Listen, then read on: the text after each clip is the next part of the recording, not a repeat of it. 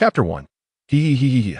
In a cramped and dimly lit attic, an elderly witch, her frail body swathed in tattered black cloth, hunched over as she gently stirred a cauldron. Inside, a viscous, murky liquid of a bluish-purple hue bubbled and frothed, exuding a pungent and acrid aroma. The sole wooden window of the attic was completely blocked by a heap of clutter, allowing little light to penetrate, which made the emerald flames reflected in the old witch's eyes appear particularly vivid and eerie. At that moment, the old witch protruded her pale tongue from her toothless mouth, wetting her cracked lips before erupting into a fit of peculiar laughter. Her laughter was laced with an uncontrollable excitement, and her eyes sparkled with fervor. At last, this concoction is nearly ready. Once I dilute it with water and sell it on the black market, I shall make a handsome profit, and then I will buy many phoenix-colored chickens. By then I will. No one could fathom her intentions, for in the very next instant, a thunderous explosion engulfed everything. Boom! The old witch trembled in fright, her body swaying to the right as she tumbled from her stool, spilling the bubbling concoction all over the floor, which hissed and sizzled as it corroded the wooden planks. Subsequently, a mountain of debris before the window crashed down, sending clouds of dust that had accumulated over the years swirling into the air. Cough, cough. Oh dear, that hurts. The old witch groaned as she pushed aside a tin can that had fallen on her, rubbed her aching back, and slowly crawled out from the pile of rubble. She gazed at the viscous liquid that had corroded a large hole in the floor, her heart sinking in despair. Ah, what a calamity! My potion. What does that smell? The old witch abruptly halted, closing her eyes as her hooked nose twitched, inhaling deeply while her eyes darted beneath her sunken eyelids. She pondered. The scent was somewhat familiar, pleasantly aromatic, yet amidst the fragrance lingered an inexplicable oddity. Moments later, the old witch's eyes snapped open, and with agility that belied her frail appearance, she sprang to her feet and dashed toward the attic's exit. Her face contorted with rage, she bellowed, "It's the old hen soup I was brewing, ah!" Just a few moments prior, in the courtyard of a wizard's tower, Su Xingyin stood silently amidst the snow, gazing up at the sky. The heavens were a dull gray, with a few snowflakes dancing in the air, their cold touch prickling against his skin. Su Xingyin tugged at his collar, drawing his robe tighter around him, his expression tinged with sadness and frustration. Just moments ago, he had suffered a significant defeat, unable to prevent the occurrence of a dreadful event, and the outcome had become painfully clear. He exhaled onto his palm, then covered his ears, silently counting down in his mind. Boom! The violent explosion resonated, accompanied by the sound of collapsing walls, sweeping toward him from the wizard's tower behind. The ground trembled twice, and in the courtyard, two snowmen nestled in the grass lost their noses to the sudden jolt. After a few seconds, the tower's door creaked open, billowing forth dense black smoke, and emerging alongside it was a small figure, covered in soot.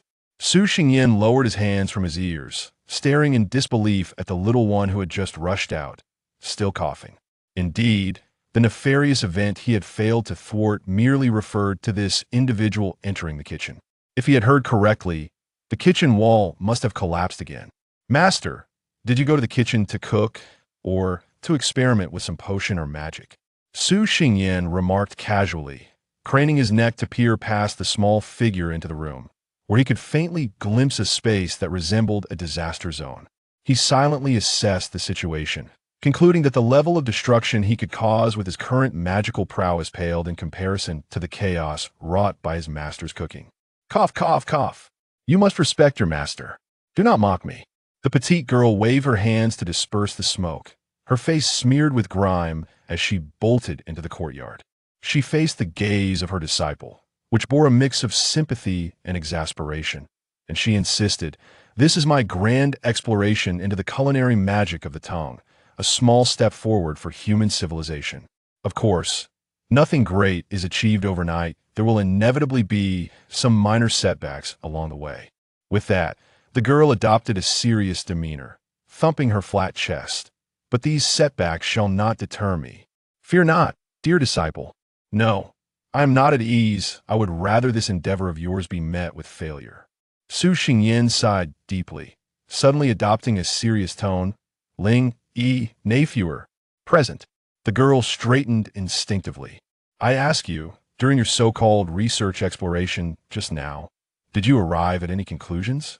Not at the moment, she replied, a hint of embarrassment creeping into her voice as she lowered her head, her fingers fidgeting in front of her. However, I have discovered truth. Please do tell. Under the pressure of his demeanor, she even switched to a formal tone. That is, the kitchen is forever, and I repeat, not welcoming to you. Su Xingyan stood before Ling Yi, casting a condescending gaze upon her. Now, on behalf of that poor wall, your innocent wallet, and my famished stomach, I must express my vehement condemnation of your so-called grand exploration. Upon hearing this, the tuft of hair atop Ling Yi's head drooped dejectedly, and she bowed her head apologetically. I am truly sorry. Ah, teachable child. Su Xingyan nodded in satisfaction. After a moment, wait, Ling Yi stood up, blinking in confusion as she finally grasped the situation. Hold on. Something seems amiss. Our roles as master and disciple are reversed, aren't they? Su Xingyan cleared his throat, deftly shifting the topic. Master, perhaps you should take a look at your current appearance. All right. Ling Yi was indeed distracted, and, as she finally surveyed herself, she realized she was covered in soot, resembling someone who had just crawled out of a coal heap. Ah, how filthy! She groaned weakly, hastily shielding her face with her hands. Please don't look at me. Your wish is my command. Su Xingyan turned away with a smile. Behind him, Ling Yi gently waved the wand that had suddenly appeared in her hand, enveloping herself in a soft glow. As the milky light dissipated, she returned to her previous tidy appearance. Her silvery hair, smooth and lovely like satin, cascaded down, tied back with a delicate pink ribbon that danced like butterflies, swaying behind her. Beside the prominent tuft of hair, a sky-blue hairpin nestled within the strands, resembling a bud yet to bloom. On her fair face, her pink lips curled slightly, and her petite nose sat above two violet eyes that twinkled with a lightness of spirit. Her dress, interwoven with white and blue, clung to her form. Perhaps due to the oversized apron she was still wearing, her already diminutive stature appeared even smaller. Ah, all done. Ling Yi exhaled in relief, stowing away her wand and happily twirling her skirt as she admired herself from side to side. Only then did Su Xingyan turn back, scrutinizing her with a satisfied nod. He had always been quite pleased with the appearance of the silver-haired girl. The more he looked, the more comforting and pleasing she seemed. Ling Yi, oblivious to her disciple's gaze, turned her attention to the still-smoking wizard's tower, her demeanor growing somewhat glum. Oh dear, it seems I'll need to call someone to repair the wall. My share of the cake this month is bound to shrink. Ling Yi lamented, rubbing her head as she muttered to herself. As the youngest forbidden spellcaster in history, Ling Yi's talent was undeniably extraordinary. Yet, even so, she had her weaknesses, such as her utter lack of proficiency in earth element magic, rendering her incapable of even repairing a wall. She harbored serious doubts about the authenticity of her affinity for all elements. Even now, her earth element magic remained at a rudimentary level, akin to her disciples. Ling Yi cast a sidelong glance at Su Xingyan, who stood idly by, seemingly reveling in the unfolding spectacle. Noticing her gaze, Su Xingyan tilted his head, a smirk of schadenfreude plastered on his face. Oh dear, master, look at this outcome. Do you regret it? I warned you to let me handle the cooking, but you wouldn't listen, and now those delightful, fragrant, soft little cakes you desired will surely end up in someone else's belly. Ling Yi fell silent, exhaling deeply before suddenly erupting in indignation. She lunged at Su Xingyan, her toes rising on tiptoe as she tugged his cheeks, pulling his face in opposite directions. Odious apprentice, not only do you fail to offer me comfort, but you dare to mock me. Ling Yi's little tiger teeth ground together as she raised an eyebrow, her expression fierce. It has been 8 long years since I brought you back. 8 years. Do you even comprehend how I've endured these years? Ling Yi ceased her playful tugging at Su Xingyan's cheek, placed her hands on her hips, and puffed out her chest, believing she exuded the aura of a stern mentor. For these 8 years, I have kept you by my side, sharing meals and shelter, diligently instructing you day and night, yet you remain just a novice mage. If only you could break through to the next level, becoming an intermediate mage, perhaps even developing an affinity for earth elements, then my purse would not suffer so grievously. 8 years prior, while searching for a rare ingredient for a potion, she had rescued the 9-year-old Su Xingyan from a pack of wolves in the snowy wilderness and brought him back to nurse his wounds. The Neville family had a long-standing tradition of accepting apprentices, and at that time, Ling Yi, only 14 and living in solitude, found Su Xingyan's cute appearance and charming demeanor, coupled with his aptitude for household chores, compelling enough to take him on as her disciple. Regrettably, after Su Xingyan reached the pinnacle of novice mage status, 3 years had passed without any progress towards the next stage. Ling Yi, perplexed, scoured various potion recipes, conducting her own research to concoct potions for him, hoping to stimulate his intellect. In those 3 years, her savings had been nearly depleted, yet Su Xingyan's realm remained stubbornly stagnant. However, as a competent master, she refused to concede defeat. With that thought, Ling Yi's mind wandered. It seemed she was missing a particular ingredient. Perhaps she could procure it after dining out later, as cooking at home would be unfeasible today. Ahem. Ling Yi was jolted back to reality by a sudden cough. She turned to see Su Xingyan clearing his throat, and an ominous sensation blossomed in her chest. Could it be troubling? In response to his master's attempt to shift blame, Su Xingyan calmly spread his hands. Firstly, Master, the injury to your purse is entirely due to your so-called grand explorations, which have nothing to do with me. Please do not attempt to shirk responsibility. Your disciple refuses to be your scapegoat. Secondly, I am well aware of how you have spent these past 8 years. With a sudden, radiant smile, Su Xingyan's expression caused Ling Yi's heart to skip a beat. For instance, if it is not yet 8 in the morning, it is nearly impossible for you to rise, always finding excuses to claim you are dreaming of magical studies, and just a few more minutes of sleep has become your catchphrase. When breakfast involves milk, you often scald your tongue. And if we were to go out, you invariably scramble in a frenzy, likely to trip 2 or 3 times a week. Stop, stop, stop. Enough. Ling Yi felt an overwhelming sense of embarrassment. Her face flushed crimson. She jumped up, hurriedly covering Su Xingyan's mouth, then cautiously peeked outside the courtyard to ensure no one had overheard them. Only when she confirmed their privacy did she release her grip with a sigh of relief. She gently patted her chest, striving to regain her composure, then stomped her foot in irritation, glaring at the audacious troublemaker who had exposed her flaws. Rebellious disciple. Scoundrel, you delight in bullying me. I shall administer a fitting punishment to make you. Ling Yi faltered, struggling to formulate her thoughts. After a moment, she gathered her magical energy at her fingertips but decided to diffuse some of it. In any case, you shall deeply comprehend the meaning of respecting your master and valuing the path of learning. Before she could finish, Su Xingyan's actions interrupted her train of thought. I apologize, master. Su Xingyan bowed deeply. Ling Yi was taken aback. Huh? I was wrong, master. He bowed again. I am not you, that is to say. Please forgive me, master. I promise to amend my ways.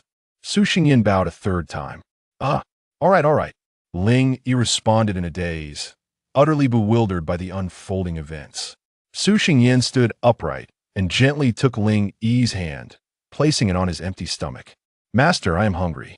Please return to the house to tidy up, and then let us go eat. To understand. Ling Yi, feeling lightheaded, withdrew her hand and turned towards the mage tower.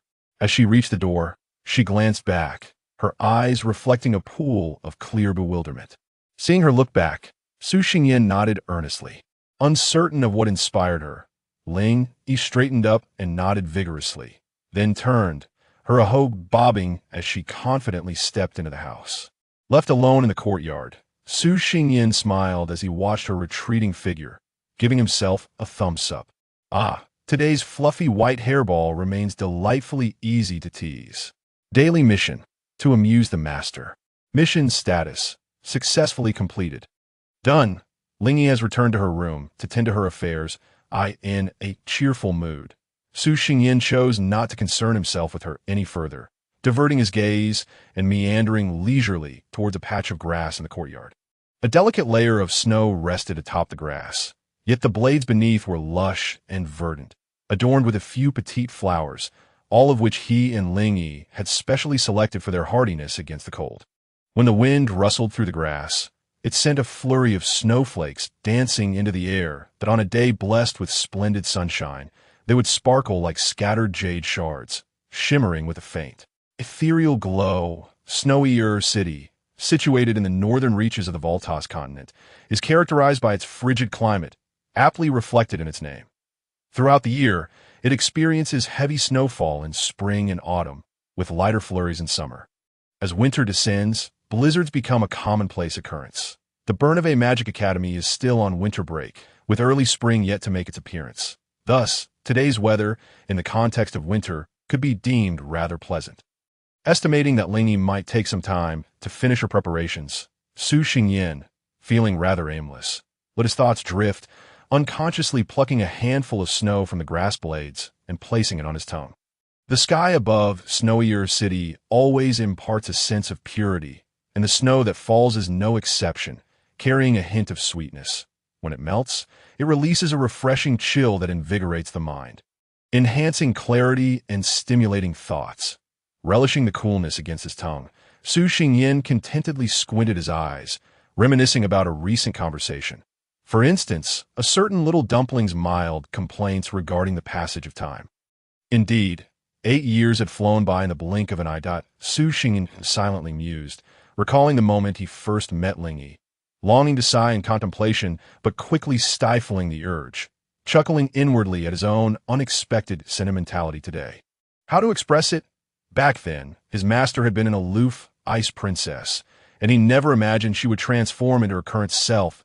In his mind's eye, he envisioned a snow elf, bathed in starlight, gracefully traversing the snowy vale with an indifferent demeanor, as if entirely isolated from the world.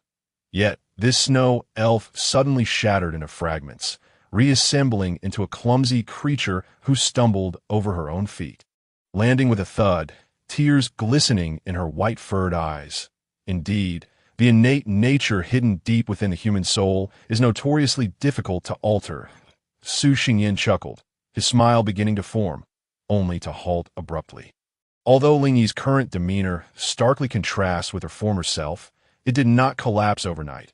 Rather, it underwent a prolonged transformation. One might say she gradually returned to her original essence. The reason for her initial demeanor was not without cause. After all, as she had endured a profound tragedy, Lingy was born into the Naivriel family, one of the 5 prestigious families of the former Magic Association. Moreover, she was the sole daughter of the Naivriel family head, coupled with her unprecedented magical talent, making her the beloved little princess of the family, basking in affection and devoid of worries or troubles. Those who maintained good relations with the Naivriel family, whether out of flattery or genuine fondness, were generally quite enamored with this charming little girl. However, everything changed when she turned 10. Devastating fire, consuming the night in its ferocity, silently painted the charred remnants of her home with a shroud of desolation. The Naivriel family perished in a single night. Aside from Lingy, who had been staying at a friend's house at the time, no one survived. Everyone understood that if it had merely been an ordinary fire, it would not have caused even the slightest stir within the Naivriel family, let alone lead to its annihilation.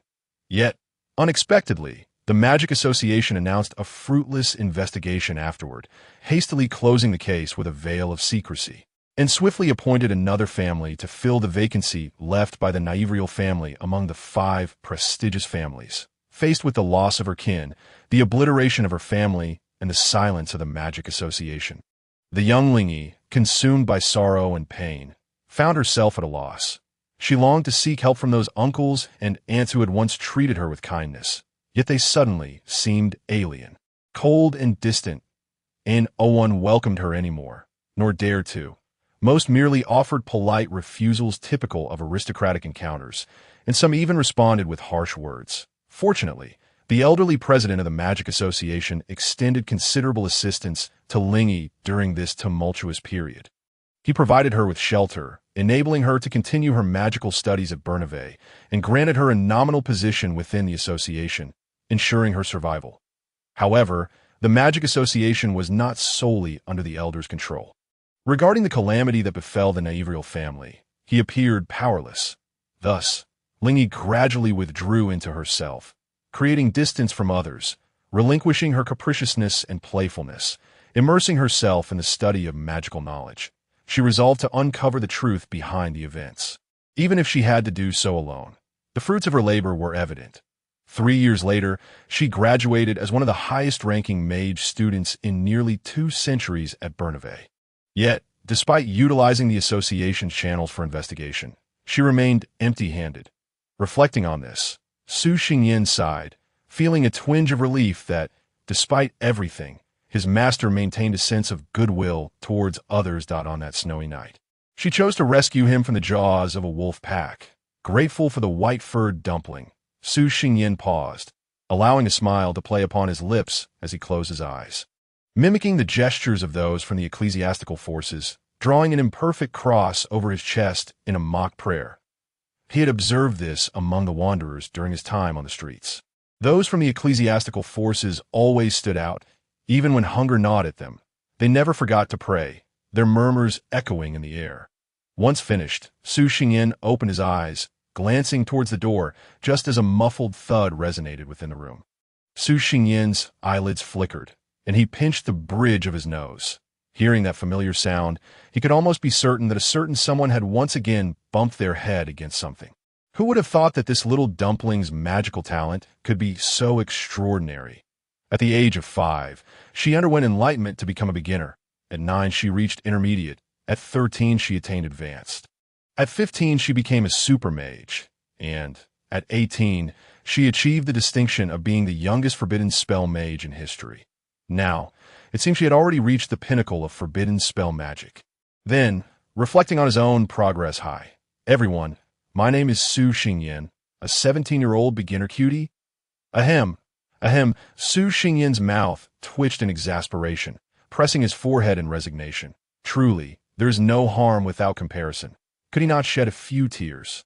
Surely he could. It wasn't that he lacked magical talent. After all, he had attained the pinnacle of beginner level in just 5 years.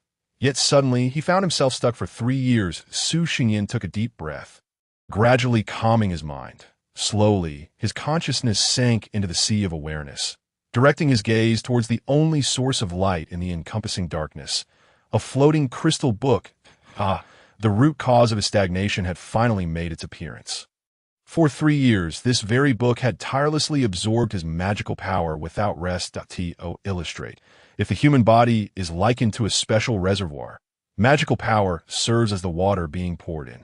Once the reservoir is filled, if more water is added, the human body would gradually expand, indicating the transition to an intermediate mage. 3 years ago, Su Xingyin's reservoir had reached capacity, but before he could revel in his achievement, a book suddenly appeared in his sea of consciousness. Deviously, it had punctured a hole in the reservoir, siphoning the water within at a rate that perfectly matched his magical growth. Naturally, Su Xingyin was not pleased. He immediately sought Lingyi's assistance. However, as he attempted to articulate his thoughts, his words morphed into something entirely different, the written words straying from his original intent, and even his body language transformed into peculiar gestures that led Lingyi to suspect he had contracted some serious affliction. To make matters worse, this book exhibited a rather human-like quality. Whenever Su Xingyin absorbed anything that could directly enhance his magical power, the siphoning hole would instantly enlarge, devouring all the suddenly accrued magical energy in a heartbeat. Consequently, all the potions Lingyi had painstakingly procured from her savings were rendered useless. While it was said to be almost useless, some effects remained. For instance, it significantly increased the capacity of the book. And moreover, it enhanced Su Xingyin's physical attributes beyond those of intermediate or even advanced mages. Regrettably, he had no intention of serving at the Vatican as a valiant knight, relying solely on his own audacity and strength. Su Xingyin's vacant gaze was fixed upon the luminous tome, specifically on the numeral 99.4 emblazoned on its cover. He was uncertain what transformations would occur once this figure reached a full 100. He could only hope it would cease its troublesome antics, allowing him to break through and ascend to the rank of an intermediate mage. Otherwise, Su Xinyan's expression grew grave as he clutched his chest. For heaven only knows how much his master would squander on him. The clattering sound of squandered coins resonated not merely from the collision of currency, but more so from his heart. Teetering on the brink of shattering. That moment, a sweet and melodious voice brought Su Xinyan's thoughts back to the present. Disciple, aren't you going to tidy yourself up before heading out? It was Ling Yi, already dressed in a pure white cotton dress, the hem of which blossomed like petals, complemented by a fluffy pink-white pouch slung at her waist. Ling Yi, with her hair tousled by the wind, reclined on a levitating broomstick, her slender calves clad in black cotton stockings swaying playfully. No need, Su Xingyan replied, pulling himself together, his gaze lingering momentarily on the pouch. The craftsmanship of the pouch was rather rudimentary and unremarkable, yet it was impeccably clean, having been sewn by his own hand as a birthday gift for Ling Yi. His mood, however, had inexplicably brightened just a tad, which he could not allow the white-haired sprite to discern. How embarrassing that would be. Su Xingyan suppressed the corners of his mouth that threatened to curl upward, maintaining a calm facade. Come here, Ling Yi pouted, beckoning him with her fingers. Once he approached, she reached out to his head, her fingers gently rearranging his slightly disheveled hair. After a moment, Ling Yi, satisfied, chuckled softly as if she had accomplished a monumental task, raising her chin slightly. Much better, disciple. You ought to pay some attention to your appearance. Before Su Xingyan could respond, Ling Yi pointed to the broom she was riding. Hop on. Today, I shall take you for a flight, allowing you to truly experience it. Once you learn to pilot the broom yourself, you must take me along on some of your journeys in return. Su Xingyan blinked hesitantly. Master, can this broom really support 2 people? Of course, you're light, and I, a girl who never gains weight no matter how much I eat, will surely be fine, Ling Yi replied with unwavering confidence. Then, she caught Su Xingyan murmuring under his breath, I hope you won't fret over any extra weight you might gain later. Ling Yi immediately bristled, exclaiming, You naughty boy, do you not realize that a girl's weight is an absolute taboo? Su Xingyan chuckled nonchalantly, ready to unleash his clever tactic against the white-haired sprite. He tiptoed closer and whispered in her ear, Master, you look exceptionally lovely today. Stop with the flattery. You mustn't speak such things to your master. Like a balloon being punctured, Ling Yi's initial anger dissipated, her cheeks warming from the gentle breath against her ear. She shook her head, pushing Su Xingyan's face away, her earlobes tinged with pink, quickly averting her gaze. She urged him, Hurry up. Aren't you hungry? Understood. Master, I'm coming right now, Su Xingyan replied with a grin, grasping her outstretched hand and mounting the broom. His master was truly easy to manage. Hold on tight. Don't fall off? Yes, master. Su Xingyan gently grasped Ling Yi's shoulders, steadying himself. Let us go. No sooner had he spoken than the broom slowly ascended into the air. Disciple, are you cold? No, not cold. Then why are you shivering? Master, you must be mistaken. I'm not shivering, I assure you. Is that so? Yet your voice is trembling, Ling Yi teased, a mischievous smile creeping on her face, her eyes sparkling. Oh dear, disciple, you aren't afraid, are you? Aha. How could that be? Master, you certainly know how to jest. Oh, is that so? With that, Ling Yi lightly tapped the broom, its speed doubling in an instant. And thus, Master, I want off. Let me down. Help. Moments later, Ling Yi skillfully guided the broom above a somewhat secluded alley. She surveyed her surroundings, confirming her position, and began to descend the broom gently, ultimately landing in front of a small restaurant, hopping down first. The fragrant aroma of food mingled with a hint of smoke wafted through the cracks of the door, warming the air and melting the snow at the entrance. A thin sheen of water glistening atop the snow, reflecting subtle, unassuming colors. It appeared to be an unremarkable eatery, one of those commonplace establishments found on any street. Yet, after considerable comparison, Ling Yi had determined that this restaurant offered the most delightful dishes at reasonable prices, with a kind-hearted proprietress. Thus, whenever she found herself in need of a meal, this was her go-to spot. And over time, she had become a regular patron. However, Due to its somewhat obscure location, the restaurant's business had always been rather lackluster. Even now, as noon approached, only a handful of patrons occupied the establishment. Yet, at this moment, Su Xingyin had no energy to concern himself with the restaurant's fortunes. He felt as though he had just recovered from a grave illness, his face drained of color, lips trembling, and his body limp as he shakily descended from the broom. He swore that the flying broom was undoubtedly the most inhumane invention he had ever encountered. Without exception, a wicked and terrifying magical contraption. Noticing Su Xingyin's dazed expression, Lingyi shook her head, a gleam of schadenfreude in her eyes, and stepped forward to lend him her support, allowing him to regain his footing. Finally, unable to contain her laughter, she exclaimed, "Disciple, how could you be reduced to this from merely riding a flying broom? That's rather pathetic." It was the first time she had witnessed her disciple in such a state, and it struck her as quite novel. Su Xingyin focused his gaze on Lingyi, his lips moving slightly as he wished to voice his grievances about how fast she had propelled the broom, how it felt to be flying while his soul lagged behind. But words failed him. He hung his head, staring at the ground, feeling utterly despondent.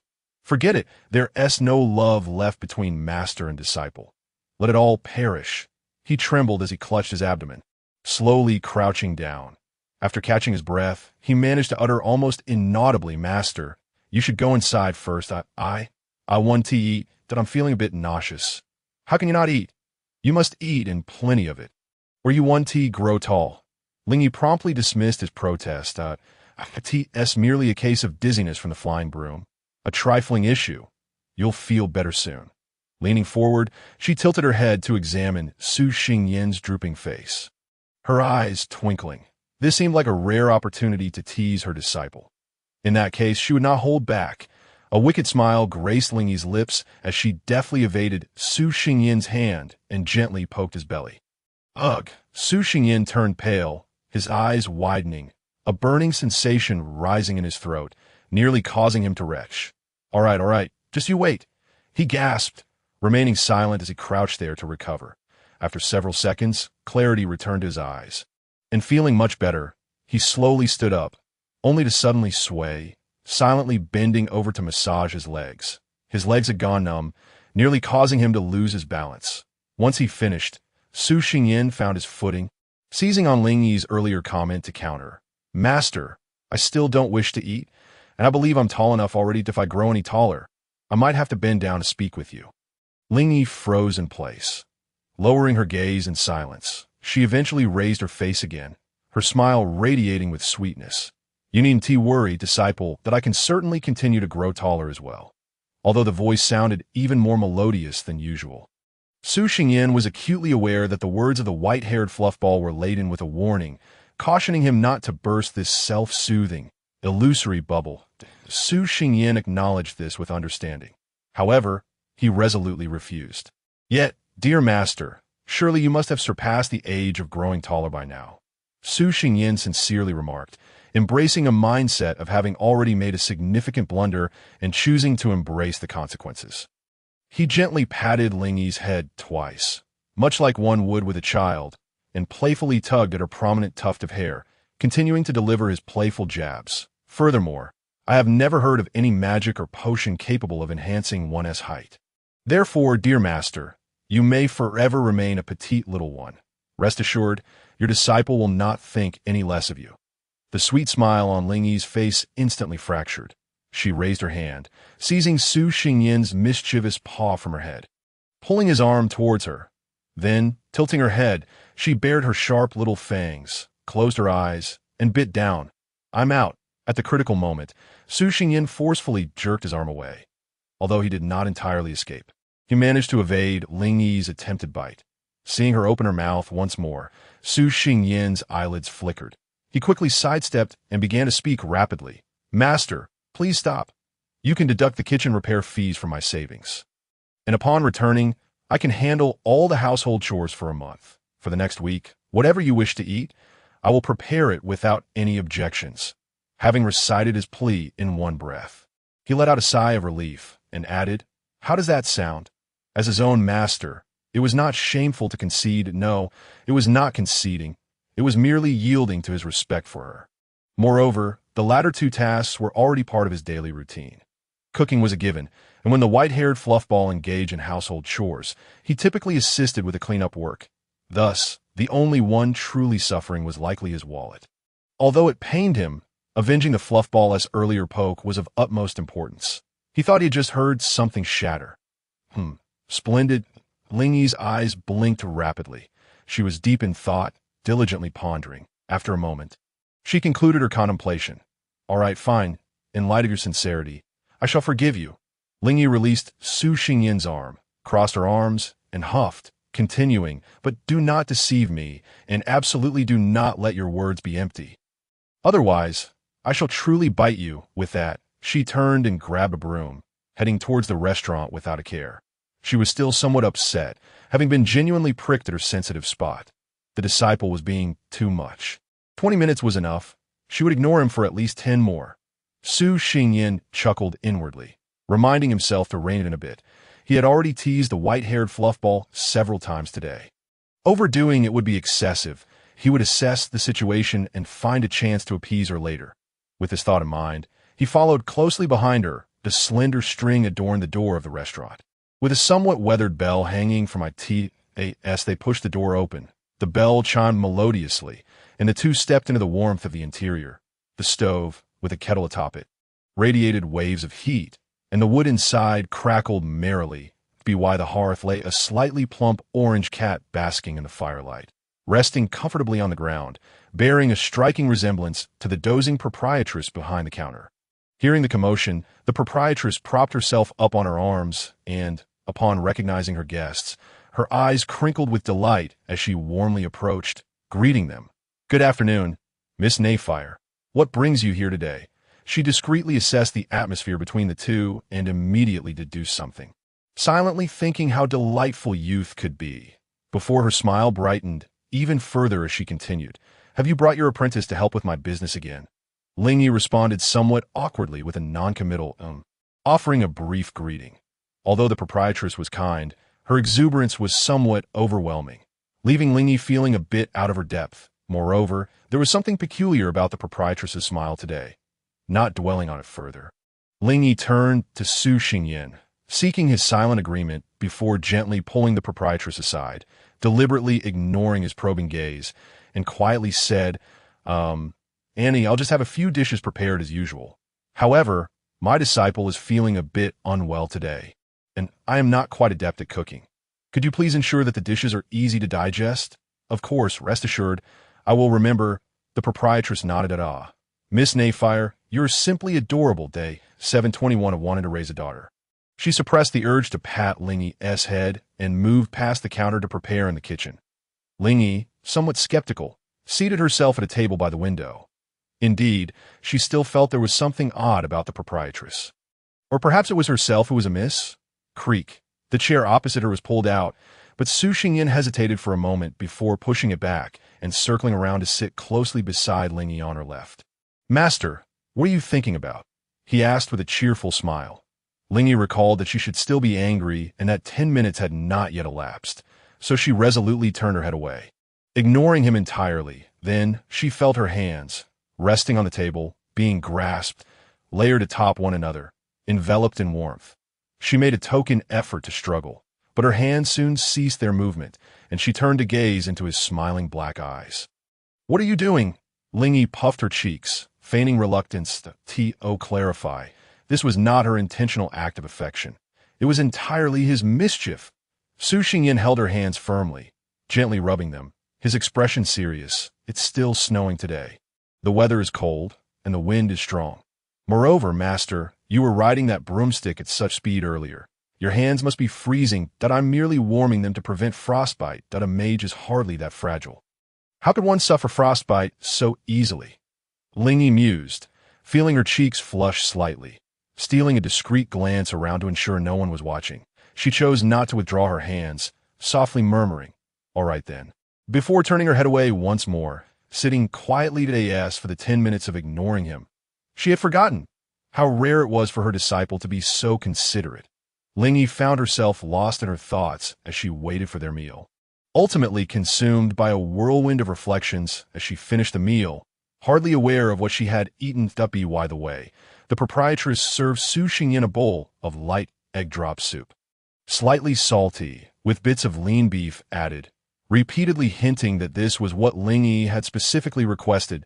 Su Xingyin expressed his understanding to the proprietress, genuinely finding the soup delightful and quietly noting it for future reference, planning to prepare it for Ling Yi to taste at home one day. However, despite being quite satisfied with his meal, when it came time to leave, he adamantly expressed his absolute aversion to the flying broomstick, resolutely opting to walk slowly under the pretense of digesting the meal. Ling Yi grumbled a few complaints, but ultimately relented. She believed that as her disciple, she ought to indulge him a little. It was certainly not because his earlier actions had brought her some joy. No, she was not happy. As for Ling Yi forgetting to purchase the necessary herbs, that was an entirely different tale. Or perhaps an incident altogether that a week later, deep into the night, Su Xingyin, who had been peacefully sleeping in bed, suddenly opened his eyes, tossed the covers aside, and stealthily climbed out of bed in the darkness. He groped for a box placed beside his bed, gently lifted it, cradling it in his arms, and then quietly made his way to the bedroom door. Pushing it open as he stepped outside, the box contained various potions, filled with numerous vials and jars. Although this box was an alchemical creation, eliminating concerns about the contents breaking, he still aimed to be cautious, lest he make any noise. This contraption was not soundproof, certainly an area for improvement. As for why he was doing this, the reason was simple. He had realized that the number on the cover page of the book in his consciousness had changed to 99. And based on the previous rate, the number would reach 100 tonight. This meant that the outlet on the pool that had troubled him for 3 years would likely be blocked. Su Xingyin was incredibly excited.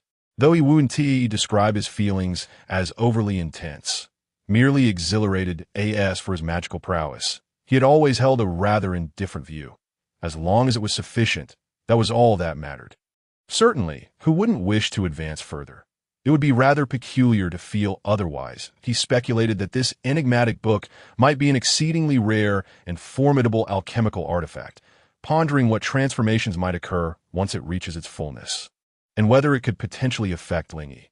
After all, history has recorded instances where individuals fell victim to inexplicable deaths due to alchemical items. Moreover, even if he wished to involve his master, he could not disclose the existence of this book to her. Su Xingyin felt uneasy. Fearing unforeseen consequences, he decided to retreat to the attic to observe the situation from a distance. However, to mitigate any potential mishaps, he had meticulously prepared an array of potions, drawing from a diverse assortment. Not only had he nearly depleted his modest savings, but he had also surreptitiously borrowed some rare magical materials from Ling Yi's research institute. Additionally, Su Xingyin felt the smooth surface of the magic stone in his pocket. This object, when detonated at a critical moment, could create quite a commotion should he find himself in an inescapable predicament. But if it could be assured that Ling Yi would remain unaffected, he would not hesitate to seek assistance. At that point, he would likely no longer have to worry about how to inform her of the book's existence. He was quite afraid of death. He had to remain composed in the tomes he had perused. Most reckless mages had met their demise, often in gruesome fashion. No, he had no desire to follow in their footsteps. They were poor examples. As he passed by Ling Yi's bedroom, Su Xingyin cast a glance in her direction, shaking his head with a resigned sigh. This foolish girl, not growing in stature nor in discernment, had forgotten to close the door before sleeping. Was it not prudent to take some precautions? After all, he was still a male. After a brief pause, Su Xingyin placed the potion box by the door and tiptoed inside. On the bed, Ling Yi slept soundly, having kicked the covers aside, leaving only a corner draped over her abdomen. Her smooth, fair legs fully exposed, she had no fear of catching a chill. Su Xingyin glanced at Ling Yi, illuminated by the silvery moonlight, quickly covered her with a blanket, averted his gaze, and approached the window to draw the curtains, blocking the moonlight. "Good night, Master," he whispered silently at the door, then picked up the potion box and quietly exited. Inside the bedroom, Ling Yi, in a dreamy haze, opened her eyes slightly, sensing that someone had entered moments before. And half awake, she sniffed the air. That scent was familiar. It was her disciple, so all was well. But why had he come here at this hour? Lingyi's thoughts trailed off as she smacked her lips a couple of times and drifted back into slumber. The attic of the Mage Tower was not large and was seldom used, merely serving as a storage space for odds and ends. Consequently, it was less frequently cleaned than other rooms, and dust had accumulated on the floor. Carefully managing his footsteps, Su Xingyan ascended the aging wooden ladder affixed to the wall, pushed open the hatch above that served as a door, and leapt into the attic, bathed in the moonlight streaming through the skylight. Su Xingyan made his way to the wall, where many cardboard boxes were stacked, gently brushing off the dust before sitting down and placing the potion box within easy reach. Even though he had yet to fully calm his mind, he could distinctly perceive the scene within his consciousness. The crystalline book emanated a brilliance far brighter than usual, casting shimmering reflections upon the dim surface of the sea, or perhaps lake. With nothing pressing to occupy his time, Su Xingyan began to silently count his heartbeat, a means to dispel the chaotic thoughts that emerged during his wait. Upon reaching a count of 102, the anticipated occurrence transpired. The number on the book's cover suddenly jumped to 100, then vanished instantaneously, consuming the magical energy within him entirely. The abrupt wave of weakness caused Su Xingyan to sway slightly, hastily bracing himself against the box, his complexion paling, yet his eyes shone with an unusual brightness. The night enveloped him in silence, stifling all other sounds, rendering his slightly rapid breaths resoundingly clear. However, as time slipped away, the book remained dormant, as if it were asleep, betraying no further signs of activity. Thus, Su Xingyan resumed counting his heartbeat. With no alternative, he simply awaited further development. There's no rush. The night is still long, and I possess ample patience to wait. 673. Su Xingyan continued his patient vigil. 1496, he began to lose patience, muttering a few unkind words under his breath. 2571, he impatiently began to pick at the cardboard box. 3784, in a fit of extreme impatience, he punched through the box. What was it that provoked such irritability? What was the meaning of this? 3 years of energy absorption, merely to alter a number. Was this some form of mockery? Even if there were no other changes, could it not expedite its departure from his consciousness? Wait a moment, a thought suddenly struck him. Su Xingyan rubbed his temples, extracting a trace of the magical energy he had just regained and directing it into the realm of consciousness. Whereupon the book responded immediately. Not a single instruction manual in sight. Definitely a poor review.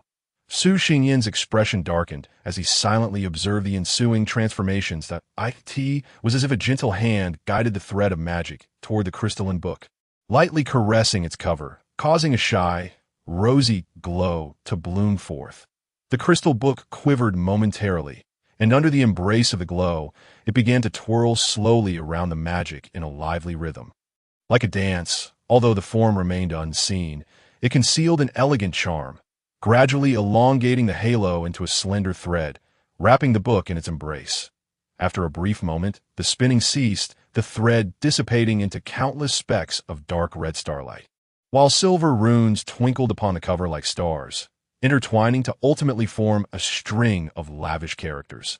The self-cultivation of the noble mage, accompanied by minor text instructing how to swiftly become a mage god and astonish everyone. Su Xingyan's expression froze, the flicker of anticipation that had just appeared on his face extinguished in an instant. What could he possibly say? Compared to the previous dance, it seemed the title of this book had been pulled from a slumbering state. Did it not? Moreover, it bore an unmistakable scent of a magical reference book. No, it was even worse than that. Just from the title alone, this book resembled a counterfeit. It felt as though he were ensnared in an absurd nightmare. Feeling mentally drained, Su Xingyan directed another trace of magic, prompting further changes. The crystalline book began to rustle vigorously, ultimately halting at approximately 1/3 of its total thickness. Simultaneously, a gust of wind stirred up a few splashes within the sea of consciousness, revealing to him some of the book's utility. The first third of the entire tome was inscribed with an array of peculiar runes documenting the majority of spells that existed in the world. Furthermore, if Su Xingyan diligently read the spells within this book, he could grasp their fundamentals directly. Provided his strength was sufficient and he possessed elemental affinity, he would be able to cast them. In other words, he now essentially had nothing he could conjure. What a marvelous find. After a moment of silence, Su Xingyin snapped back to reality, nodding to himself, feeling a surge of excitement. It was not merely due to the prospect of mastering numerous spells or enhancing his magical prowess. He did not particularly harbor a passion for magic. Initially, he had ventured to the city of Zeal to brave danger and cold simply because he had heard whispers that it housed the headquarters of the Magic Association, a sanctuary and cradle for mages that he had hoped to test his luck, thinking that perhaps he could learn magic, thus freeing himself from a life of wandering. Even if he could only master one spell, he would be a noble mage, able to secure sustenance wherever he went. At the very least, he could live a life slightly better than before, that he wished to no longer suffer from cold and hunger. That was all. But soon enough, this wish was fulfilled in another manner. A seemingly cold sister took him in. Su Xingyin had been taken in by a kind-hearted uncle when he was young. But that uncle had passed away not long after. Subsequently, he encountered only those who masqueraded as guardians while trafficking children. Fortunately, he had never fallen victim to their schemes. He had long since ceased to dare to hope for such occurrences. Yet, given that his original wish had inadvertently come true, he had set a new goal. Still devoid of grand ambitions, he merely wished to graduate from Bernawai steadily. Then he aspired to secure a position within the Magic Association, remaining in Zeal City and continuing to care for Lingyi. That would suffice, just like now.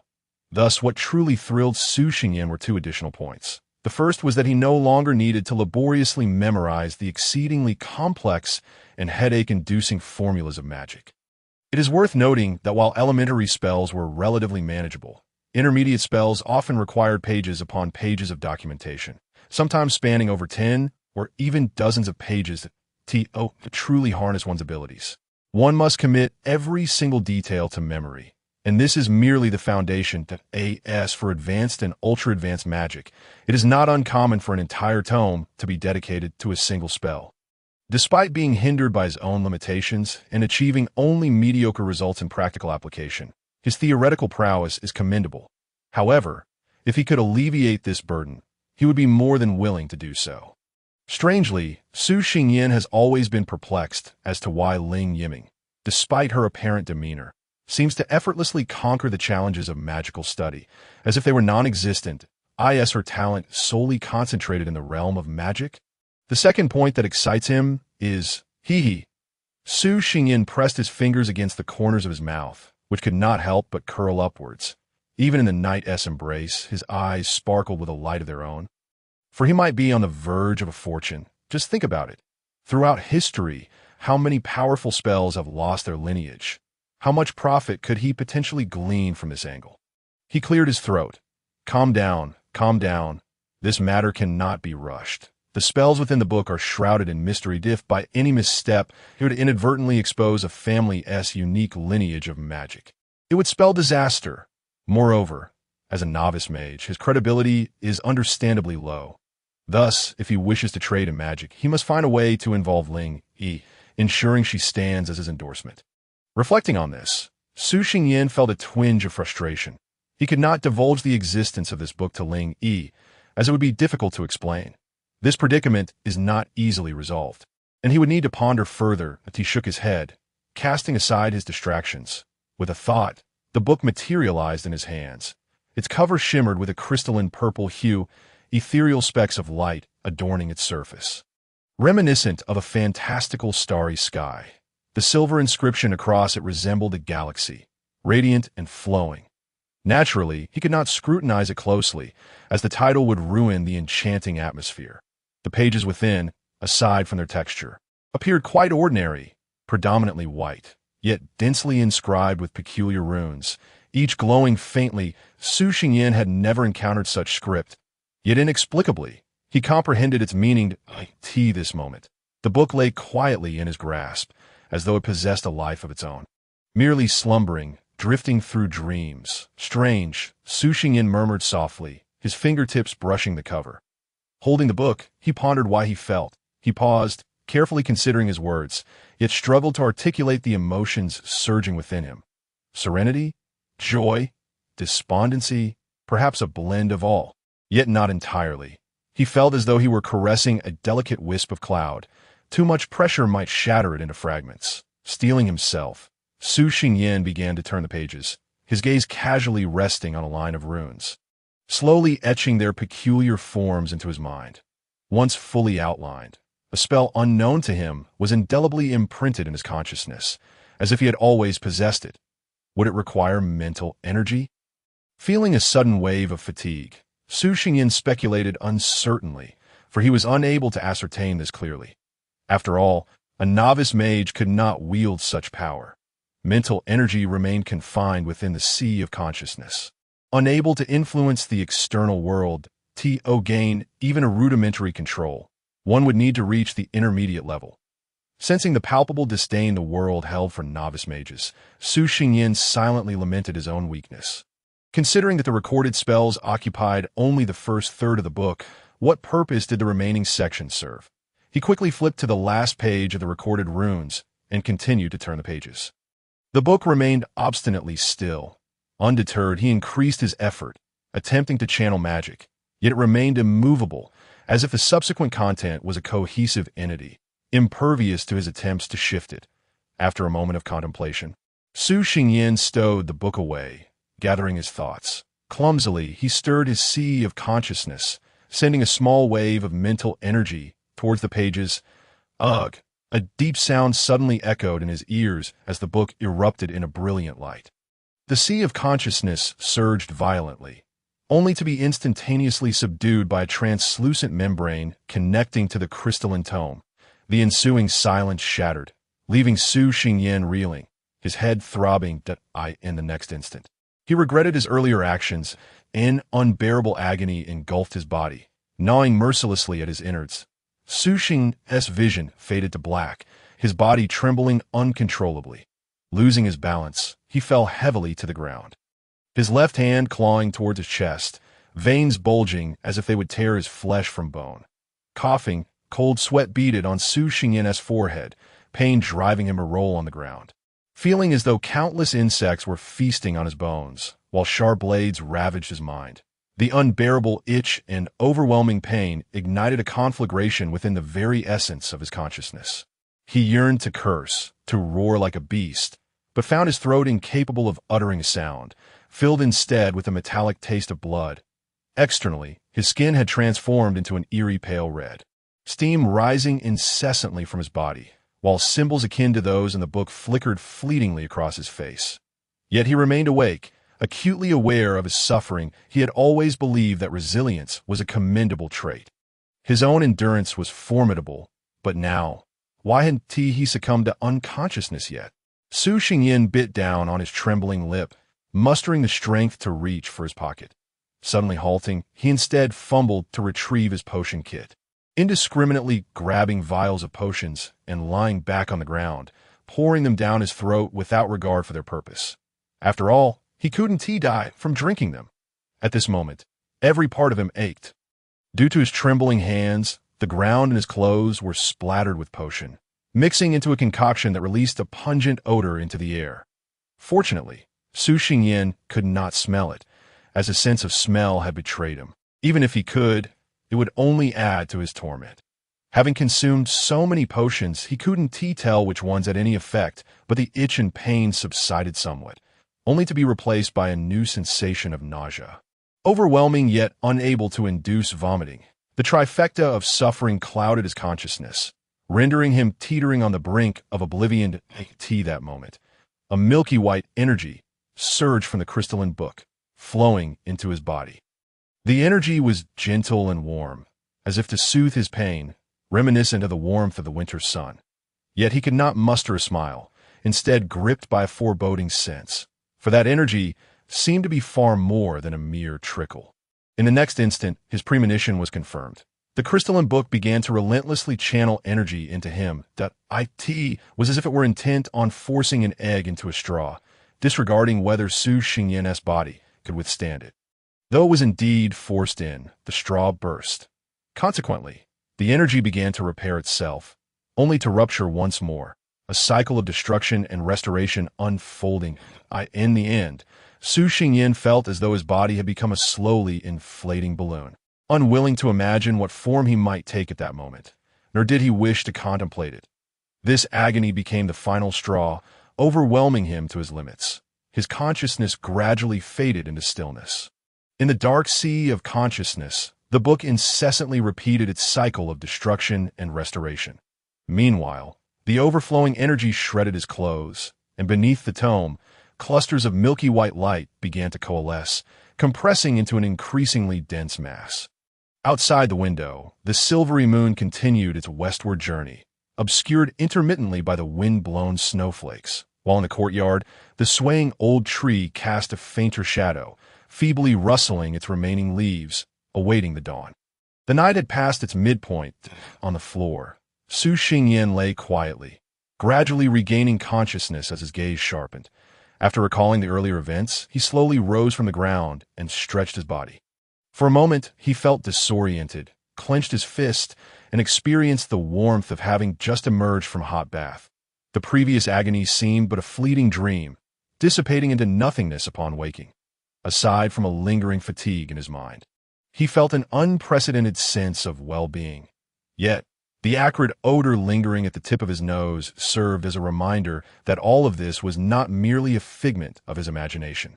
He lowered his head, surveying the array of emptied bottles and jars, alongside the congealed liquids merging on the floor, unable to suppress a wry smile of resignation. In comparison to mere dust and refuse. The remnants of potions proved far more troublesome to clean up, and he would likely expend considerable effort afterward. Yet, despite having essentially depleted his small treasury and left a chaotic mess in his wake, and having endured excruciating pain that made each second feel like an eternity, none of that truly mattered. Su Xingyan's lips curled upward as he closed his eyes, summoning his mental energy to feel the unprecedented surge of magical power within him. And then, with his mental acuity, he sensed the surroundings.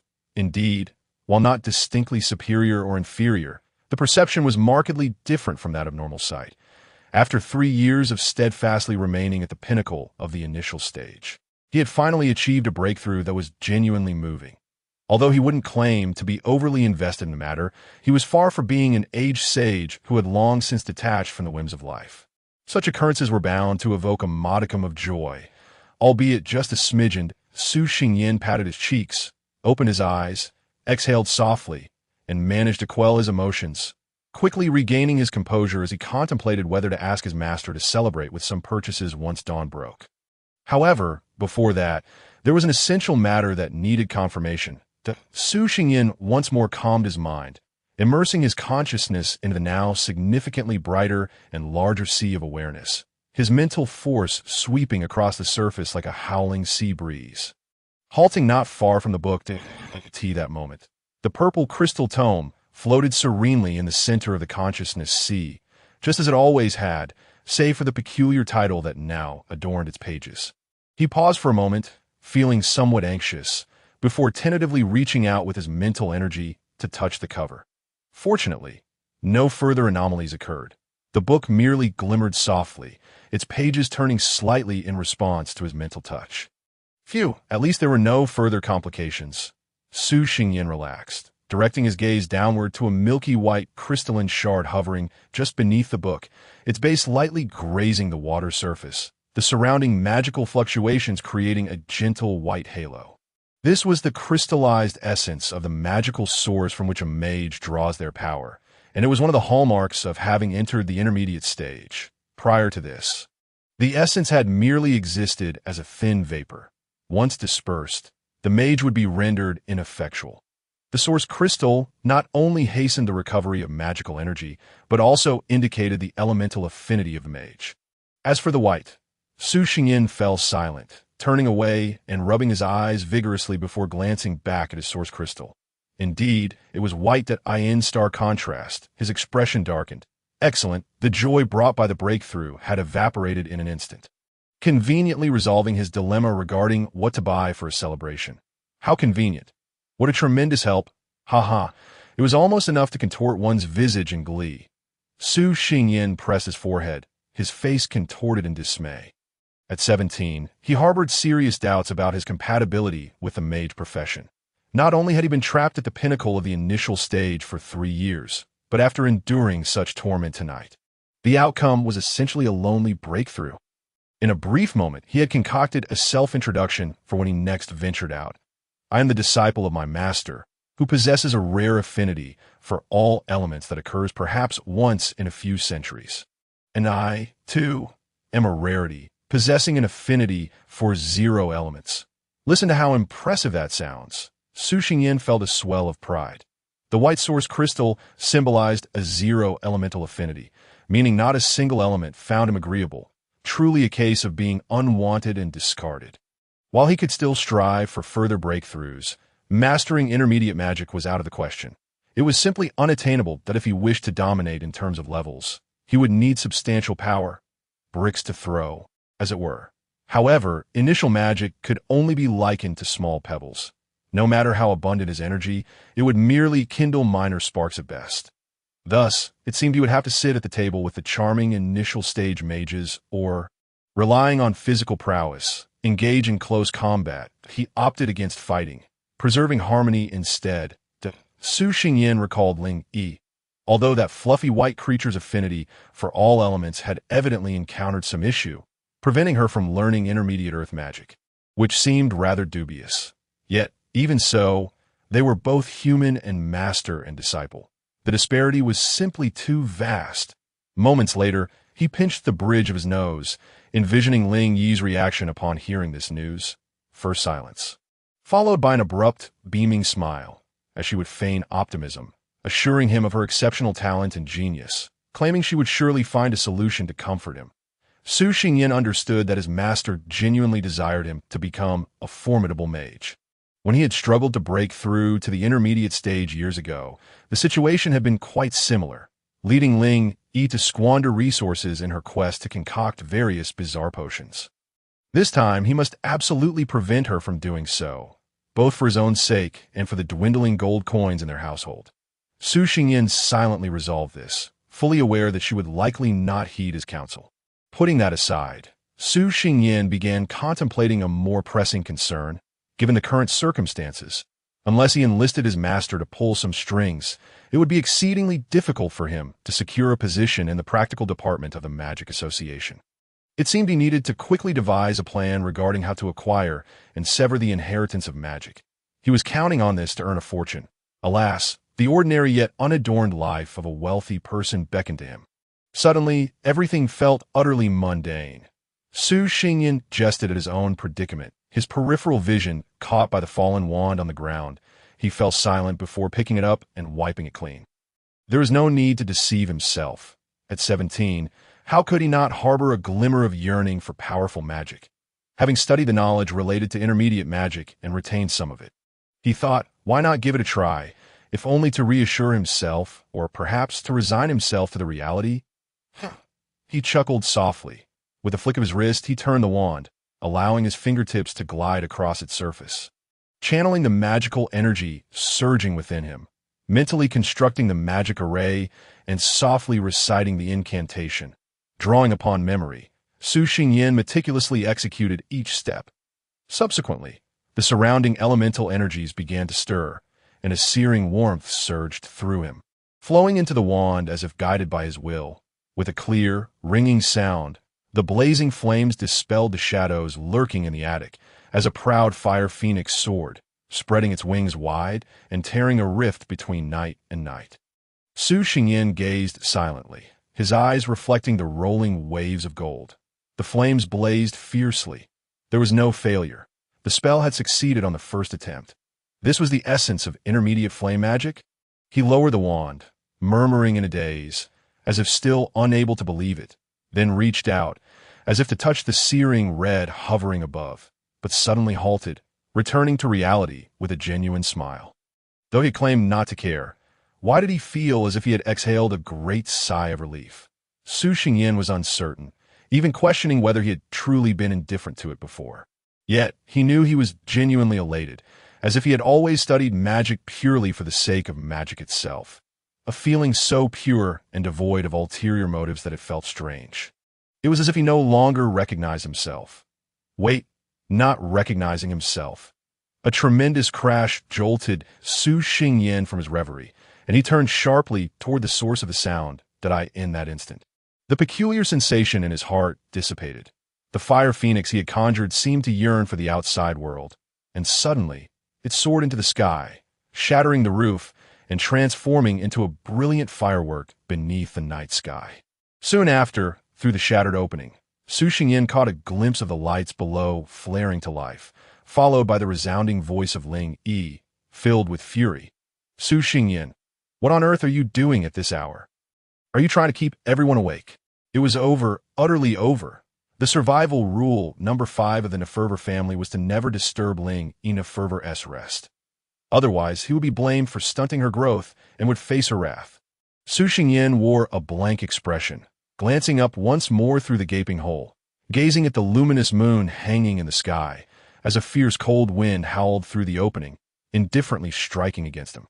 Tonight, the moonlight was beautiful, the wind was cool, and his sorrow flowed like a river. Tap, tap, tap.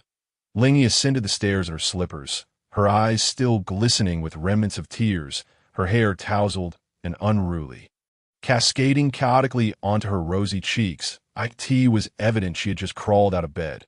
Moreover, judging by her puffed-up cheeks and somewhat fierce expression, it was clear that her mood was far from pleasant. Hearing the approaching footsteps grow nearer, Su Xingyin felt a surge of anxiety, pacing back and forth as he contemplated how to deal with the situation. Perhaps he could simply lie on the ground and play dead, giving the fluffy white creature a fright, and then redirect her attention. After waiting for a while, she should have nearly forgotten about this matter. Very well. Let us proceed. Su Xingyin clenched his left fist and lightly struck his open right hand before he fell straight down to the ground. However, he was immediately nudged by an inconvenient potion bottle lying on the floor, forcing him to half sit up again to shove it aside. At that moment, Ling Yi stepped onto the wooden ladder and poked her head into the attic. What are you doing here at this late hour instead of sleeping? The chaotic scene before her gradually slowed her speech until it completely halted beside the empty potion box. The mingled potions and dust stained the scattered remnants of clothing on the floor, while shattered bottles lay strewn all about.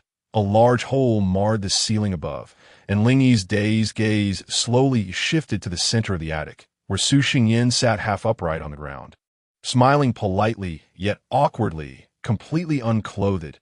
Naked, utterly naked? Ha ha ha ha ha.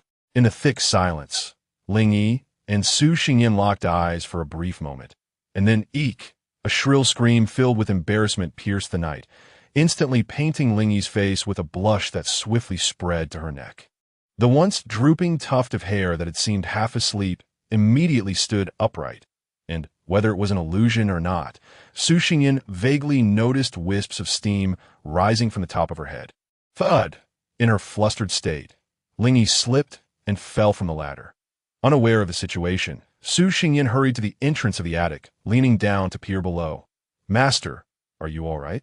In his puzzled gaze. Ling Yi, who had just managed to stand, disregarded the pain in her backside from the fall, quickly covered her eyes with her hands, shook her head, and stammered. Why, you're not right. Please, let me explain. I truly did not mean to see that.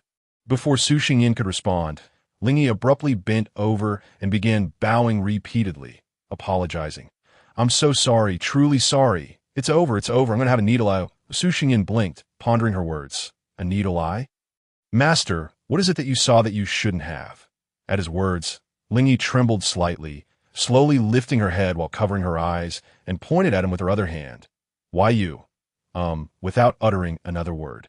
The utterly embarrassed Ling Yi turned on her heel and dashed down the stairs, exclaiming, That could lead to catching a cold. I will find you some clothes right away. Her stammering voice echoed from below. That? Catch a cold? Su Xingyin belatedly glanced down, falling into silence, as a question mark gradually formed in his mind. If so, when exactly did his clothes disappear? Moments later, he began to piece it together, slowly turning his head to look at the scattered clothing remnants on the floor. Recalling the energy that had been surging from that book earlier, he probably understood Su Xingyin's expression suddenly turned peculiar, a mischievous smile flickering across his face. And thus, Master, you rogue! Thud that a sound resembling something being knocked over resonated from downstairs. Following that, Ling Yi's panicked voice, tinged with tears, rang out. Woo-woo, I'm truly sorry. I didn't mean to. Regarding her reaction, Su Xingyin nodded in satisfaction, noting that today's task was completed quite early, setting a record of sorts. Very good. Indeed. Meanwhile, elsewhere in a sea of flowers shrouded in mist, a delicate fragrance converged from all around, washed by the moonlight like water, melting into the silvery fog, awaiting a gentle breeze to carry them to the distant Milky Way in the starry sky, igniting the most brilliant hues. Before that, they would remain patient, much like time having washed over them countless times. Yet the flower sea continued to bloom to the edge of this floral expanse. A forest slumbered under the night sky, alive with the sounds of chirping insects and singing birds, their calls wafting toward the center of the flower sea, where stood a castle that seemed isolated from the world. The castle radiated outward in the shape of a hexagram, with 6 towers of varying heights intermingling, their pale gray hues sprinkled with flecks of orange, all beneath the deep green tops, casting a hint of nearly inky purple under the moonlit embrace. Silently and solitary, watching over the realm, beside the tallest spire, a semicircular open terrace jutted out from a slightly lower position, its serrated edges draped with creeping vines in the center of the terrace. An old, rickety lounge chair creaked and swayed, where a leisurely elder breathed in the fragrant aroma of the surrounding vegetation, smiled, and plucked a tender leaf the size of a fingernail to pop into his mouth.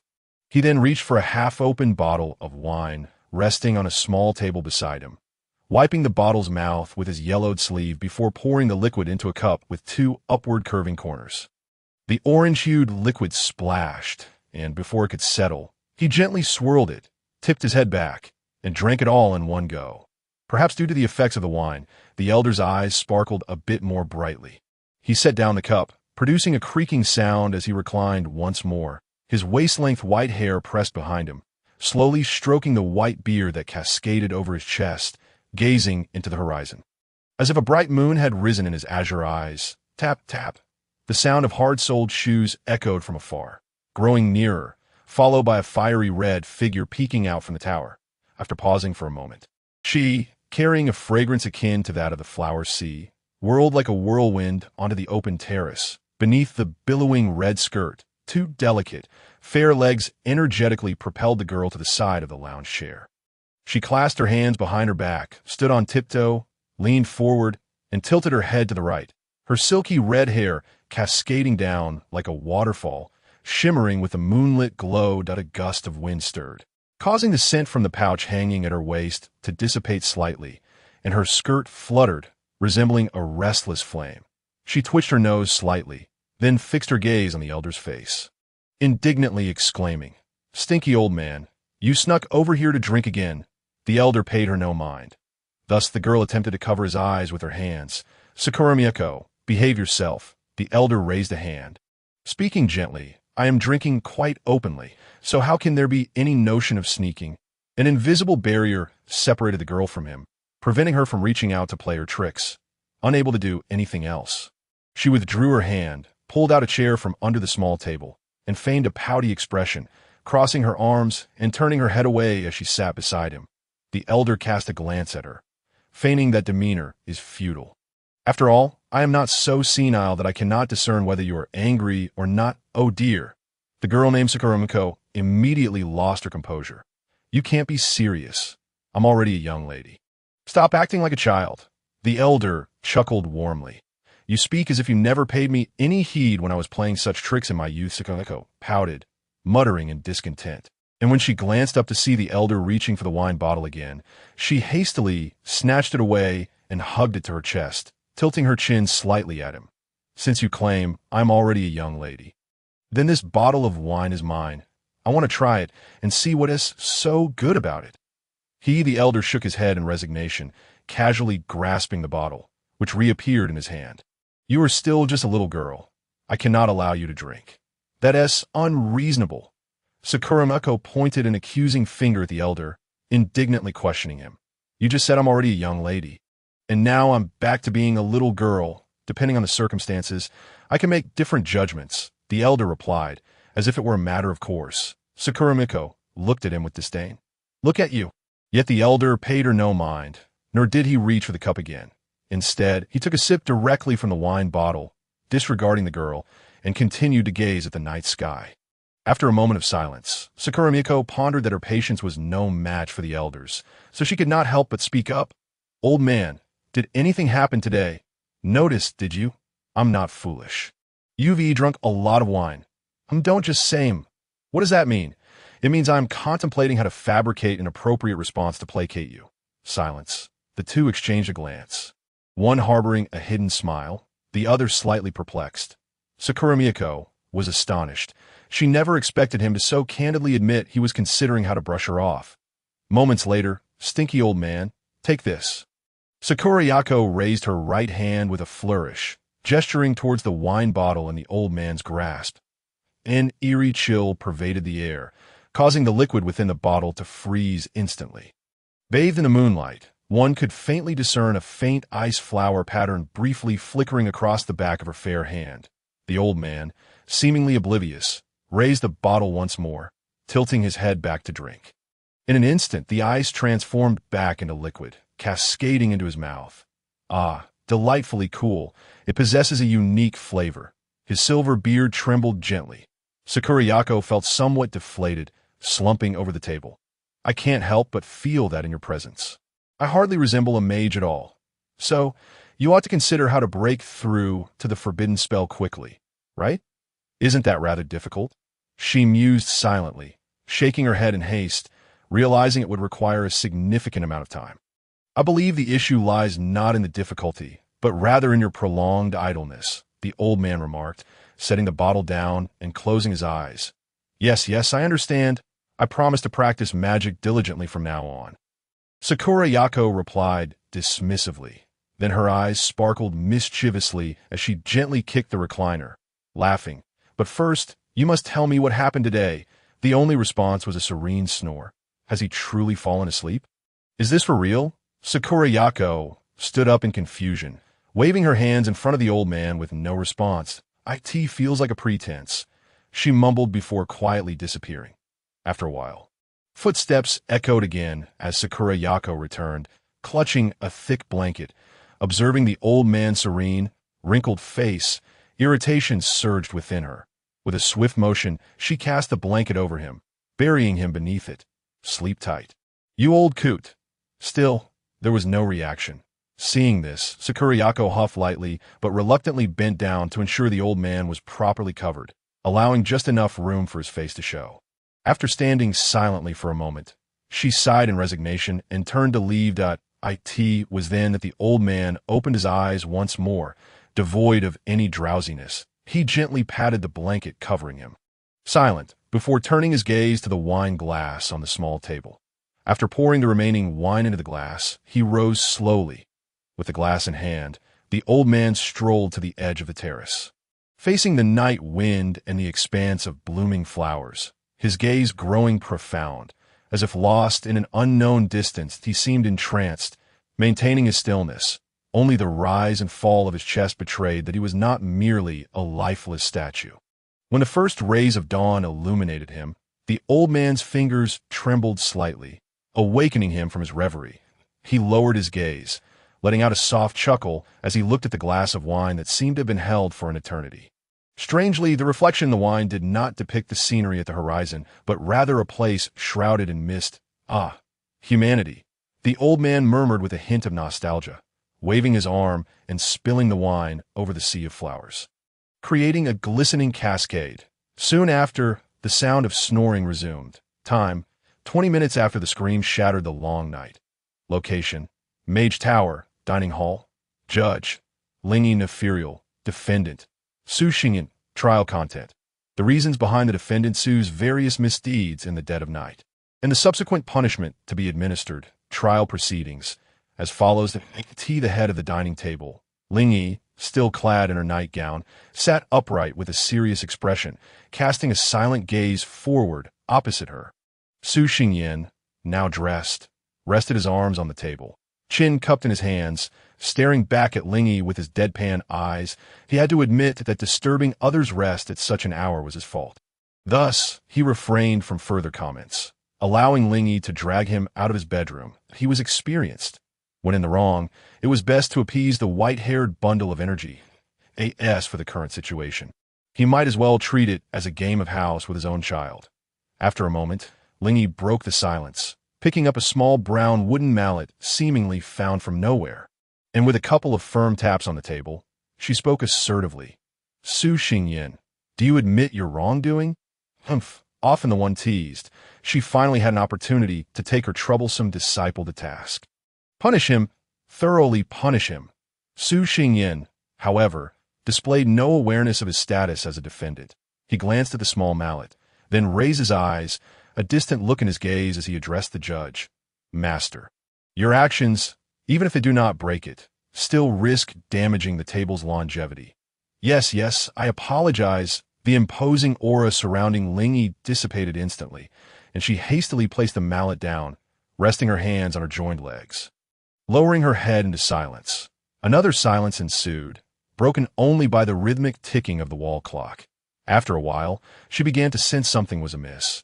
It seemed she was supposed to be interrogating her disciple, not the other way around. Lingy raised her head again, glancing at the yawning Su Xingyin, clearing her throat, and without picking up the mallet, she placed her hands on her hips, summoning her previous authority, based on your prior claims. The destruction of the attic roof was purely accidental and should be treated leniently, correct? Indeed, Your Honor. Su Xingyin rubbed his sleepy eyes, shaking his head to clear his thoughts, responding calmly. I maintain that the defendant's narrative is entirely truthful, not intentional, and has not caused significant harm. Considering it is a first offense, he should be allowed to reflect and be released in court, showcasing your magnanimous nature that he was defending himself. Lingy was momentarily taken aback, feeling as if she had heard this sentiment before. After a moment of contemplation, she recalled that these were Su Xingyin's own words from 2 years prior, when she had fallen for it. It seemed her disciple was not quite himself today. Then she would not hold back. If I choose not to release you today, does that imply I am narrow-minded? Lingy propped her chin on her hands, grinning smugly. Humph, if being narrow-minded was the case, then so be it. She wouldn't be swayed by such tactics. Su Xingyin's brow twitched, his eyes widened in sudden clarity, and he hastily lowered his head, suppressing his shock. Oh no, is this the white-haired bundle? Could it be that she secretly consumed something and evolved? His mind raced with thoughts, while his mouth continued to deny. Your Honor, you misunderstand. I did not mean that. My previous comments were merely superficial opinions, and everything still requires your judgment. Please allow me to take my leave. With that, Su Xingyin stood up, preparing to make his escape. He had recalled that particular argument had been used 2 years prior. Though the white-haired bundle was easily fooled, she had an excellent memory, and she was surely onto him now. Feeling drowsy and somewhat dazed, he thought it best to flee quickly. Stop! Lingy tapped the table lightly. And instantly, the space around Su Xingyin morphed into an impenetrable barrier, sealing off his escape route before pressing him back into his seat. Su Xingyin cast her a mournful glance, slumping over the table. How could she use magic against her innocent disciple? Oh, how the master had changed, no longer endearing. How dare you, defendant? Do you presume to mock this court, claiming it was a whim that led you to believe you could run naked to the attic to break through to the intermediate level? And due to the instability of your power after the breakthrough, it was this that caused the roof's destruction. Do you take me for a 3-year-old? Su Xingyin, how was he to explain? He was equally at a loss. Ignoring her disciple's pitiful gaze, Lingy cleared her throat. Ahem, I hereby announce that the defendant Su Xingyin has created a disturbance in the night, disrupting others' rest, destroyed the roof, and even ran about in the nude. At this point, her cheeks flushed slightly, her attitude wavering, her tone softening considerably. Therefore, for all these offenses, you are sentenced to Lingy faltered, struggling to articulate her judgment, until finally managing to declare, you must fund the repair of the roof. Take on all household chores for the next week, and from now on, you must obey orders. With that, she stretched her arms, showcasing a bright smile. Su Xingyin, upon witnessing her expression, felt a sudden impulse and blurted out, But master, didn't I already volunteer for a month's worth of chores? Yes, indeed. Lingy blinked a couple of times, recalling the matter, and after a few seconds of reflection, her eyes sparkled with delight as she said, Then I shall entrust you with the cake expenses for this week. Su Xingyin regained his senses, his expression darkening. He inquired, What should one do if they wish to slap their past self? Who made the white-haired fluffball laugh? The damage is profound. My little treasury is on the verge of vanishing. Gone. Su Xingyan's countenance grew grim as he pressed a hand against his suddenly heavy chest. Exhaling after a prolonged silence, as if expelling all his vitality, weakly uttering, "I understand, master." He then cast a determined glance at Lingy, resolutely rising to his feet. Turning and striding away, he simply wished to hasten his departure from this sorrowful locale. "Wait, don't rush off just yet." Lingy called out to Su Xingyan once more, her expression earnest as she gazed at him. "Disciple, although your excuse is rather foolish, it is evident that deep down you yearn for a breakthrough. I am truly, genuinely delighted."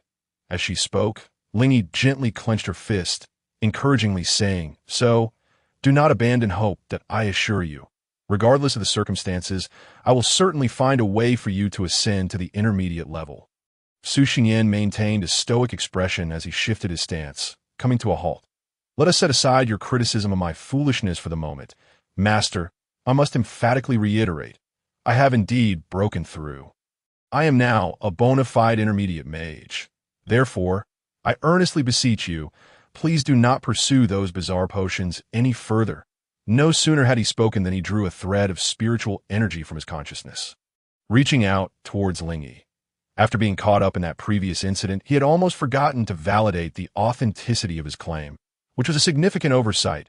However, the moment that strand of spiritual energy brushed against a lock of hair on Lingy's forehead, it suddenly became uncontrollable, bouncing back into the depths of his consciousness.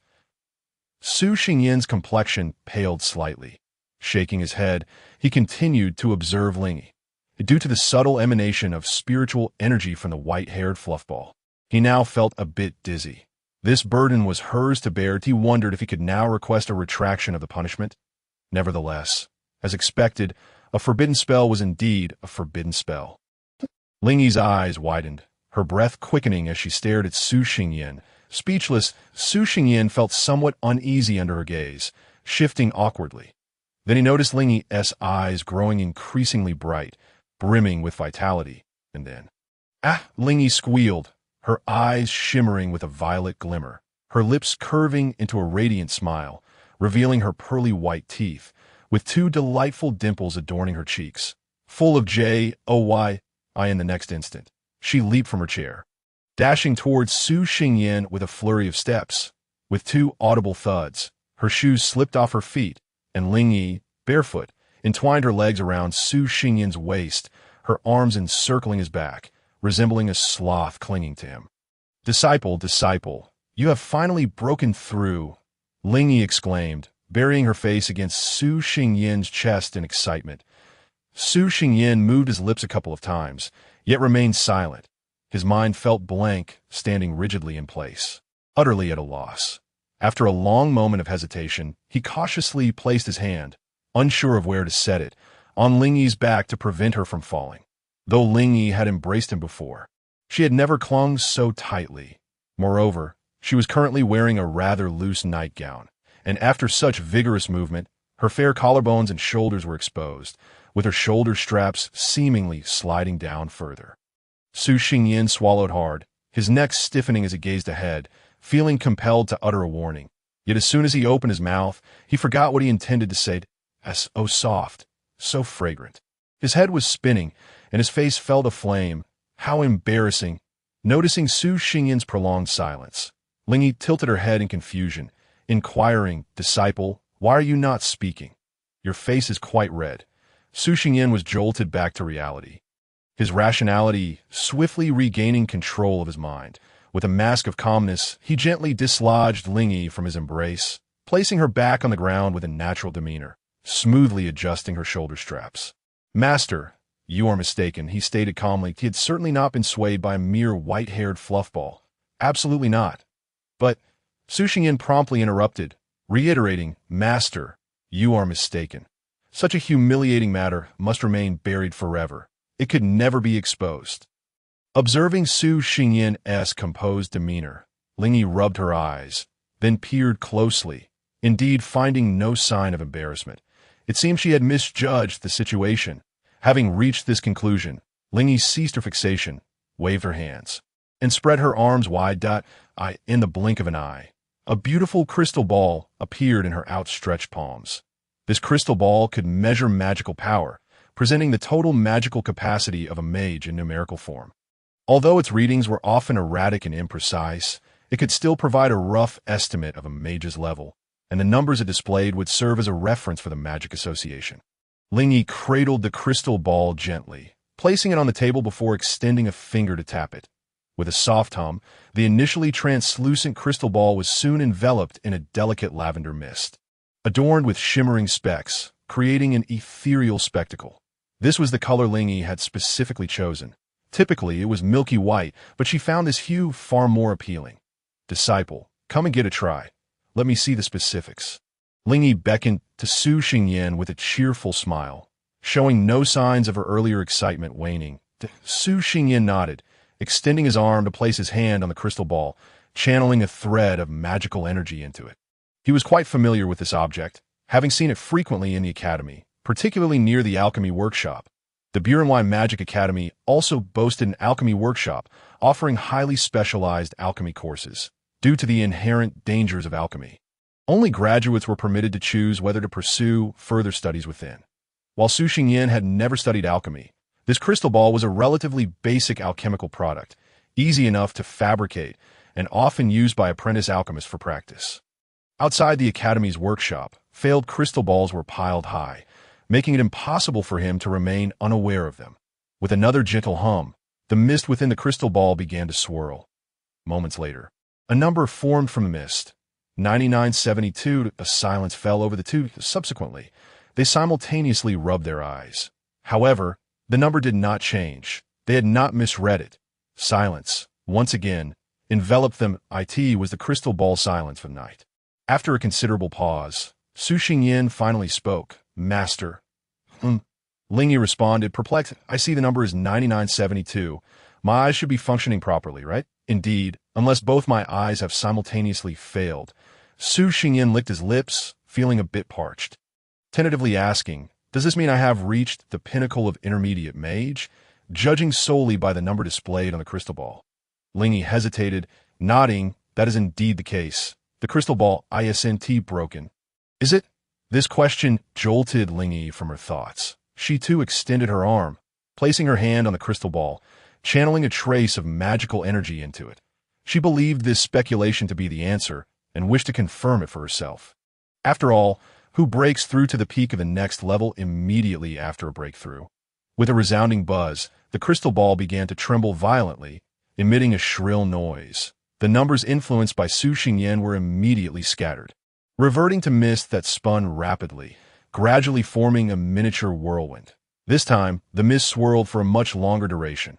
Approximately 3 minutes later, the mist finally ceased, forming a new number, 9998693. Following this, the number began to flicker incessantly, oscillating wildly as the figure 999 flashed and vanished. The crystal ball chose to cease functioning entirely, cracking open with a resounding caw, releasing a wisp of thin smoke.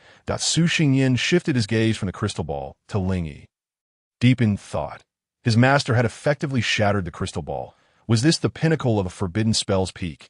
Beside her, Lingy wore a bewildered expression. Just moments ago, she was certain the crystal ball was intact. Well, now it seemed to be broken. But doesn't this imply that her disciple has truly ascended overnight from the pinnacle of the initial stage to the peak of the intermediate stage? Could it be that going to the attic in the nude genuinely aids in breakthroughs, allowing one to leap across vast realms? No, this is far too unorthodox, or perhaps what she has learned is a fabrication. Lingy continued to grapple with existential doubts. Su Xingyan glanced at her. Noticing her lingering dazed, he reached out to grasp the damaged crystal ball, scrutinizing the slender crack. Who knows how much this thing would be worth now that it's broken? Master truly has a penchant for wastefulness, having ruined yet another item. Su Xingyan gently caressed the crystal ball with a twinge of sympathy as for the matter of crossing realms. He had formed a conjecture earlier. It was likely due to the excessive energy infused by the crystal book, forcibly elevating him in retrospect, It was no wonder that the magic he unleashed earlier spiraled out of control, taking a sudden leap. Yet, the mastery over his magical power couldn't keep pace, indicating that he would need to invest time to refine this aspect gradually.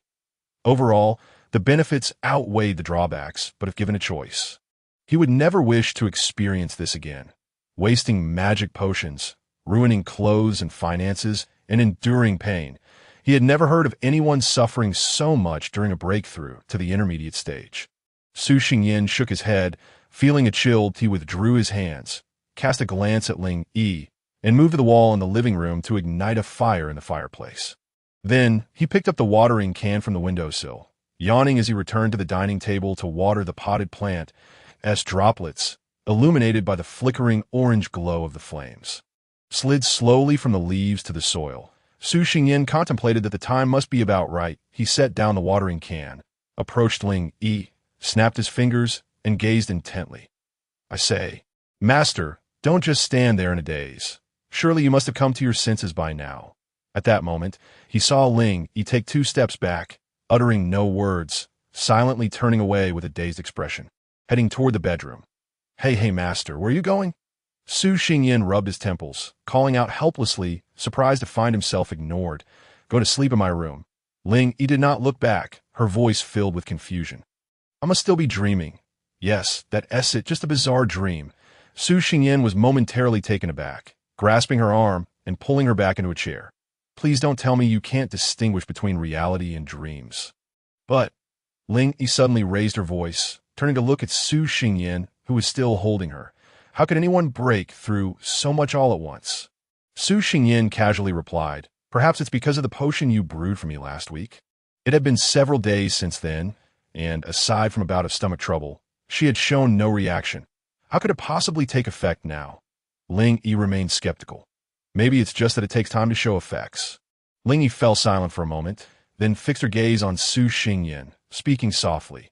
"You know, disciple, have you always thought of me as a fool?" "How could that be?" Su Xingyin vehemently denied.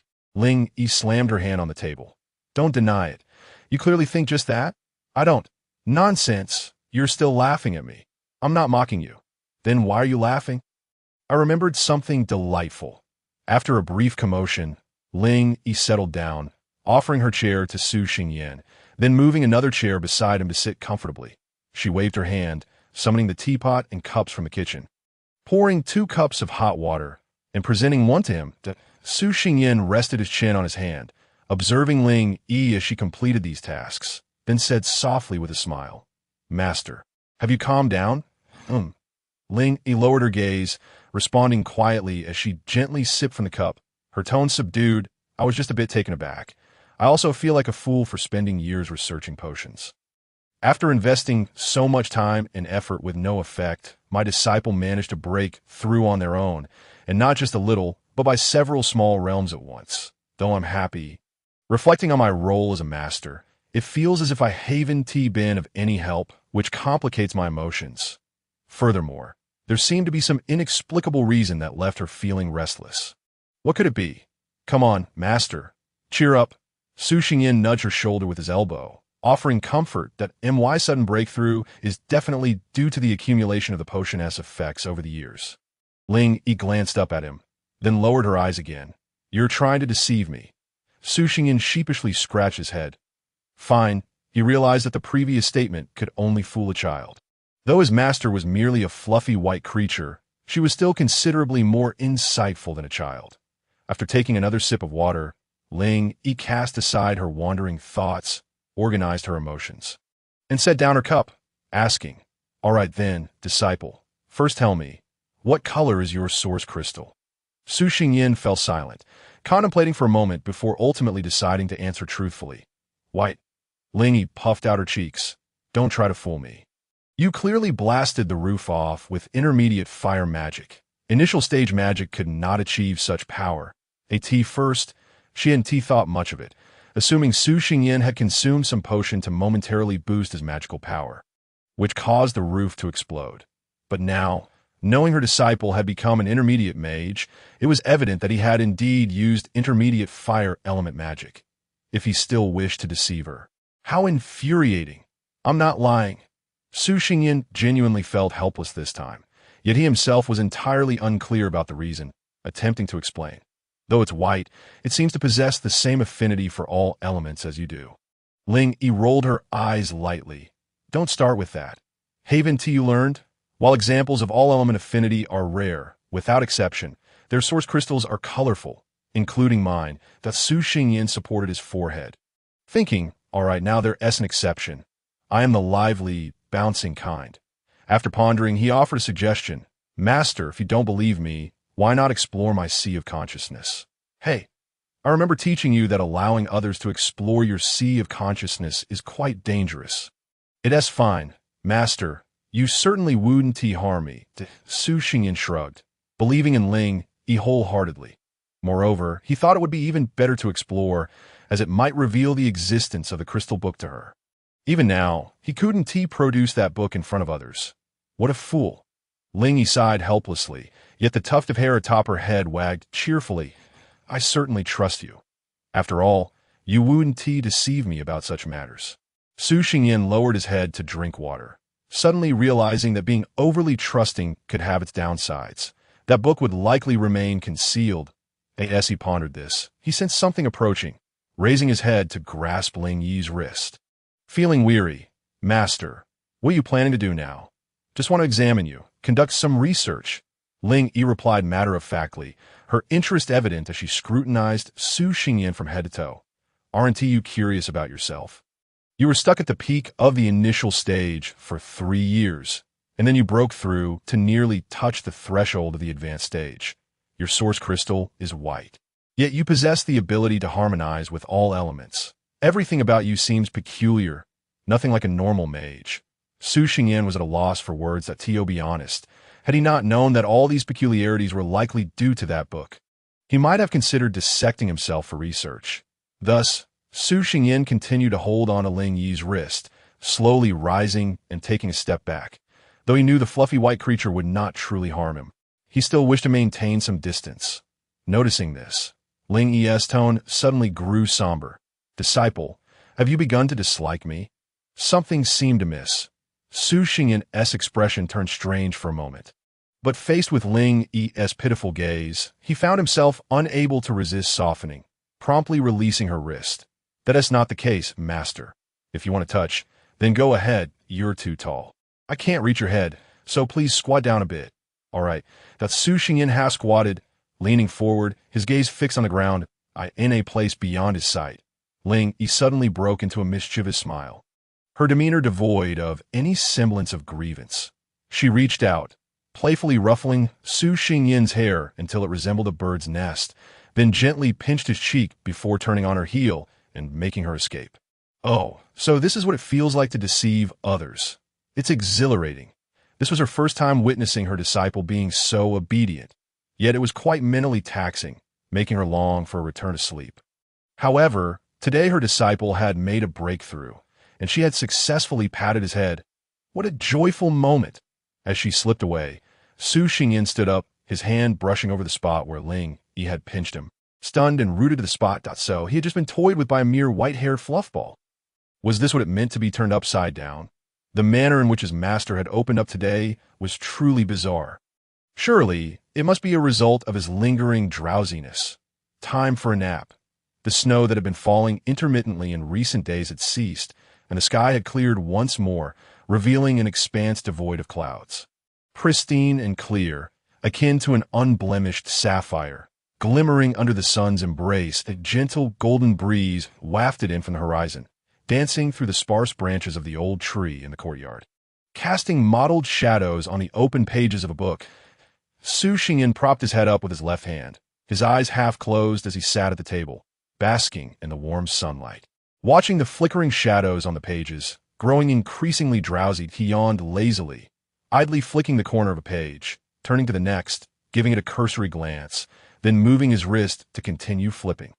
Just the day after his breakthrough, Ling Yi had suddenly reminded him that when the Brunei Academy commenced its term, it would once again host its annual large-scale practical assessment that in previous years. This assessment had been beyond Su Xingyin's reach, as only intermediate mage students could register, a fact he had been quite content with. Even now, As an intermediate mage, he felt no desire to participate. Fighting seemed such a hassle, and all he wished was to return home and play with the fluffball. Upon expressing this sentiment, Ling Yi promptly informed him that the top 10 participants in the large-scale practical assessment could choose to graduate directly from the academy, along with receiving generous rewards. Naturally, the higher the rank, the richer the rewards. Su Xingyin fell silent, and after a moment, enthusiastically patted his chest in excitement toward Ling Yi, declaring that he would definitely participate in this assessment. This was the first step on the path to wealth. He would surely excel in this endeavor, securing his graduation spot and the rewards that came with it. Although Ling Yi found it somewhat exasperating to see her disciple's motivation ignited for such reasons.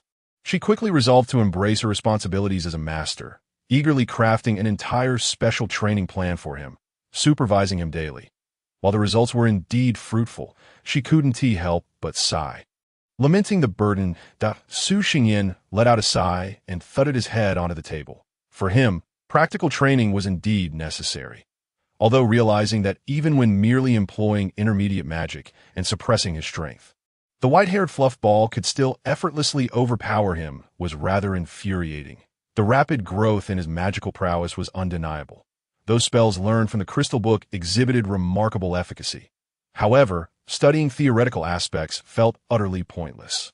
Since the practical assessment would not test knowledge related to magical history, magical plants, or mythical beasts, but instead would simply toss students into a special space to engage in combat, competing for the duration they could endure. Ling Yi had only required him to memorize magical formulas and master some practical spells that in this regard, Su Xingyin believed that the crystal book in his mind would undoubtedly prove invaluable. The magical formulas Ling Yi had instructed him to memorize could all be found within that book. As long as he expended mental energy, he could directly learn them to the point of being able to cast spells. The efficiency far surpassing conventional memorization. There was, however, a downside. Excessive consumption of mental energy could lead to drowsiness. Much like the present moment, Su Xingyin struggled to turn his head on the table, his eyelids heavy, flipping to the next page, scanning it. He knew this spell too, so boring, so sleepy, so desperately wanted a nap today, as weather was splendidly warm, perfect for sleeping. Master had gone to the Magic Association. It would take her some time to return anyway, he knew them all. A little more practice would suffice, so why not sleep? Su Xingyin successfully convinced himself and peacefully closed his eyes, resting his head on the table. Hum, hum, hum. Ling Yi hummed a cheerful melody, carrying a paper bag in her hand, her mood buoyant as she stepped into the courtyard of the Mage Tower. Although her trip to the association had been fruitless and her sister hadn't returned yet, it did not dampen her spirits. After all this time, her disciple had finally become an intermediate mage, and the results of his recent training were quite impressive, especially his astonishing speed in memorizing magical formulas. He must have secretly put in considerable effort. Given her disciple's diligence as a master, she naturally had to reward him. Disciple, I'm back. Let us see what I've brought for you. Ling Yi pushed open the door of the Mage Tower.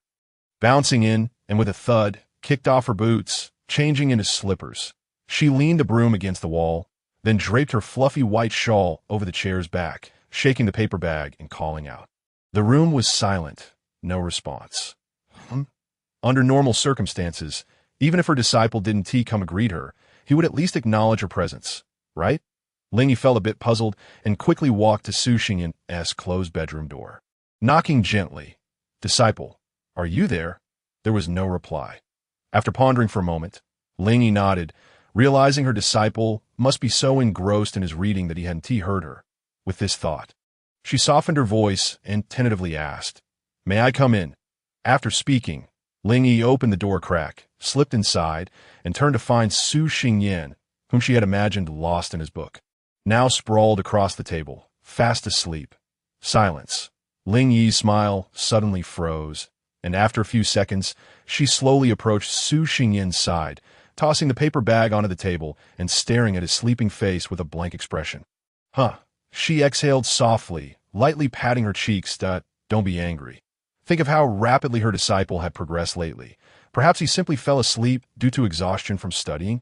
Then she recalled that even with the time spent buying that bag of cakes, she had been gone for less than 20 minutes. And just before her departure, Su Xingyin had been preparing to read, looking at his current state of slumber. So, this fellow had begun napping the moment she left. Lingyi couldn't help but remember that every time she returned home these past few days, Su Xingyin had always appeared excessively drowsy. Now that she thought about it, he couldn't have just woken up. Could he? She rubbed her furrowed brow, her fists unconsciously clenching. Whether his learning pace was fast or slow, it was a matter of ability. But slacking off, putting on a show, that was an attitude issue. Her magical energy stirred restlessly. She had even bought cakes specifically to reward this slacker, this lazy scoundrel. Oh, disobedient disciple. How dare he try to fool her again? Lingyi pressed down on her fists. She had heard that waking someone abruptly from sleep could easily startle them into confusion. She couldn't let her disciple be bewildered, so she held back. After a few deep breaths, Lingyi relaxed her fists, glaring at Su Xingyin with indignation, and began to brainstorm. Should she wake him up, then give him a lecture? No. She couldn't resort to violence against her disciple. She needed to come up with another method. In any case, she must make him recognize his mistake and reflect properly. Seconds later, Lingyi's eyes brightened, a mischievous smile creeping across her face as she rubbed her hands together in excitement. Ah, good disciple, let me take a good look at what dreams you are having. Besides, if I go into your dreams to give you a lesson, it wouldn't count as being too harsh. Would it? I'm truly clever.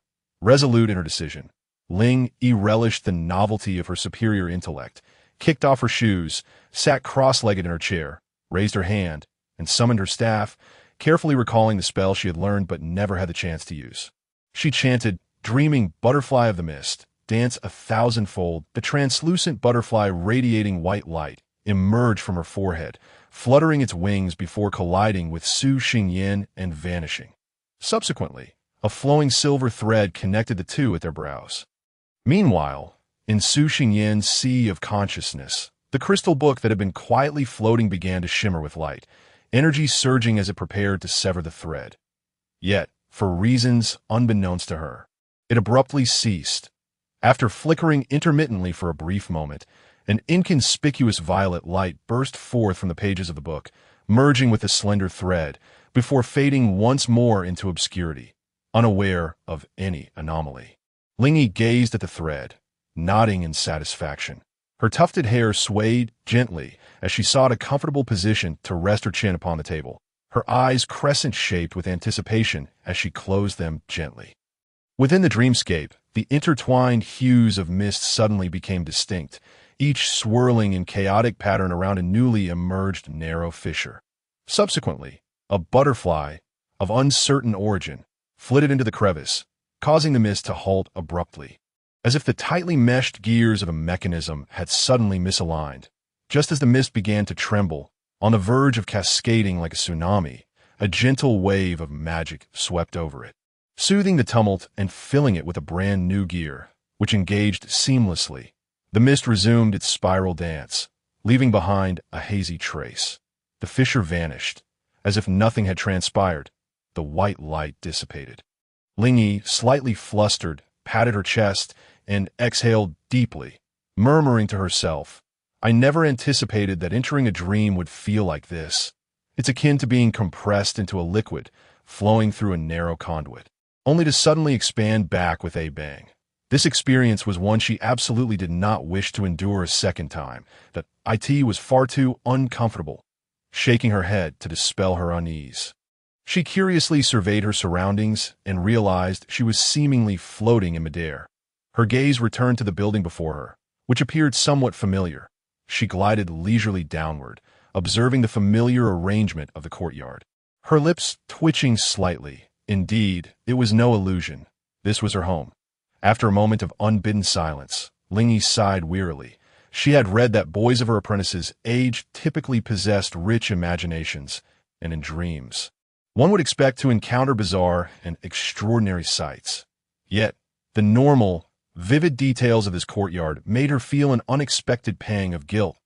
It seemed her apprentice had indeed been led astray. He preferred to remain indoors, and even in dreams, he now conjured this mundane and unremarkable scene. She had initially expected to witness him battling dragons or the like, and now she felt a twinge of pity. Reluctant to chastise him further, as her emotions grew more complex, Lingy floated left and right, peering through various windows in search of Su Xingyin. The attic was absent, although the roof had been restored to perfection. With not a speck of dust in sight, no trace of Su Xingyin was to be found. Following the last incident, she had hoped this place might serve as a secret base, but alas, it appeared not to be so. The courtyard was tidy, as if it had recently been cleaned, with droplets of water lingering in the grass, refracting the sunlight into a spectrum of colors. The dining room was also devoid of presence. After a thorough search, Lingy returned to the living room. Stepping onto the spotless floor that could serve as a mirror, she inhaled the faint, pleasant fragrance lingering in the air and noticed the meticulously organized items. Frowning slightly, "Is my apprentice undertaking a thorough cleaning? How laborious it seems, even in a dream," she muttered softly, absent-mindedly tapping a cold lampshade on the wall, finding it devoid of dust. Suddenly, a large box had appeared before the door to Su Xingyin's bedroom. Standing there quietly, tall and imposing like a wall with a stern demeanor, for reasons unknown, it suddenly struck her as glaringly conspicuous, unsettling her somewhat, prompting her to avert her gaze. Surveying her surroundings, everything appeared orderly, and nothing seemed amiss, yet she could not shake the feeling of emptiness. Knock, knock, knock. The unexpected sound startled Lingy, and she turned her head, catching a glimpse of a familiar figure ascending the stairs before her mind could react. Her body instinctively concealed itself behind a cabinet, pondering the reason for her actions with confusion. Su Xingyin, oblivious to Lingy's hidden presence, descended the stairs with a large bag in his arms, his gaze fixed on his feet. He paused before his bedroom door, setting down the bag and wiping the sweat from his forehead, exhaling heavily. Phew, now everything is tidied up. After a brief respite, Su Xingyin bent down to shove the bag in the box, and with a clap of his hands against his cheeks, a smile graced his lips. "All right, preparations are complete. It's time to set off." With that, he lifted the box and made his way toward the entrance of the mage tower. Lingy, concealed behind her hiding place, leaned out to observe Su Xingyin's retreating figure. Her heart suddenly filled with an inexplicable sense of panic. She longed to call out to him, to inquire where he was headed and what he intended to do. Yet a whisper of avoidance deep within her stifled her voice. The growing unease compelled her to raise her hand towards Su Xingyin, but, bang, the door swung open and shut, severing her line of sight. Her arm lost strength, falling limply by her side. Inside the mage tower, silence reigned. It was a quiet so foreign yet eerily familiar, reminiscent of days gone by. Lingy lowered her head, her hair cascading down, cast in shadows by the indifferent sunlight, obscuring her expression.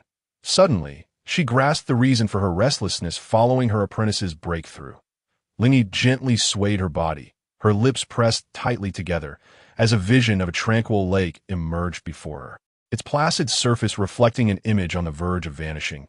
Was it merely the reflection that was disappearing? She did not know, nor did she wish to ponder the question. Leaning softly against the wall, she tilted her head back, silently gazing at the ceiling. How strange! If it were truly so, one ought to feel joyous. Yet why did her heart feel somewhat heavy? At that moment, Su Xingyin turned his head back to glance at the mage tower. Scratching his head, after much contemplation, he could not recall leaving anything behind, yet he felt an inexplicable sense of having forgotten something important. The silence around him seemed unnaturally tranquil. What an oddity! The mist once more intertwined, giving birth to new hues. The dreamscape underwent a transformation. The ocean, the sunlight, the beach. Dressed in a short-sleeved shirt and shorts, Su Xingyin reclined leisurely on a sun lounger, squinting at the fishing boats and bustling crowds along the shore. Extending his hand to take a sip of coconut juice from the small table beside him, relishing the moment, truly delightful, Su Xingyin stretched contentedly. Sheer City lay upon the northern snowfields, where he had never had the chance to bask in the sun. Moreover, having encountered refugees fleeing inland due to a typhoon, he had diverted his course and never made it to the seaside. Now, witnessing the ocean firsthand felt refreshingly novel. The beach was a stunning silver white, and the azure sea was as boundless as described in books. Even the sunlight here seemed to shine more brilliantly than elsewhere. Why does it feel as if the light has suddenly dimmed, and a shadow has appeared beneath me? Pausing his musings, he looked up in confusion, spotting a petite figure gracefully descending from above. Shielding his eyes from the sun, he squinted to scrutinize the figure, feeling an eerie sense of familiarity. Moreover, why did he feel inexplicably guilty? Moments later, Su Xinyan's expression stiffened as he looked down, lowering his arm. Very well. I'm awake. It seems this is merely a dream, and no wonder he had previously overlooked the presence of the white-haired sprite. He had ventured to the beach alone, yet always sensed something was amiss. Thus, the current situation was that the white-haired sprite had magically infiltrated his dream. Invasion of privacy was decidedly unethical. Su Xingyan chastised this behavior internally, but dared not voice his thoughts. He recalled having fallen asleep while reading, realizing that his master had likely come to fetch him. Noticing a pair of small sandals on the beach, he looked up to find Lingyi floating down before him. Clearing his throat, Su Xingyan made an effort to remain composed, feigning ignorance as he greeted her. "Master, what brings you here?" Lingyi initially ignored him, playfully hopping onto a nearby table and swinging her legs in the air. She pointed toward the distant sea, tilting her head to regard Su Xingyan with a teasing smile. "Daydreaming by the seaside, my apprentice? Your method of studying is quite unique indeed." With the topic bluntly brought up. Su Xingyan chuckled awkwardly a couple of times, attempting to divert the conversation. "Well, the weather is quite pleasant today, and the wind is rather lively." He suddenly stopped, discreetly glancing at Lingyi, furrowing his brow before reverting to his usual demeanor. Extinguishing the urge to change the subject, with a wave of his hand, he conjured a lounge chair beside them, now that he had regained consciousness and recognized that this was his dream. Such feats were still within his capability. Pointing at the lounge chair, Su Xingyan beamed at Lingyi. "Oh, master, let's not dwell on this. The opportunity is rare. Since you are here, why not bask in the sun and gaze at the sea with me? Come on, come over." Without waiting for a response, Su Xingyan took the liberty of pulling her onto the lounge chair. "All right, I suppose I shall let you off this time, but it won't happen again." Lingyi replied with a smile at the corners of her mouth, seemingly unconcerned as she allowed Su Xingyan to take charge. Yet, she discreetly cast furtive glances in his direction. Su Xingyan pretended not to notice. From that point onward, the two shared no further conversation, simply sitting quietly facing the boundless sea. The lively crowd by the shore had vanished unbeknownst to them, leaving only the sound of waves crashing against the rocks. The sea swallowed fine silver sands, churning up white foam that thickly adorned the shore, bursting forth in frothy blossoms. Sunlight spilled like soft gold, unconfined, painting this canvas with abandon. The sea breeze fluttered a corner of the canvas, carrying a damp, salty essence, gently tousling the strands of their hair. "The sea truly is a magnificent sight," Su Xingyan remarked. Perhaps influenced by the ocean, his voice appeared notably softer than usual. Lingyi responded gently. Continuing to gaze at the water surface, she observed a solitary seagull flapping its wings, gliding over the curling waves, gradually disappearing into the distant horizon where the sea met the sky. That place seemed so far away, like a projection of another world. Have you ever thought about truly witnessing the sea in reality? Su Xingyan's query seemed to emanate from a fart. Lingyi snapped back to reality, momentarily dazed, then hesitantly replied, "I suppose I have thought about it." "Then, master, let us make a promise," Su Xingyan said, smiling as he tilted his head, reaching out to brush aside the wind-tousled strands of her hair. "If the opportunity arises, let us go see the real sea together, shall we?" "Aye." There was no rush for an answer. "I can wait patiently. After all, there is something more pressing at hand." Su Xingyan raised his hand to interrupt, his gaze soft as he looked into Lingyi's eyes. "That if you can, would you share your concerns with me?" I have no." Lingyi's face flushed as she attempted to deny it, but under Su Xingyan's gaze, she could not finish her sentence. She averted her eyes, lowering her head, her thumb and forefinger nervously fiddling with the hem of her garment, and ultimately, she quietly inquired, "Do I seem that obvious?" as soon as the words left her lips. The wind whisked them away, swallowed by the sound of the waves, leaving no trace. Yet Su Xingyin, who had been listening intently, caught her words immediately. He chuckled softly. Master, I might understand you even better than you think. From the very first moment I laid eyes on you, I sensed something was amiss. For instance, when I noticed you were slacking off, you didn't say much or take action. You simply complied and let it slide. Or, even though you tried to maintain a facade, your tone and demeanor still seemed somewhat stiff, and your posture was slightly different from usual, as if you were intentionally suppressing yourself. Additionally, while not overly apparent, your complexion appeared a tad paler than usual, and during the initial moments of gazing at the sea, if I counted correctly, you covertly glanced at me 7 times. After that, by observing your pupils, I deduced that you were lost in thought 5 times, and I can affirm that there was nothing particularly noteworthy about the sea at those moments. Thus, it's reasonable to dismiss the possibility of you being captivated by the view. Coupled with previous signs and the duration and intervals of your distractions, it leads me to conclude that you have something on your mind, Su Xingyin added with a grin. Moreover, Master, you typically wouldn't just sit quietly beside me watching the sea. You would surely bring more liveliness to this place. Silence. All right, you're quite impressive.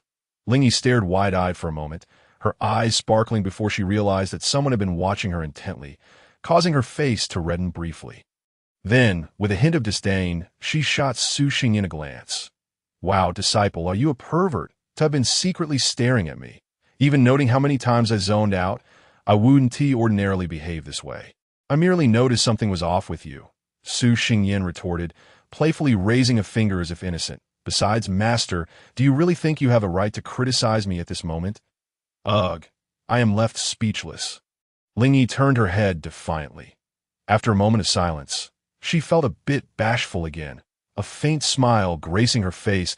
I didn't realize I had given myself away in so many ways. I thought I was hiding it quite well. There was no need for you to conceal it from me. Su Xingyin shook his head. Moreover, those details are not the most crucial if you're merely feeling down. It is not uncommon to exhibit such behavior. He paused briefly, winking at Lingy. Master, would you like to hear some sweet words? What? Su Xingyin did not respond immediately. Instead, he grinned, stood up, and gently pulled Lingy up, placing her hand over his heart and leaning down to whisper in her ear. The sweetest words are that the most significant indicator lies here, and my heart tells me that you have something on your mind.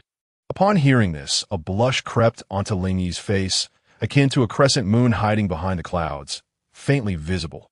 She hurriedly pushed Su Xingyin's head away, flustered. Where did you learn such cheesy lines, disciple? Su Xingyin looked up at the sky, puffed with pride. Perhaps I am simply a natural talent in this regard. Humph. Lingy suddenly envisioned Su Xingyin teasing girls indiscriminately, rolling her eyes in mild contempt, suppressing her initial urge to say, you can't talk to me like that anymore. She replaced it with another remark. You shouldn't casually guess at a girl's thoughts like this. It's quite unreliable. Then, with a hint of reluctance, she pouted, yet her tone seemed tinged with happiness as she mumbled. But this time, I suppose you did hit the mark. After a pause, Lingy raised the hand that held his, gently asking, could you walk with me along the beach? Of course, Su Xingyin nodded, though he requested a brief moment. As soon as the words left his lips, he withdrew his hand, tidied his short-sleeved shirt and shorts to appear more presentable, then mimicked a gentleman's demeanor, bowing slightly, of course. It would be my honor. Beautiful, miss. Seeing his rather awkward display, Lingy couldn't help but burst into laughter. What are you doing? You look so silly. Su Xingyin, however, maintained a serious facade, clearing his throat. Ahem, this is the etiquette expected of a gentleman. Lingy struggled to suppress her laughter, nodding as she intertwined her arm with his on the silver-white beach. Their footprints, one large and one small, left shallow impressions that stretched toward the coastline, dampened by the rising tide. Lingy gently splashed through the water, watching the droplets reflect various colors, then turned to Su Xingyin, suddenly serious. Disciple, soon you'll be graduating from Bernawai. Have you considered where you wish to go afterward? Naturally, I'll return home for a long, satisfying sleep. And then what? Just the same as usual, Su Xingyin replied nonchalantly, but suddenly his expression turned to one of horror. Wait, master, are you planning to take over the kitchen again? You needn't punish me like that. You can't keep avoiding the crux of the issue. Lingy halted, shaking off Su Xingyan's arm, seemingly losing patience and a bit anxious. I'm asking what you wish to do afterward. Do you want to become a member of the Magic Association, or do you wish to travel the continent, staying in other countries or city-states? Or perhaps you are considering joining the Knights at the Holy See? Su Xingyan gazed calmly at Lingy, patiently awaiting the conclusion of her words. After a moment, he gently replied, Master cannot do without my care. Do not regard me as a mere child. I am perfectly capable of taking care of myself. Lingy sulked, insisting, I used to live alone, you know. Su Xingyan promptly covered her mouth with his hand, stating, That is precisely why I wish to remain by your side, to learn more from you, of course. He added with a soft chuckle, Provided that you do not perceive me as a burden, wishing to drive me away. I would never, and you are certainly not a burden, Lingy softly countered, after a brief silence. Her expression grew complex, and she hesitated before expressing. However, at that time, I likely had little to teach you, perhaps only some experiences. Whether you can continue advancing on the path of a mage largely depends on your own talent and effort. Ha! Su Xingyan chuckled, his eyes brimming with uncontainable mirth. He shook his head and said, It matters not if that time comes. I can teach you other things, such as cooking or cleaning. These are areas in which I excel. I am rather clumsy in those respects. I will patiently teach you, slowly, until you master them, regardless of how long it takes. Lingy silently moved her lips, as if savoring the words just spoken. Then, she voiced her hidden anxiety. So, disciple, will you leave me? At that moment, time seemed to stand still. The sun sank into the ocean, casting golden hues across the waves, which shimmered with reflected light, gently smoothing the silver sands along the shore. Her violet eyes trembled slightly, a thin veil of mist covering them, mirroring the evening glow on the horizon, infusing her amethyst gaze with a touch of intoxicating wine red, creating a dreamlike allure. Su Xingyan lowered his gaze, smiling as he looked into her eyes, fully understanding her inner turmoil and fears. The person before him was not merely a master or a powerful mage. She was a sensitive and fragile girl, still haunted by the memories of a devastating fire, forever fearful of solitude. Nothing more than that. Do not worry. Su Xingyan firmly grasped Lingy's hand, feeling the warmth of the setting sun envelop them. He gently looked at her delicate form and reassured her, Rest assured, Master, I will not leave you. I will always be here. In a moment of clarity, the gentle sea breeze whisked away a shadow of doubt, dispersing it without a trace. Lingy nodded, slowly leading Su Xingyan to sit on the beach, her demeanor hesitant and uncertain. Yet, with a flicker of hope, she finally voiced her request, despite her immense shyness and the whisper of her voice. Xingyan, would you hold me for a while? Master, are you cold? No, I'm quite warm. Lingy gently wrapped her arms around Su Xingyan's waist, burying her face in his embrace, yet added, I am a greedy person. I wish for even more warmth, a little warmer. In a place shrouded in mist, the clear breeze swirled, gently swaying the bamboo grove, while the sound of crashing waves played a melodious tune beside the stream. At the very edge of lush greenery, a sturdy, ancient sandalwood table stood atop the clouds, a tea its center. A dark green incense burner emitted curling wisps of smoke, illuminated by the soft glow of daylight. Revealing a hazy spectrum of colors, the man seated at the table appeared oblivious to these surroundings. In fact, he had his eyes closed, holding a yellowed ancient tome, occasionally delicately turning the pages with meticulous care. Time flowed like the gentle stream, and after an indeterminate duration, the man suddenly turned his head, setting down the book. He adjusted his impeccably smooth black robe, draping the fur cloak over his left shoulder, securing it with a golden clasp. He then inclined slightly towards the stream's downstream, performing a flawless bow, and softly chuckled. Since you have come uninvited, why not reveal yourself for a conversation? His voice was warm and his tone calm, possessing a captivating quality that silenced the surrounding sounds before his words had fully settled. A gentle breeze swept through the verdant barriers, quietly caressing the opposite side of the sandalwood table, transforming into a formless figure whose visage remained obscured. The figure raised a hand and flicked it toward the incense burner. With a muted thud, the burner extinguished, its white smoke vanishing in an instant. The man maintained his smile, turning to face his visitor. Speaking in a gentle tone, "Welcome, my friend. Please forgive me. I am not fond of the scent emitted by this incense burner." The ethereal figure glanced at the ancient scroll sprawled across the table. Speaking in an indistinct voice, "As for my previous absence, I was concerned it might disturb your reading. Yet it seems, that did not unfold as intended." Never mind, never mind." The man gently shook his head. "Today, within this bamboo grove, the wind has not ceased, nor has my heart found stillness. Thus, I was unable to concentrate. Oh, if that is the case, then I can rest easy. Your ease is my delight. However, allow me to add a word of caution." The man resumed his seat, conjuring a bamboo chair for the figure to occupy. "If you wish to visit again, please do so in a different manner. Otherwise, should you inadvertently disturb them, my friend, you may find yourself in trouble." I have yet to introduce myself. How do you know I am not one of them?" The formless figure chuckled, its intent clear, suggesting that further probing was unnecessary. The man paused for a moment, then nodded. "I was indeed presumptuous. No. Regardless, my method of visitation was flawed. I must apologize for that. Should there be another opportunity, I will endeavor to announce my arrival in advance." The man smiled. "Please feel free. I am rather idle and can welcome you at any time. You are being overly courteous. I extinguish your incense burner, and you have nothing further to say." The ethereal figure pointed at the now tarnished incense burner on the table, which had lost its previous luster. The man appeared somewhat surprised that the figure would broach this topic, his brow twitching as he replied with a smile. "Then I have been remiss. I kindly ask that you refrain from extinguishing it during your next visit. After all, it is not easy to produce the smoke from this burner." Suddenly, a fierce wind erupted, tearing through the clouds below, lifting the incense burner and parting the bamboo grove, soaring high into the sky. A clap of thunder resounded, only to be whisked away by the wind, transforming into a dark red flame that enveloped the incense burner, crackling and distorting the surrounding space.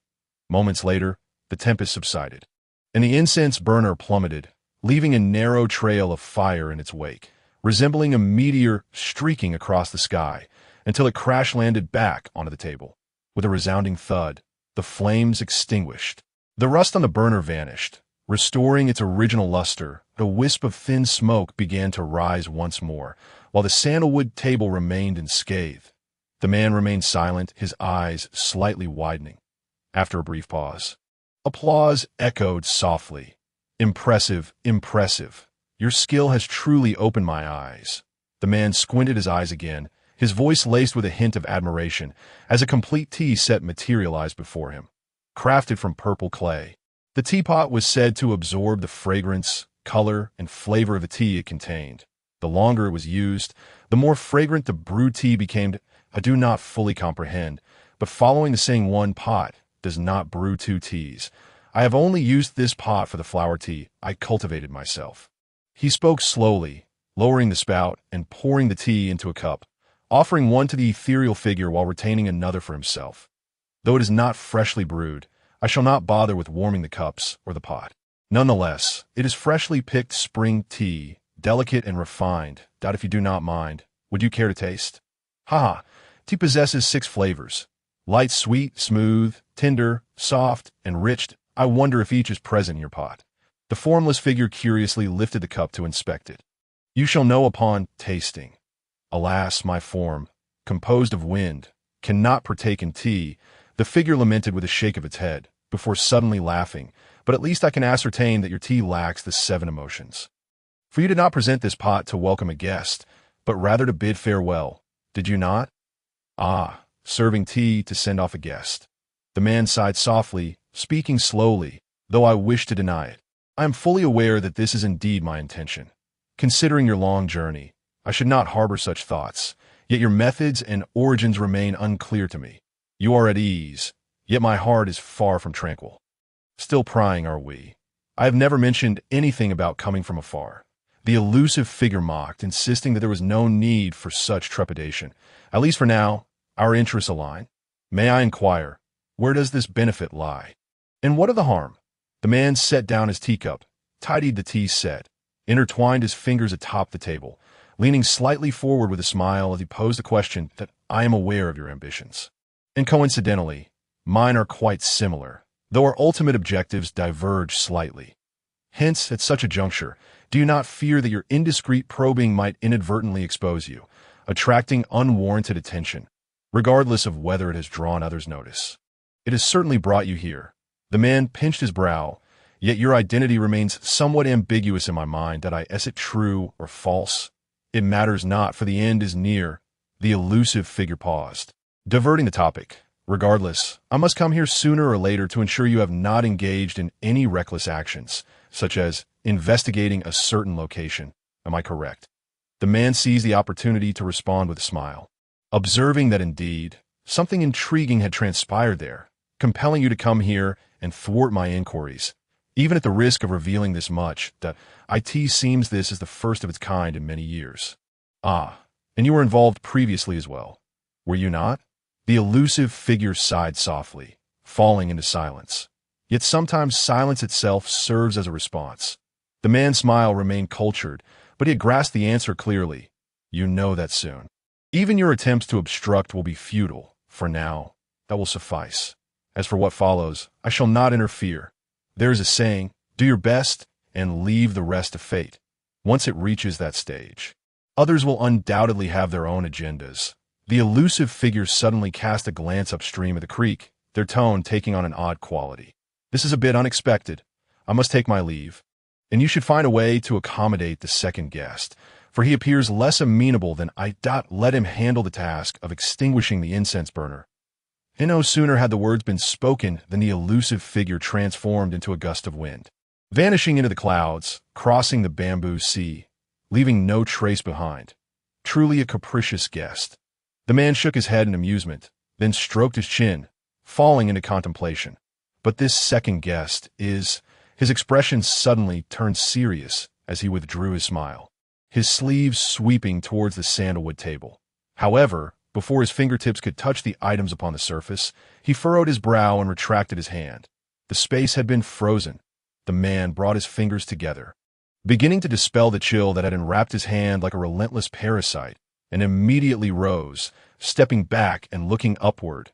A nearly imperceptible glint of cold light appeared on the horizon.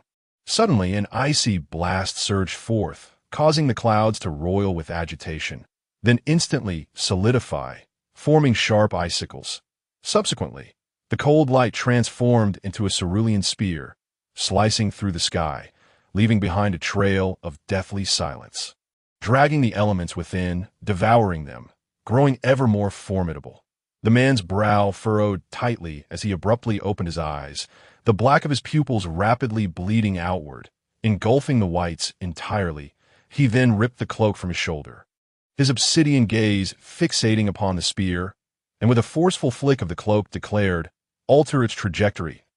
As the words left his lips, an invisible thread entwined around the spear severed, causing the tip to veer uncontrollably.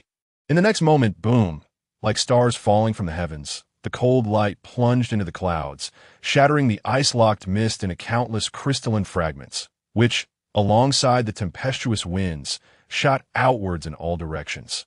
Countless green bamboos were abruptly snapped in half, their leaves, laden with frost, fluttering like rain, yet with a force akin to 1,000 knives descending. Observing the point of impact, the man paused in silence, closed his eyes once more, draped the cloak over his shoulders, and softly recited, "I remain steadfast, and the realm of my desk remains unchanged." As the words fell, the residual force veered away from his position. The sandalwood table, which had earlier disintegrated into powder, along with the ancient tome upon it, restored themselves, save for the incense burner, which remained cracked and marred. With a resigned shake of his head, he stood firm, allowing another wave of cold to spread beneath his feet, freezing the space around his legs. Your method of arrival is indeed quite unique. The man gazed at the figure standing atop the ice mountain formed by the gathered chill after the spear dissipated. Offering a slight smile, the figure regarded him with indifference, offering no reply. Present, the only individual capable of manipulating the ice elements to such an extent in my domain must be one alone. Even the newly emerged one should not possess such capability. The man spoke gently, contrasting the prior guest. You appear far more composed, seemingly unbothered by the need for concealment. There is no necessity for concealment. The figure's tone was laced with an icy chill, and as for the previous guest you mentioned, I believe you are acquainted with him. The man spread his arms, adjusting his cloak, securing it once more. For that guest did inform me that you are not particularly amenable. That statement rings entirely true. As you can see, tidying up this bamboo grove will require quite an effort. Whether we are acquainted or not bears no relevance to you. The figure retorted coldly, gazing at the man for a moment before extending a hand toward the incense burner. An intangible force brushed against the burner, only to be repelled upon encountering another force. The burner trembled but remained at a distance. You have come here to dismantle my scenery, and now you wish to seize my burner. Do you not think? The man slowly lowered his outstretched arm, narrowing his eyes slightly. That not a bit excessive. In comparison to the bothersome actions you have undertaken, I find it entirely reasonable. No sooner had he spoken than the sun above them turned a deep blue. Icy chains descended from the heavens, aiming for the man's bound legs. Simultaneously, a pair of distinctly articulated fingers grasped the incense burner, applying a slight pressure, causing it to disintegrate into a pile of ice shards. The man simply observed in silence, making no attempt to intervene. Once the chain pierced his shoulder, he swayed slightly, paused in silence, wiped the crimson stain from the corner of his mouth, and slowly remarked, "Are you not concerned that you might not be able to escape? Though I am uncertain of your identity, given your efforts to evade that group, clandestinely probing with little tricks, why would I harbor such concerns?" The figure let out a cold laugh, scattering the ice shards from his hand, tracing a fissure in the air before casting another glance at the man, slightly furrowing their brow, before stepping through and vanishing from sight. Behind him, the man exhaled deeply. Indeed, he would not make such matters public. After all, such a sharp blade is not easily found, he murmured. As the chain shattered, the surrounding ice dissipated, the clouds coalesced, and with a flick of his fingers, the bamboo grove returned to its original state, as if nothing had ever occurred, except for the absence of the incense burner. Alas, crafting another will require some effort. The man slowly approached the table, seated himself, picked up the ancient scroll, and once more turned the pages, his tone remaining calm. "I do hope to uncover what has transpired there soon, my dear Voltas." The clouds churned quietly. The heavens were shrouded in gloom. The sunlight was feeble, struggling to pierce through the oppressive dark clouds, only to be swiftly engulfed by the surging black smoke. Not a whisper of wind stirred this place, as the acrid scent of charred remnants and the hidden stench of blood filled the murky, polluted air, lingering long after in such a manner. Everything seemed eternally unchanging, for here time had long since solidified. Yet, abruptly, a stone was cast into this placid old lake, creating ripples. Someone had intruded. The slumbering driver jolted awake, cracking the whip, urging the old, rickety cart forward, burdened with remnants of desolation. "Hey, master, could you pay me some attention? Your beloved disciple has suddenly contracted a peculiar ailment that causes him to perish from loneliness." Lingy abruptly lifted her head, casting a glance at Su Xingyan, who appeared lively and well, clearly untroubled by any illness, and felt a twinge of annoyance at having fallen for such a ruse. Yet she remained unresponsive, lowering her head and maintaining a silence that radiated an icy aura of "leave me alone. I wish to be by myself." Lingy Niwer, felt that the dignity of her master had perished, utterly unwilling to engage in conversation, especially with her own apprentice. "Oh, I see." Su Xingyan leaped before Lingy, bending at the waist with a playful grin, raising a finger and cheerfully stating, "Master, you must be weary from your travels. Hence your reluctance to speak. Shall I carry you? No, perhaps I should say, should I give you a piggyback ride? Come now. Don't be shy." Lingy's carefully maintained calm facade shattered in an instant. That insufferable tone from the wretched apprentice was truly exasperating. What had possessed her to utter such shameful words and even coquettishly ask this rascal for a hug? Indeed, the mockery had begun. How utterly detestable! With her face flushed crimson, a mixture of embarrassment and anger, Lingy glared at Su Xingyan. After a moment, realizing her gaze lacked the intended intensity, she gritted her teeth, clenched her fists, averted her eyes, and pulled her coat over her head, leaving only her eyes exposed. Seeing her reaction, Su Xingyin stepped aside with satisfaction. No longer obstructing her path, he was experienced in teasing her and felt it was prudent to cease before his master truly became irate. A beating would not be desirable. Suppressing his laughter, Su Xingyin scanned the surroundings, his heart growing heavy. Beneath the leaden sky, the cold wind howled, carrying swirling sands, carving deep rifts into the earth, weaving through the fallen, gnarled trees and shredding the dry riverbed, leaving behind sinister scars on the desolate plain. It truly was a desolation. Lost in thought, he crouched down to pick up a grain of the parched soil, frowning as he blew it away. Just like the scent he had encountered 2 hours prior upon arriving here, the soil bore the unmistakable mark of having been scorched by flames. Was it the same fire? Where exactly had he been brought? Su Xingyin rubbed his temples and stood upright once more. Earlier at the seaside, he had comforted the white-haired creature and was just about to leave the dreamscape when a rift appeared out of thin air, pulling him in and dropping him in this place. The concerned white-haired creature had followed closely behind. They soon realized that, although this was still a dream, it appeared to be sealed by some force, stripping Su Xingyin of his control over the dream. After sensing around, Lingyi felt there might be a way to forcefully break free. However, that power seemed to be intricately bound to Su Xingyin. Attempting to escape would likely awaken him from his dream, but given the fragility of his consciousness, he risked severe damage. Healing from such an injury would be exceedingly troublesome. Su Xingyin was hesitant to gamble on whether the crystalline book in his sea of consciousness would assist him, suspecting that it might even be the source of this predicament. After some deliberation, they decided to temporarily abandon that plan and instead explore their surroundings for alternative solutions. As time passed, Lingyi began to withdraw into herself. How absurd! Had she known that a mere nap could lead to such trouble, she would have never allowed herself to indulge in such laziness. With a helpless sigh, feeling quite unfortunate, Su Xingyin clapped his hands to dust off the grime and glanced at Lingyi, who had already walked ahead. Hastening to catch up, they had been walking for over 2 hours, initially propelled by her magic. Yet the scenery remained unchanged, and the seemingly endless, burnt soil felt like a cursed expanse. Su Xingyin pondered silently, casting a glance at the rocks ahead before looking down at his feet, frowning as he noticed the absence of his shadow. Apprentice. Suddenly, Lingyi's muffled voice broke the silence. Su Xingyin halted his thoughts, composing himself with a relaxed smile, asking, "What is it, master?" No longer shy, Lingyi ignored him, removing her coat from her head, a rare seriousness clouding her features, the air thick with the scent of blood. Su Xingyin's smile vanished instantly. Blood, carrying with it a message of danger. His master's mental prowess far surpassed his own, and he knew her judgment was unlikely to err. Coupled with the peculiar absence of shadows, was this truly his dream? Lingyi, sensing Su Xingyin's confusion, gently shook her head. Undoubtedly, this is your dream.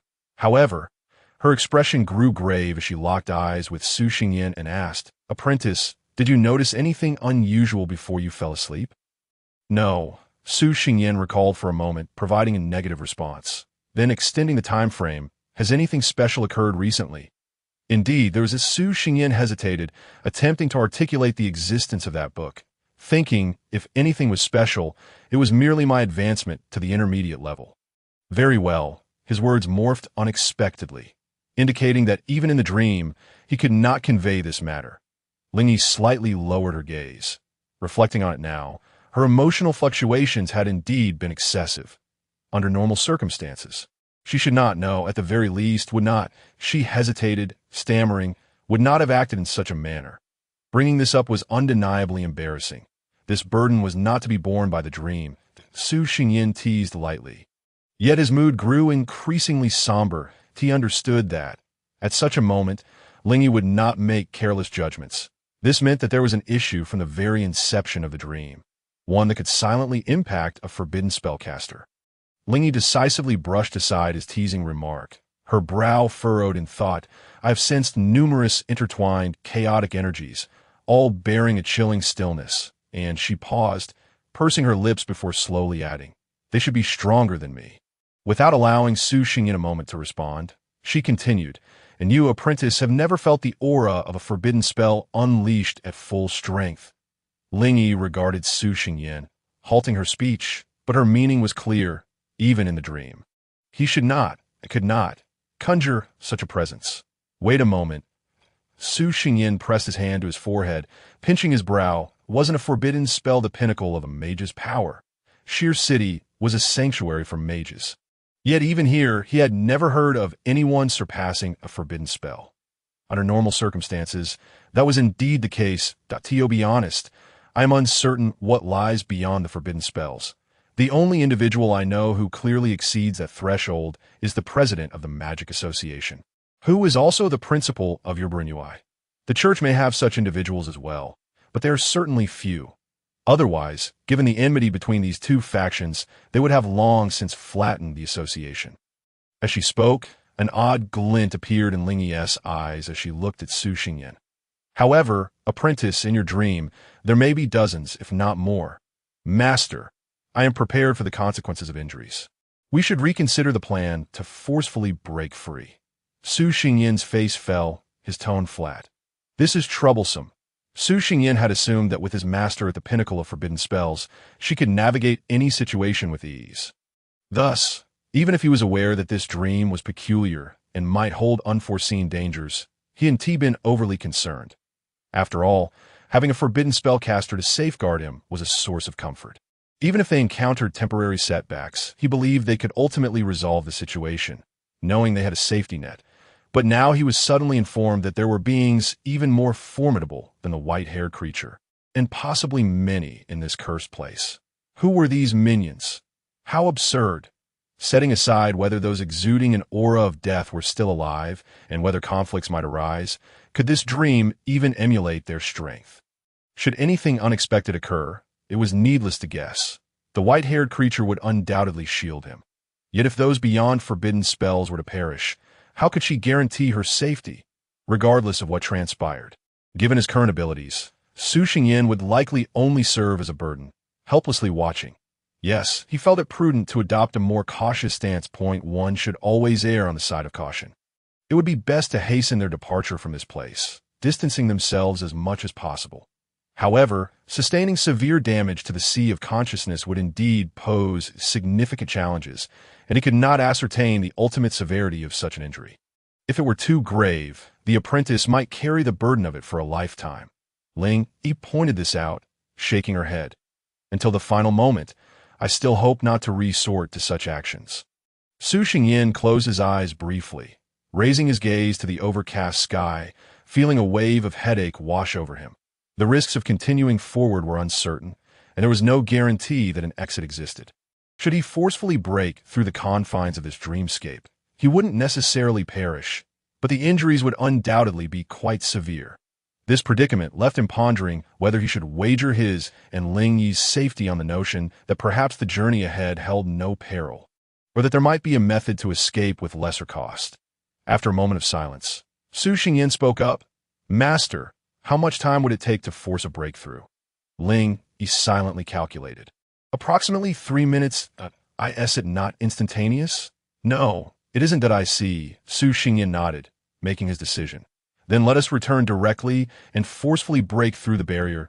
He was unwilling to gamble, or rather, he was reluctant to wager Ling Yi's safety. A direct breach could at least ensure that his master would remain unharmed. As for himself, it wasn't as if he would necessarily sustain injuries beyond healing. I refuse. Then let us prepare, shall we? Su Xingyan remarked, suddenly realizing he seemed to have heard Ling Yi's denial. That he paused, blinked, doubting his hearing, and tentatively asked, Master, what did you say? I refuse. Ling Yi puffed her cheeks, repeating her words as if throwing a tantrum.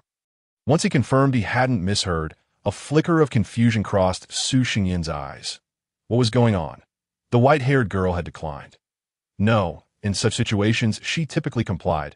I understand your thoughts. You must be thinking continuing forward could endanger Master. So it's better to take a hit myself to ensure we both escape, right? Ling Yi crossed her arms, huffed, and turned her head in dissatisfaction. You could try to break through forcefully yourself. After all, you can't do it. If you fail, even if unwillingly, I will tie you up and drag you over. Master, I won't listen. Su Xingyin felt a wave of irritation, furrowing his brow, his voice cooling for the first time as he said in a low tone, "Don't be foolish." I could see his words. Ling involuntarily shivered slightly.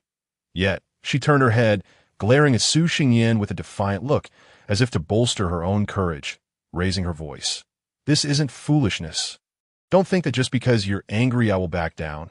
I am the master, and if I say no, then it's no." Before the atmosphere could truly grow tense, she muttered softly, "Besides, I was curious about what lies over there." Hearing this, Su Xingyin took a deep breath and inquired, "Why?" "As a mage, I want to see what lies above the forbidden spells that that reason sufficient. Soon, school would start a burn away, and then you could seek out that elusive old principle for clarification." Su Xingyin thought to himself, but refrained from voicing it. He glanced at the figure before him, who appeared as frightened as a quail, yet was concocting a poor excuse to deceive him. A mix of exasperation and amusement washed over him, and the anger in his heart dissipated considerably. Since he understood the foolishness behind her actions, how could he genuinely be angry with her? If his strength were sufficient, and he chose to force a breakthrough, this silly girl would naturally not obstruct him. Whether she could stop him was another matter. If he could truly achieve that, he wouldn't need to worry about the repercussions on his consciousness. Sighing inwardly, Su Xingyin calmed his emotions and wore a resigned smile. "Master, I'm not angry. I was merely momentarily agitated. Please, don't tremble secretly." Upon hearing this, Ling Yi, whose head had drooped lower, suddenly felt a sense of assurance. She lifted her head defiantly, retorting, "Who is trembling? I'm not." "Indeed, you are not." After a pause, Su Xingyin spoke earnestly. "Have you made your decision?" Ling Yi nodded vigorously. "If there truly exists something alive above the forbidden spells, are you certain you won't be squashed like a bug?" "Of course not," Ling Yi countered. "In fact, if their aura has weakened to the point of deathly stillness, I am confident I can handle one or two. Really? Really, what gives you such confidence? When I first broke through to the super tier, I single-handedly defeated a mature frost spirit dragon and obtained its reverse scale. Isn't that sufficient?" Su Xingyin was momentarily speechless. "That should suffice. Mature dragons possess strength comparable to forbidden spell mages and exhibit high magical resistance. They are even more challenging to deal with. And yet his master had taken on one upon reaching the super tier. However, Master, was that why you returned home covered in wounds that year? No wonder you didn't say anything when I asked what happened." Su Xingyin stared at Ling Yi, incredulous at the thought of a super tier mage challenging a mature dragon. Ling Yi's expression stiffened. "Oh no, I let it slip? Wait, let me explain. I was merely curious to test my abilities." "Maybe just a test. And then you plucked the dragon's reverse scale." Su Xingyin nodded, realizing his master was indeed formidable. "But let's not dwell on that. Since you've sufficiently proven yourself, shall we proceed?" Ling Yi cautiously raised her head. Attempting to change the subject, Su Xingyin, exasperated, reached out to ruffle her hair. Let's go. I also don't wish to bear the risk of severely injuring my consciousness. You are so capable. I shall entrust all safety matters to you. Furthermore, this matter is not yet resolved. Once we return, I will have a serious conversation with you. I understand." Having narrowly escaped disaster, Ling Yi stuck out her tongue and, after tidying her disheveled hair, summoned her staff with her right hand while reaching for Su Xingyin with her left, leading him forward. "Let's set off now. Remember to be cautious and hold on to me tightly." Yes, it feels like I'm being let out like a child." Feeling the rapid shift in roles, Su Xingyin shook his head, suppressing other thoughts, and clasped her soft hand in return, stepping forward. "Master, let us go." Thunder rumbled in the clouds above, a cacophony of noise stirring as golden arcs of electricity danced against the darkened sky, thickening the already oppressive air, clinging like a tangible weight to the chest and resonating with the quaking clouds, making it difficult to breathe. The black winds howled, stirring up dust and debris, directing their force towards the accumulated smoke. Smearing it gray, Su Xingyin looked up at the sky, his expression slightly grim, taking a deep breath to quell the growing unease within him, directing his gaze to Ling Yi beside him. "Master, it seems it may rain soon. Don't look at me. I have no idea about this. That I in Shuer City. It only ever snows. I have rarely seen rain." Ling Yi tilted her face upward, finding no discernible signs, and feeling a bit dejected as she lowered her head. With her staff, she lightly tapped the ground, and a transparent ripple immediately spread from beneath their feet, enveloping them before vanishing. I tried a little spell I haven't used before, if it does rain later. This should keep us dried. Su Xingyin nodded that it was a spell he had not seen others use, and it seemed not to be in any of the books. Perhaps this was something the white-haired girl had devised herself.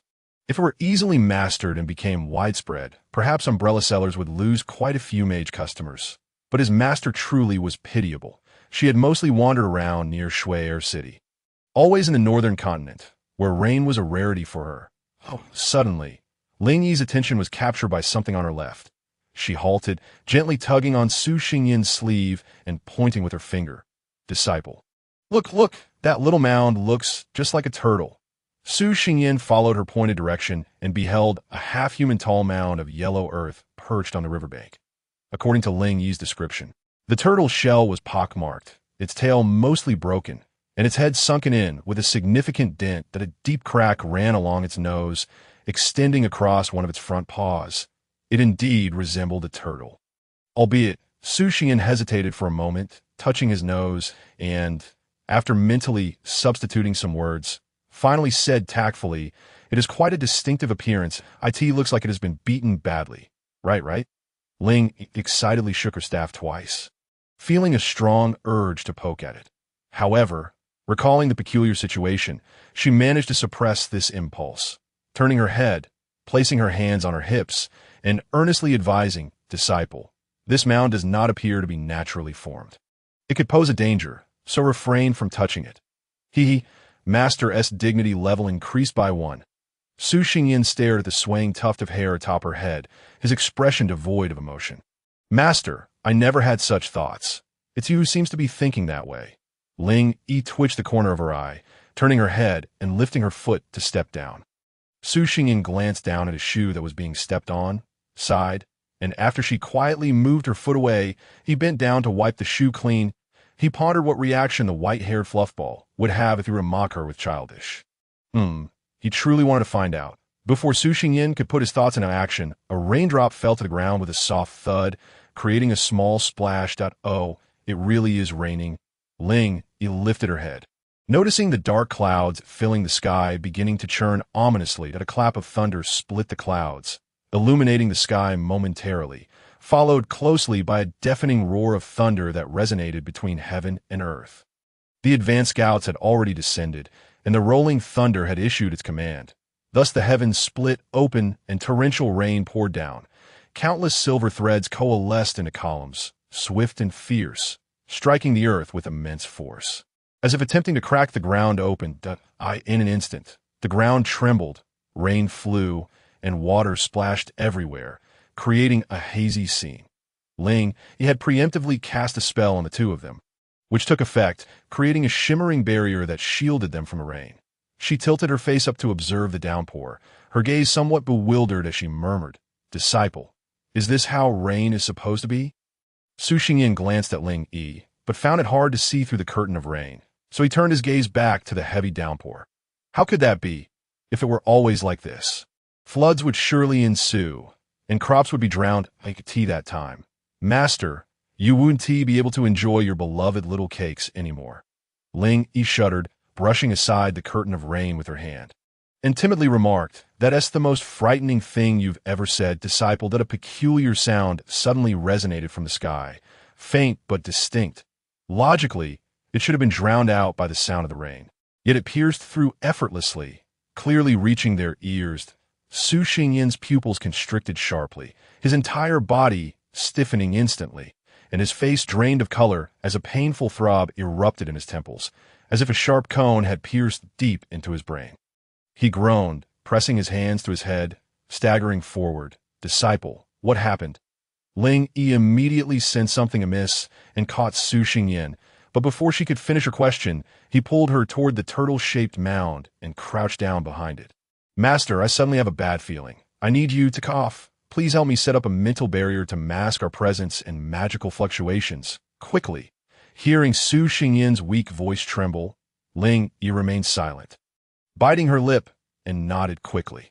After completing the arrangement as instructed, she crouched down, striving to conceal her worry and fear, then gently tugged at Su Xinyan's garment, whispering, "What is wrong with you?" "Ha, it's nothing. Just feeling a bit unwell." All of a sudden, Su Xingyan leaned against the mound, disregarding the pooling water beneath him, and slowly sank to the ground, forcing a smile at Ling. "Don't worry. I feel much better now." Then, before she could finish, Su Xingyan's complexion changed slightly as he covered her mouth with his hand, raising the other to point at the sky, then letting it fall weakly to his side. His gaze fixed on her violet eyes as he silently mouthed, "Do not speak for now." Ling, he tapped his hand covering her mouth and made a gesture for silence, indicating her understanding. Once that hand was lowered, she grasped it tightly, moving closer to his side. Another series of peculiar sounds echoed.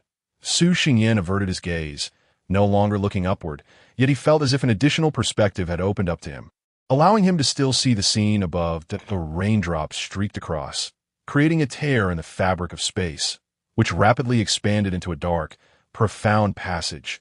From within, a tempestuous wind surged forth, instantly lifting the curtain of rain and snapping countless raindrops. A shadow, indistinguishable in form, appeared, its garments billowing as if traversing the winds, stepping forth from the passage and gazing into the distance. The fabric it wore was stained a deep crimson, reminiscent of blood. Su Xingyan's pupils contracted slightly as he raised his head, fixating intensely on the vague red figure in the sky, as if he aimed to embed his gaze into the very bones of that entity. In his additional sight, although the red figure merely stood still, it seemed to obliterate all surrounding elements, establishing a void around itself, creating a distinct disruption in the once omnipresent forces. Just then, a soft hand brushed against him, wiping away the cold sweat that had accumulated on his forehead unbeknownst to him. Su Xingyan turned his head to find Ling, looking in his direction.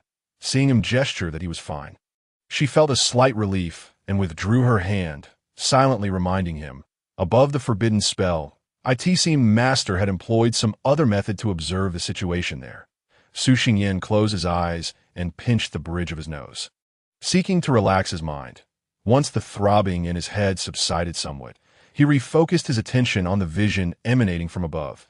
The figure in red had distanced itself from the passage, standing at what appeared to be the highest point of the horizon, turning to face the direction of the passage. After a moment of silence, it raised its right hand gently, and the world fell into an eerie stillness. In this sudden silence, each raindrop elongated infinitely, halting its descent as it connected heaven and earth, suspended in anticipation until that hand was silently clenched. Thus, the world was overturned and the torrential rain reversed. Countless vertical threads woven into the sky were swiftly extracted, and thousands of raindrops surged toward the clouds, returning to the heavens. In the next moment, a glistening droplet appeared in the palm of the red-clad figure. That droplet swayed slightly, resembling dew clinging to newly sprouted grass, yet exuded an astonishingly heavy aura, akin to the vast earth itself, unchanged by the passage of time, carrying immense power. Then, with a flick of its bloodied fingertip, the droplet was released, transforming into a long blade that sliced through the clouds, its icy silver light cutting across the sky, as the dark clouds churned like a tempestuous sea, roaring with fury as they surged in all directions. The clouds collapsed and the mist dissipated into nothingness. Within the expanse of heaven and earth, a cerulean vertical pupil suddenly opened, gazing down indifferently upon all creation. I could see the moment that I met the red-clad figure. Its azure light blazed brilliantly like a great star, the resounding dragon's roar echoing across the skies. Then, the eye closed and a deep blue, nearly ink-like water dragon emerged in its place, roaring fiercely, its wings entwined with purple lightning, blotting out the sun as it surged toward the diminutive passage.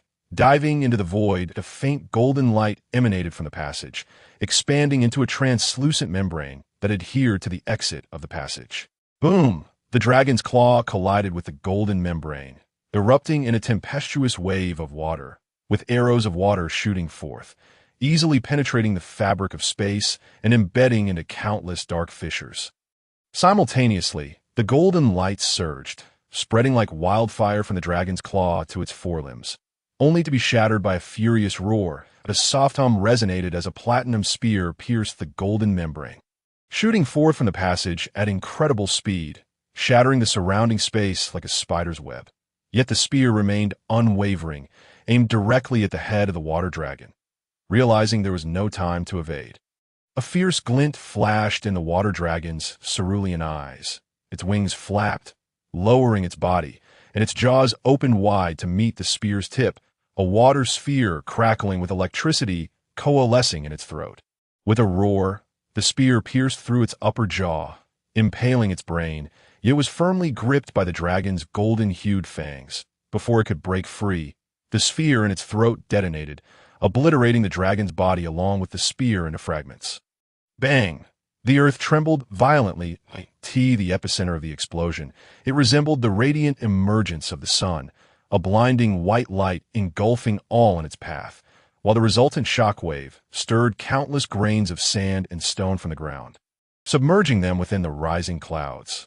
Once the white light dissipated, it appeared as though a dark sun had risen, revealing a colossal void that loomed in the heavens, thoroughly disrupting the surrounding elements. Subsequently, at the location of the original passage, a figure clad in a flowing white robe, wielding a staff, delicately sifted through the swirling dust, treating the perilous void with indifference as they strolled nonchalantly to stand directly before the man in red. The two faced each other in a silent standoff that very moment. Lingy felt the hand she held suddenly lose its strength, nearly slipping from her grasp. She hastily turned her head, only to find Su Xingyan, who had been with eyes shut, contorted in visible agony, his body trembling, his head lolling weakly to one side. Beads of sweat the size of mung beans seeping forth and cascading down, that a silent gasp escaped her lips. Lingy quickly shook his shoulder in a panic, but received no response, causing him to topple completely to the ground. That Lingy's complexion turned pale, and after a moment of dazed shock, she rushed to lift Su Xingyan, only feeling a semblance of calm after confirming his vital signs were relatively stable. After all, as long as the dream remained intact, her disciple, the master of this dream, could not have truly met with disaster.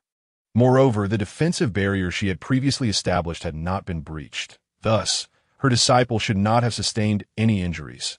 Yet, why with a thunderous roar, a crimson-black lightning bolt, ignited by the clash of the two individuals' energies, struck the turtle-shaped mound, fracturing its shell. Su Xingyan involuntarily inhaled some of the rising dust, leading him to cough. Lingy's breath hitched, and her movements became somewhat rigid as she gazed upward. After witnessing the cataclysmic magic moments prior, she had long since lost any confidence in her ability to withstand such power. The auras of those two beings bore no semblance of stillness. They were evidently in prime condition, their vitality alarmingly robust. Unbeknownst to Lingy, at the very instant the lightning descended, a barely perceptible purple ripple had surged within the colorless crystal held in her staff. Immediately, the robed figure dismissed the anomaly, continuing to focus their energy on the man in red, their powers steadily converging within the staff. Meanwhile, the man in red appeared to ponder deeply, his pupils shifting, a glimmer of brilliance flashing in the depths of his gaze, suppressing the smile that threatened to break forth from the corners of his mouth. His eyes burned with intensity as he stepped forward, igniting a cataclysmic sea of flames beneath his feet, engulfing everything in a surging tide of golden red. Under the weight of the white-robed man's grave scrutiny, he lightly raised his right arm, clenched his fist, and the inferno surged forth, enveloping him as he basked in the flames. After pausing for a moment, he thrust his right fist forward with immense force. Bang!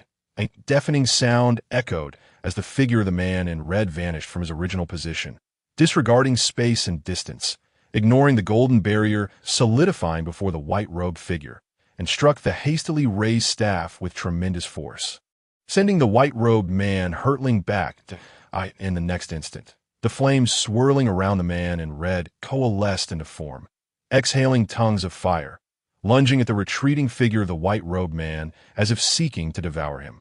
The white-robed man, now enveloped in flames, sensed the searing heat drawing near, a smirk of derision curling at the corner of his lips as he swiftly swung his staff, severing the tangible light that had suddenly manifested before him. Thus, the sun and moon lost their radiance. Everything was plunged into inky darkness, including the endless flames. Within this darkness, murderous intent lay concealed, like a venomous serpent poised to strike, gathering strength and awaiting the opportune moment. Then it bared its fangs and launched its assault. The still-burning fire beast, now devoid of any color, had its bones and blood drawn away, disintegrating into several fire dragons that plummeted toward the earth. One of these flames was hurtling toward the mound where Ling Yi and Su Xingyan were hiding. Though robbed of her sight in the darkness, Ling Yi sensed the impending crisis drawing near, yet the chaotic elements around her informed her of one undeniable fact. Escape was impossible. Moreover, she was not alone. Her disciple was with her in this critical moment. However, Ling Yi surprisingly found herself remarkably calm, taking a deep breath as her mind raced. The elements were in such disarray that manipulation seemed infeasible, and under normal circumstances, magic could not be cast. Yet, considering that this was still a dream, a realm of the mind, she should be able to extract the chaotic elements in a calculated manner, transforming them into usable forms, and then employing her mental power to simulate the elemental fluctuations as they would normally manifest, thus deceiving the environment to release her magic with a strategy forming in her mind. Ling Yi plunged her staff into the ground with a resounding thud. Having decided upon the spell she would cast, she began to draw upon the surrounding elements with her mental power. Based on the previous fluctuations of this spell, she would first need to infuse herself with water elements. Then, according to the proportion of water, simulate the most suitable elemental fluctuations for the spell, taking 3 parts wood, half part fire, and 1 part wind and thunder. However, at the moment she began to proportion the light elements, the white-robed figure abruptly turned their head, eyes seemingly piercing through all barriers, locking directly onto her below. Yet the other man was quicker. Thus, within Ling Yi's astonished gaze, the fire dragon descending toward them suddenly accelerated, closing in within a breath's time, mere moments away from engulfing her and Su Xingyan. Yet, she felt no heat, for a bone-chilling coldness suppressed everything.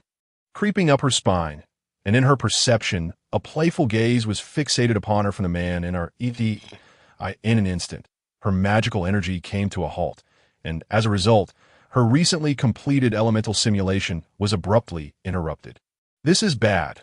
Ling Yi's mind blanked, but her body instinctively reacted, enduring the backlash as she threw herself onto Su Xingyan, tightly clutching his head to shield him beneath her. Boom! The flames descended. Ling Yi let out a muffled groan as she was enveloped in searing heat, her magic dissipating, rendering her unconscious.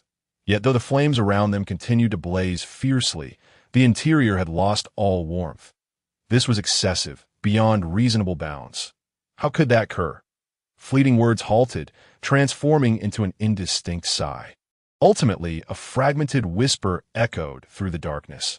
Bless, as the whisper faded, the ripples upon the old lake ceased. Time once more solidified, leaving no trace of its passage.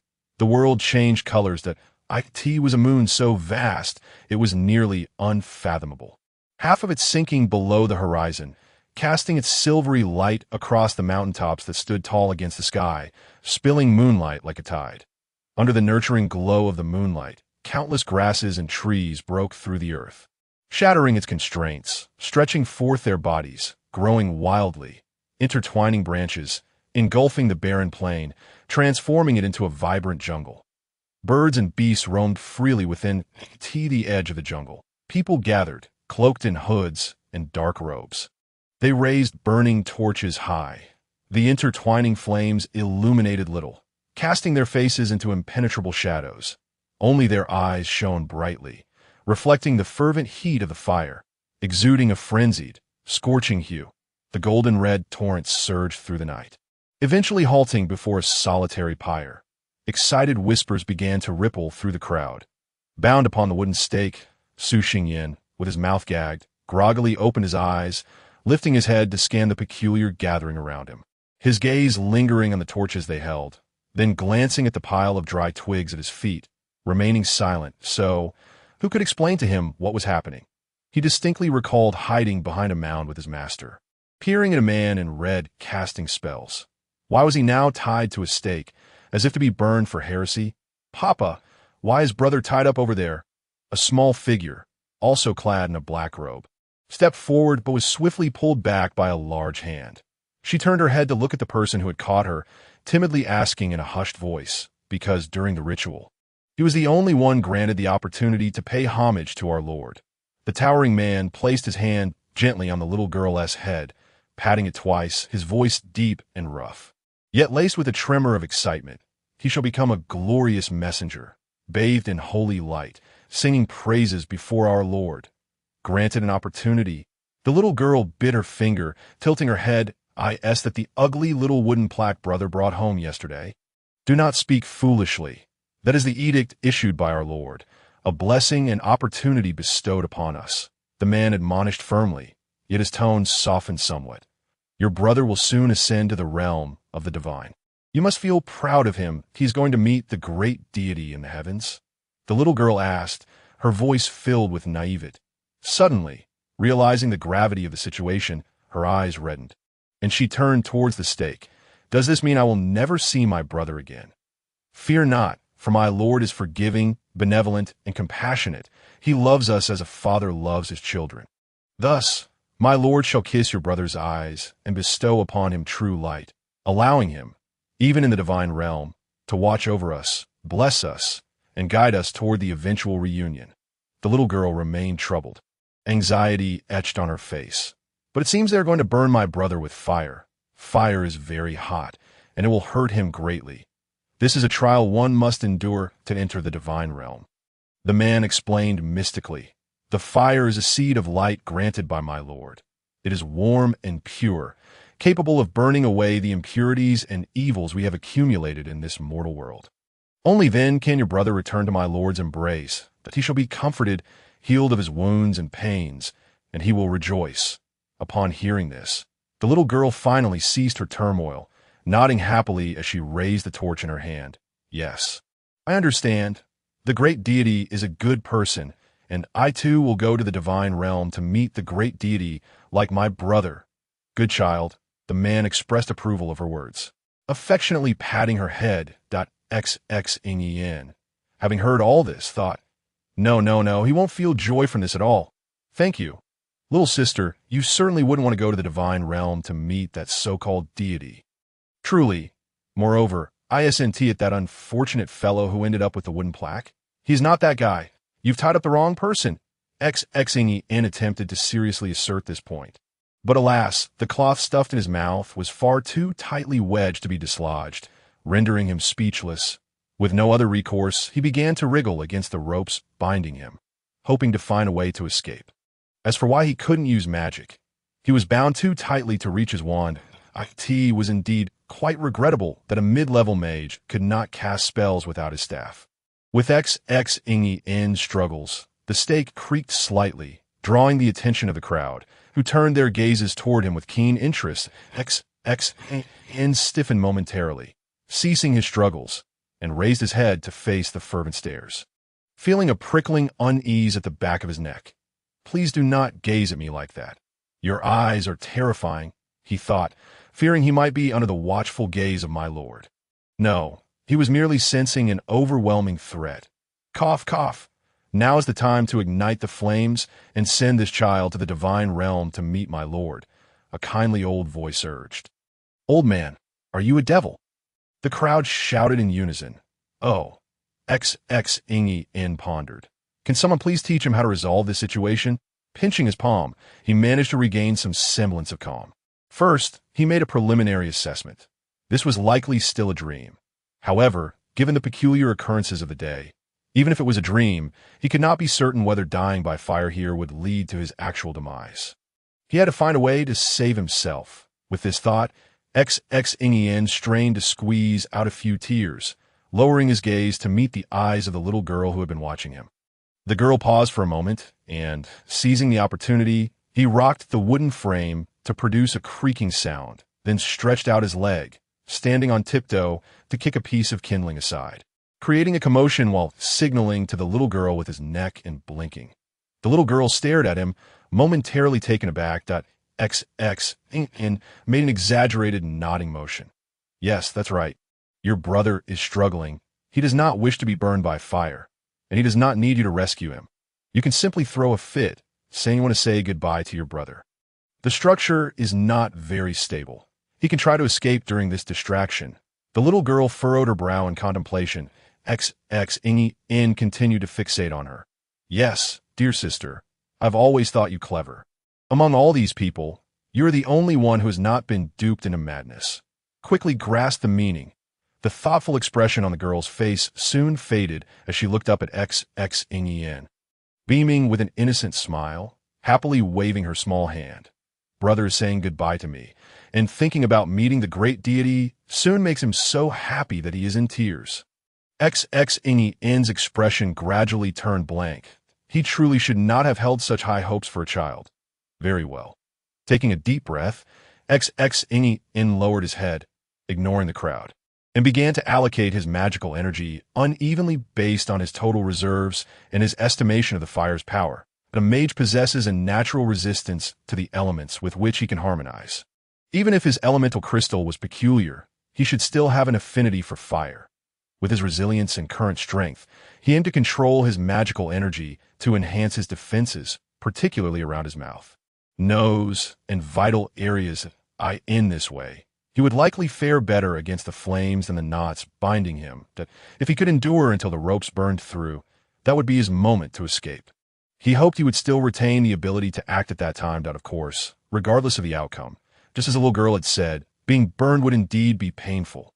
Yet he believed he could withstand it. Though he had no idea how his wand had entered this dream, such an alchemical object was fire-resistant and high-temperature tolerant. It would not be easily damaged by flames.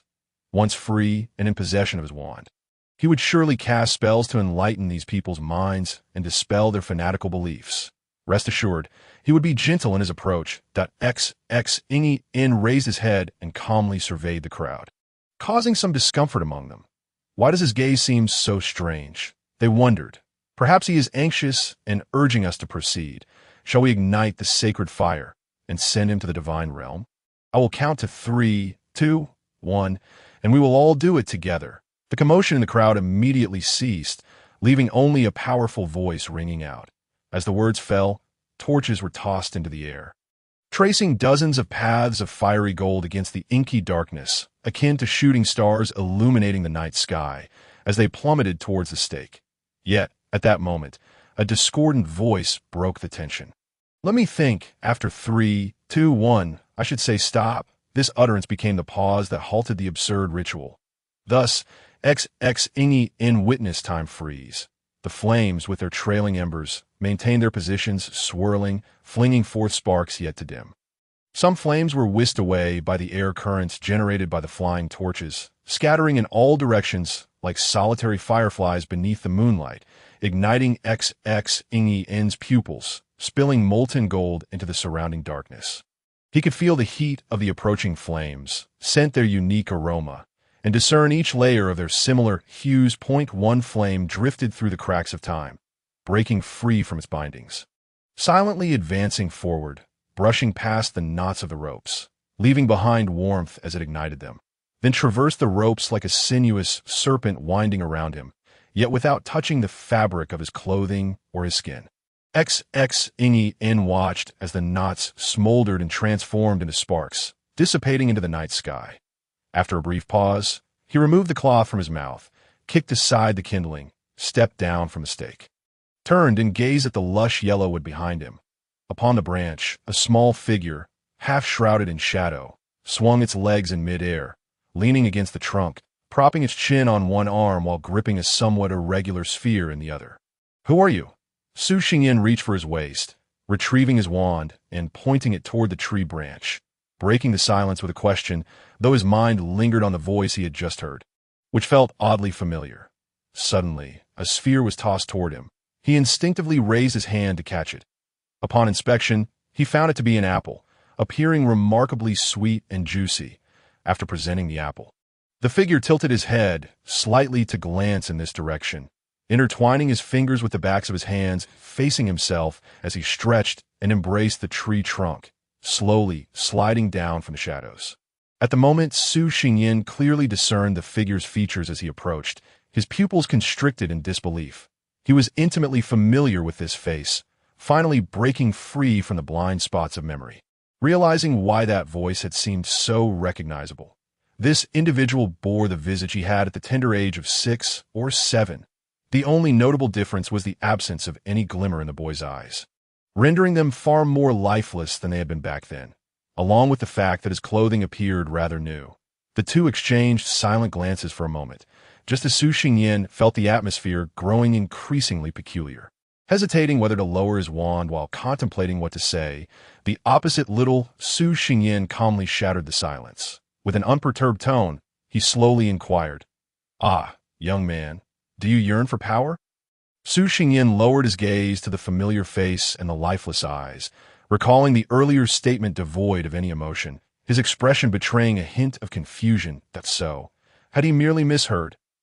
Ah, what a pity. It seemed the tension had escalated. The boy tilted his head, fixating on Su Xingyan with unyielding calmness. I have been eagerly anticipating the moment to deliver this line, but it appears the impact has not been quite as intended.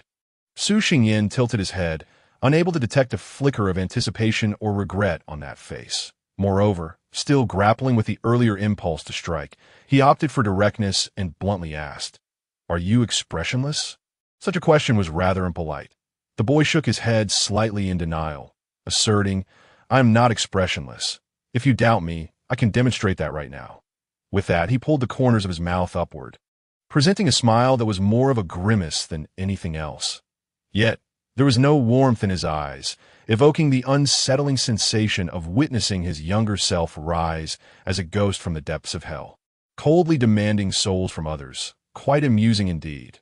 Clearing his throat, he suppressed the bizarre thoughts bubbling in his mind and replied dryly, "I understand you are not expressionless. No need to keep smiling." "Ah," the boy responded flatly. Instantly retracting his smile, Su Xingyan exhaled. "So, may I ask who you are?" "Ah, young man, do you yearn for power?" The boy replied without hesitation. My inquiry was directed at you. "Who are you?" "Ah, young man," stopped. Su Xingyan sighed, pinching the bridge of his nose, interrupting the boy's repetition. "Are you deliberately attempting to mock me? Or do you genuinely lack wisdom?" "Neither," the boy refuted, continuing to gaze upwards. "I simply believe it would be amusing to adopt such a persona." Su Xingyan's expression darkened. Remaining composed, given the enigmatic origins and peculiar methods of the other, coupled with the fact that the child bore his own youthful visage, he found himself reluctant to act. Thus, he quelled his anger. He was not angry at all. "Do you not wish to eat?" the boy suddenly inquired. "What? The apple?" Su Xingyan glanced at the apple he had caught earlier. "I do not wish to eat it now." "Then return it to me." The boy extended his hand. Su Xingyan pondered for a moment before tossing the apple back. The boy caught it, wiped it off, lowered his head, and took a bite, finally ceasing to stare at him. "Ah, so your fixation on me stemmed from this apple?" Su Xingyan opened his mouth, unsure of what to say. After a while, he spoke in a peculiar tone, his demeanor softening somewhat. The boy swallowed the fruit. "While that is one reason, the more significant one is that I wish to observe you." "Observe me? Why? Please first answer me. Do you yearn for power?" The boy maintained his calm demeanor, gesturing as a shimmering water screen materialized before them. "You may view this before responding." The water screen flowed. Su Xingyan raised an eyebrow, casting another glance at the boy who was once again gnawing on the apple. After some contemplation, he decided to focus on the ever-changing images displayed on the water screen. Initially maintaining a tranquil mindset, though his eyes gradually narrowed. When the images came to a halt, his expression turned grim. The final scene depicted Ling Yi leaping toward him, both engulfed by the descending flames. According to calculations, this event would transpire in 3 minutes. The boy retracted the water screen, adding, "In 3 minutes." Su Xingyan turned to him, scoffing, "Don't tell me you can predict the future. This is not predicting the future, but rather an analysis based on various factors. Once your consciousness transitions from the second layer of dreams to here, events will unfold in this manner." Thus, the boy conjured flames in his palm, incinerating the remaining apple core. "You now have 2 choices. 1. Let events unfold naturally. 2. Obtain power from me, return to the second layer of dreams, and protect Ling Yi, Na Fei Air, and yourself that, of course, You may also choose to confront those battling above. Su Xinyan's expression shifted as he suddenly displayed a semblance of a smile, extending his hand to pat the boy's head. I believe that opportunities do not simply fall from the sky. Pray tell, what must I sacrifice to obtain power from you? 1/5 of your soul. The boy raised 5 fingers, then retracted 4, succinctly articulating his intent. I wish to replace you. You wish to replace me? Su Xian echoed, retracting his hand and diverting his gaze to the torches suspended in midair, observing their strange and resplendent golden-red glow against the night sky, smiling. Why? The boy shook his head, maintaining his calm demeanor. I shall not disclose that. How audacious! Very well, very well. Su Xingyan feigned regret, clicking his tongue, twirling his wand before stowing it away in his sleeve, recalling something that piqued his interest. He inquired, so, was the bewildering sensation I experienced upon breaking through to the intermediate level, a sense of studying magic for magic's sake, as if I no longer recognized myself. You're doing? Not at all. To me, magic is also a means rather than an end. Therefore, it can be concluded that the motivation for its acquisition is not pure. The boy denied, continuing, it is the influence of your source crystal upon you. Su Xingyan raised an eyebrow. You are aware of the situation regarding my source crystal? Indeed, it is a true source that a true source? Are there counterfeit ones? The boy lowered his gaze, contemplating for a moment before looking up. I forgot. Su Xingyan. The boy maintained that same expression, his tone devoid of fluctuation, making it impossible to discern whether he genuinely forgot or was feigning ignorance. Upon learning of my desire to replace you, you appear unfazed, the boy suddenly queried, his focus falling to the ground beneath Su Xingyan's feet. Is it due to the array you subtly inscribed underground with your wand? The patterns are exquisite, but they cannot harm me to, discovered. Su Xingyan shrugged helplessly, then revealed his wand, which continued to channel magical energy into the ground. Since it cannot harm you, you wouldn't mind if I persisted, would you? I don't comprehend. It holds no significance, yet it at least allows me to feel somewhat assured. The boy nodded. Feel freed as for my apparent lack of tension. First, you have misunderstood. I am quite tense now. Look, my palms are drenched in sweat. Su Xingyan turned his palm toward the boy. After he glanced at it, Su Xingyan lowered his hand, supporting his chin as he remarked, however, I am not overly anxious. The reason is quite simple. At least for now, you should be incapable of directly replacing me. Otherwise, you wouldn't be proposing a bargain involving 1/5 of my soul. Your deduction is reasonable. Furthermore, Su Xingyan suddenly paused, a warm smile gracing his lips. Let's play a game, shall we? A game? Yes, a game called I ask, you answer. The boy fell silent for a moment. Have you figured it out? Your words bring me a sense of reassurance. Su Xingyan patted his chest. Yet he felt compelled to verify once more. Ahem, let the game commence. Pray tell, did you emerge from the crystal book? Stop. Su Xingyan interjected with a smile, adding a clarification to the game rules. Please, temporarily abandon this premise and respond to my inquiry earnestly, without deceit. So, did you indeed come forth from the crystal book? Yes. Were you the one who conjured this peculiar dream? Indeed. What is the reason?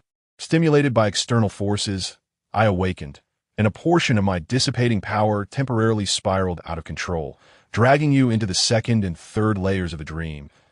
Su Xingyan silently nodded, realizing it was the fault of the white-haired creature. Will one truly sustain injuries within the dream? Although the power originates from me, it ultimately relies on the dreamscape you constructed, and your level of mental prowess is rather insufficient. The boy hesitated momentarily, considering that not uttering the complete truth did not constitute a lie. And thus he omitted a certain detail, stating, hence, Lingy Nafwire will not genuinely sustain injuries, but you will still be affected. I see.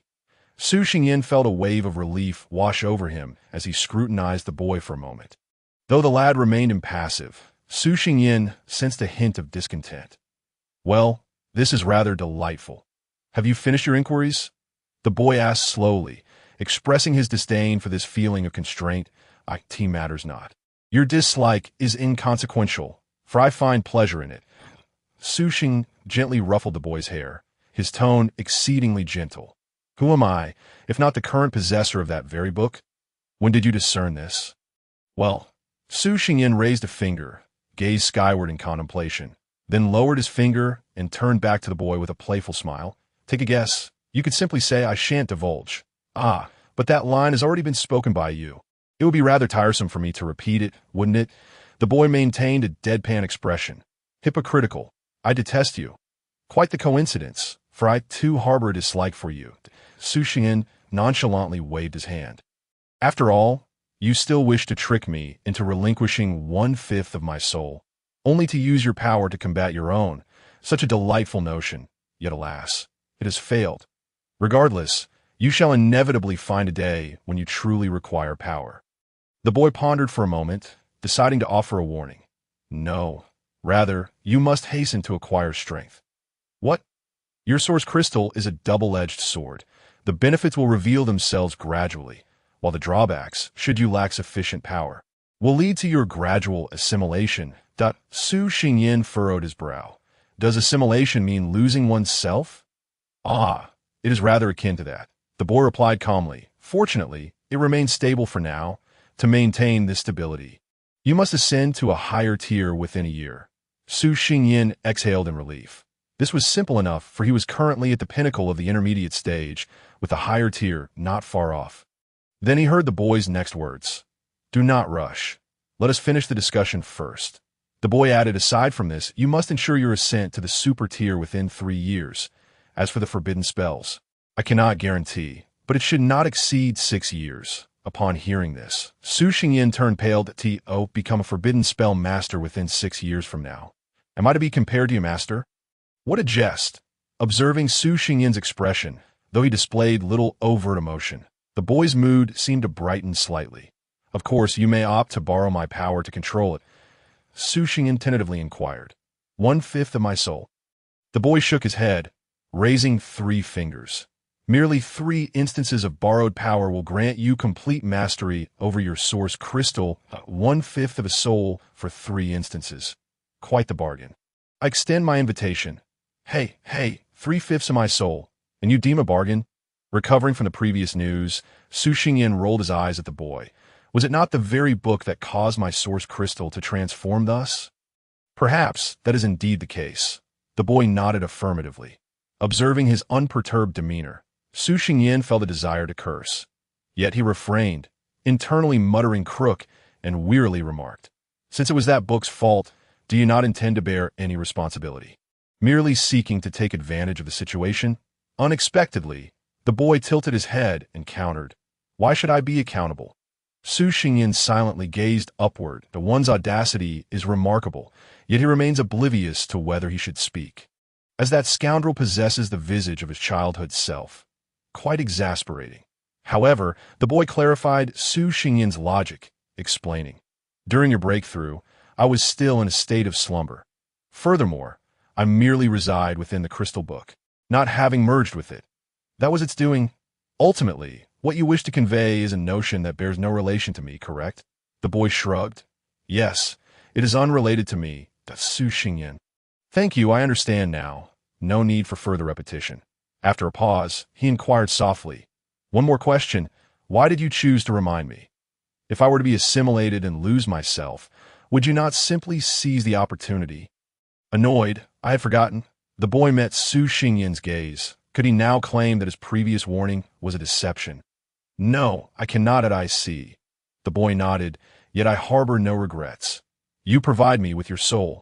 I grant you power, an equitable exchange, devoid of coercion, entirely reasonable, and I am at peace with this arrangement.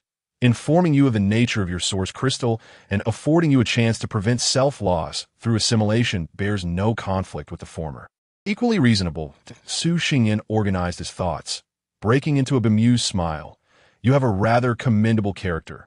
You may express your gratitude, or perhaps consider my interests, and we may finalize our transaction. The boy responded as though it were a matter of course.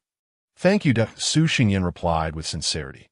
Although he remained somewhat skeptical regarding whether the boy truly slumbered during the turmoil caused by the book, the lad had nonetheless offered a warning, articulating his intent to usurp him quite clearly. Thus, he decided to trust him for the time being. However, have you perhaps overlooked something? The boy regarded Su Xingyin, contemplating for a moment before realizing. Dragging you into the dream and causing you harm was indeed my fault. I acknowledge it and shall take responsibility. Therefore, upon your return to the sea of consciousness, I can assist you in unlocking the second part of that book. That time, a sapling will emerge to aid in your healing. Once you are healed, your mental prowess will likewise elevate you to the threshold of the higher tier. Rest assured, there will be no adverse effects. With that, he turned and strode into the forest. Will the dream naturally dissipate once you depart? Su Xingyan called after him. Indeed. Then wait a moment. The boy halted and turned to look. Su Xingyan maneuvered past the torches, approached the dense crowd, and sought out the elder who had first suggested they set fire to him. After a brief pause, he decided to honor the elderly and bypassed him, instead confronting the robust man leading the countdown. With a cheerful wave, he greeted the man and then lifted his leg, delivering a kick that sent the man sprawling to the ground. Refreshing. The boy remained silent for a moment. You are aware this is merely a dream, and these individuals will vanish. That I am aware. Su Xingyan nodded slightly. Yet who decreed that one could not seek vengeance within a dream? No one. You have won. Then that suffices. After delivering the kick, Su Xingyan returned to his previous position, gesturing for the boy to depart. The boy turned his head, stepping into the shadows of the woods without a backward glance. The dream began to fade. Yet his voice echoed once more in Su Xingyan's ears. Do you know why I appear as your 6 or 7-year-old self? Is it due to the influence of the crystal book that I nourished for 3 years? The crux lies in the age of 6 or 7.6 or 7. Su Xingyan repeated, recalling a certain event, his expression shifting erratically. Indeed, it is because I hold greater admiration for the you of that time. Su Xingyan remained silent. When confronted with trouble, one could seek me out with their soul to exchange for power. I would not refuse. The boy's voice faded into oblivion. After a long while, it felt akin to a pact forged with a devil. Su Xingyan's expression returned to normal as he cast the incident aside, letting out a soft chuckle while glancing at the array beneath him, poised for activation, his body relaxing slightly. Even though he had harbored suspicions during their previous interactions, and despite the other party's admission, he could not truly believe that this individual had emerged from the crystal tome and would not launch an attack against him. The array, was certainly not of an offensive nature. Its sole function was to facilitate a transfer. Should he miscalculate and find himself in peril, it could serve as a means of escape, though he held little hope for that. Fortunately, his conjectures appeared to be accurate. With a soft click, the dream dissolved into nothingness. Su Xingyan descended back into the sea of consciousness, quietly gazing at the dimness before him, along with the faint source of light drifting within it. After a lengthy pause, he raised his hand, beckoning the book to his presence, caressing its cover, lingering for several seconds before inhaling deeply and flipping to the previously inaccessible second section. The IT was a blank canvas. Moments later, a gentle ripple swept across the pages, and a refreshing green hue emerged from the void, wafting from the book and landing before Su Xingyan, transforming into a small sapling. The leaves rustled softly as it shed a tender leaf, which fell into his palm. Gazing at the leaf, Su Xingyan's mind suddenly cleared, and he understood precisely what he must do next. Silence enveloped him. Wounds could heal over time, as for the assimilation of the primal crystal. His earlier sense of unease was indeed genuine. Better to believe in its existence than to dismiss it. For the sake of self-preservation, he needed to accelerate his mastery of magic. Additionally, he wished to avoid becoming a burden again, even if that had merely occurred in a dream. Unexpectedly, power had become a necessity for him. Su Xingyan let out a wry smile. In this case, he chose to place his trust in that boy. Having made his decision, he would hold steadfast in his conviction, and no longer hesitating, he raised his hand and pressed the leaf against his forehead. The leaf transformed into glimmers of light, and ripples danced across the sea of consciousness. With his eyes closed, Su Xingyan floated on the surface, peacefully drifting into slumber. Countless stars twinkled brightly above. The full moon hung high in the sky, its cool light entwining with a gentle touch of snowflakes, weaving a dance across the deep purple canvas of night.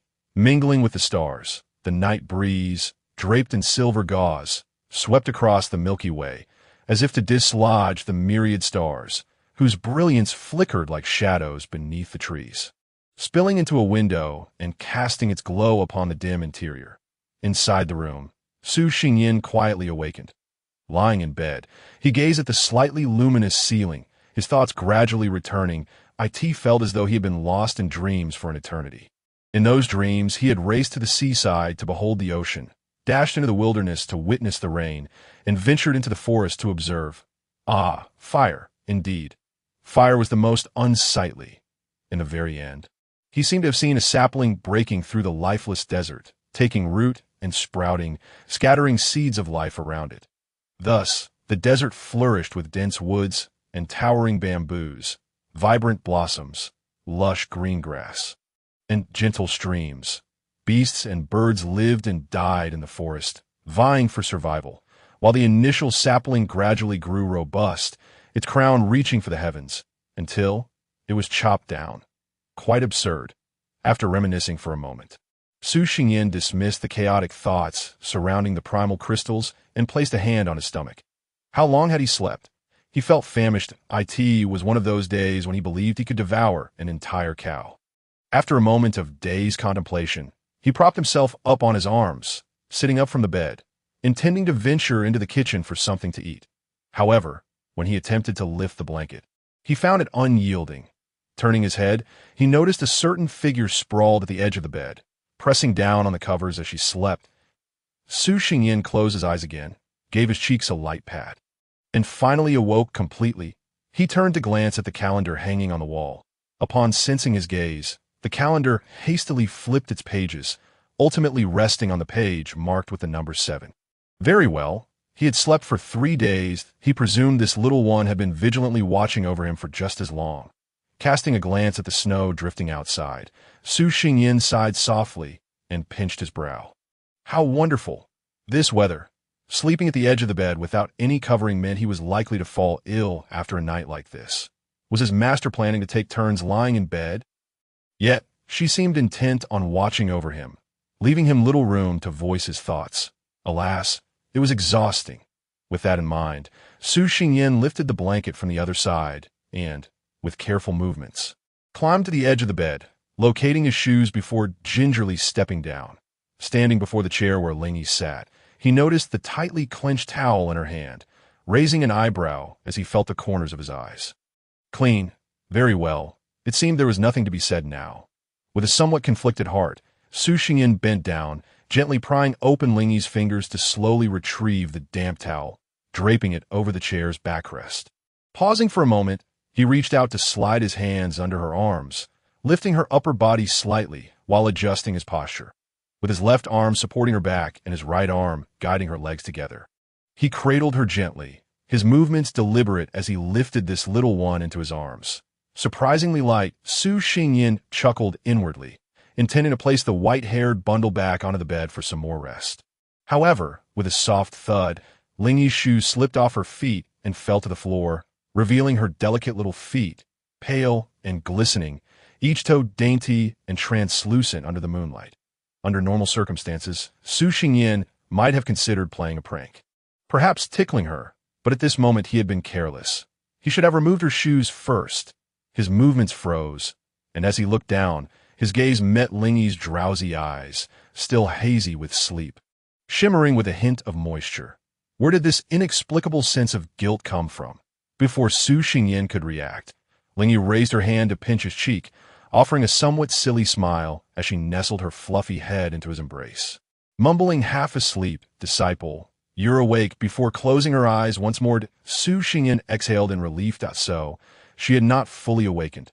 Subsequently, Su Xingyin opted for even gentler movements, carefully settling Lingyi back onto the bed, adjusting her pillow, and covering her with the blanket, leaving only her head exposed. For reasons unknown, he lingered for a moment, listening to the calm rhythm of her breath, before snapping back to reality, feeling that his actions were somewhat inappropriate.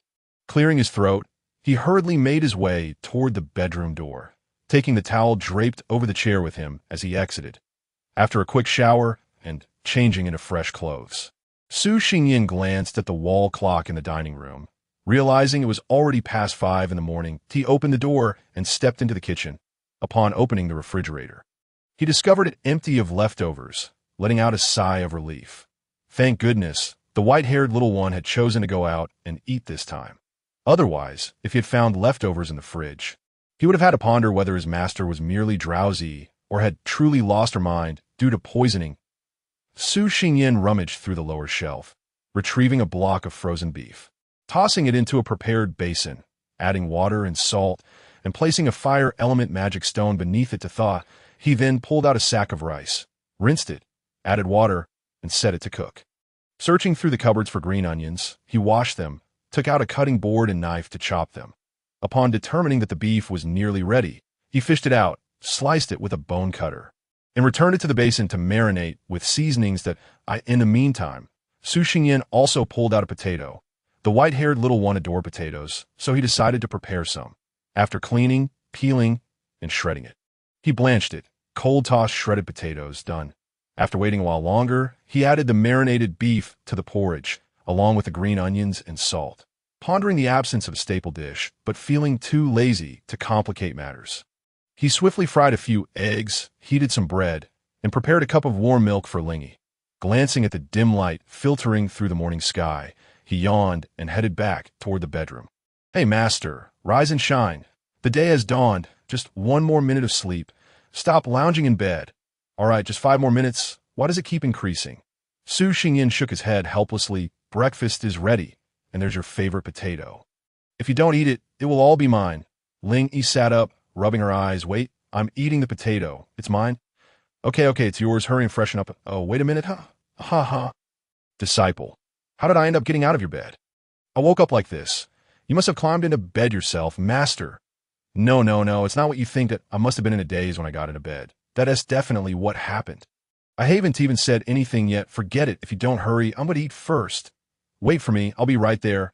Ow, that hurts. What happened? I bumped my head on the door. Master, a week later, the day before the start of classes at the Bernaville Magic Academy, by the window, at the desk, the light green curtains fluttered gently in the breeze, casting dancing shadows on the table. Su Xingyin inhaled a whiff of the slightly refreshing air from outside, set down his quill, and stretched his sore wrist. He moved aside the book that had been flipped to its last page, tilted his head, and glanced at the mountain of books piled beside him, sinking once again into a silence he had unknowingly repeated countless times today. Come on, tell him who was the first person in the world to assign homework. He wanted to duel that person, to settle scores and determine life and death. Moreover, the holiday felt as if some unknown rascal had cast a spell on it, for how could it have passed so much faster than during school? Dante talked to him about subjective feelings. He wasn't in the mood to listen to any nonsense about time magic, faced with an insurmountable mountain of assignments that were impossible to complete in a single day. His heart was filled with intense anxiety and despair. One pen, one night, one miracle. He felt that the probability of ending up with a corpse was much higher. How frustrating. After a while, Su Xingyin snapped back to reality. Noticing a few strands of hair had somehow ended up in his mouth, that he silently spat them out and glanced at the now bald quill in his hand.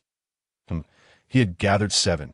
He bent down and tossed the quill, along with the stray hairs, into the trash can to join the other 6 predecessors, then shot a displeased glance at the wind chime hanging on the windowsill, which was jingling in the breeze, yanking it off and forcefully tossing it into a drawer. Having vented some of his irritation, Su Xingyin turned to look expressionlessly at the figure occupying his soft, plush bed. Lingy sat at the edge of his bed, her sleeve cuffs resembling leaves, with both hands and a small section of her arm exposed, sipping milk from a cup with small, measured sips, from the way her eyes occasionally squinted and the corners of her mouth subtly lifted. It seemed her mood was quite pleasant. Her small feet, clad in white cotton socks, swung rhythmically at the edge of the bed. Since the dream ended, this little one appeared to have become more clingy. Of course, she had always been the type in the Magic Association who would respond when called upon, otherwise remaining aloof. Perhaps this was merely an illusion created by spending too much time at home recently. As for that dream, Lingy hadn't been harmed upon waking, but Su Xingyin had fainted.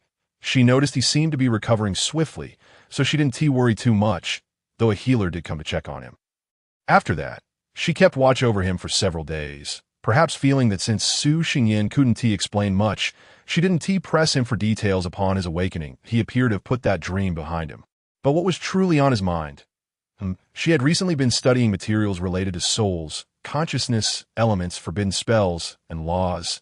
Sensing Su Xinyan's gaze, Ling Yi lifted her head and offered him a smile laced with mischievous delight, then pointed to the pile of books on the table, raising an eyebrow, as if to say everything was left unspoken. Su Xingyan. A flurry of thoughts raced through his mind. A fierce clash.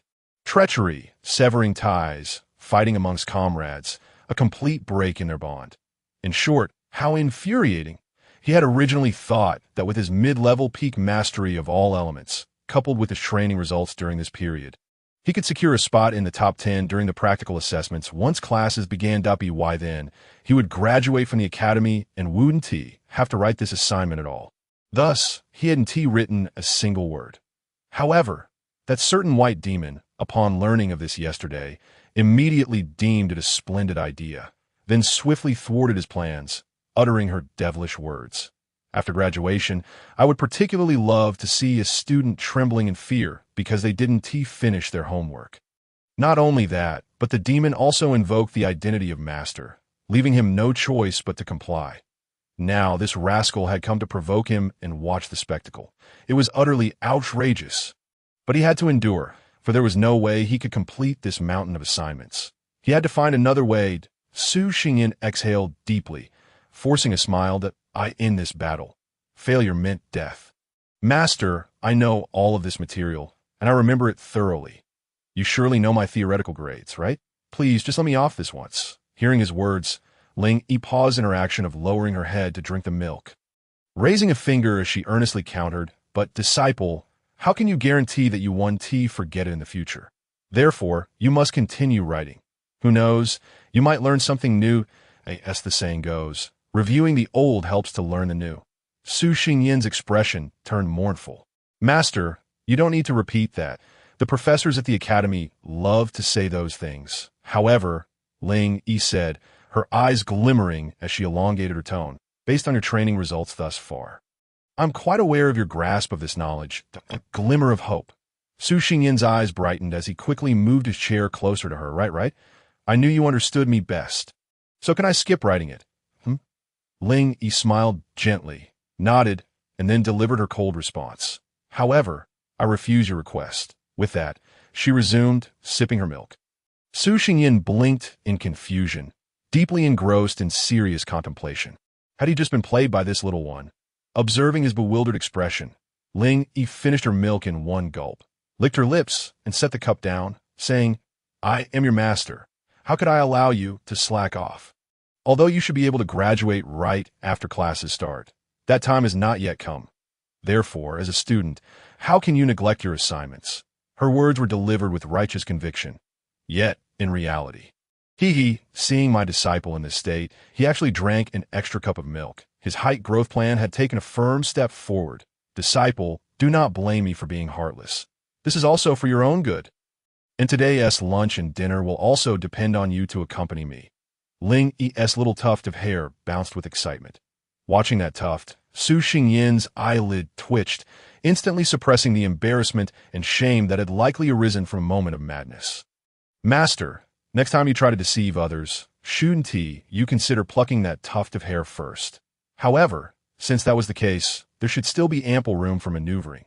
After hesitating for half a second, Su Xingyan gritted his teeth, determined to cast aside his dignity. He would be shameless. Please, just let me off this one time.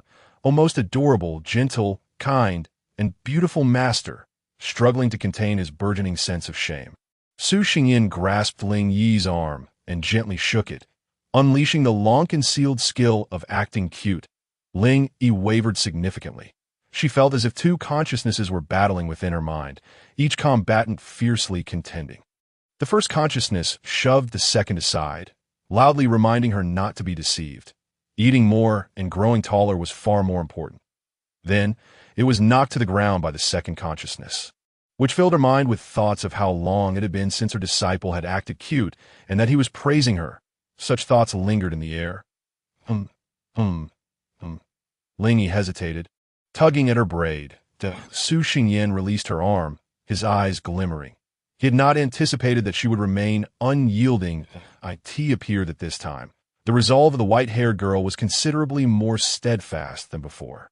After a brief pause, noticing that Ling Yi had yet to reach a decision, Su Xingyin reluctantly uttered, "Let me off this time, and I shall treat you to a week's worth of cake." Ling Yi instantly ceased her fidgeting, sitting up straight, her gaze sharp, as if she had made a momentous decision.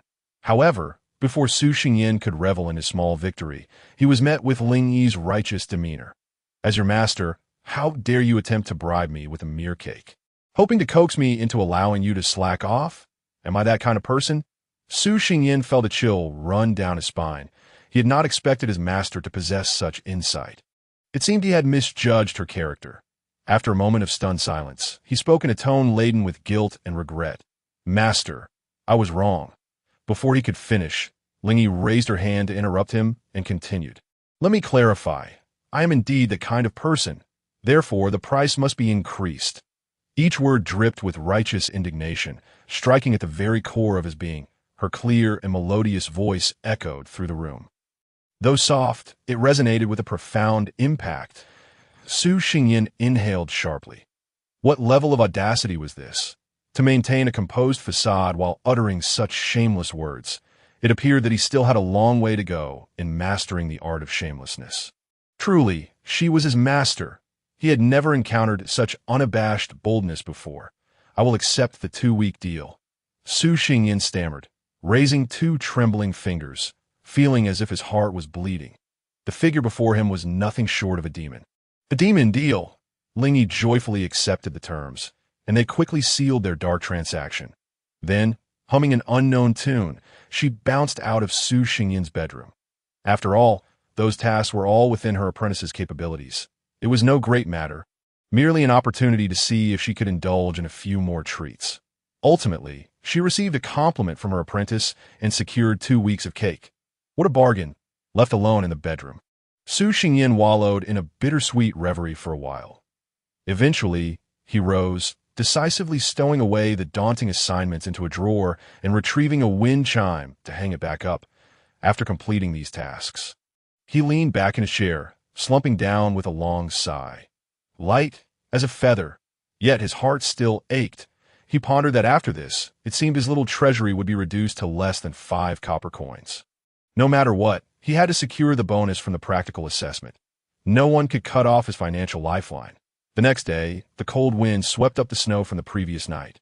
Briskly brushing against everything in its path, that a few flakes of white were soon trampled underfoot, leaving traces of those who passed by. The crowd bustled outside, exhaling puffs of white vapor that mingled with the chilly air, rendering even the livelier areas somewhat less frigid, particularly noticeable in the commercial street near Bernyu. Various shops stood in a picturesque arrangement, the accumulated snow in front of them swept away to designated areas. Some of the snow mounds had been creatively shaped by merchants, adorned with assorted goods to attract passers-by, adding splashes of color to the streets. These streets were typically frequented by Bernyu students during their leisure time, a place of relaxation, excluding the homebody Su.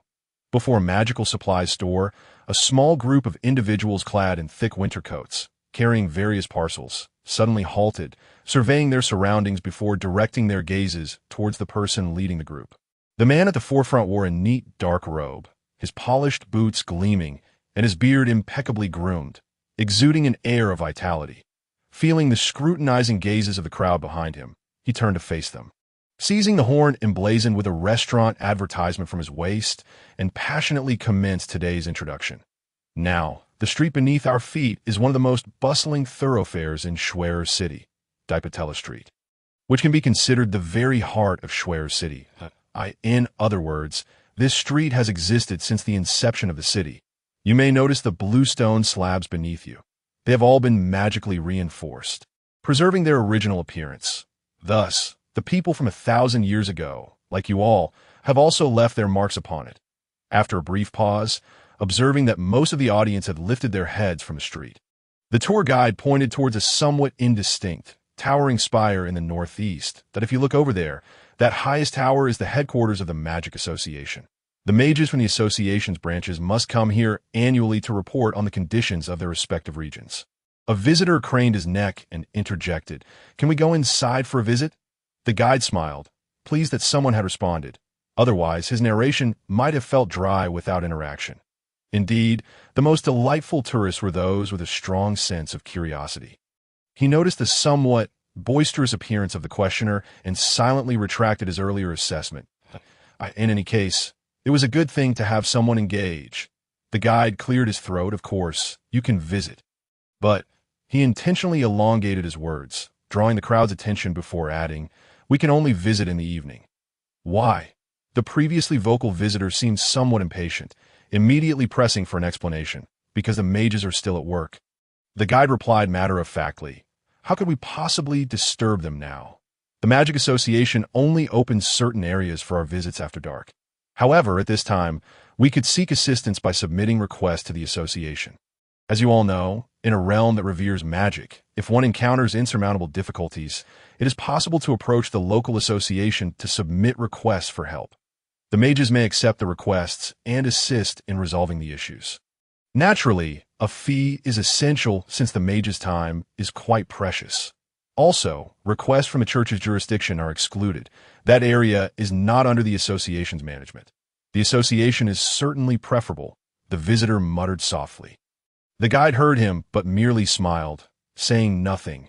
The entangled grievances between the Magic Association and the church were numerous.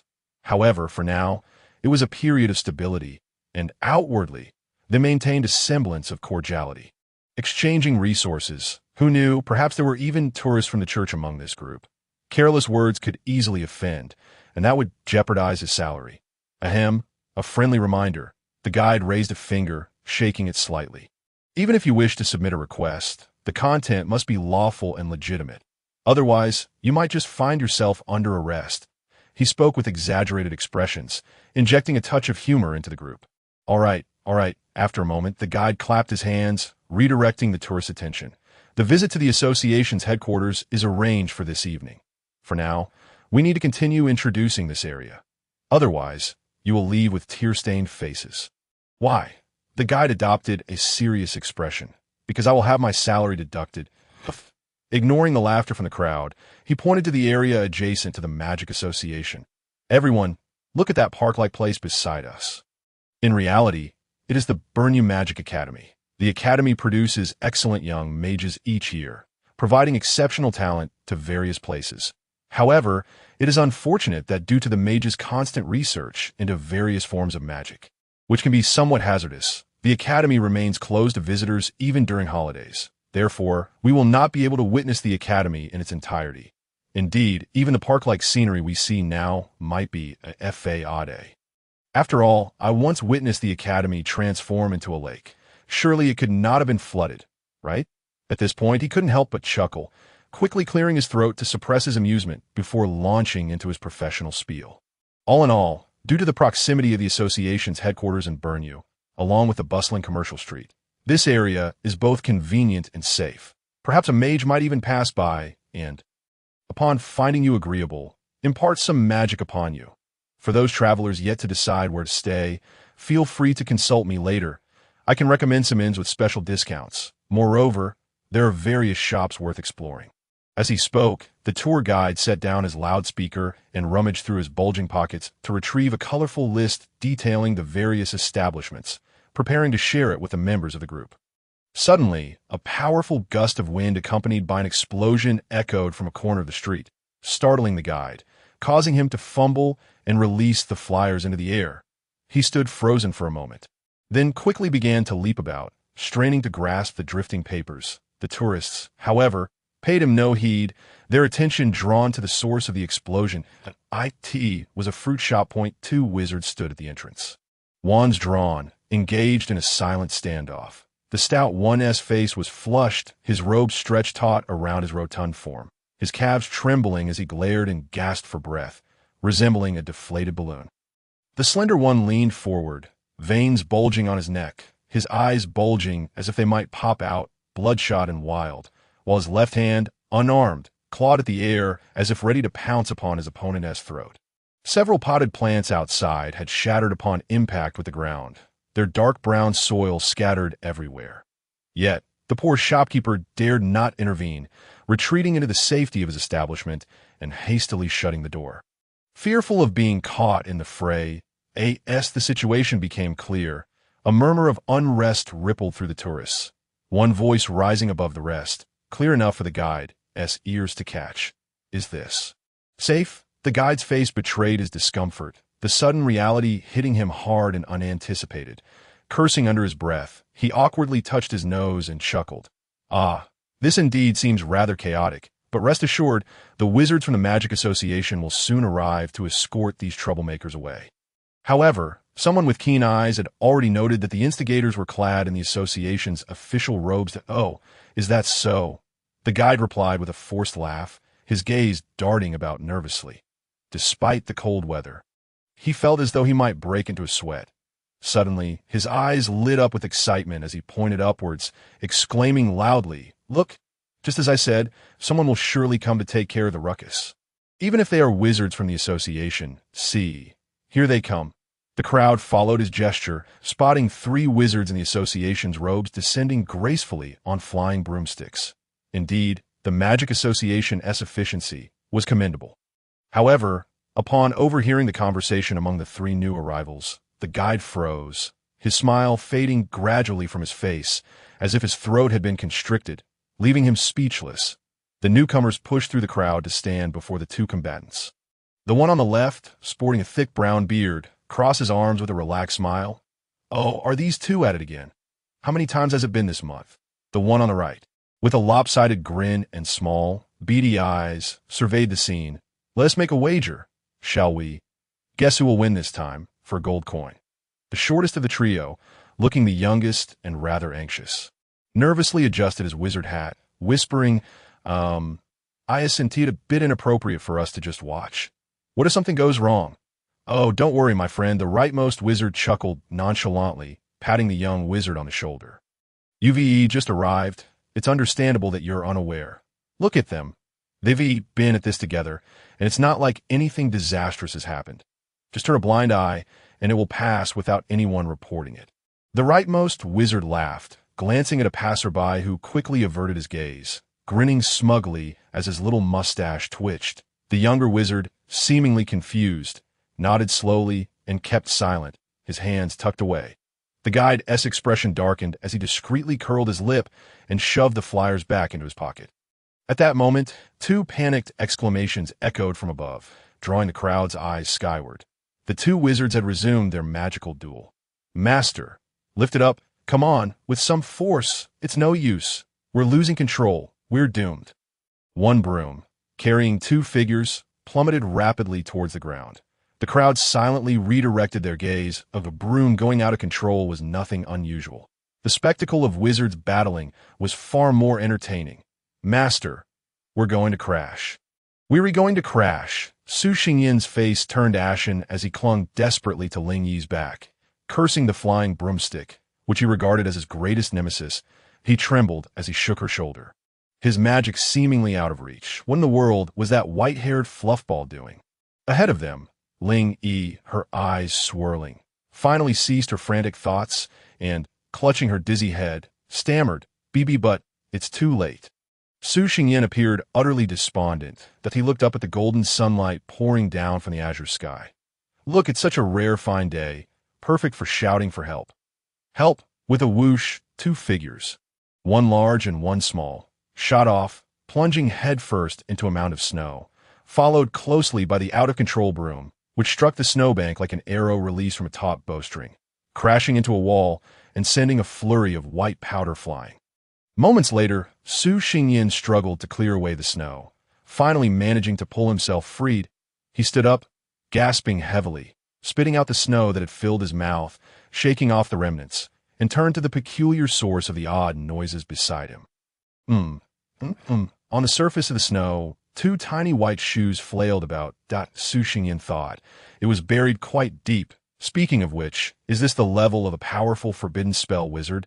Suddenly, he found himself somewhat disinclined to care. With a sigh of resignation, he bent down and seized Ling Yi's ankle, pulling her out with a swift motion, as if uprooting a radish. Ugh, ugh. I can't breathe. Finally emerging into the light, Ling, he had no energy left to maintain her composure. Collapsing onto the ground, half reclined like a fish washed ashore, gasping for fresh air. After a while, she finally regained her senses, shook her head, and laughed as the snowflakes fell from her hair. Haha, I'm alive. I made it. The experience of the broom losing control, crashing down from the sky, and then being pulled out of the snow was truly unique. It felt remarkably refreshing. Master, magic, magic. Su Xingyan lowered his gaze, not bothering to hide the look of incredulity on his face, stressing to her, "You are a wizard. For goodness sake, next time you find yourself in such a predicament, remain calm and remember to use your magic." You were almost crowned the most embarrassing forbidden spell wizard to be taken down by a snowbank. Oh, I just forgot. Lingyi replied sheepishly, scratching her head. Besides, you didn't use your magic either, did you? Su Xingyan faltered. That he didn't want to use it. At that moment, he could barely hold onto his wand. Lingyi discreetly raised her eyes to gauge her disciple-esque expression, feeling reassured that he was all right. She then relaxed and grinned. And besides, you were right here with me. There's no way you'd abandon me, right? Well, I've almost it out of sheer embarrassment. Oh, really? All right, I was just joking. Dante, take it seriously. Su Xingyan had no intention of continuing down that path, looking at Lingyi's face as he extended his arm. Yet he restrained himself from poking her puffed-up cheeks and instead helped her up. He gently warmed her frozen, red hands between his own, his tone shifting to one of unwavering determination. But I will never ride a flying broom again, especially not one piloted by you. Got it. Got it. Lingyi felt her hands warming rapidly, comfortably squinting her eyes. She murmured softly, "Isn't it because you're running late that you need to ride a broom to hurry?" It was the fault of her master, who had suddenly decided to follow her, yet had overslept himself, which had nothing to do with her. Su Xingyan rolled his eyes in exasperation and added, "Besides, don't you know space transfer magic? Why not use that to get there? My disciple, haven't you learned it yet?" Lingyi replied that if it were just a mage himself, using space magic for travel would indeed be both convenient and effortless. However, once you need to bring someone along, the repulsion of the spatial elements increases exponentially, and the magical energy consumed is far more complex than a simple addition of 1 and 1. Moreover, for safety and protection, Lingyi paused, pursed her lips, and continued. In any case, that's why there's a massive magic formation set up in Schwer City, specifically to suppress spatial elements. Although I could forcibly break the suppression and teleport you, the magical energy consumed would likely be enough to destroy several mountains. She shook her head vigorously. That's just too exhausting. I refuse. Su Xingyan understood and nodded, summarizing, in short, the root of the issue lies in the fact that Master wants to take the easy way out. Suddenly, he noticed a crowd gathered nearby. Hey, why are so many people gathered over there? Lingyi instinctively avoided his gaze, not responding, and glanced around, quickly spotting the throng in front of the fruit shop, her eyes sparkling with excitement. Disciple, it looks lively over there. Shall we go take a look? Master, we really will be late. Su Xingyan observed the tuft of hair bouncing like a puppy's tail and glanced toward the crowd. Then silently withdrew his gaze that he couldn't muster any curiosity. His only concern was that if they were late, and that rumored gatekeeper, who had been at his post for 200 years, decided to stop them, then the practical assessment would have to wait until next year. Master, let us go. Don't rush. Just a little moment. Although Lingyi was eager to see the commotion, she understood Su Xingyan's concerns and reassured him. Don't worry. Even if we are late, it won't matter. I promise I can ensure you participate in the assessment smoothly. Back when I was studying in Bernaville, I was late almost every day. In this regard, I am quite experienced. This fellow, quite proud of himself. Su Xingyan silently scoffed, then curiously asked, "Will the Duke stop you?" Duke? Lingyi tilted her head, recalling, and suddenly her lips curled into a smile as she summoned her flying broom from the wall and pulled him toward the crowd. You mean that guy? Relax, he won't block our way. Su Xingyan blinked and followed her, but he couldn't shake the feeling that the white-haired fluffball-esque smile was a bit strange. Thinking of the Duke's demeanor, he didn't seem like the type to be trifled with. It felt like only he could bully others. Surely, Master hadn't ever hit him, right? Probably not. Lingyi frowned slightly, turning her head to focus on her disciple, standing beside her, whose gaze was effortlessly traversing the wall of people, watching the lively scene inside. While she saw nothing at all, being short is really, as for using magic to fly up to join the fun. She thought that idea was far too embarrassing. It might draw attention to herself, and she was not keen on that. Feeling increasingly exasperated, Lingyi's expression turned blank as she clenched her fists. Silently turning away, disciple, let us go. Please, hold on. At that moment, a voice called out to her.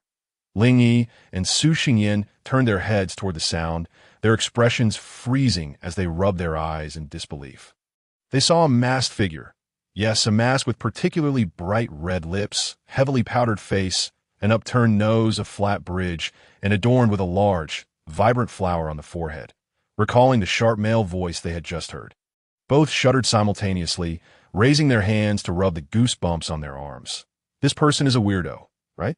Su Xingyin felt a surge of wariness, subtly stepping forward to shield Lingyi behind him, his gaze fixed on a masked man pushing through the crowd.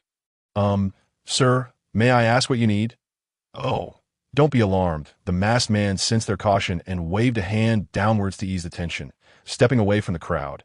May I inquire if the person behind you is Lady Nivelle? Me, upon hearing this, Lingyi pointed to herself in confusion, questioning whether she had misheard, but seeing that neither the masked man nor Su Xingyin spoke, she nodded affirmatively, then pointed to her neck and asked, May I ask, is your voice always like that?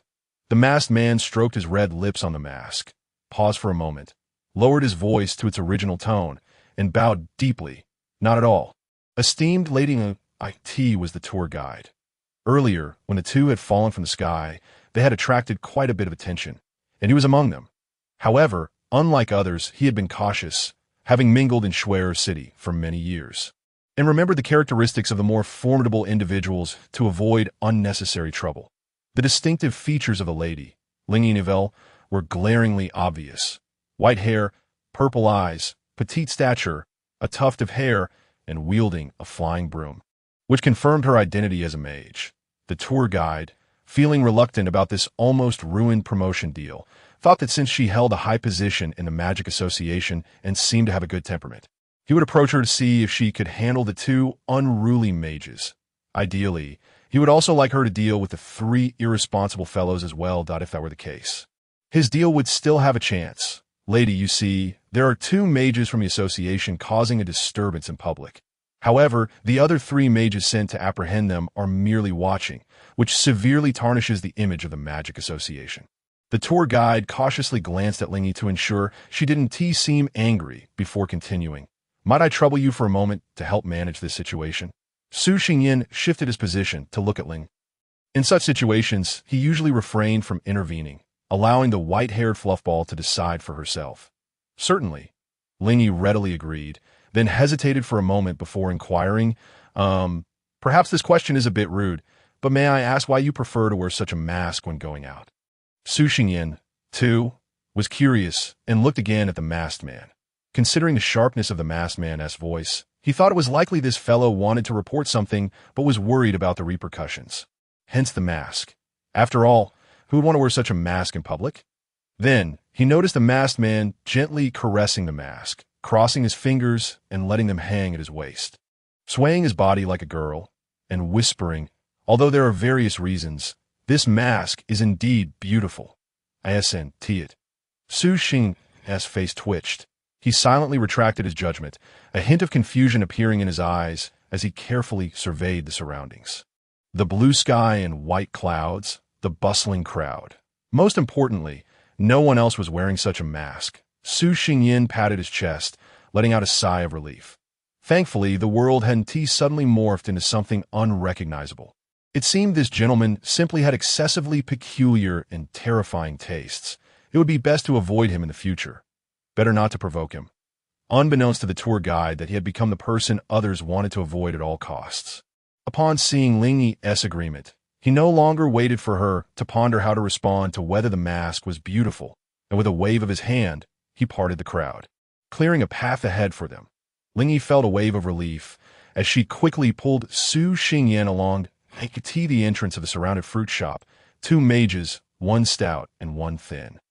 Wielding their wands, unleashed spells that connected in a vibrant blue and red, both gritting their teeth and refusing to back down, seemingly reveling in their duel with fervor. Meanwhile, the three mages, who were supposed to be executing a patrol mission to apprehend the two troublemakers, stood at the forefront of the crowd. Two of them raised their hands above their heads, clapping and kicking in rhythm.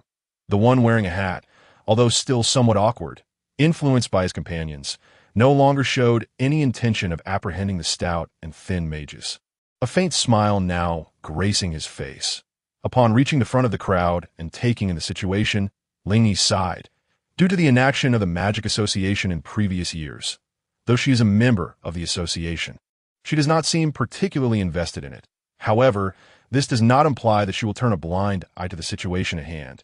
Stop right there, and you three over there, come here. Ling Yi, feeling disinclined to wield her wand, simply raised her hand. Her pupils shimmered with purple waves, and amidst the clear sky, a bolt of lightning descended from the heavens with a resounding crash, shattering the magic of the plump and slender mages at their connection point. Yet she controlled her power so perfectly that only two wands were sent flying, without any of the residual force harming the two men in the slightest. The sudden interruption of the spell caused the slender mage to stagger back a step, his temper flaring as he bared his teeth and shouted furiously, "Who dares disturb me, the Great One?" He halted abruptly, sensing a chilling gaze directed at his vital point, causing a shiver to run down his spine. Turning his head, he found himself locked in the calm black eyes of a seemingly inexperienced young girl.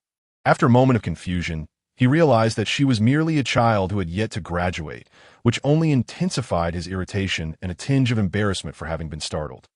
The slender mage, mustering some bravado, prepared to unleash a torrent of curses, but upon catching sight of the person standing beside the girl, he wilted like a frostbitten old eggplant, lowering his gaze to his shoes and falling silent. What if they encountered the higher-ups of the association while causing this ruckus? He was drenched in sweat. The plump mage's cheeks quivered as he narrowed his eyes. His vision was somewhat poor, and he had yet to clearly see the newcomers. However, upon witnessing the slender mage's reaction, he too recognized that the situation had gone awry. He clasped his hands at his waist, standing obediently with a flushed face, attempting to make himself appear less conspicuous. Unfortunately, his efforts were evidently in vain. The three others exchanged glances, and the green-eyed mage on the right subtly signaled with his eyes. They all shuffled their feet and slowly made their way to Ling Yi, standing alongside the plump and slender mages in a line, each resembling a student ready to admit their wrongdoing and accept punishment. Observing this, Ling Yi nodded, a hint of a smile threatening to surface before she quickly suppressed it, clearing her throat to adopt a serious demeanor, standing with hands clasped behind her back as she paced before the lined-up individuals. She, Ling Yi, radiated authority. Su Xingyan withdrew his gaze from the slender mage. Catching sight of Ling Yi's expression and immediately understanding her intentions, he chuckled quietly, deciding to play along with her, adopting a cold expression as he stood to the side, scrutinizing the five before him. What could he do when his child sought to maintain an image? He could only indulge her, even as he felt the dynamics of their relationship shifting unexpectedly. As the atmosphere thickened, Ling Yi halted her pacing and fixed her gaze on the troublemaking plump and slender mages, inquiring, "What transpired between you two?" The slender mage began, but the plump mage quickly interjected, extending his arm to push the slender mage behind him, puffing out his belly and pointing a ham-like finger at the slender mage while mustering a look of dismay on his chubby face. He took advantage of my distraction and secretly took a bite out of the pear I just bought. Feeling Ling Yi's gaze upon him, a bead of cold sweat rolled down the slender mage's forehead, and panic set in as he cursed inwardly. What a glutton! How could he sell him out so swiftly during such a moment? When it was time to work, why hadn't he shown such enthusiasm before? This hypocritical friendship, why must he unjustly tarnish another's reputation? Ignoring the discomfort in his chest from being shoved, the slender mage retorted quickly, waving his hands vigorously and raising his voice in defense. "Lady Nafayer, he is slandering me. I did not steal his pear. Furthermore, even if I had, is it really necessary to resort to violence in public over such a trivial matter? He aimed to shift the focus. In situations like this, the one who strikes first bears the greater blame. As for the fatso, he would deal with him later. The slender mage shot a fierce glare at the plump mage. After listening, Ling Yi gently stroked her chin, pondering for a moment. However, it seems that having a pear stolen is not such a trivial matter, is it? To her, any food being taken without permission was a significant issue. If it were cake that had been stolen, it would be a matter of utmost importance. Of course, this was not because of her fondness for sweets. Rather, she held a deep respect for all food. Indeed, it was certainly the case. The plump mage, delighted to be validated, raised his eyebrows at the slender mage, as if to say, "See, what did I tell you?" The slender mage looked momentarily dumbfounded, questioning whether he had misheard. How could they deviate from the expected script? Su Xingyin coughed lightly, stifling a laugh as he nudged Ling Yi's shoulder with his elbow to remind her. Indeed, no matter how much she tried to feign seriousness, her true nature as a whimsical, fluffy-haired girl shone through.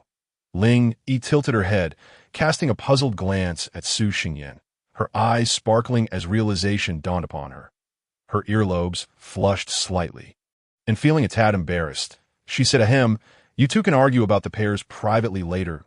In any case, causing a commotion in public is unacceptable. You two are on patrol duty, right?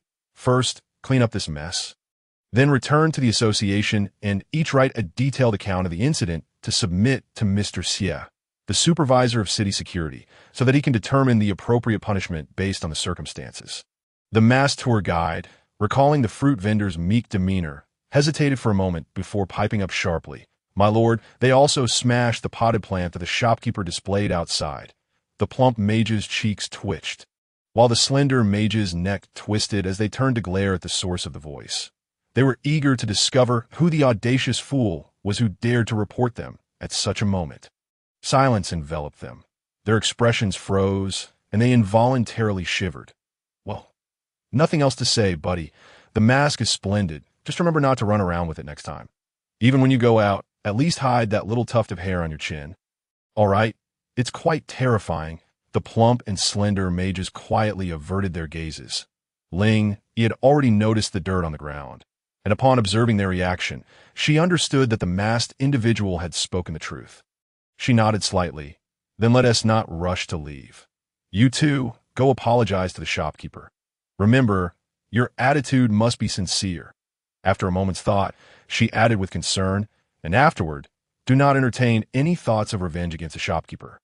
I will return a check on the situation later, so do not let me catch you red-handed." The plump and slender mages hung their heads in dejection, but repeatedly acknowledged her command, forcing smiles as they patted each other's backs with increasing vigor before hastily making their way to the fruit shop to knock on the door, ensuring their movements were gentle, as if fearing Ling Yi would perceive them as intending to intimidate others.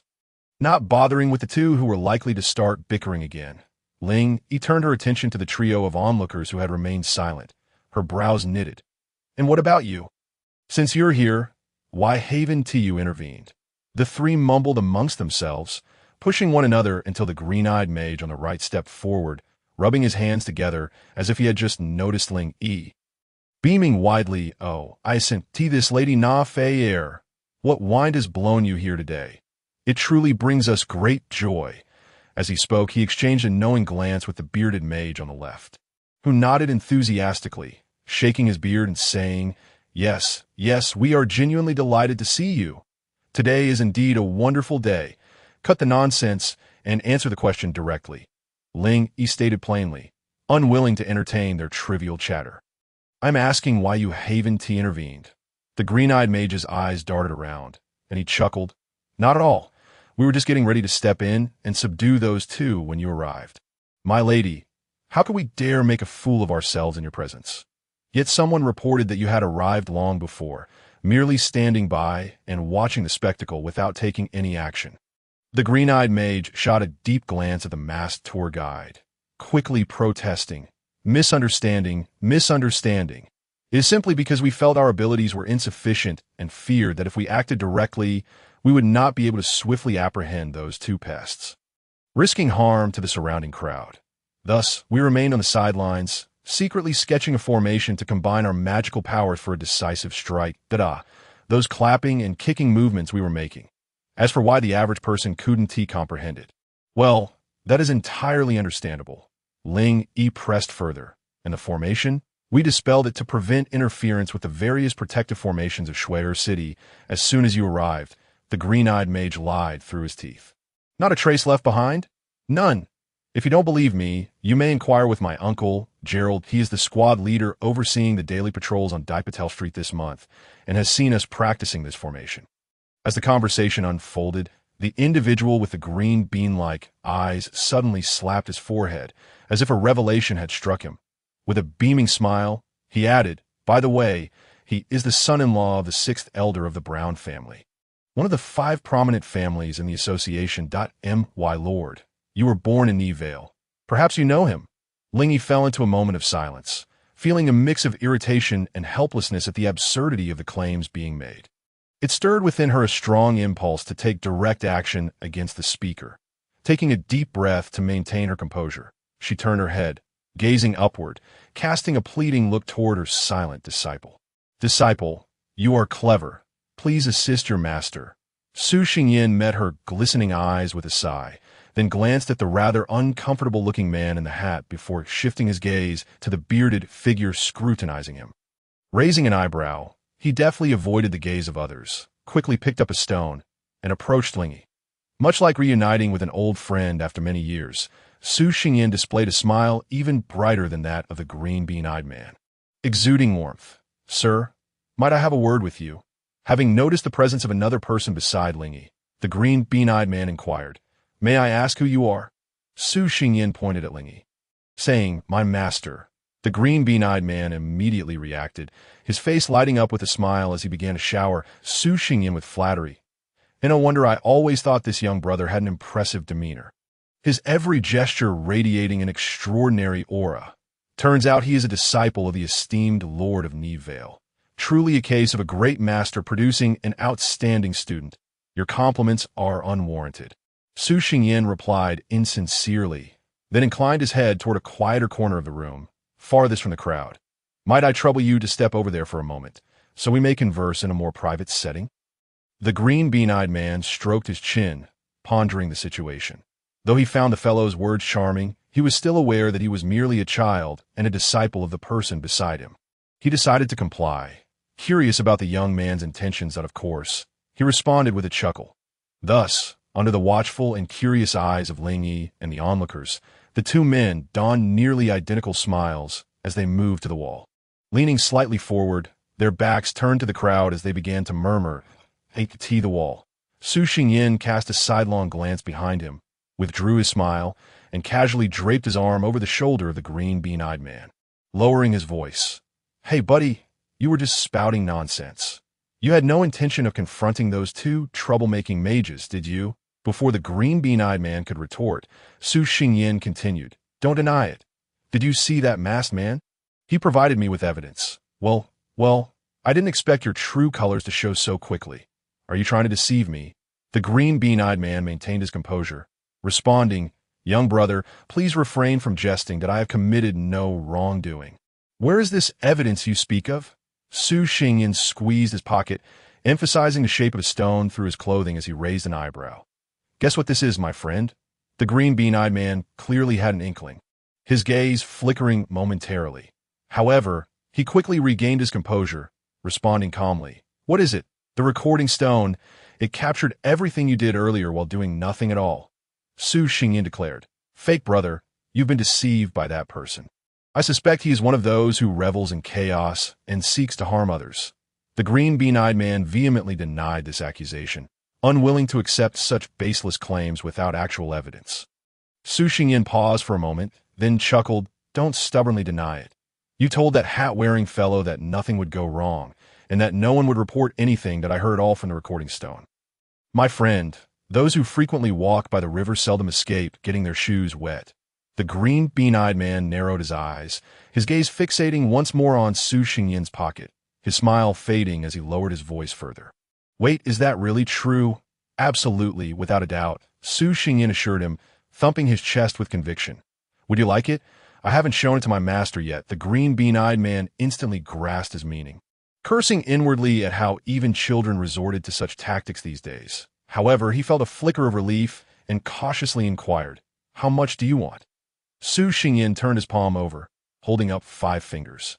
The green bean-eyed man closed his eyes, hesitating for a moment before surreptitiously pulling out a brown pouch and handing it to Su Xingyin. "Deal.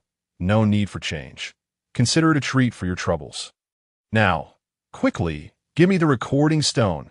Su Xingyin lightly weighed the pouch in his hands, then checked his own pocket before tossing the pouch back to the green bean-eyed man with a smile. "My friend, it's better for you to admit your mistakes sooner rather than later. After all, the recording stone that didn't capture anything before now has some rather amusing footage. A friendly reminder. Attempting to bribe others to evade punishment is far more serious than negligence." The expression on the green bean-eyed man stiffened. Had he been outsmarted? Curse that little brat. He seethed. "You deliberately led me into this trap. I was merely momentarily confused, now that the money is back in my hands. I haven't actually bribed anyone." "Ah, indeed, you seem to be confused. But tell me, if you claim I led you astray, where is your evidence?" Su Xingyin replied, his smile gentle. "Let me offer you another warm reminder. My master is a forbidden spell mage. Think carefully. Do you really wish to slander a disciple of a forbidden spellcaster?" The green bean-eyed man was so furious that he could scarcely articulate his thoughts that pull strings and demand evidence. Those were his very words. "It was truly too much. Do not fret. As long as you admit your mistakes, I will return the recording stone to you. Rest assured, I am not deceiving you this time. I am eager to return to the academy and have no time for protracted entanglements. Today, I am merely acting out of my master's enthusiastic nature. Furthermore, admitting your mistakes may even lighten the punishment you receive. At worst, it would be a written reprimand and a few months' salary deducted." With that, Su Xingyin raised an eyebrow, his expression teasing. "Moreover, it seems you have no other options left, do you?" The green bean-eyed man huffed and puffed, struggling to suppress the urge to tear apart the obnoxious face before him. Yet, in the end, he grimaced and nodded. "Fine, you win this round." He abruptly turned around, feigning a reluctant smile as he recounted the events to Lingyi, his face contorting in an instant into one of sorrowful regret. Declaring himself a fool who would never err again, Su Xingyin returned to Lingyi's side with a look of bewilderment. Ignoring her inquiring glances, he genuinely believed this individual had talent. His performance was remarkably sincere, and the overwhelming sadness he expressed felt akin to mourning countless friends and relatives. Truly, a master of theatrics. Afterward, Su Xingyin remained silent, waiting for the green bean-eyed man to conclude his confession.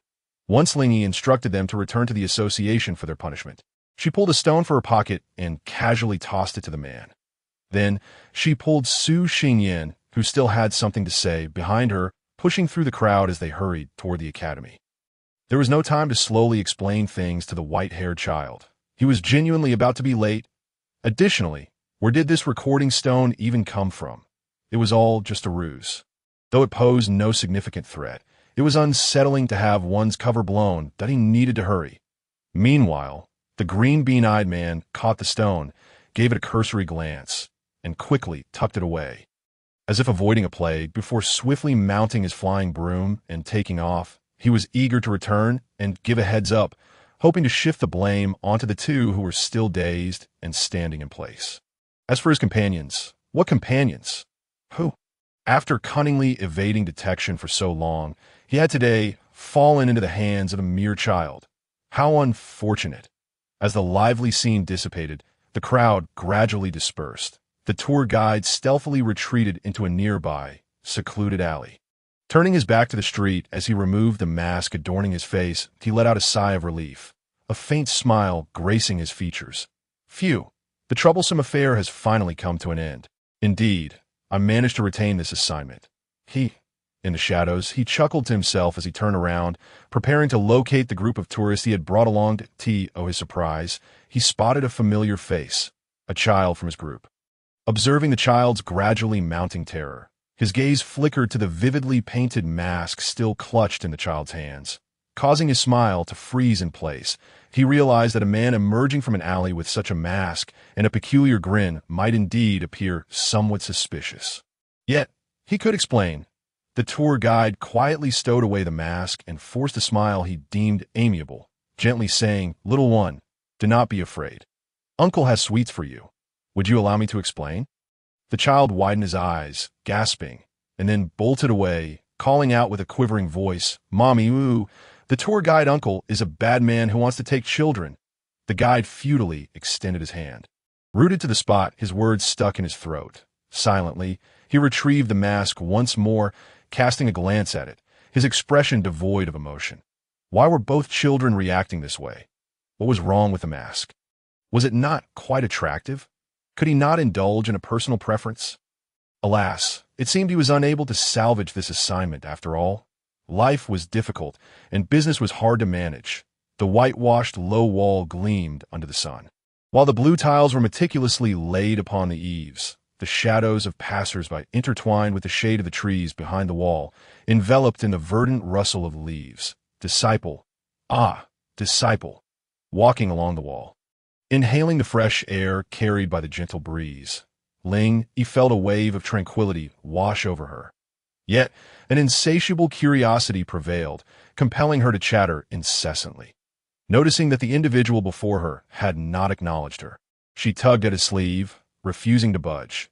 "Disciple, quickly tell me, how did you make that detestable fellow admit to his deceit?"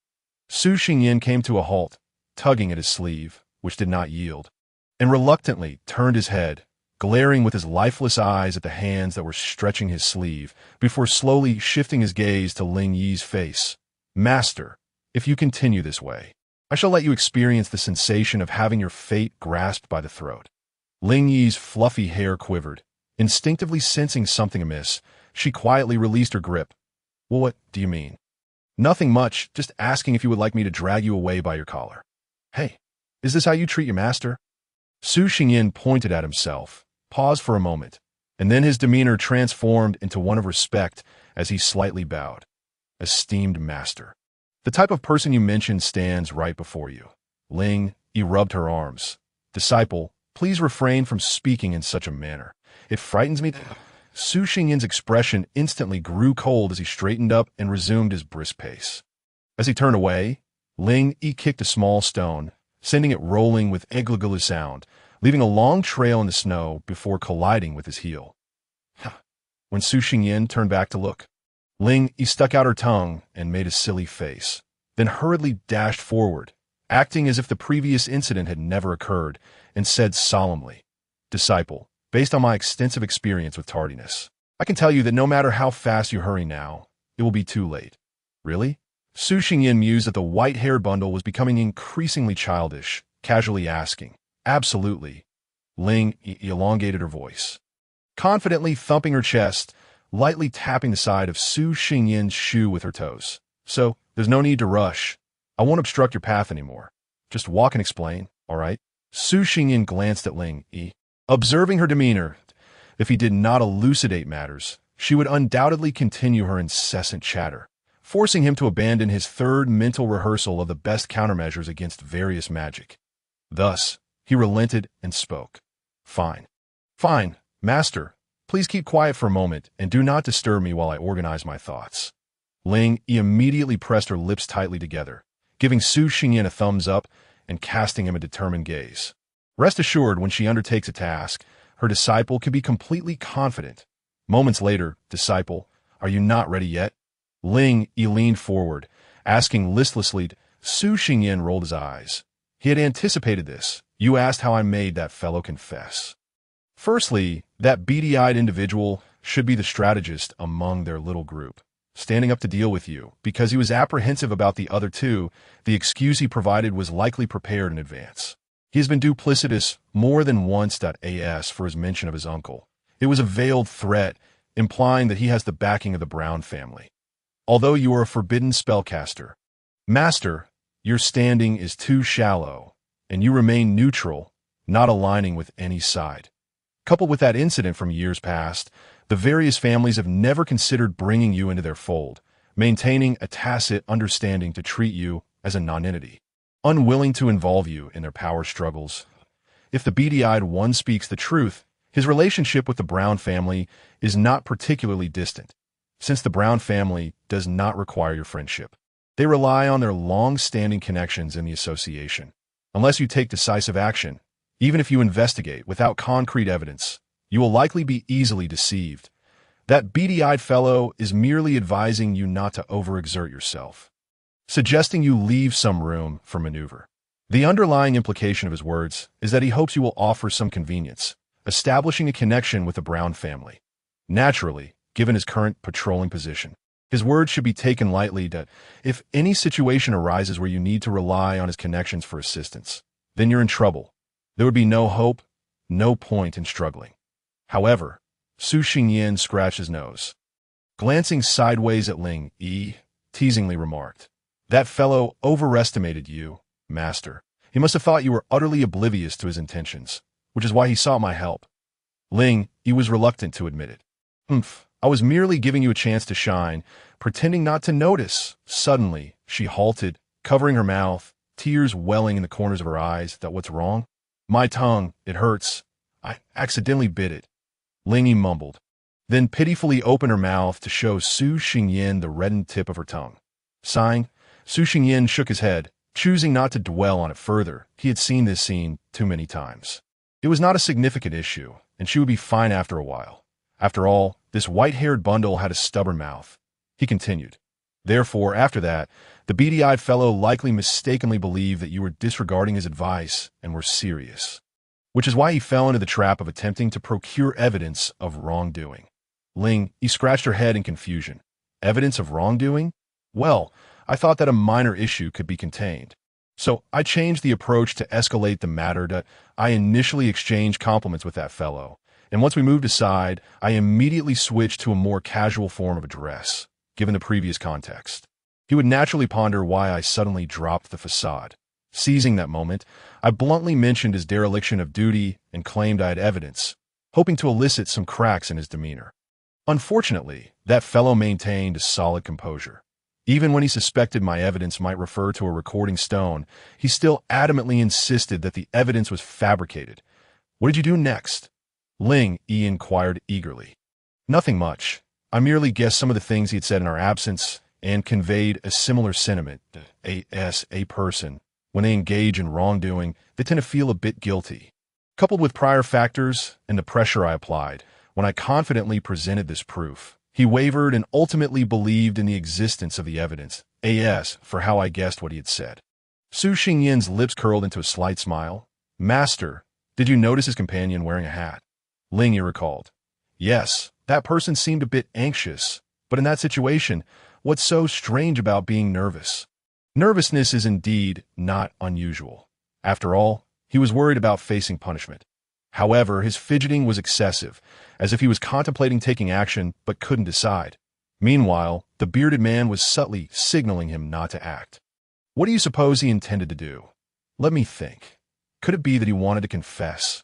Ling Yi tentatively suggested, and upon receiving Su Xingyan's confirmation, she tilted her head in confusion. "But how does that relate to your ability to guess what he said?" "Indeed, it can be inferred from this that among the three individuals, the gentleman wearing the hat harbors the greatest sense of guilt. It is quite probable that upon arriving at the location, he inquired with his companions whether they should intervene in the matter. As for the one acting as the strategist, he likely reassured him with phrases such as there won't be any trouble or it's all perfectly normal. I suspect that this is what pacified that individual. However, all of this remains mere speculation, as there exists the possibility that the hat-wearing gentleman simply has an unstable mindset. I merely selected this as the most plausible subjective interpretation. While a miscalculation could lead to exposure, it is, after all, only an act of assistance, and I bear no obligation to ensure they face the consequences they deserve." Su Xingyan turned to Ling Yi. "Of course, if you insist on pursuing this matter with unwavering determination, I shall contemplate alternative approaches. For instance, I could offer some remuneration to the children at the nearby orphanage, sending them to keep watch on that fellow. The association's patrol shifts occur every week, with a major rotation every 3 months. Given that this individual with the green bean-like eyes is a habitual offender, and this current rotation has only just commenced, he is unlikely to be reassigned to another district anytime soon. There will surely come a time when we can catch him off guard, and if all else fails, I could find an opportunity to give him a good whack. Lingy nodded, seemingly comprehending. Continue, my disciple. Since that individual believes in the existence of my evidence, the next steps will be straightforward, as previously noted. He is under the impression that you intend to take matters seriously and is concerned about his ability to resolve the situation. Yet, I would inform him that I have not shown this evidence to you, and that as long as the right price is offered, I can hand over the imaging stone. Upon reflecting on my earlier adept flattery, he might conclude that I am akin to him, not a virtuous being, and that such dealings have likely been conducted behind your back more than once. Thus, he might consider simply paying to avert disaster. Hence, my non-existent imaging stone could conveniently capture evidence of someone attempting to bribe another. Su Xingyin chuckled softly. Such an accusation would be far more serious than mere dereliction of duty. If a thorough investigation were to ensue, he could easily smooth things over with his connections, or perhaps even be cast aside. Moreover, I would emphasize my status as your apprentice, which would deter any thoughts of retaliation. At that juncture, I would express my disinterest in meddling further, provided he acknowledges his negligence. I would then bestow the imaging stone upon him to avoid any complications. Just imagine the choice he would be compelled to make. And what did you ultimately discard? Oh, merely a stone picked up from the ground. Yes, I have previously stated, when one engages in wrongdoing, a sense of unease inevitably accompanies them. This is why I hastily pulled you away, to prevent witnessing that individual's potential realization of being duped, which could have manifested in a menacing expression. Lingy gazed at Su Xingyin with a complex expression, uncertain of what to say. Her disciple was quite cunning. No wonder she always found herself outmaneuvered. Speaking of which, could she herself be the unsuspecting target of her disciple's machinations? At that moment, might her disciple be secretly mocking her for her foolishness? How infuriating! Su Xingyin felt increasingly uncomfortable under Lingy's scrutinizing gaze, waving his hands in protest. Hey, master, please don't look at me like that. It's quite unsettling. I only acted as I did because you asked for my help. Otherwise, I would have been disinclined to involve myself in this affair. Lingy averted her gaze, lowering her head. Suddenly, she felt a flicker of happiness. What was this about? Then, she sensed a shadow obscuring her vision. A hand pressing against her forehead, halting her forward movement. Disciple, what are you doing? Lingy shook her head, pushing aside the hand that restrained her, looking up in displeasure to see Su Xingyin gazing down at her impassively, casting a shadow that dimmed the sunlight and elicited a sense of guilt within her. She was certain she had blown up the kitchen again recently. Therefore, her disciple couldn't possibly be angry. Could he? Swallowing hard, Master, did you not say you had a way to handle being late? Su Xingyin asked calmly, then gestured ahead. Before them, entwined among the green vines on the iron gate spanning over 10 meters wide, a head that appeared almost human peeked out. Upon noticing someone's tardiness, its slender green whiskers quivered with excitement, prompting the vines to begin growing and spreading. Now, how shall we address this gatekeeping, sir? The green vines extended their neck, their elongated form hovering in mid-air, as their small, deep green eyes scrutinized Su Xingyin. With a cheeky tone, it remarked, "Ah, let the great Sir Wayne see which unfortunate soul dares to be late on the very first day of school. Fear not, as long as the great Sir Wayne is pleased, it might just consider granting you entry. He. This is truly troublesome." Su Xingyin observed Lingy's dazed expression and chose not to dwell on it further. Rubbing his temples, he stepped closer to the gate and slightly bent forward. "Greetings, Sir Wayne. Without the sir's approval, you are not permitted to speak until the great sir has addressed you," the vines interjected, stroking their beard with a slender tendril. Their small, dark eyes appraised Su Xingyin from head to toe. He, I recognize you. You are that little rascal Ollie from Class 3, Year 5, aren't you? Su Xingyin. He cast a dubious glance at the vine's eyes, questioning whether there was something amiss with their vision. How could they mistake him for an unrelated girl? Sir, you seem to have made an error. I'm Su. Ah, I see, little Su.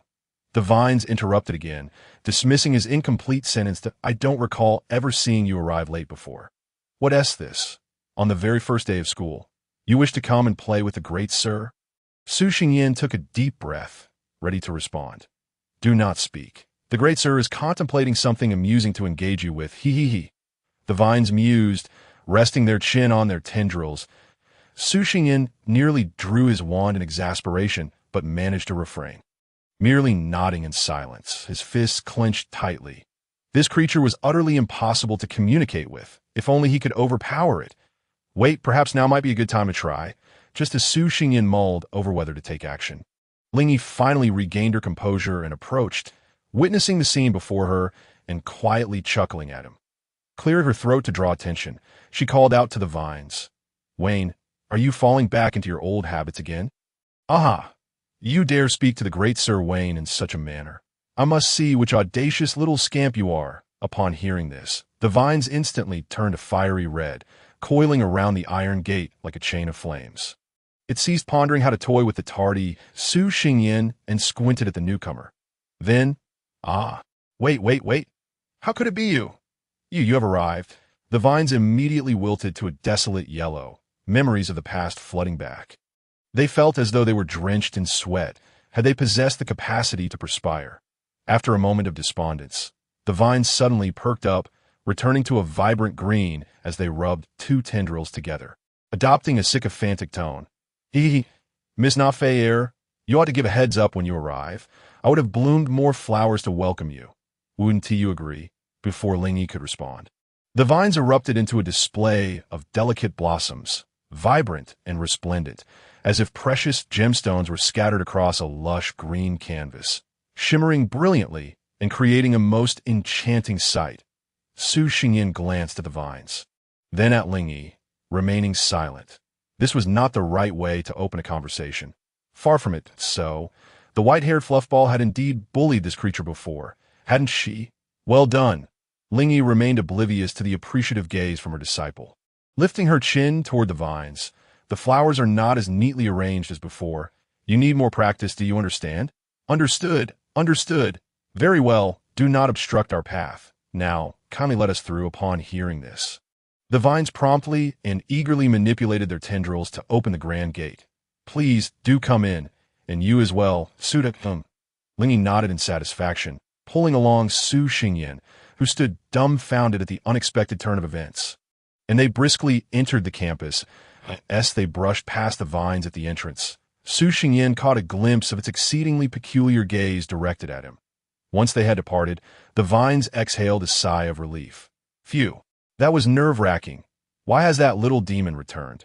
It seems I shall need to procure some leave from Ming Lu to regain clarity. I should have recognized her presence immediately. My eyesight must be deteriorating.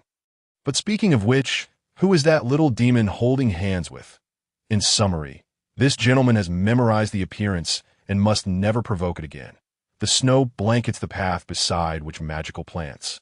Crowned in white, gaze up at the delicate clouds drifting across the heavens, basking in the perfect blend of sunlight and gentle breezes, casting a canopy of shade upon the ground in the distance.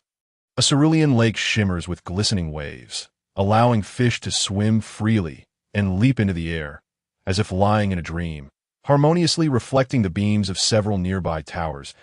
It is a scene of sheer bliss and beauty. Until, oh my, who do I see? How has this little imp returned? Why hasn't that scoundrel, Yin, stopped her? He has let her in again. My branches have only just regained their former splendor after several years. Would it dare to intervene? It would not. Surely this old tree of mine is not about to be put through the ringer again. Wake up. You are a tree, devoid of bones, after a flurry of commotion. The magical plants exchanged glances, unifying their voices in unison. Greetings, Miss Nephriel. It has been a while. Hello, everyone. Lingyi smiled vivaciously, her pearly little fangs glinting in the sunlight, sending a chill through the hearts of the plants. They vaguely recalled that this individual was not one to smile, often such an anomaly. Were they to suffer yet again? The expressions of the plants instantly turned to alarm. Yuxinjian, slightly dazed by this interaction, asked dryly, Master, what is happening here? He had barely begun to question how the so-called professional gatekeeper, who had watched over the entrance for 200 years, had transformed into such a state when this new development occurred. Ling Yi's smile faltered. Would her explanation lead to her disciple being led astray? After a moment's hesitation, Ling Yi resolved that honesty was the best policy. She beckoned Yuxinjian to lean down, whispering in his ear, "First, do not misunderstand. It was all a series of accidents, and I did not cause any trouble on purpose." Pausing for effect, she continued, "This tale begins with one. You know how I was often late to school, right? When I encountered that fellow blocking my way, given my temperament at the time, you can imagine I was too lazy to engage in conversation and simply struck him. Yet he would not yield. Sealing the entrance completely I summoned fire ants to unleash upon him, employing a smidgen of Nephril mental prowess to instill a psychological shadow in Yin, ensuring he would never again obstruct my path. As for these magical plants, I had once, due to a minor mishap, damaged the herb garden's reservoir, flooding a quarter of the school, including them, but I later apologized and promised to care for them. But they paid me no heed and set an ambush along my usual route. Feeling guilty, I avoided confrontation and attempted to make my escape toward the school gate. However, I tripped just before exiting and, in a moment of inspiration for my research on certain matters, accidentally activated a spell of uncertain purpose. Ultimately, that spell forged a brief connection between their mental energies, perhaps their souls and wills, and the gatekeeper Yin. Since then, Yin has shared in their psychological trauma. At this point, Ling Yi paused, observing Yuxinjian's expression with a hint of embarrassment. Yuxinjian, wearing an incredulous look. He now felt it was a miracle that the white-haired sprite could graduate. Moreover, why did it seem like she was experimenting with perilous matters back then? As these thoughts crossed his mind, Yuxinjian's imagination began to wander, conjuring images of sinister magical experiments, his expression growing increasingly inscrutable. "What do you mean by that look? Why are you staring at me so intently? It feels rather awkward." Ling Yi, feeling the weight of his gaze, took a couple of steps forward to escape his scrutiny. "Nothing," Yuxinjian shook his head, dismissing those increasingly complex thoughts, his demeanor calm. "I simply find you to be quite lovely." "Master." Ling Yi's ears turned slightly pink, and just as she was about to say something, she remembered the crowd of plants observing them, causing her embarrassment to surge. She quickly lowered her head, tugging Yuxinjian forward, urging, "Let us move on quickly." Behind them, the magical plants exchanged glances, bewildered. Is this the little imp? Who would have thought she could show such a demeanor? It reminds me of the youthful days with Miss Vines. How could a willow have found favor with the grapevine? Firstly, both Miss Vines and I are not ordinary plants. We are magical beings with sentience. Secondly, must you always challenge me? The campus of Berniv was vast. The two meandered past the lake, through several junctions, and across a verdant meadow. Yet they had yet to reach the auditorium where the opening ceremony was to be held. As they walked upon the snow, the crunching sound beneath their feet prompted Yuxinjian to recall something. Turning to Ling Yi, who had risen earlier than usual and was now rubbing her eyes, he inquired, "Master, did you come here specifically to consult the principal about how to break through?" "Indeed," Ling Yi replied, yawning and wiping away the tears at the corners of her eyes. "The association's archives only contain fragments of information regarding forbidden spells. As for the details of your all-element affinity, white origin crystal, there's not a shred of information to be found. Thus, I must seek out the old president here. He is seldom seen around the association, but as the principal of Berniv, he attends every year to preside over the opening ceremony and large-scale practical assessments. This year will be no exception." That a jolt ran through Yuxinjian's brow. After awakening from his dream, he had taken the time to observe his origin crystal and found that it emitted a peculiar fluctuation at all times, constrained by the mental energy within his consciousness, preventing it from spreading. That he had then attempted to disperse some of that mental energy from around the crystal. The moment he did, the fluctuation slightly expanded, leaving him in a state of disorientation, prompting him to hurriedly restore his consciousness to its previous state. Now it appeared that this fluctuation was likely what the boy in his dream referred to as assimilation. That fellow must have genuinely sought to alert him.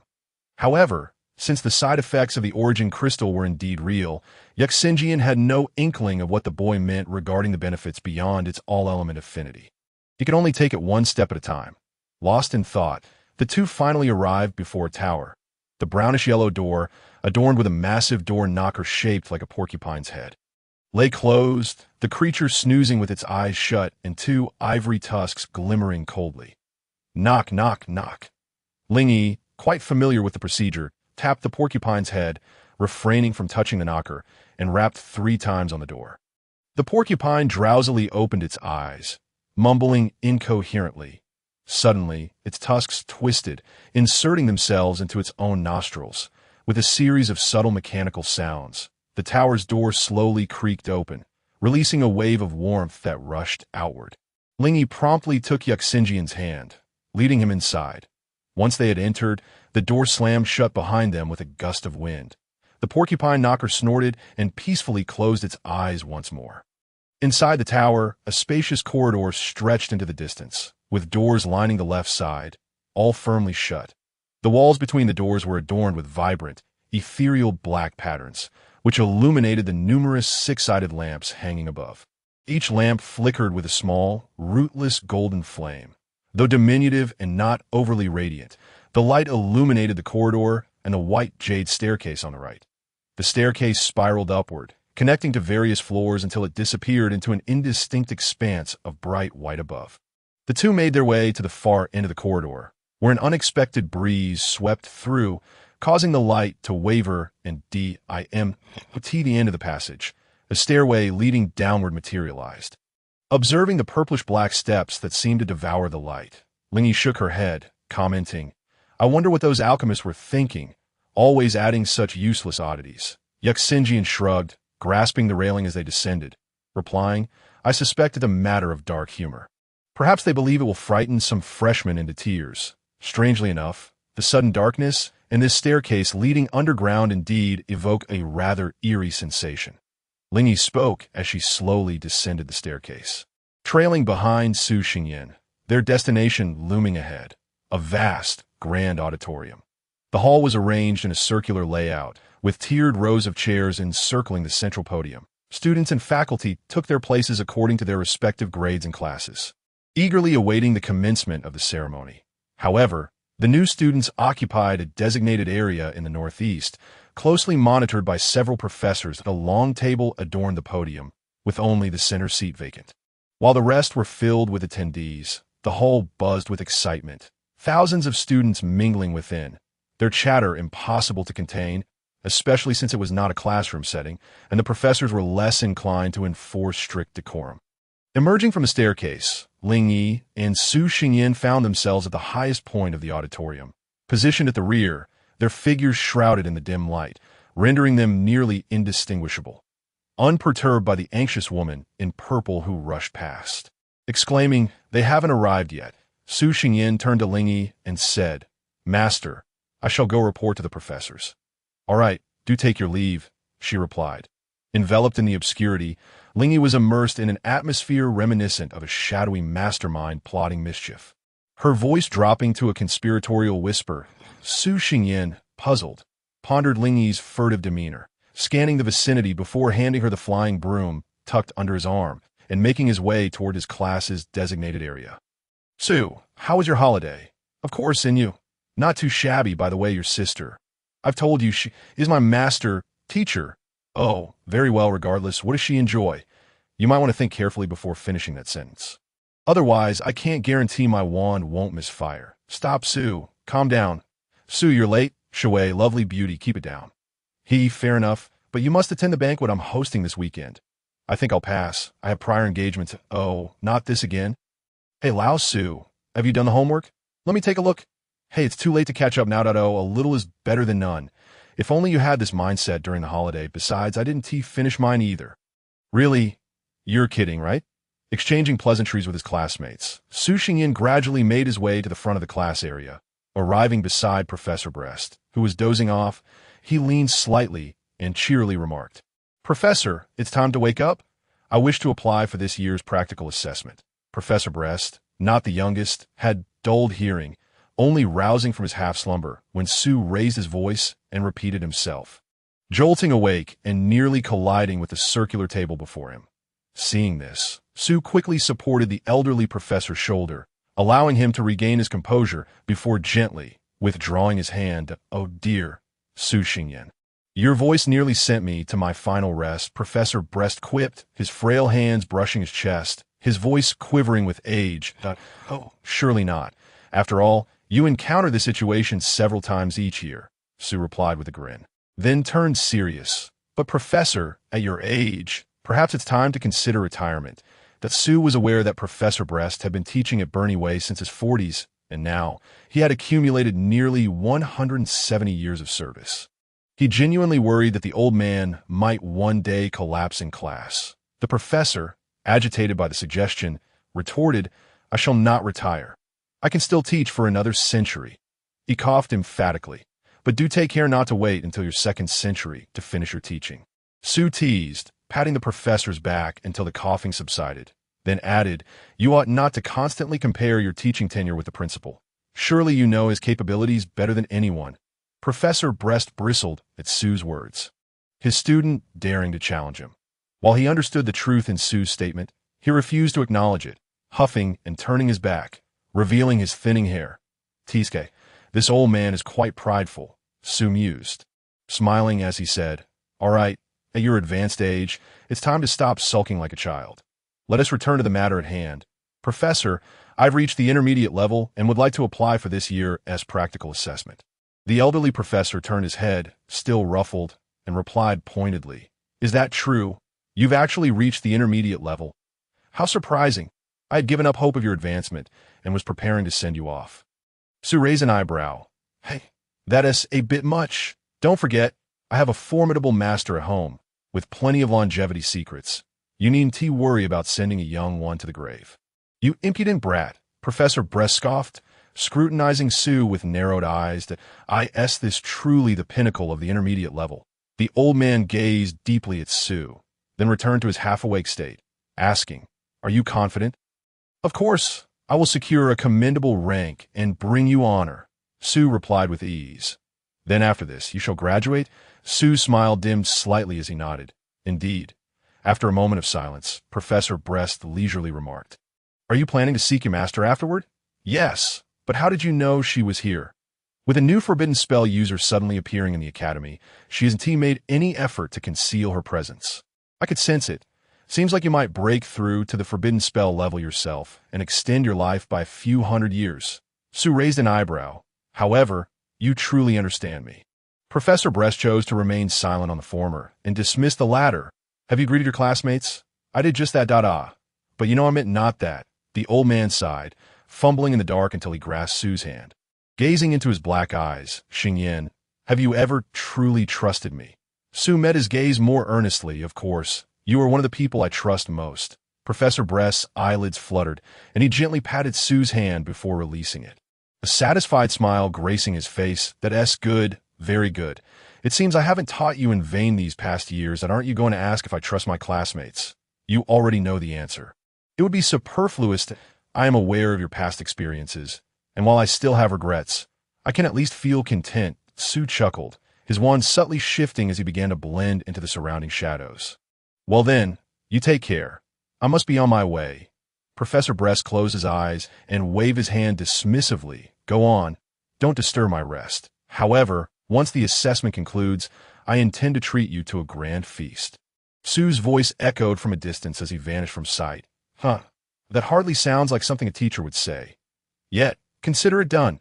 After a brief moment, the elderly professor slowly opened his eyes, shaking his head with a sense of wistfulness. "Another has departed, and this one, I had yet to teach properly."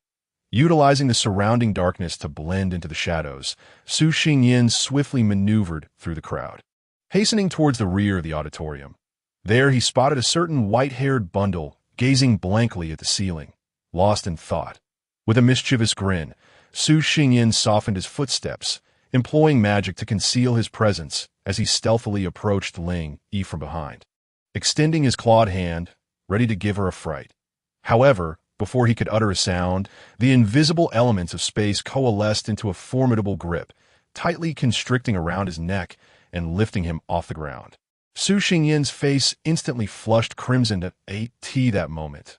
Ling Yi, reacting instinctively, sensed the familiar aura and looked up, gasping in alarm as she hurriedly dispelled her magic. Cough, cough, cough. Su Xingyan fell to the ground, rubbing his neck while kneeling and coughing violently. He realized his error. He should not have attempted to scare a master of forbidden spells. Beside him, Ling Yi crouched down, gently patting Su Xingyan's back, feeling guilty for her earlier actions, cautiously inquiring, disciple, are you all right? Cough, cough. No, I'm fine. Su Xingyan took a moment to recover, gradually rising to his feet, giving Ling Yi a somewhat resentful glance. In that fleeting instant, he felt as if he had glimpsed the uncle who had once taken him in. Waving at him, Ling Yi, feeling embarrassed, lowered her head, avoiding his gaze, and attempted to change the subject. Ah, right, disciple. Why did you suddenly return? Su Xingyan took a deep breath, his complexion finally returning to normal, casting a sidelong glance at Ling Yi. Speaking in a rather unfriendly tone, isn't it simply because I was worried about you, master, feeling lonely and cold? Ling Yi, you impudent disciple, don't you know it's impolite to comment on a lady's age? She is not old. Yet, recalling how she had almost harmed Su Xingyan just moments ago, Ling Yi restrained her temper, forcing a smile. Disciple, you need not concern yourself with me. Go back to your classmates. It's unnecessary. I've already greeted everyone. Su Xingyan placed his hands behind his head, gazing towards the podium, sensing that the opening ceremony would commence shortly. Even if he remained there, he wouldn't exchange many words. So he might as well keep his master company. Listening to his nonchalant tone, Ling Yi suddenly felt all her earlier emotions dissipate. Opening her mouth yet unable to articulate anything, she merely uttered a quiet standing silently beside Su Xingyan without further comment. Ling Yi was acutely aware that Su Xingyan did not have any genuine friends at school. He managed to cultivate relationships that appeared amicable. He could jest with his classmates and engage in playful antics. Yet simultaneously, he resisted deepening any friendships. He had established a threshold in his heart, delineating a space wherein he stood apart, observing the world while repelling most who ventured too close. Ling Yi distinctly remembered the first emotion that had flickered in Su Xingyan's eyes when she brought him home. It was neither the fear of nearly freezing to death in the snowy wilderness nor the relief of narrowly escaping a wolf pack, but a chilling scrutiny, examining the cocoon of blankets enveloping him, the flickering flames in the hearth, and the figure of the girl who had rescued him, even though she was merely a few inches taller than him. After assessing that there was no danger or malice directed at him, he seemed to express himself with charming words, attempting to elicit some affection, hoping to linger in the warmth of her home for a while and secure a few meals. Ling Yi understood that Su Xingyan's behavior stemmed from his past environment, which had taught him to survive in the outside world from such a young age. However, time had passed, and she hoped he could change this aspect of himself. Yet, she remained uncertain how to voice her thoughts, for even now, she had not fully dismantled the wall that isolated her from the world. While she lamented Su Xingyan's resistance to genuine interaction, she realized she was no different, having once been even more reclusive than him. At least Su Xingyan could maintain seemingly healthy relationships, whereas she had outright rejected all interactions during her time at Bernaville, isolating herself in a solitary world. Though she was striving to amend her ways and had made friends like Nian Jie, she sighed deeply, feeling that if she truly wished to set an example for her disciple, it would require considerable time. Nevertheless, she quietly took Su Xingyan's hand, reassuring herself that they still had a long time ahead, and she would always be by his side, forever. Su Xingyan, initially bored and yawning as he stared at the podium, suddenly felt a soft little hand grasping his own. Puzzled, he thought for a moment before gently squeezing Ling Yi's hand between his palms, rubbing it tenderly, and leaning closer to whisper in her ear, "Master, I thought the notion of feeling lonely and cold was merely a jest. I didn't expect you to be genuinely cold." Ling Yi was momentarily taken aback, quickly regaining her composure, her cheeks flushing in the darkness. What on earth? Her disciple completely misunderstood her recent feelings. Then, Su Xingyan witnessed Ling Yi suddenly lift her face, glaring at him fiercely, yanking her hand away and playfully tugging at his arm in apparent irritation. Su Xinyan's expression turned to one of confusion, bewildered by the sudden change. What was this little bundle's issue? Was she on some strange medication? It had been her who had fallen silent first, and now she was the one extending her hand, yet she seemed upset again that, women, your logic is utterly perplexing. Dismissing these thoughts, Su Xingyan turned his attention back to the podium, where, at an unknown moment, a silver door had appeared. The door frame, adorned with peculiar patterns, emitted a cold luminescence akin to moonlight, rippling like flowing water. At its center, a silver vortex spun clockwise, gradually absorbing the clamor of the auditorium. Following this, a resonant, hearty laugh reverberated throughout every corner of the hall, echoing in the ears of all present. Accompanied by the laughter, an elderly yet spirited man strode forth from the vortex, displaying no signs of the frailty one might expect with age. He swiftly approached the only vacant seat on the stage, pulling it open with alacrity, and stood facing the assembled faculty and students. The old man appeared somewhat gaunt yet tall, with white hair, a white beard, and a simple, faded white robe. His long hair was disheveled, as if neglected for some time, cascading down his back, while a goatee dangled before him, held together by a single strand of rope, lending him an odd appearance. Upon the elder's arrival, Professor Wendy Na, seated to his right, visibly relaxed, though the veins on his temples throbbed due to the principal's tardiness. The old man scanned the room, his azure eyes glimmering with delight. He seemed quite pleased, nodding with exaggerated enthusiasm, before vigorously waving his arm, causing countless golden particles to burst forth from his palm, cascading into the auditorium's walls. Flames ignited in succession along the rows of torches affixed to the walls, casting a golden radiance that coalesced into a magnificent, ethereal chandelier at the center of the ceiling, instantly dispelling the darkness and illuminating the auditorium in resplendent glory. Having completed these tasks, the old man beamed, extending his arms wide as though to embrace the entire assembly of faculty and students, passionately proclaiming, "Welcome! Welcome back to our esteemed institution, dear alumni. Welcome to our new students arriving at Bernaville." No sooner had his voice faded than thunderous applause erupted like crashing waves, intermingled with the students' cheers and shouts, reverberating throughout the hall. A cacophony that persisted in the IT was only when the elder pressed his hands down, creating an immediate hush in the auditorium, that even the collective breaths of the audience were momentarily stilled. That I am delighted to see all of you brimming with vitality. IT seems the past year has treated you well. The venerable old principal chuckled heartily, cheerfully winking at the audience below. Feeling the vibrant energy radiating from you all, even these stiff old bones of mine seem to have regained some youthfulness. I in the front row on the west side. A few bold students playfully nudged one another, disregarding the death glare from their professor, and called out in unison towards the podium. "Hey, principal, we've missed you so much during your absence." Indeed, we've missed you. Where have you been?" The old principal, stroking his beard with a smile, waited for the commotion to settle before waving back to the student who had spoken. "I've missed you all too. However, it seems my last visit to Bernu was nearly half a year ago. That I've recently ventured to the eastern continent, where I encountered numerous intriguing novelties." Suddenly, the old man slapped his forehead. "I almost forgot. I brought back a unique magical plant, a species indigenous to that region, known as the earth dragon turnover mushroom. I transplanted it into the herb garden yesterday. That if you're interested, you may apply to Professor Wire for permission to observe it later." As his tone gradually slowed, he sensed a palpable tension directed at him and turned in confusion towards its source, locking eyes with Professor Wire, whose crimson gaze was fixed upon him. How could he recall that Wire's eyes were brown? To his right, Professor Wendena spoke with an impassive expression. "It appears you have yet to check the documents I submitted to your office. For just this morning at 6 o'clock, the Earth Dragon turnover mushroom awakened autonomously and gained sentience.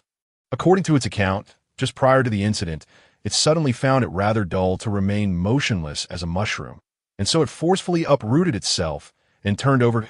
As a result, nearly 1/5 of the ground in Professor Wire's herb garden collapsed." The old principal visibly stiffened. Silence enveloped the hall. heavy and profound. Professor Wendena showed no inclination to lower her voice. Every faculty and student present heard her words clearly. Yet she remained unfazed, calmly adding. Furthermore, the tremors affected the nearby alchemy workshop, leading to an explosion of the high-explosive magic energy interlocking compression device that Professor Spreek was working on. He is currently unconscious in the infirmary. All right, Antana. The old principal clapped his hands, avoiding the murderous glare from Professor Wire, and called out Wendena's name with an unnaturally pale face, interrupting her. Let us address these matters after the ceremony concludes. At his words, Professor Wendena immediately fell silent, but the next moment, a roaring laughter erupted, drowning the hall as if to lift the ceiling itself. The back of the hall. Ling Yi stifled her laughter, whispering intermittently to Su Xingyan, the principal has really landed himself in quite a predicament.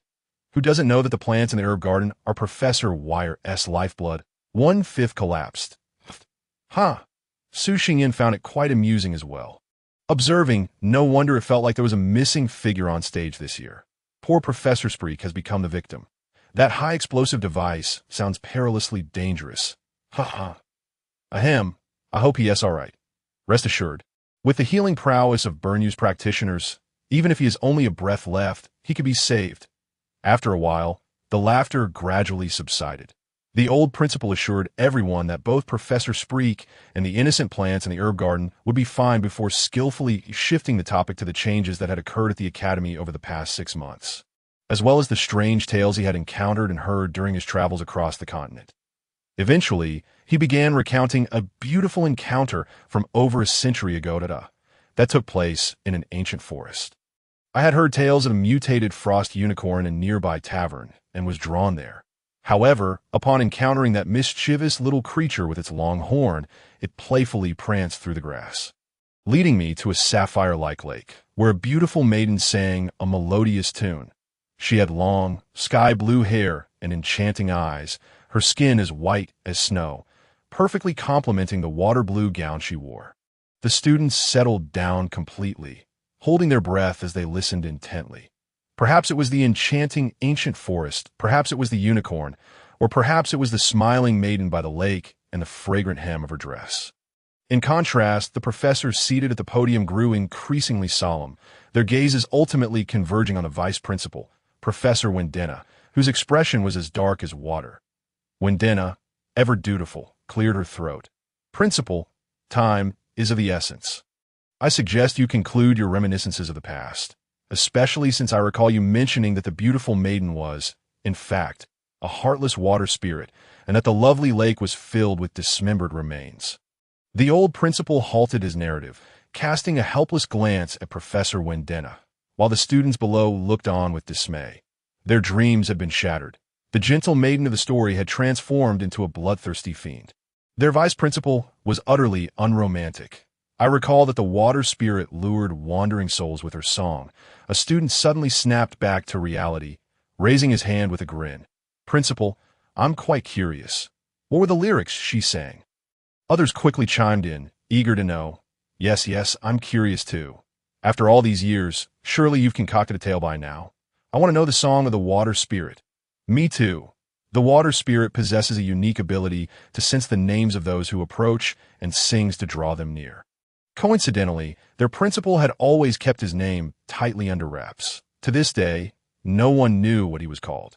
Hearing the renewed clamor around him, the old principal raised an eyebrow and extended his arm towards the student who had initiated the topic, gently saying, "It seems Robbie is quite knowledgeable about water spirits." The student named Robbie, clearly caught off guard that the principal knew his name, flushed crimson and stammered, I've just seen a bit of information on that topic. Ah, that puts me at ease, the old man replied, as if relieved, patting his chest with a smile that I almost thought you were the Robbie Rabbit in disguise, sneaking into the academy for some fun. Robbie Rabbit? You haven't heard of it? The old principal seemed surprised. It's that song. Robbie Rabbit, cuckoo dear, the water spirit can't catch you. He surveyed the audience and noticed all eyes were filled with confusion, scratching his head. Beside him, Professor Wendena spoke flatly. Please refrain from repeating ancient nursery rhymes from 500 years ago. The oldest individual present, aside from yourself, is merely 387 years of age. So, Robbie Rabbit is over 500 years old. How time flies, the old principal sighed, then turned to Robbie with a smile. You see, I am so old that I've forgotten my own name. Naturally, the water spirit cannot perceive it. What if I shared your surname, Rob? How about that? As soon as the words left his lips, Robbie nearly choked on his own saliva, sputtering and coughing, then bowed respectfully to the principal, remaining silent. You win. He dared not respond further. The other students who had been stirring were left dumbfounded, as the rhythm returned to the old principal's control. At the back of the hall, Ling rolled her eyes. T.S. started his antics again. Indeed, the principal had once claimed that over 200 years ago, while soaking in a hot spring on a volcano, someone had called his name. Su Xingyan nodded in agreement, but then changed the subject. However, if I were that Robbie, I would take advantage of the situation, claim a connection, and then walk out saying the principal's surname is Su, that I'm some distant relative, and flaunt it for prestige. With me around, isn't that enough? You would still drag someone else in as a false ally. Ling, you shot him a disdainful glance. That if you really did that, do you think the principal would come back to give you a beating? Su Xingyan expressed disbelief. I'm only a mid-tier. While he being above forbidden spells, he must possess the poise and pride of a strong individual.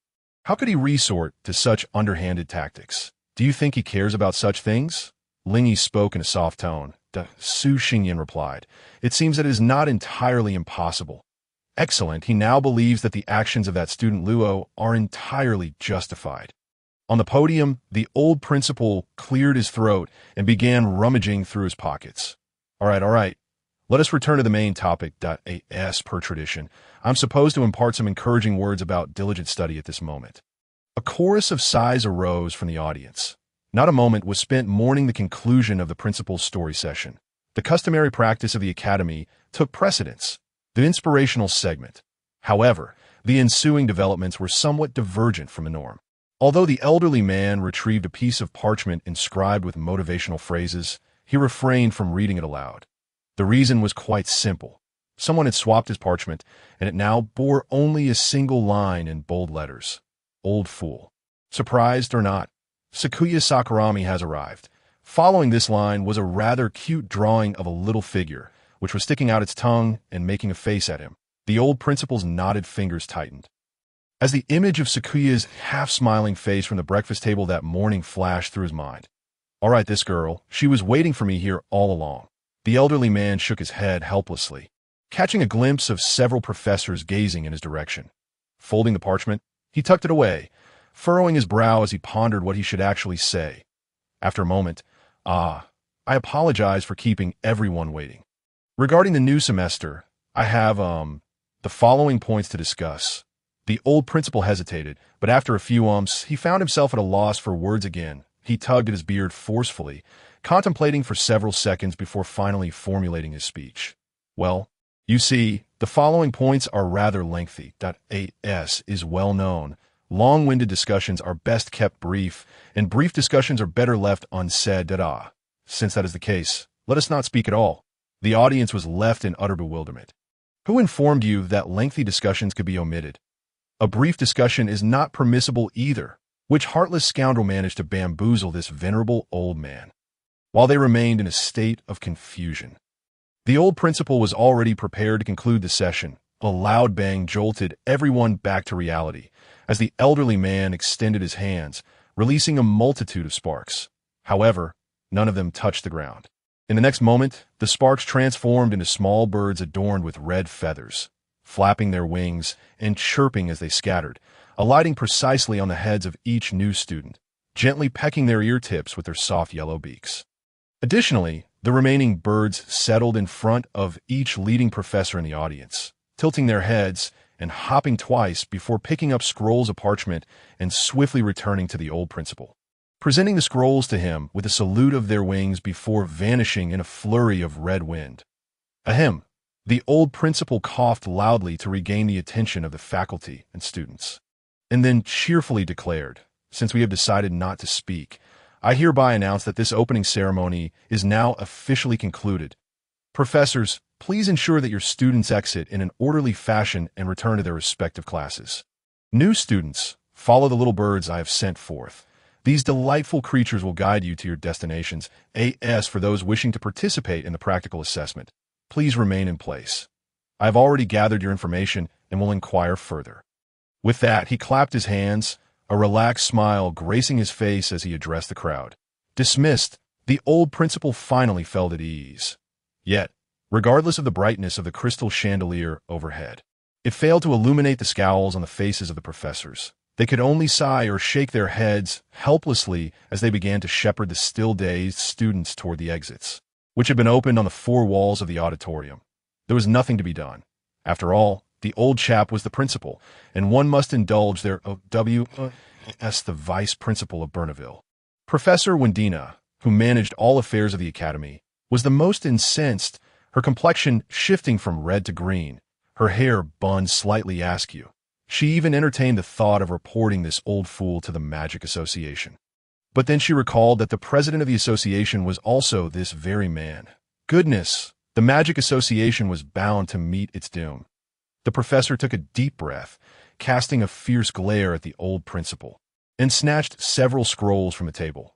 Whether by coincidence or design, her dark blue sleeves, billowing in the wind, unmistakably brushed against the old principal's hands as she marched down the podium, her long boots echoing with each step. Bypassing Su Xingyan and Ling Yi, who were concealed in the crowd, and promptly exiting the hall, she felt that this time she might add a few more gray hairs to her head.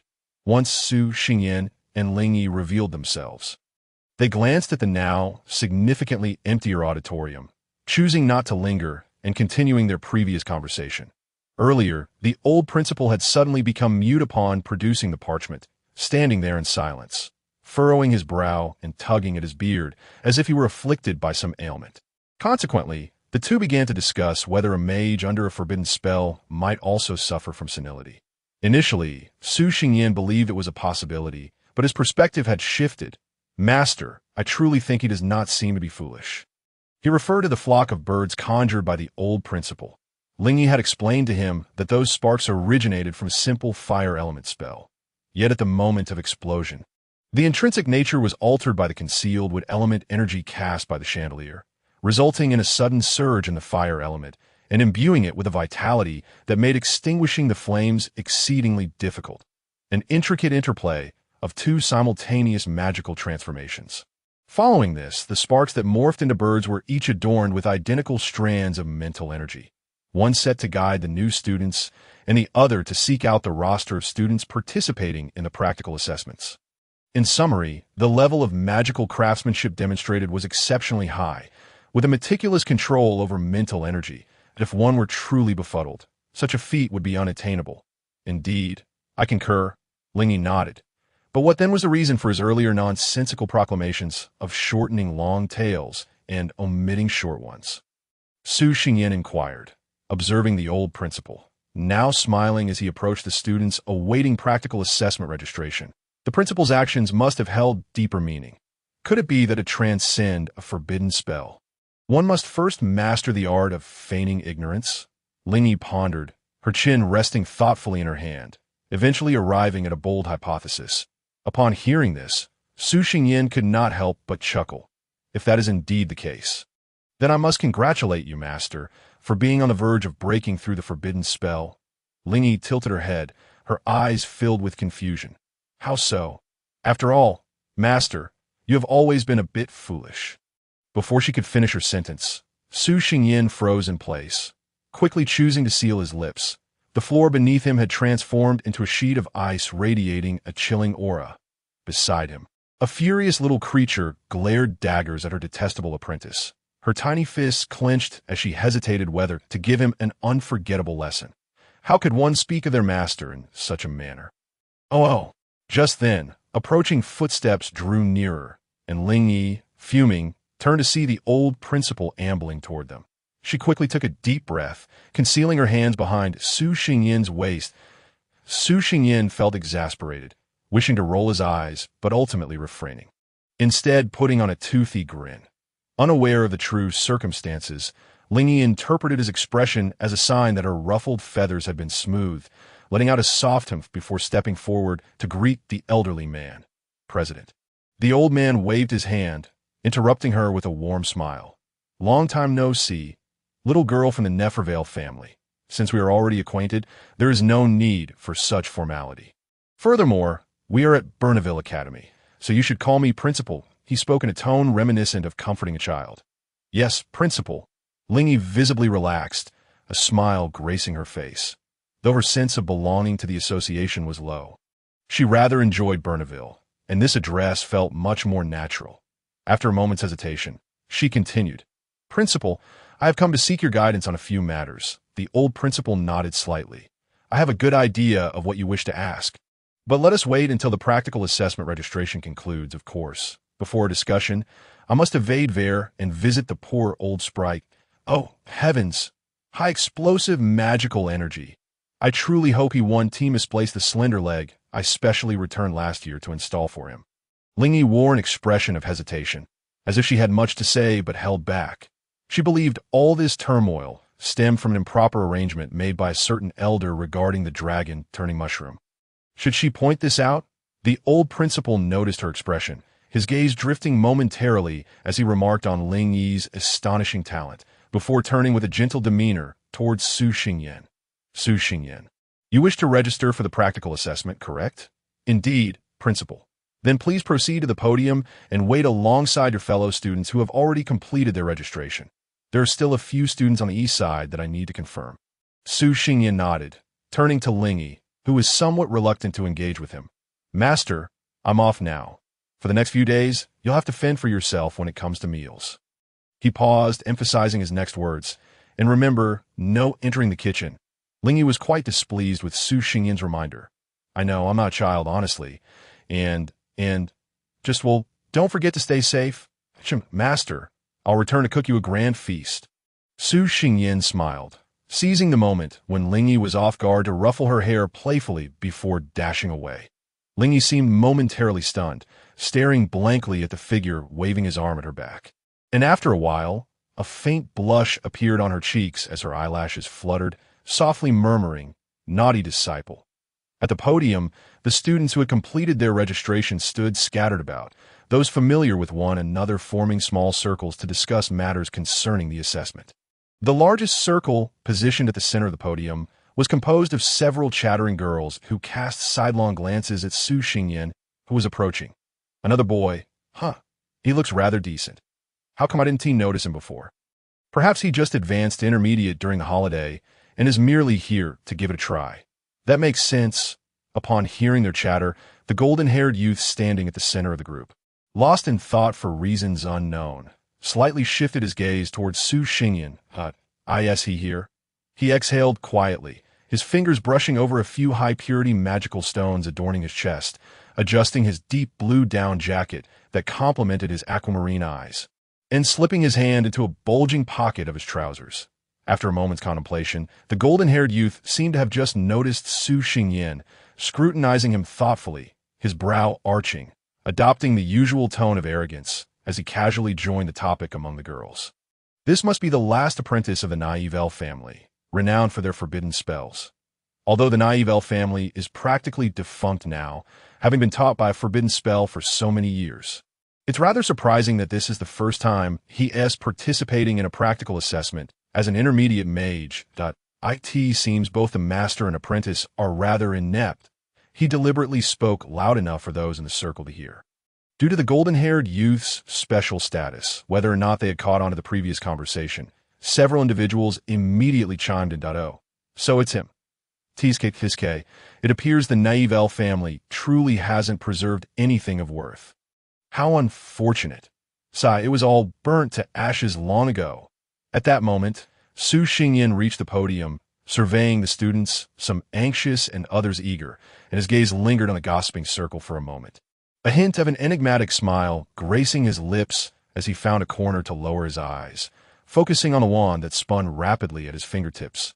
The golden-haired youth, who had been watching closely, narrowed his eyes, uncertain whether Su Xingyan had not heard him or was simply too timid to speak up, or perhaps was just a barking dog that would not bite. After a brief silence, The golden-haired youth relaxed his brows and sauntered over to Su Xingyan, extending a hand to pat him on the shoulder. As Su Xingyan's dark eyes met his, the youth drawled, "Let me introduce myself. My friend. I am Kaji Campbell." No one noticed that Kaji Campbell was missing a rather inconspicuous golden speck on his fingertip. Wait, that's Su Xingyan, having caught the surname Campbell, did not take the hand offered to him, interrupting Kaji's speech with a perplexed expression. "Classmate, have we met before?" A flicker of confusion crossed Kaji's eyes as he searched his memory, confirming this was indeed their first encounter, and he withdrew his suspended hand, tilting his head slightly. "Is that so?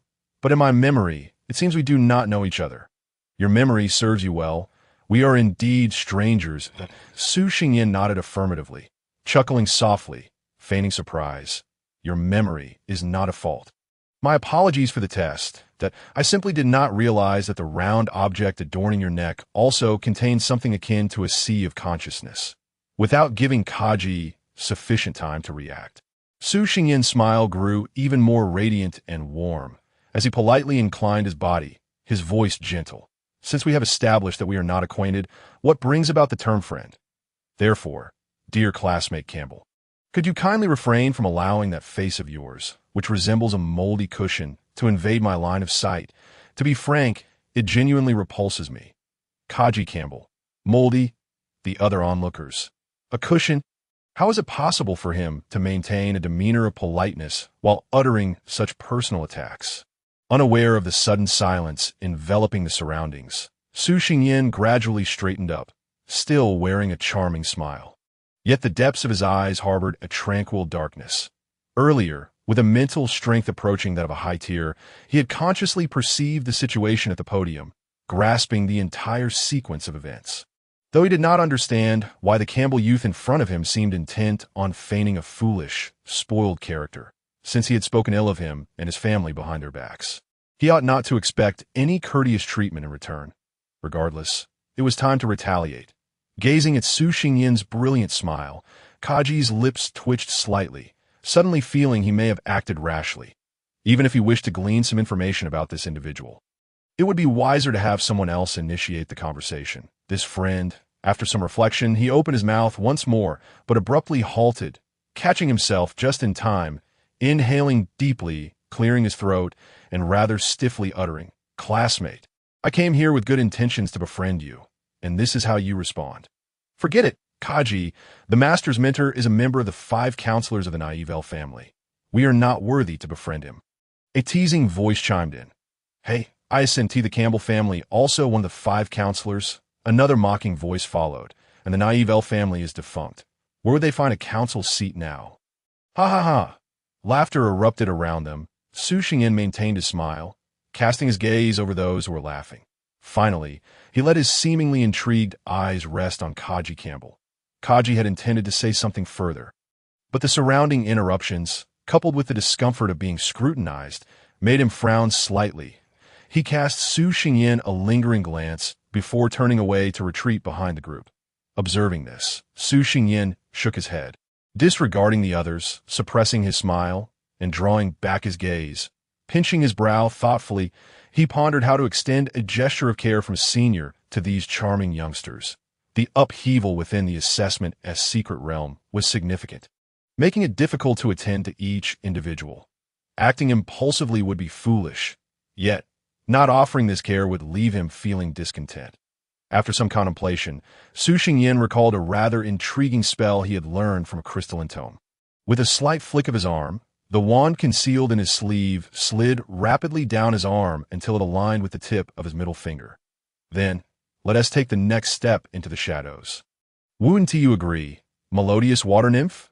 In Su Xingyan's mind, the old principal's nursery rhyme from over 5 centuries ago echoed, prompting a silent smile. From the tip of his staff, a viscous drop of ink fell, merging silently into the ground. The earth trembled slightly, in Su Xingyan's perception. That drop of ink extended tentacle from its point of impact, swiftly radiating beneath the surface to the feet of the one who had just laughed. Each tentacle further branching into delicate offshoots that clung to the rocks, silently gazing at them through the soil. In the next moment, The ink transformed into a muddy yellow, a resounding explosion erupted, stirring the air and scattering debris and dust that had resulted from the cracked ground, enveloping the podium in a thick cloud of smoke. Amidst the obscurity, pairs of stone arms broke through the ground. Emerging from below, their rough, gray fingers gripping the unsuspecting individuals by the ankles with alarming precision. Without granting them a moment to react, the stone arms yanked back forcefully, bending just before their faces were about to meet the earth, propelling them high into the air. Subsequently, the stone arms uprooted themselves, carving rectangular pits into the ground, which then shattered, the debris reassembling into two parts resembling a coffin and its lid. The coffin lay flat in the pit, while the lid was raised to catch those enveloped in a sensation of weightlessness as they fell, slamming shut with a resounding thud. The murky shock waves spread outward, accompanied by a dull thud, as the remnants on the ground coalesced into mounds of stone, each topped with a polished black gravestone. It was as though a masterful sculptor had inscribed powerful characters upon them, mourning the deceased. The names corresponded with those entombed within. In an instant, the auditorium fell into a profound silence, an unavoidable chill permeating the atmosphere. Su Xingyin glanced around, then lowered his gaze, pausing momentarily to brush off the dust from his clothes. Burying the dead and erecting gravestones is a magic of little lethality but immense insult. Yet, Su Xingyin gently furrowed his brow, lifting his gaze to the third gravestone from the left in the front row. He had distinctly seen Kaji Campbell react before the stone hand could grasp his ankle, aiming his staff at the ground. Yet for reasons unknown, he refrained from taking any further action, allowing himself to be ensnared. What could that fellow be thinking? Is he waiting to enact some sort of vengeance? With this thought, Su Xingyin silently recalibrated the perceived danger of a certain someone in this assessment, raising it further still. Regardless, harboring such intentions surely does not bode well. He would need to remain vigilant in their future encounters. Pooh! Laughter erupted as other students, having initially been taken aback, found themselves caught up in a wave of amusement. Unaware of who had first laughed at the misfortune in an instant, the atmosphere was filled with a sense of joviality, albeit tinged with an oddly sinister undertone due to the presence of the new graves below. The next moment, boom, boom, boom, the stone mounds burst open one after another. Those who had just been buried emerged, their eyes aflame with rage, faces smeared with dirt, casting murderous glances at their surroundings, perceiving everyone as the culprit who had betrayed them. Oh my, they've risen from the dead in broad daylight. Suddenly, someone shouted in jest, prompting these fearsome figures to turn their heads in the direction of the voice. However, the student who had spoken had anticipated this, already having slipped into the crowd, disappearing without a trace. Kaji Campbell turned slightly, casting a sidelong glance at Su Xingyin, whose expression bore a semblance of amusement, his finger twitching involuntarily, and he understood that this was the handiwork of that individual. Though he allowed himself to be caught off guard, it was still infuriating to be embarrassed in front of others. Taking a deep breath to compose himself, Kaji casually brushed his thigh as if to dismiss the dust clinging to him. Upon impact, a faint, brownish-yellow glow flickered to life within his pocket, dim yet short-lived, quickly fading away. Yet in the fleeting moment before it extinguished, it projected a brief flash of text. After all this, Kaji Campbell adopted a furious demeanor, roughly pushing aside those obstructing his path, striding towards Su Xingyin, brandishing his wand against his chest, gritting his teeth as he demanded, "Speak! Was it you? Did you do this?" What brings this accusation? Su Xingyin smiled dimmed slightly, raising an eyebrow at the unfriendly approach. Languidly brushing aside the wand pressed against him, he replied nonchalantly, "You see, dear Kaji Campbell, do not hastily accuse others without evidence. Look at your charming little gravestones. They are all inscribed with your names. I am merely meeting you for the first time today, and lacking the talents of a water spirit, how could I possibly know what you are called?" Kaji Campbell abruptly turned, glowering ominously at his own gravestone, then raised his wand and struck it forcefully at a blast of intense, explosive flames shattered the stone into fragments. Kicking aside a charred rock that had rolled to his feet, Kaji turned back to find Su Xingyin regarding him with a playful expression, as though assessing some peculiar new species, scrutinizing him from head to toe. Kaji Campbell frowned, displaying his impatience. What are you staring at? I am merely observing. Try to discern whether you are a Robbie Rabbit or perhaps a cuckoo. Su Xingyin shook his head, concluding that neither was the case. After a moment, he rested his chin on his hand, glancing at the top of Kaji's head, suddenly clapping his hands in realization. Ah, could it be a new character? Perhaps a golden-haired baboon or something of the sort? Kaji Campbell. Golden-haired baboon. This rascal truly knows how to provoke others. A series of cracking sounds emanated from his tightly clenched fists before he muttered, "Very well. Once the assessment commences, I shall see if your strength matches your sharp tongue." And with a huff, he turned away. As Kaji Campbell turned his back on Su Xingyin, the anger and frustration on his face abruptly vanished, replaced by a contemplative expression that in the future, it would be best not to allow this fellow the opportunity to speak. Perhaps it would be wiser to engage directly and test his abilities first. Just then, the old principal, having completed the assessment tally, arrived at the podium with the final student, his expression calm, revealing no trace of emotion as he gazed upon the stage. Instantly, everyone settled down. After a moment, the old principal ascended the podium, waving his hand to disperse the lingering dust, sighing softly, his expression morphing into one of mild distress, the weight of unspoken exhaustion evident in his demeanor. Look at this. In just a short time, it was as if he had nearly dismantled the entire platform. The old principal surveyed the dirt-streaked students, his gaze lingering on Kaji Campbell, or rather, on the bulging pocket he possessed for a moment. His eyes deepening with an inscrutable intensity, the faint curve of his lips obscured by his beard. Finally, his attention settled on a figure standing in the corner. Yes, do not hide. You, the little apprentice of that Nifio girl, are the one I spoke of earlier. Showing no consideration for the elderly, Su Xingyin, who had been attentively observing the principal's movements, met his gaze laden with meaning, his body stiffening. Did he feel as though he had been discovered? Surely not. After a moment's silence, Su Xingyin raised his arm, greeting the elder with a composed wave. Yes, those pits appeared out of thin air, and the gravestones all sprouted from the earth on their own. He had no part in it. Feel guilty? Nonsense. Seeing this, a glimmer of amusement flickered in the old principal's eyes, shaking his head as he diverted his gaze, his slender hand emerging from his sleeve.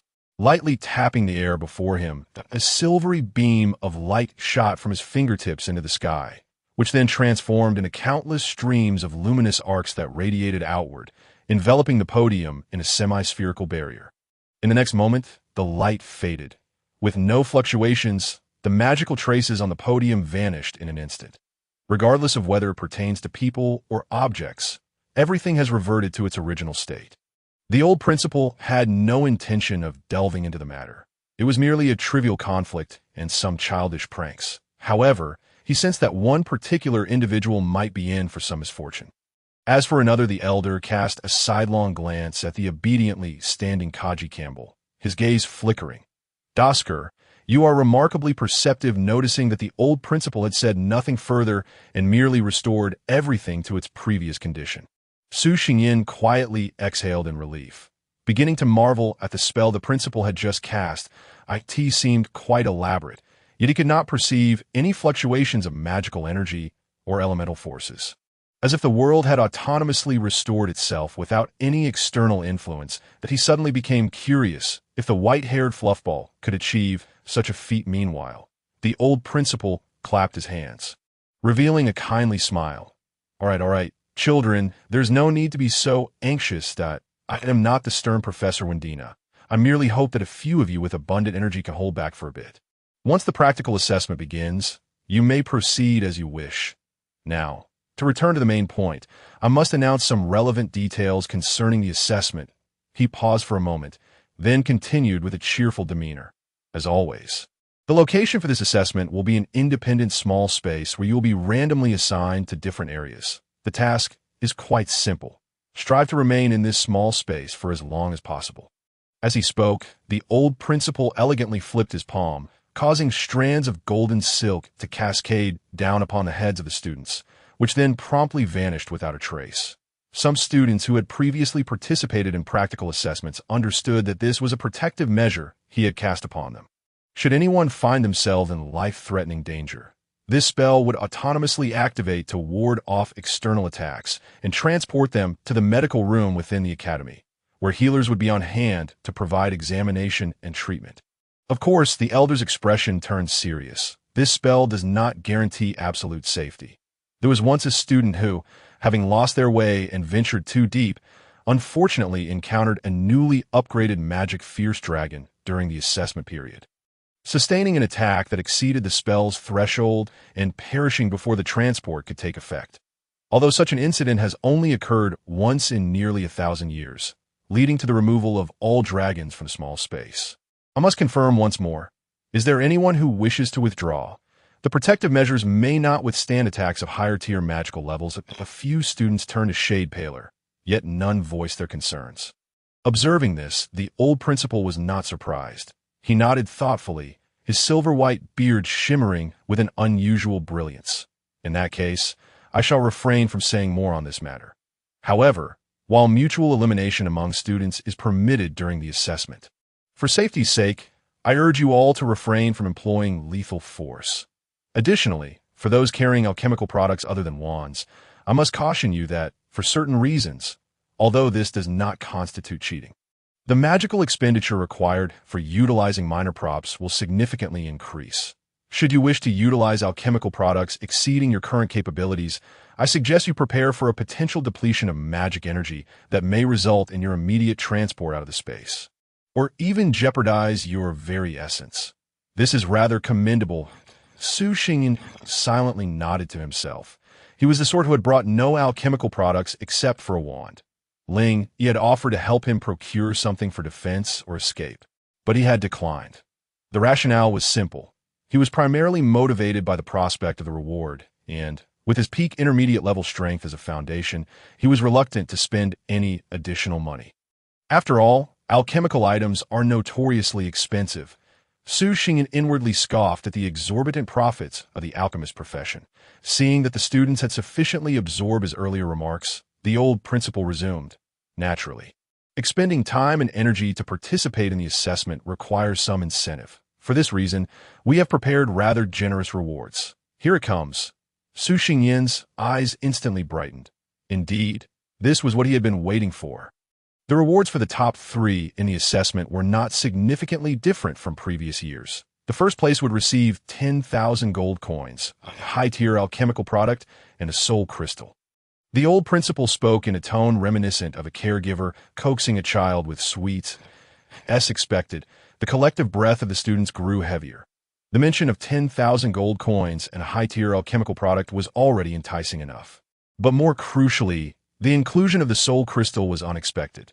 The soul crystal directly affects the sea of consciousness, enhancing mental strength and raising the upper limits of a mage's power, due to its exceedingly low production rate. It is rigorously controlled by the Magical Association and prohibited from sale, making it almost impossible to encounter in everyday life. The old principal smiled gently as he stroked his beard, continuing. The second place will receive 5,000 gold coins, a high-tier alchemical product, and a mature dragon's reverse scale, while the third place will earn 3,000 gold coins and a high-tier alchemical product.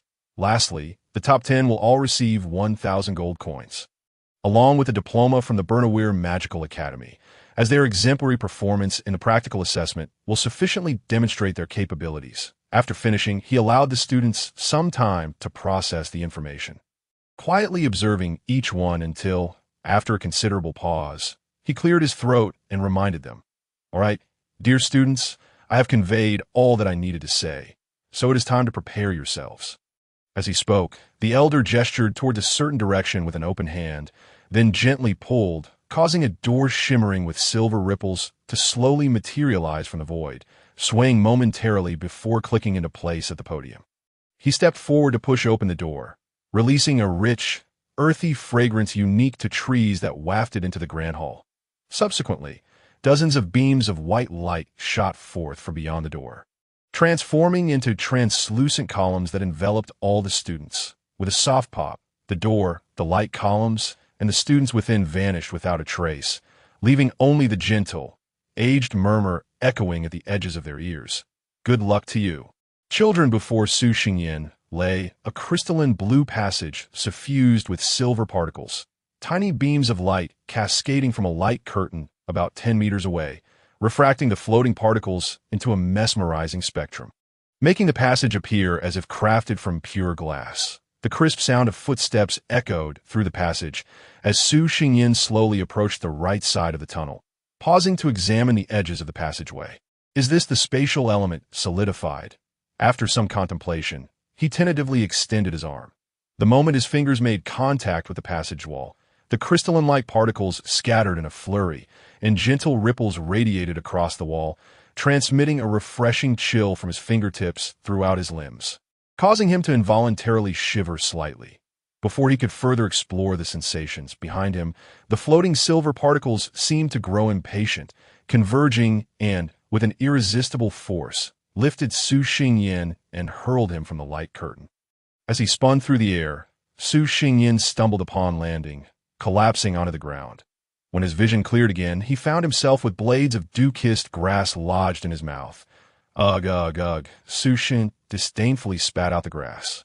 Propping himself up on his elbows and gradually rose from the ground, brushing off his clothes. Was it really necessary to toss him out just for wanting to observe what the passage was made of? How rude, petty, and impatient. He silently rated the entry method of the assessment poorly, then surveyed his surroundings to assess the current environment.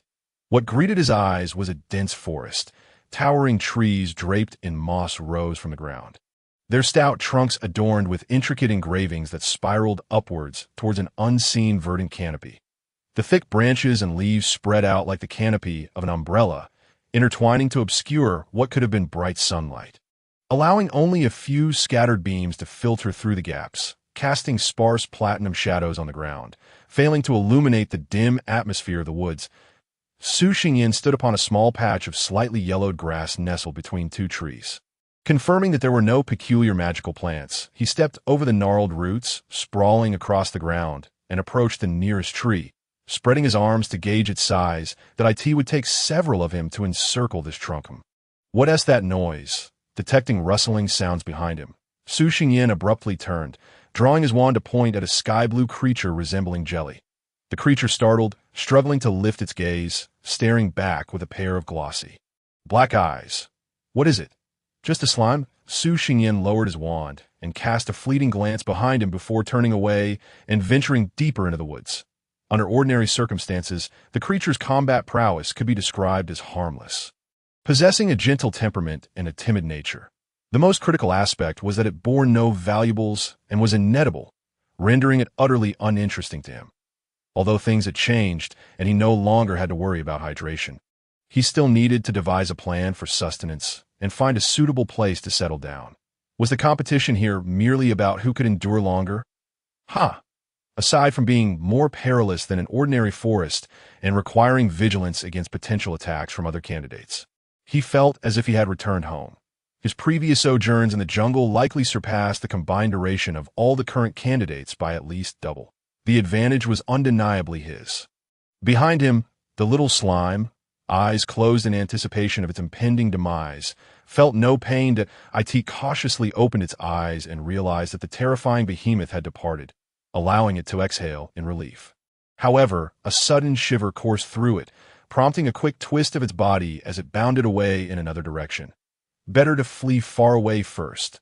On the other side, Kaji Campbell fixated on his third teammate, Micah, whom he had located through some rather unconventional methods, pondering silently. Everything was proceeding smoothly. Next, Micah, noticing his leader's silence, scratched his messy brown hair and turned to glance at the other two companions. Whispering, "How do you think Kaji found us?" Standing nearby, Linen and Deer exchanged a glance of mutual bewilderment before shaking their heads in unison. "We don't know. Take a guess. Standing around is so dull." Micah shrugged nonchalantly. Lunan rolled his eyes. "The leader has his means for being a leader. If he doesn't speak, your guesses are merely wild conjectures. Instead, consider why he sought us out to gather together." Kerr turned a glance at Kaji Campbell, who stood with his back to the sun, lost in thought. His golden hair, slightly curled at the tips, fell freely over his forehead, casting shadows over his face, obscuring his expression. "I think Kaji has something on his mind." Perhaps he plans to give that black-haired fellow a proper lesson. After all, the leader was publicly insulted by him today and subsequently buried in the dirt. Losing face might very well be his doing. Just think how hypocritical and sinister his smile was meanwhile, as someone traversed the forest, laughing hypocritically and maliciously. Achoo! Couldn't he be, right? Lennon voiced his skepticism. Kaji usually had a rather good temper. Even the best temper has its limits. Deer countered. Imagine if you were publicly insulted, with your face likened to a moldy cushion, and then you were buried in a pit. Would you be able to tolerate that? Before Lunan could respond, Micah eagerly waved his arms. Absolutely intolerable. If it were me, I would charge straight in and smash my fist, as large as a cooking pot, right into that bastard's face. Deer glanced at him. Shaking his head, puffed. How crude that Lunan looked at him. Shaking his head as well, puffed. What a brute entity that moment. Kaji Campbell emerged from his contemplation and approached, glaring at the trio with irritation. Stop overthinking. However, you're correct about one thing. I indeed intend to trouble Su Xingyan. Micah blinked and muttered, Boss. I don't recall that person ever mentioning his name to us. Deer and Lunan exchanged knowing glances, silently confirming their understanding of who should not be mentioned. Kaji, how desperate must he be to have brought this fool along? Couldn't he learn a thing or two from the other two, who were much sharper? Sighing, Kaji chose to ignore Micah and continued. Follow me closely. When we encounter Su Xingyan, don't speak. Just act immediately if he retaliates with magic. Don't block for me. I'll take it if he manages to escape. Don't pursue him. Just continue with the normal assessment. Micah had intended to ask why the boss needed to absorb the magic himself, but upon noticing that the other two had no intention of voicing any questions, he silently paused, then belatedly responded. Understood, boss. The little slime leaped over two puddles, bounded across a stone, and dove into a lush thicket, only to trip over a tree root and tumble into a small tree hollow. This was its little nest. After catching its breath, the little slime gently nudged a red berry resting on a leaf. Before it could open its mouth, it suddenly transformed into a puddle of semi-liquid, its tiny black eyes wide with terror. Outside, Kaji Campbell abruptly halted, turning his head to glance. But upon seeing nothing obstructed by the grass, he withdrew his gaze and quietly asked the three, who were looking at him in confusion, Did you hear any noise just now? All three shook their heads. Kaji pondered for a moment, deciding not to dwell on it further. Instead, he reminded them, Stay alert. We're now quite close to that fellow. Boss, how can you be so sure? Micah blinked in confusion. Kaji ignored him and waved his hand.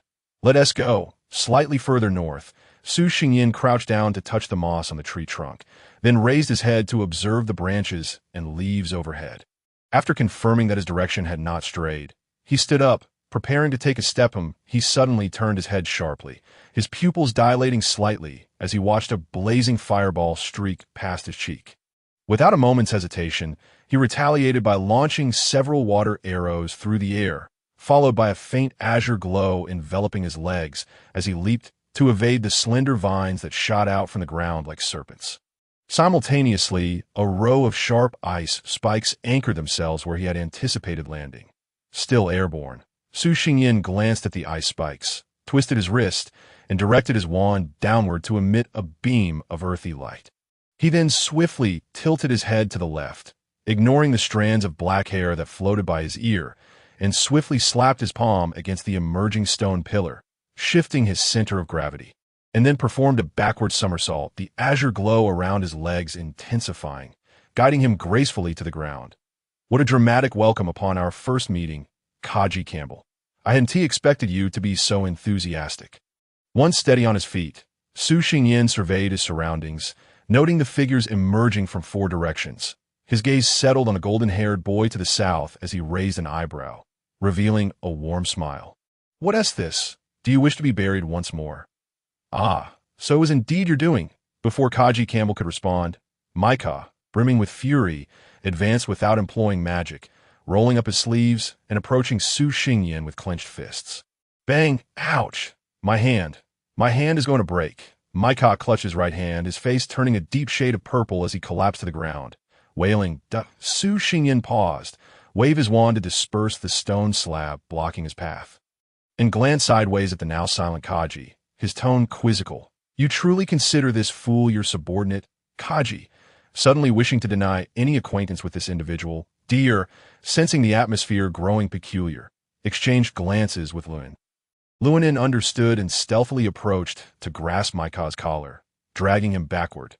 Dragging Luin's face darkened as he kicked Maika's rear, swiftly turning to beckon Deer to assist. This fool, despite being foolish, was also remarkably heavy. They could barely move him, Su Xingyin silently observed as the two struggled to haul the still-crying Maika back, his lips twitching as he turned his gaze back to Kaji. Is this your planned performance? Kaji, would they believe him if he claimed he came alone, and these three merely happened to cross paths with him? Closing his eyes, Kaji composed himself and resumed his haughty demeanor, stroking the crescent stone dangling from the tail of his wand. With a leisurely tone, he remarked, "Perhaps you should first tend to your own affairs before speaking." And no sooner had his words left his lips than a searing wave of heat, accompanied by roaring flames, surged forth, causing a golden red hue to rapidly expand within Su Xingyin's gaze, slightly frowning. Su Xingyin felt an unwelcome sensitivity to the flames lately and took a half-step back with mild irritation. He raised his right hand and traced an arc in the air with his wand. A translucent water shield crackled into existence, blocking the flames and enveloping itself in a layer of blue. Before ascending, billowing white steam that rustled the leaves around. Moments later, Su Xingyin lightly tapped the tip of his wand against the water shield. With a splash, the shield erupted, sending droplets scattering in all directions, causing the tender grass to sway, while the earlier flames vanished without a trace. Kaji Campbell, has no one ever informed you that playing with fire in a place dominated by trees and grass is perilous? He said in a tone that suggested he was exasperated by a troublesome child, conjuring a whirlwind towards Kaji, only to have it halted by an icy wall. Su Xingyin turned his gaze towards Deer, who had raised his wand, shaking his head in dismay. How outrageous, resorting to such numbers against a single opponent. Suddenly, the dispersed currents from the whirlwind reformed into dozens of azure wind blades, swiftly shattering the previously unyielding ice wall. Without glancing at Deer, whose complexion had turned ashen, Su Xingyin flipped his wand. Except for the ground he stood upon, the surrounding earth became a quagmire, ensnaring several vines that had attempted to ensnare him. I am quite curious, Su Xingyin stated nonchalantly as he waved his wand, levitating a pile of stones to block a bolt of lightning that approached. Kaji Campbell, how did you find your little bodyguard so swiftly? And how did you discover my presence? Who knows? Perhaps it is simply a matter of luck for us. Well, you happen to be rather unfortunate, Kaji replied dismissively, as the purple light swirling from the tip of his wand surged towards the suddenly rising wall of wind. Failing to breach it seems your shoes are not particularly clean now. Are they? Su Xingyin shrugged, lifting his arm to evade an attack aimed at his armpit, observing as the massive stone tore free from its vine, shattering several layers of solid ice, and teasingly asked, "How does it feel to step on that thing?"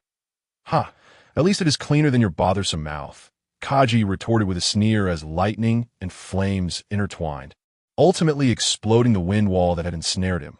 Glaring at his three subordinates, who were being pelted by erratic water arrows, he frowned.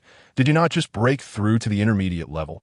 Guess, Su Xingyin casually replied, suddenly pausing his movements, suppressing the urge to glance to his right, extinguishing another fireball before a sly smile crept upon his lips.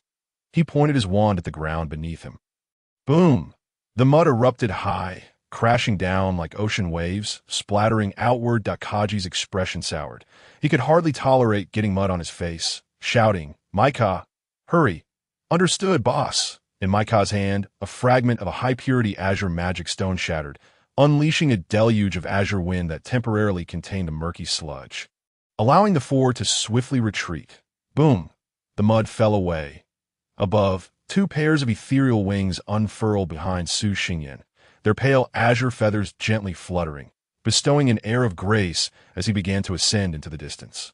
Kaji Campbell and the other three, until we meet again, I hope you enjoy the little surprise I've left behind. His voice echoed. Boss, what now? Maika, exchanging glances with Linen and Deer, blinked and stepped forward to inquire of Kaji. The person has vanished without a trace. Why are you still gazing up at the sky? At this, Kaji ceased his distant stare, his fingertips tracing his pocket, feeling the azure and blue rings light up in succession.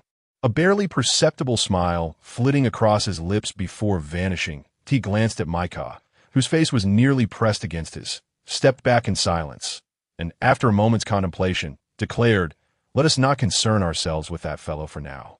The immediate priority is to find a more open area to establish a base, regroup, and thoroughly investigate the surroundings from there before devising a plan to procure food." "Yes, boss, but..." Maika felt he had forgotten something and began scratching his head.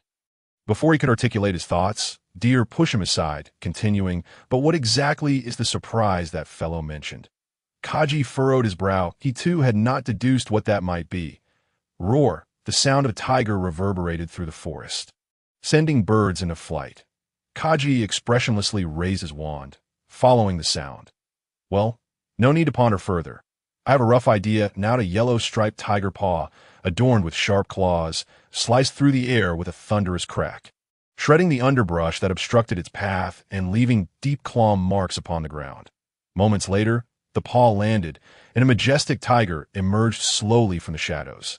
Unlike ordinary tigers, although it bore the familiar yellow fur adorned with black stripes, it possessed an additional tail, and its neck was encircled by a mane reminiscent of a lion, shimmering with a fierce luster.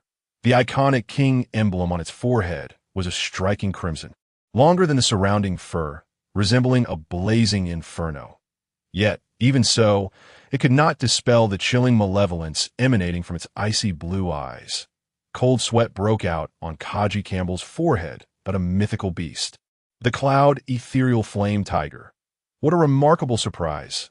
Mythical beasts were a term used in the past to describe magical creatures that were neither human nor plant, officially known as strange and wondrous beasts, named for their possession of abilities incomprehensible to humans of that era.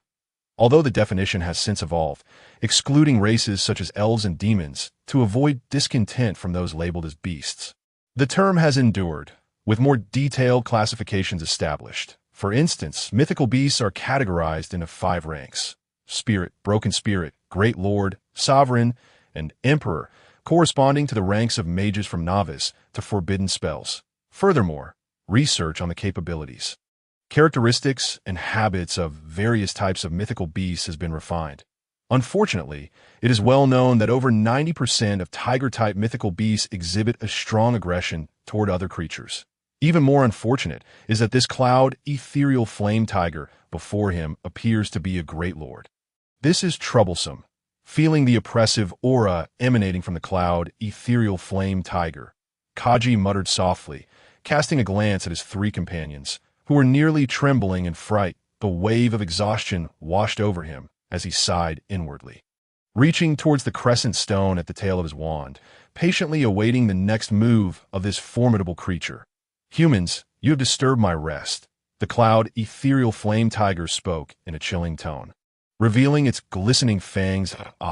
Esteemed Tiger King, I sincerely apologize for interrupting your repose. Please believe that it was not our intention."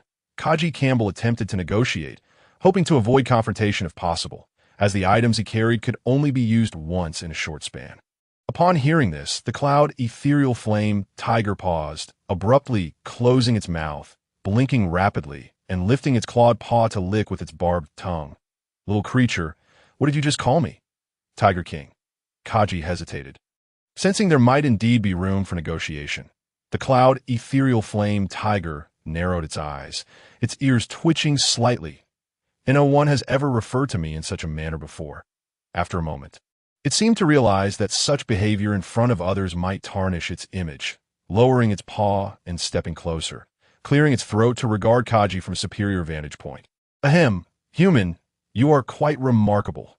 Continue to address me as such. If you satisfy me, perhaps I shall consider sparing you." Sensing Kaji's bewildered and skeptical gaze, the cloud ethereal flame tiger shook its head, growing somewhat smug. "Do not mistake me for those foolish beings who only know how to kill. I am well aware that even if I were to consume you, a golden light would appear to protect you, transporting you elsewhere. I am a clever tiger. If you do not challenge my authority, I can hardly be bothered to expend my energy." Lennon, the most timid among them, recalled the assessment protection measures he had temporarily forgotten due to panic after hearing what Yin Yu had said. He stumbled forward, steadied himself, and hurriedly approached Kaji, swallowing hard before stammering softly. Lord, since we want T really be in danger, shall we just either strike or flee? However, Yin who, with sharp ears, caught these words and shot Lun in a scornful glance, bellowing at him, which startled him so much that his heart nearly stopped, causing him to plop down onto the ground. Yin who licked his whiskers and then spoke with satisfaction. Though I cannot consume you, I am aware that you humans are here for an assessment. If you fail to please me, I shall eliminate you right now. Having said that, he cast a sidelong glance at Kaji Campbell, whom he perceived as the leader, extending his sharp claws that glimmered with a layer of deep blue ethereal light. Humans, you surely do not wish to be eliminated at this very moment, do you? Feeling the piercing gaze of his own leader beside him, Luan shrank back, awkwardly lowering his head. After a long pause, Kaji took a deep breath and replied, Very well, King Tiger, but since you are aware we are here for an assessment, is it not merely a matter of how long we can remain in this place? Yin who contemplated the prospect of soon acquiring for servants for several days, and his mood gradually lightened. Do you think the other humans will avoid me, or dare to confront me? Stay obediently by my side. Do you fear you will not achieve a good ranking? Kaji nodded. However, among the participants in this assessment, there is one who does not quite get along with me. If I encounter that individual, I will require the king's assistance in dealing with him. Are you instructing me on how to act?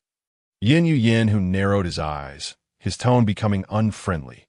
Kaji, his movements somewhat stiff, raised his head to meet the gaze of Yin who, maintaining his composure as he said, while the king possesses sharp fangs and claws. We are not devoid of weaponry. Seeing that Kaji was unyielding, Yin who grew somewhat skeptical. That individual is a high-ranking mage. No, you cannot even handle a mid-tier mage, yet you dare to boast, believing you can threaten me? It is not a matter of lacking confidence. I merely wish to ensure an additional layer of security, Kaji replied, for Yin who is unwilling to allow them to leave directly. In this case, I shall proceed accordingly. Yin who pondered silently. Helping to teach a mere mid-tier mage a lesson in exchange for a few days of not having a hunt, where he would be attended to, seemed quite a fair trade. Very well, he ultimately consented. With the deal struck, Kaji Campbell's tense form relaxed somewhat. What does the king require us to do now? Yin who paused for a moment, examining himself, then lay down on the ground. Then, come and groom this king. Groom? Kaji thought for a moment and understood. He meant to stroke him, noticing the peculiar expressions on Lin and Indir's faces. Kaji realized they too had caught on. He exchanged glances with them, and they nodded, pulling the bewildered Mitsai forward to crouch down and reach out to stroke. Kaji hesitated briefly, observing Yin who blissfully closing his eyes. Confirming his suspicion, he too crouched down and extended his hand to stroke. This is rather pleasant. Meanwhile, outside the assessment secret realm, in the infirmary of Burnawai Academy, at a hospital bed surrounded by pure white curtains, Ling Yi stood obediently at the left side of the bed, gazing at the frail old man lying unconscious, his waxy complexion a stark contrast to the furrowed brow of the old principal standing nearby. Lost in thought, is there still hope for Professor Sprake? After a moment, the old principal sighed, shaking his head, his lips moving silently, yet nothing emerged. Ling Yi's unruly hair drooped down. Although she was not particularly well acquainted with Professor Sprake, she recognized him. The crystal ball for measuring magical power with lilac mist had been selected from him. Though it had been broken previously, she would definitely keep that crystal ball as a memento. Now, she mourned silently, wishing for Professor Sprake to endure forever. Then, she heard the old principal's voice resonate softly. Old Sprake, how long do you intend to feign unconsciousness? If you do not open your eyes soon, this little girl beside you might just start reciting your eulogy. Ling Yi slowly lifted her head, gazing at the old principal, then turned to look at Professor Sprake, confusion swirling in her violet eyes.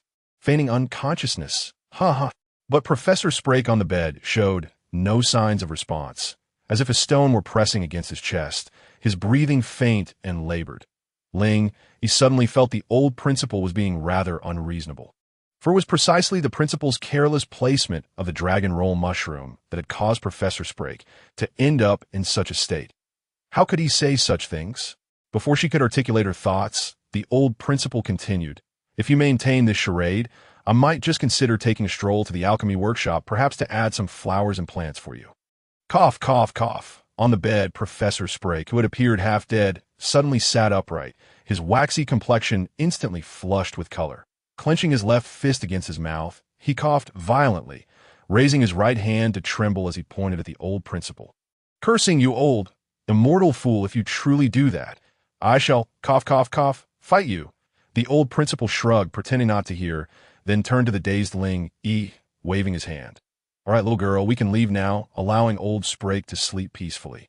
Ling Yi, still dazed by the unfolding situation, followed the old principal as he stood up from his chair and walked outside, glancing back intermittently. "Cough, cough, stop right there." Professor Sprake finally regained his composure, gritting his teeth as he glared at the old principal's back. "You're just going to leave like this? What's the matter, Sprake?" The old principal halted, turning his head with a smile. "Look, I've restored you to your former vitality, haven't I?" Professor Sprake was momentarily taken aback. "I don't care. You're not getting away without compensating me for my high-explosive magical energy reaction compression device. Then why did you pretend to be unconscious? How much were you planning to extort from me?" The old principal stroked his beard. "Compensation is warranted, but, my old friend, you seem to have forgotten our previous agreement that I believe I mentioned that you are not permitted to research dangerous items within Burnawai Academy. Correct? Such as your high-explosive reaction device, high-explosive magical energy reaction." Fine, fine," Professor Sprake muttered, a layer of fatigue washing over his face as he waved his hand dismissively. "This time, I was indeed at fault. There was an inspiration that led me to forget. Just hurry and leave. I won't argue with you this time." Truly rude, not charming in the slightest, the old principal shook his head, reflecting back in the day when you crawled around in your open crotch pants. "You old man, enough already. Living long is nothing to boast about." Every wrinkle on Professor Sprake's face was etched with indignation as he gripped the bedsheet tightly, veins bulging on the back of his hand. "There are youngsters present. What nonsense are you spouting?" Ling Yi was momentarily taken aback, and upon noticing both of them looking her way, she offered an awkward yet polite smile, nodding her head and placing her finger over her lips as if zipping them shut, signaling that she would absolutely keep silent about it. "So, don't mind her. Continue talking. It sounds quite entertaining." The old principal withdrew his gaze. "All right then, old Sprake, you must have more to say, right?" Professor Sprake pressed on his throbbing temple. "In the future, if you wish to remind me, could you not just drop a hint? Why resort to using the dragon roll mushroom to ensnare me? Are you not afraid of actually blowing me up?" The old principal raised an eyebrow, turning back as he resumed his stride. "Sprake, you have a significant misunderstanding of me. This incident was merely an accident." Yes, the old principal disappeared from the doorway. Ling Yi glanced back at the nearly exploding Professor Sprake, hurriedly nodding in agreement and making her escape. I hope the professor doesn't have a heart condition." Behind her, in the infirmary, the echoes of Professor Sprake's final roar resounded. "You're full of it." Following the old principal, Ling Yi deftly navigated through the myriad of peculiar traps and barriers set by Professor while, upon entering the principal's office, she leaned her flying broom against the wall and let out a soft sigh. Suddenly, it struck her that she should have sought an opportunity for Professor Sprake to inspect whether the broom had sustained any damage. Not lingering on the thought, she surveyed the office, as expected. It remained unchanged. Apart from the slightly worn books on the shelves, there was nothing remarkable about the decor. She had been quite taken aback during her first visit. In her imagination, the principal's office at Burnaville should have been filled with an array of bizarre artifacts, and some rather dangerous. Even nefarious, alchemical items. In storybooks, the chambers of formidable wizards typically resembled this. Moreover, her father's study had been similar during her childhood. The old principal had offered an explanation, noting that while he did indeed possess a number of unique items, they were not stored here. The reason was quite simple. He spent an unusually brief time at the academy, for administrative matters. Oh, dear Professor Wendina would handle everything, although that professor had expressed some grievances about it. The old principal strode purposefully to his desk, seated himself, and gestured for Lingy to take a seat opposite him. If you have any questions, now is the time to ask. Lingy, not one to be shy, pulled out the chair and climbed onto it, dangling her little feet and raising 2 fingers with a serious expression. Principal, I have come to consult you about 2 matters. The old principal nodded, gesturing for her to continue, then rested his elbows on the table, fingers interlaced, his expression calm as he awaited her inquiries. The first matter is, Lingy lowered 1 finger, stating, the source crystal of Shuin is white. Yet it seems to possess an affinity for all elements that you know what this indicates. The old principal, maintaining his composure, pondered for a moment before responding slowly. That source crystal, compared to an ordinary white, should indeed be of a deeper hue. To be precise, it is a milky white. Lingy tilted her face upward, contemplating. She recalled her disciple had merely described it as white without specifying further. Yet the principal's tone suggested a certainty, indicating there might be precedence for this milky white. Perhaps he was not mistaken. To be cautious, she confirmed, are you aware of similar instances? Rest assured, my deduction should not be erroneous. The old principal chuckled wryly. Such source crystals have both advantages and disadvantages. The advantages your disciple can currently only touch upon superficially, such as quicker mana recovery and slightly enhanced magical strength. As for the disadvantages, Lingy held her breath, clenching her fists, her small face tense as she stared intently at the elder. The old principal glanced at Lingy, whose emotions were palpable, and reassured her, there is no need to be so anxious or worried. I can assure you that it won't be long before he resolves it on his own. Very well.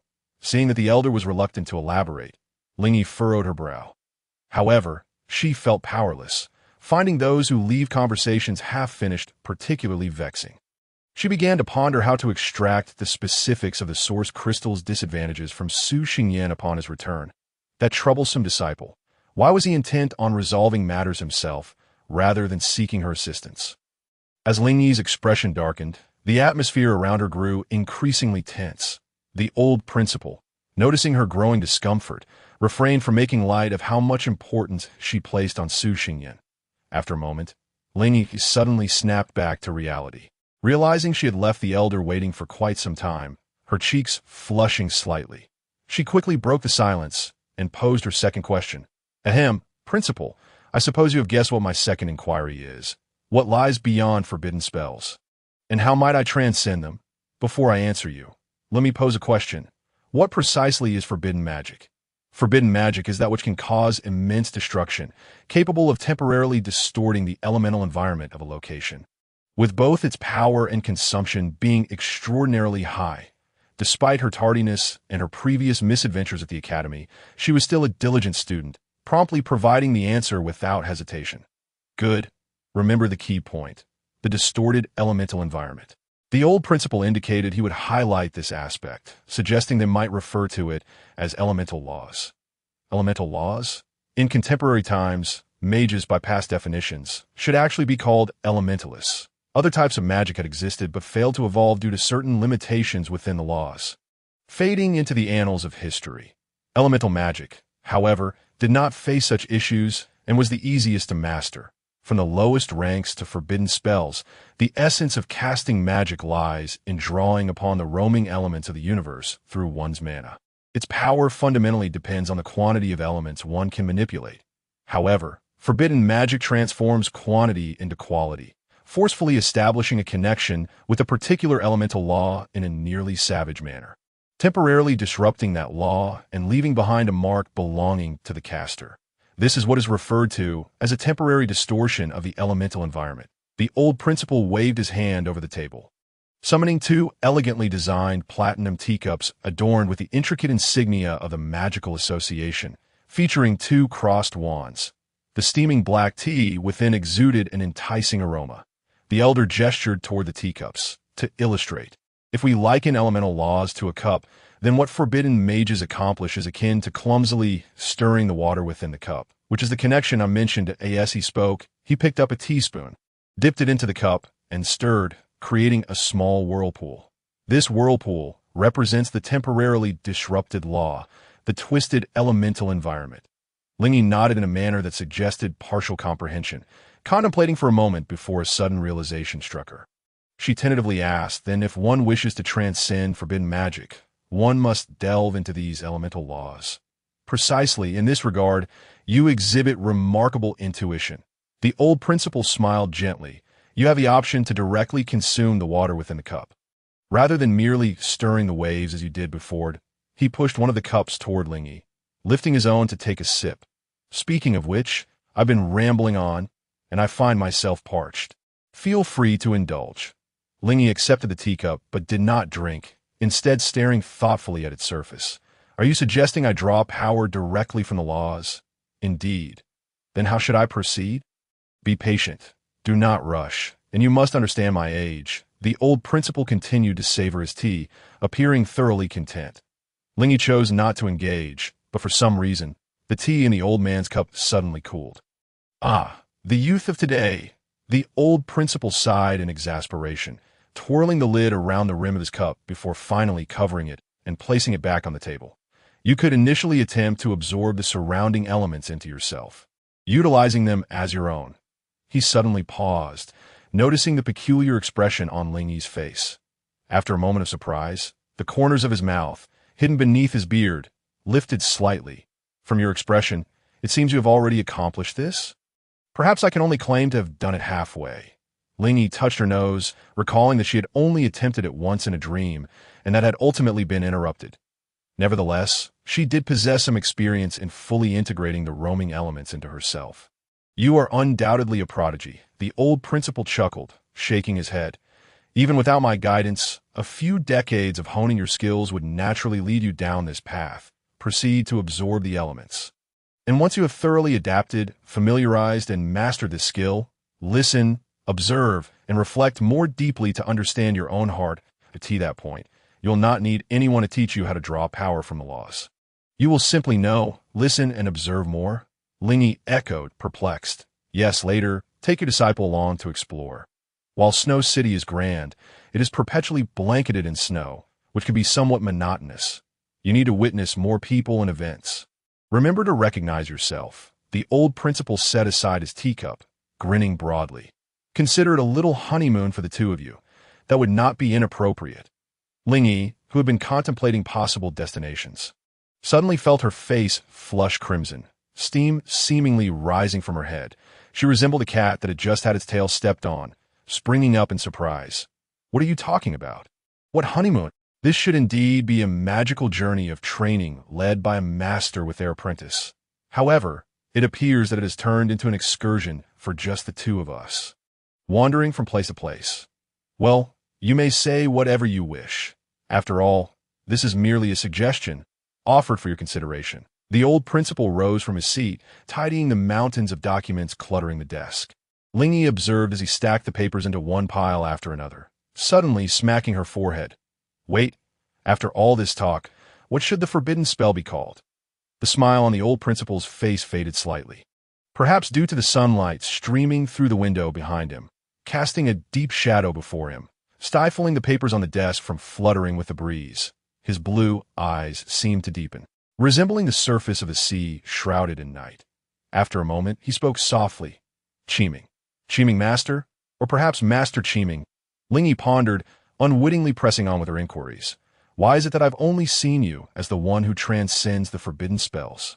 Is this step truly so difficult to overcome? Indeed, it is exceedingly challenging. The old principal's demeanor returned to normal. Only then did Lingy realize that the atmosphere felt somewhat off. She glanced at the elderly man, now organized and wearing a gentle smile, and surveyed her surroundings. Was it merely an illusion caused by the lighting? Never mind, she decided not to dwell on it further, as she had no intention of asking anything more. That dream was far too bizarre and felt as though it would involve many complications. Considering her apprentice's circumstances, she resolved not to disclose it to the old principal. Moreover, that dream held a unique significance for her, one she did not wish to share with anyone beyond her apprentice. The old principal regarded the bashful, daydreaming girl, a flicker of confusion in his eyes, uncertain of what thoughts occupied her mind. Yet, he remained silent, turning to open the door of the bookcase on his right, retrieving a pristine crystal ball, which he placed at the center of the desk on the reddish-brown surface of the table. Beneath the gently quivering crystal ball, faint blue lines illuminated, connecting to the undecorated wall on the left. Lingyi was awakened by this movement, quickly discerning the direction and rhythm of the magical flow. Her focus landing on the crystal ball. "It seems your questions have been fully addressed. Would you care to take a glance at how the assessments are progressing?" the old principal said kindly. "Oh, is that permissible? I am not a member of the Bernawai Academy," Lingyi replied, her head tilting in curiosity, her gaze fixed intently on the sparkling crystal ball, enveloped in a dreamy lilac mist, so beautiful. She longed for one of her own. Even if that were not possible, could she borrow one to play with? "No worries, it's merely a small test for the children. Besides, you are a graduate of Bernawai," the old principal noted, observing how close she was to pressing her face against the crystal ball. He cleared his throat, adding, "That is not permissible. The Academy's special items are not to be lent out." "All right, then." Lingyi puffed her cheeks in disappointment. But it was fine. She could still sneak a peek at what her apprentice was doing, just for a moment. The old principal raised his hand, casually grasping the air several times, then flicked his fingers at a certain spot, causing a phantom blue thread to descend, wrapping around the crystal ball. In the next moment, the crystal ball burst forth with brilliance, projecting images onto the previously bare wall, showcasing the live assessments of the candidates. Lingyi quickly spotted the scene she was searching for, though it was of Su Xingyan plummeting rapidly from a great height. "Apprentice," she exclaimed, impulsively lunging towards the scene, only to miss entirely, her head colliding with the wall with a resounding duong. "Ouch, that hurt." Lingyi clutched her reddened forehead, teetering back a few steps with tears in her eyes. "Oh, not fret," setting aside the protective measures. "Even a mid-level mage would not be harmed from such a height," the old principal remarked, resuming his seat as the images of the candidates' assessments flickered before his eyes. "How do you know that?" Lingyi asked instinctively, her tone still laced with concern as she watched Su Xingyan collide with a branch and rebound onto the trunk, involuntarily closing her eyes in sympathy. Her apprentice was in such a predicament. Meanwhile, the old principal's breath suddenly hitched, and upon hearing Lingyi's words, a rather unpleasant memory surged forth in his mind. "Grandpa, will you play with me?" A delicate, red-haired girl, no more than 8 or 9 years old, looked up, tugging at the old man's clothing with a pout. Dressed in a flowing white dress that cascaded to her ankles, revealing her small brown boots, her large eyes blinked eagerly, gazing at the elder with an innocent, pleading expression. The old man glanced sideways at the tiny hand grasping his garment, then turned to a peculiar instrument resting on the table, pausing before speaking in a gentle tone meant to appease a child. "Yingmizi, I am busy, be good girl and listen. I will play with you later, all right?" "Humph, old codger. I won't talk to you," the little girl huffed, letting go of his clothing and stomping out of the room. Alas, that child. Taking advantage of the moment when no one was paying attention, she stealthily slipped into the broom closet, selecting the broom with the most beautiful tail she could find. They wouldn't let me play with the broom before, so today I shall have my fill. The girl clambered onto the broom in defiance, wobbling as she took to the air above the garden, only to be spotted by a curious green-feathered swallow. The swallow summoned its companions, gathering a flock to observe this peculiar red-haired creature. Unfamiliar with such a scene, the girl feared they intended to capture her for a meal, trembling in fright. "Woo-woo. Don't eat me." However, the birds paid her no mind. One even hopped onto the broom's handle, tilting its head from side to side before hopping a few steps closer to peck at the girl's hands, which clung tightly to the broom. In a panic, the girl released her grip and dodged, but her legs were unsteady, causing her to tumble from the broom. Fortunately, by this time, she had already become a mid-level mage, sustaining only minor injuries and finding herself unable to rise from the ground immediately. Lying there, the girl cried out in pain, and when fatigue overtook her, she fell asleep. When discovered and carried back, she stirred groggily, recalling the events and resuming her cries, feeling increasingly wronged and sorrowful. The old man could only soothe her for half the night until she finally quieted down. The old principal rubbed his brow, speaking with a hint of melancholy. "That is precisely because I have witnessed what happens when a mid-level mage falls. Just the thought of it was distressing." "What did you say?" Lingyi inquired absently. Her focus locked on Su Xingyan, who was ultimately ensnared by a branch, clearly not listening to the old principal's words. Nothing, the old principal fell silent, continuing to observe the unfolding assessments. The joys and sorrows of individuals are not universally understood. The little girl Navarre would undoubtedly find it impossible to grasp the trials of child-rearing. Alas, the current state of the assessments was relatively stable, with only 3 candidates eliminated. Yet how curious it was that 4 students seemed to be circling around a head, clouding with the ethereal flames of a tiger, seemingly giving it a massage. Lingyi, however, was oblivious to this peculiar combination of beast and students. All she saw was her apprentice fainting, abruptly rising to her feet and pushing open the office door. "Principal, I shall take my leave now. Aren't you going to watch?" "Not watching anymore." Lingyi had already dashed out, her silver-white braid trailing behind her. The old principal glanced at the wall, exclaiming helplessly, "You haven't taken your flying broom yet." Lingyi, who was already nearly out of sight, halted in her tracks, turned around, and hurried back, nearly slipping as she rounded a corner but managing to steady herself against the wall just in time. Bursting into the office, she seized the broom leaning against the wall, nodded to the old principal, and swiftly dashed back outside, feeling confident that the broom would still be functional in one fluid motion. She mounted it in the corridor, secured her grip, pushed off the ground, and soared into the air. "Thank you for the reminder." Lingyi's voice resonated through the air, while she herself swiftly transformed into a diminutive black dot, vanishing amidst the azure sky and fluffy clouds. The sorrows and joys of individuals remained disconnected. Although the old principal maintained a tranquil demeanor, she was anxious to return home to prepare some medicinal supplies for her unfortunate apprentice. Hadn't she already admonished him to prioritize safety? This fellow seemed utterly indifferent to her counsel. In the office, the old principal shook her head, waved her sleeve, and closed the door. This young girl, despite having taken on an apprentice, still exhibited such heedlessness. Her gaze then turned to the image of the still-dazed Su Xingyan, and she chuckled helplessly. "They are but children, after all." After a moment of silence, a small azure bird suddenly darted from the old principal's sleeve, landing on the desk and tilting its head as if scrutinizing the elderly figure before it.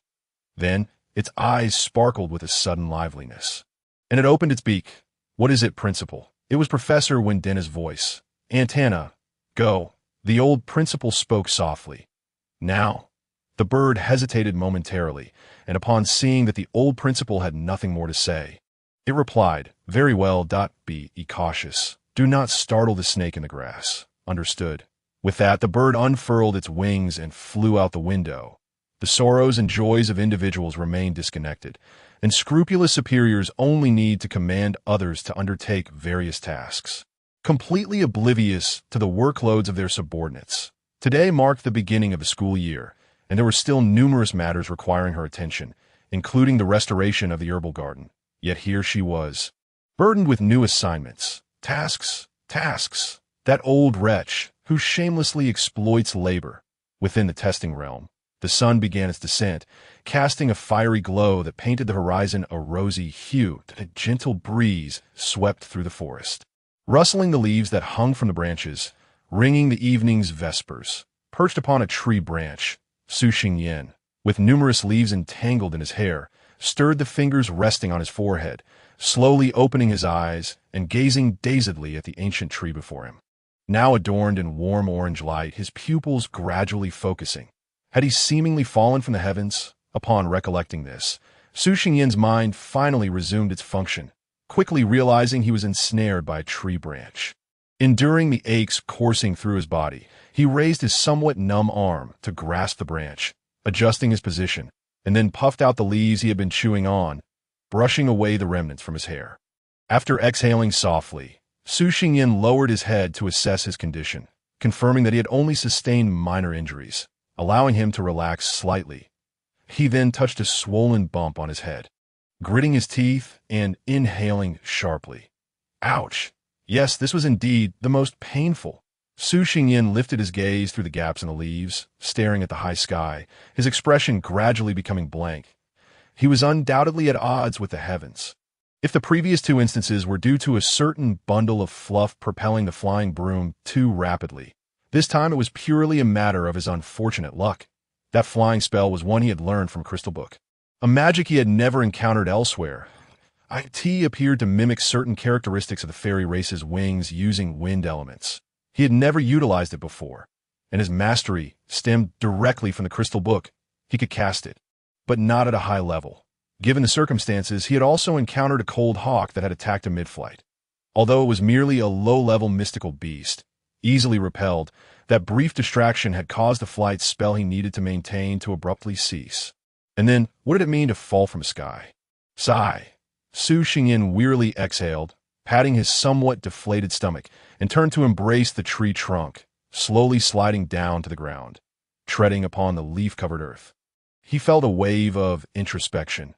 Indeed, grounding oneself provided a sense of security. Conquering the skies could be left to others for the time being. After all, he felt that if he were to experience another such plummet from the heavens in the near future, it might indeed leave him with some psychological trauma. With a flourish, Su Xingyin drew forth his wand, conjuring a dark green bubble that floated before him, subsequently enveloping him and healing some of his wounds. Moments later, his pallid complexion gradually returned to normal, though the bump on his head remained. Yet the pain had lessened. Unfortunately, his current abilities only permitted him this level of healing. After stowing away his wand, he determined his current location and assessed that his direction had not deviated significantly, allowing him to relax as he began to observe the surrounding terrain and vegetation, then set off towards the right front. The underbrush was dense, concealing the gnarled roots of the trees beneath, making the path difficult to traverse. However, Su Xingyin dared not fly again, instead proceeding gingerly, alternating between deep and shallow steps. Time passed, and the trees grew increasingly sparse. Hearing the sound of flowing water, Su Xingyin quickened his pace, parting the branches obstructing his path, and was greeted by a breathtaking vista. Before him lay a broad expanse of grassy meadow, with a silver ribbon of a river winding through it, extending towards the unseen horizon. The water was crystal clear, reflecting the remnants of the setting sun on its surface, creating a shimmering spectacle akin to scattered gold. Beneath the water, numerous fish frolicked blissfully. After ensuring his surroundings were devoid of anomalies, Su Xingyin rubbed his hands together and hastily approached the river. If all went well, he would finally have a meal after being famished since morning. Squatting by the riverbank, he bent over, cupping his hands to collect a handful of water, and then plunged his face into it. Now this feels much better.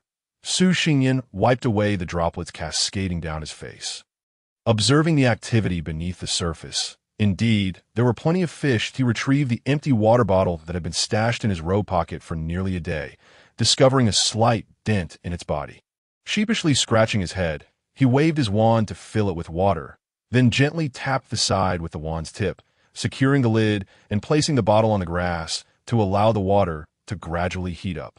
After all, having a warm drink was certainly preferable to a cold one. While waiting, Su Xingyin stood up, ready to commence fishing, but before he could roll up his sleeves and get to work, rustle. Suddenly, a disturbance in the grass not far behind him emitted soft sounds. Su Xingyin immediately turned around, alert, pointing his wand towards the thicket. In the wilderness, especially near the river, one must exercise extra caution. After all, both ordinary animals and mystical beasts require water. Contemplating his options, he decided to be more prudent and flicked his wand to cast a blue-purple arc of light, preemptively striking before determining whether there was anything present. Boom! The grass trembled violently, then fell silent.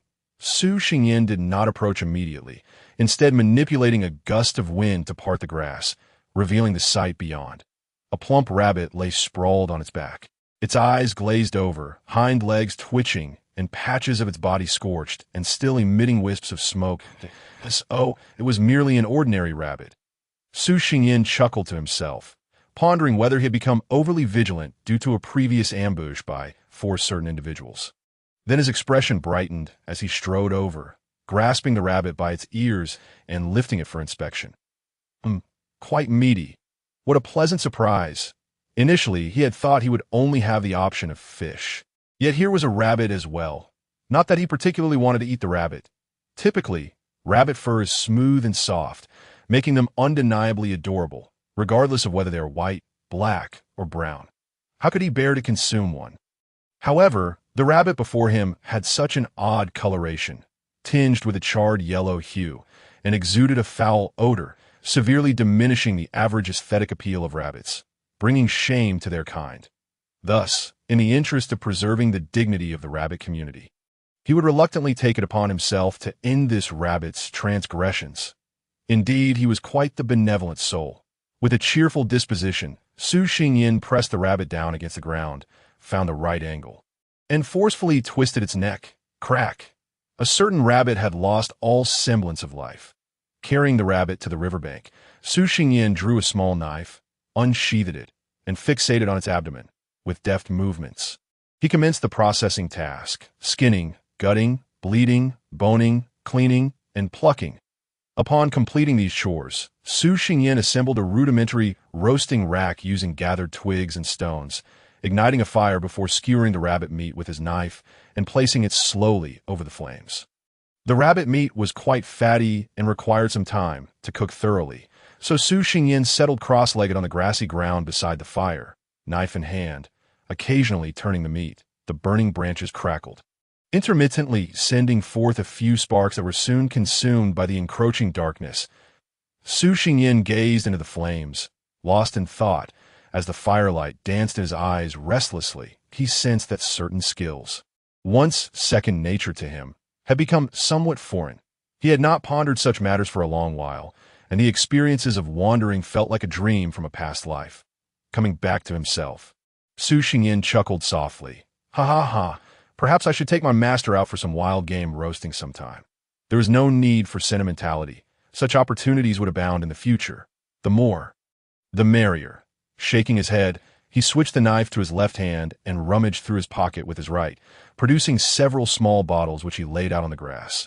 These were the seasonings that a certain white-furred creature had insisted he bring along. For as that glutton had claimed, one must satisfy their mouth before their belly. Do you understand, disciple? What nonsensical reasoning! Su Xingyin couldn't help but laugh, sprinkling the contents of the small bottles over the rabbit meat. Grumbling aside, having brought them, he would naturally put them to use. He would not refuse the enhancement of flavor. The effect of the seasonings was immediate. Although the rabbit meat was not yet fully cooked, it already emanated a more tantalizing aroma.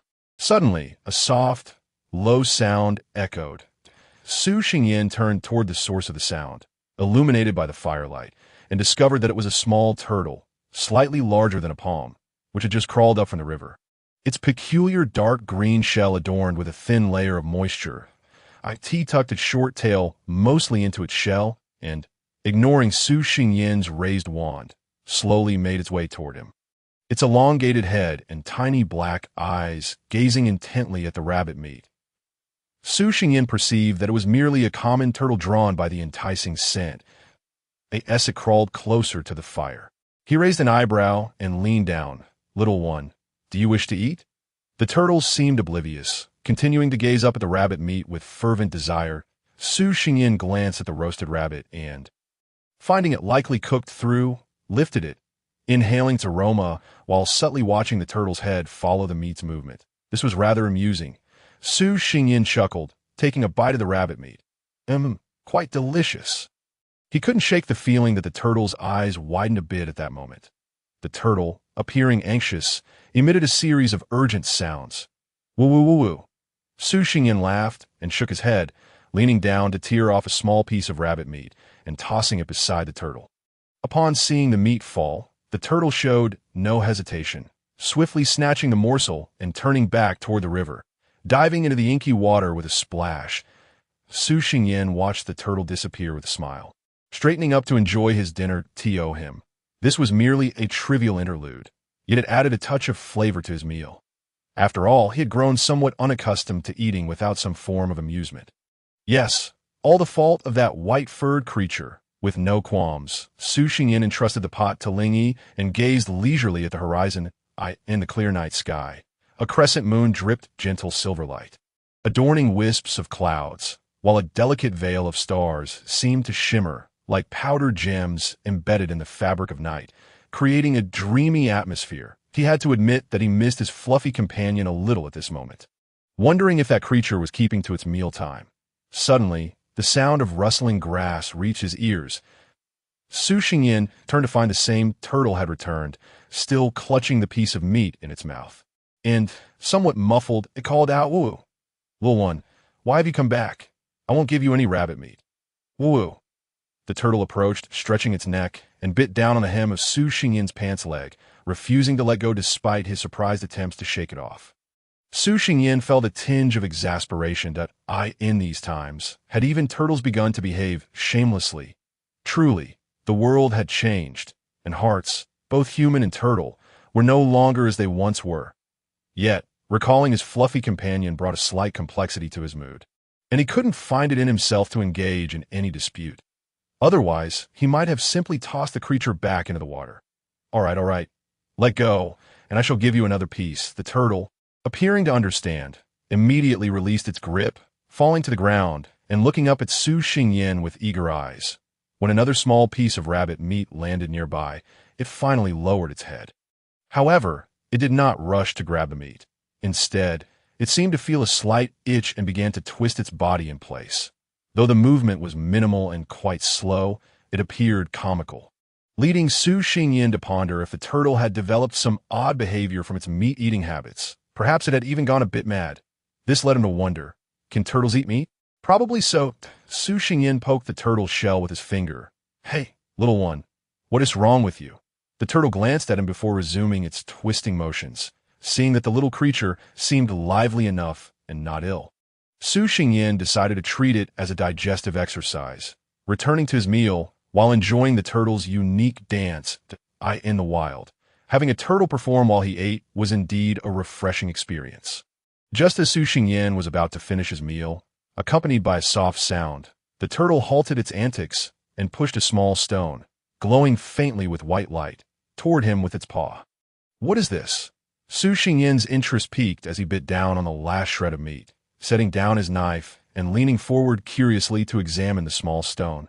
The turtle nudged the stone with its paw, calling out, "Woo-woo, are you trying to give me this stone?" Su Xingyin speculated uncertainly. "Woo-woo-woo." The turtle nodded its head. Su Xingyin squinted, sensing again. Indeed, there was still no trace of any extraordinary creature, but could a common turtle be this intelligent? Could it possibly possess some legendary turtle abilities? After a moment's thought, Su Xingyin cautiously reached out, grasping the turtle's shell and flipping it over. The turtle immediately began to struggle with all four limbs, but could not right itself, calling out in distress. "Ooh, ooh." Seeing that it truly had no special skills, Su Xingyin flipped it back over, watching as it retracted its neck, making two pitiful sounds before displaying its utterly harmless little paws in a mock show of defiance, nearly making him laugh. All right, I was in the wrong." The little turtle then extended its neck again. Su Xingyin picked up the stone and held it in his palm, discovering its texture was smooth and warm, akin to jade, cool to the touch, and quite pleasant. He infused a thread of spiritual energy into the stone. Instantly, the white light emanating from the stone intensified, and a surge of energy intertwined with his spiritual energy, flowing into his consciousness. Feeling a slight increase in his spiritual power, Su Xingyin paused, his expression transforming into one of astonishment. Could it be a soul stone? Is this real? Could it be that all the misfortunes of the day have been building up to this moment? With this thought, Su Xingyin abruptly turned his head, only to discover that the turtle had already taken the piece of meat and crawled to the riverbank, disappearing beneath the water's surface. Recalling his previous words, that turtle was certainly not being shameless. It had delivered a gift.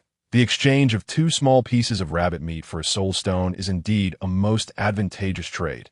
I implore you to partake in it more frequently. In any case, may the little turtle be blessed with peace, health, and longevity.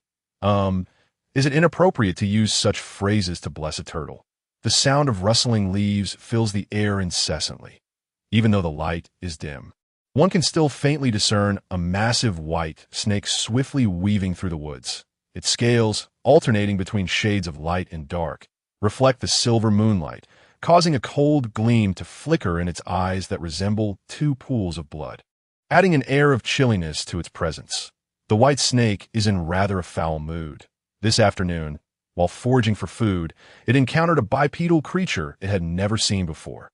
Though small in stature and seemingly intriguing, the snake wished to observe this new species that had appeared in its forest. However, the biped was exceedingly rude, shouting at it upon their first meeting, despite the fact that the snake had made no hostile gestures. Although the snake could not comprehend the creature's words, it could tell from its demeanor and actions that they were far from flattering. The white snake felt an overwhelming sense of grievance.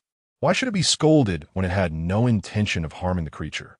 Thus, it opened its mouth, preparing to retaliate with words reminiscent of a foul-smelling being it had encountered in the past. Yet, at that moment, the biped escalated the situation, brandishing a tiny stick and conjuring flames that shot towards it. The white snake was taken aback. It had yet to utter a word, so why was it being attacked? The flames seared its scales painfully. Infuriated by the burn, the white snake abandoned its plan of leisurely observation. Indeed, the quickest method was to sample the creature directly. A swift bite would surely render it compliant.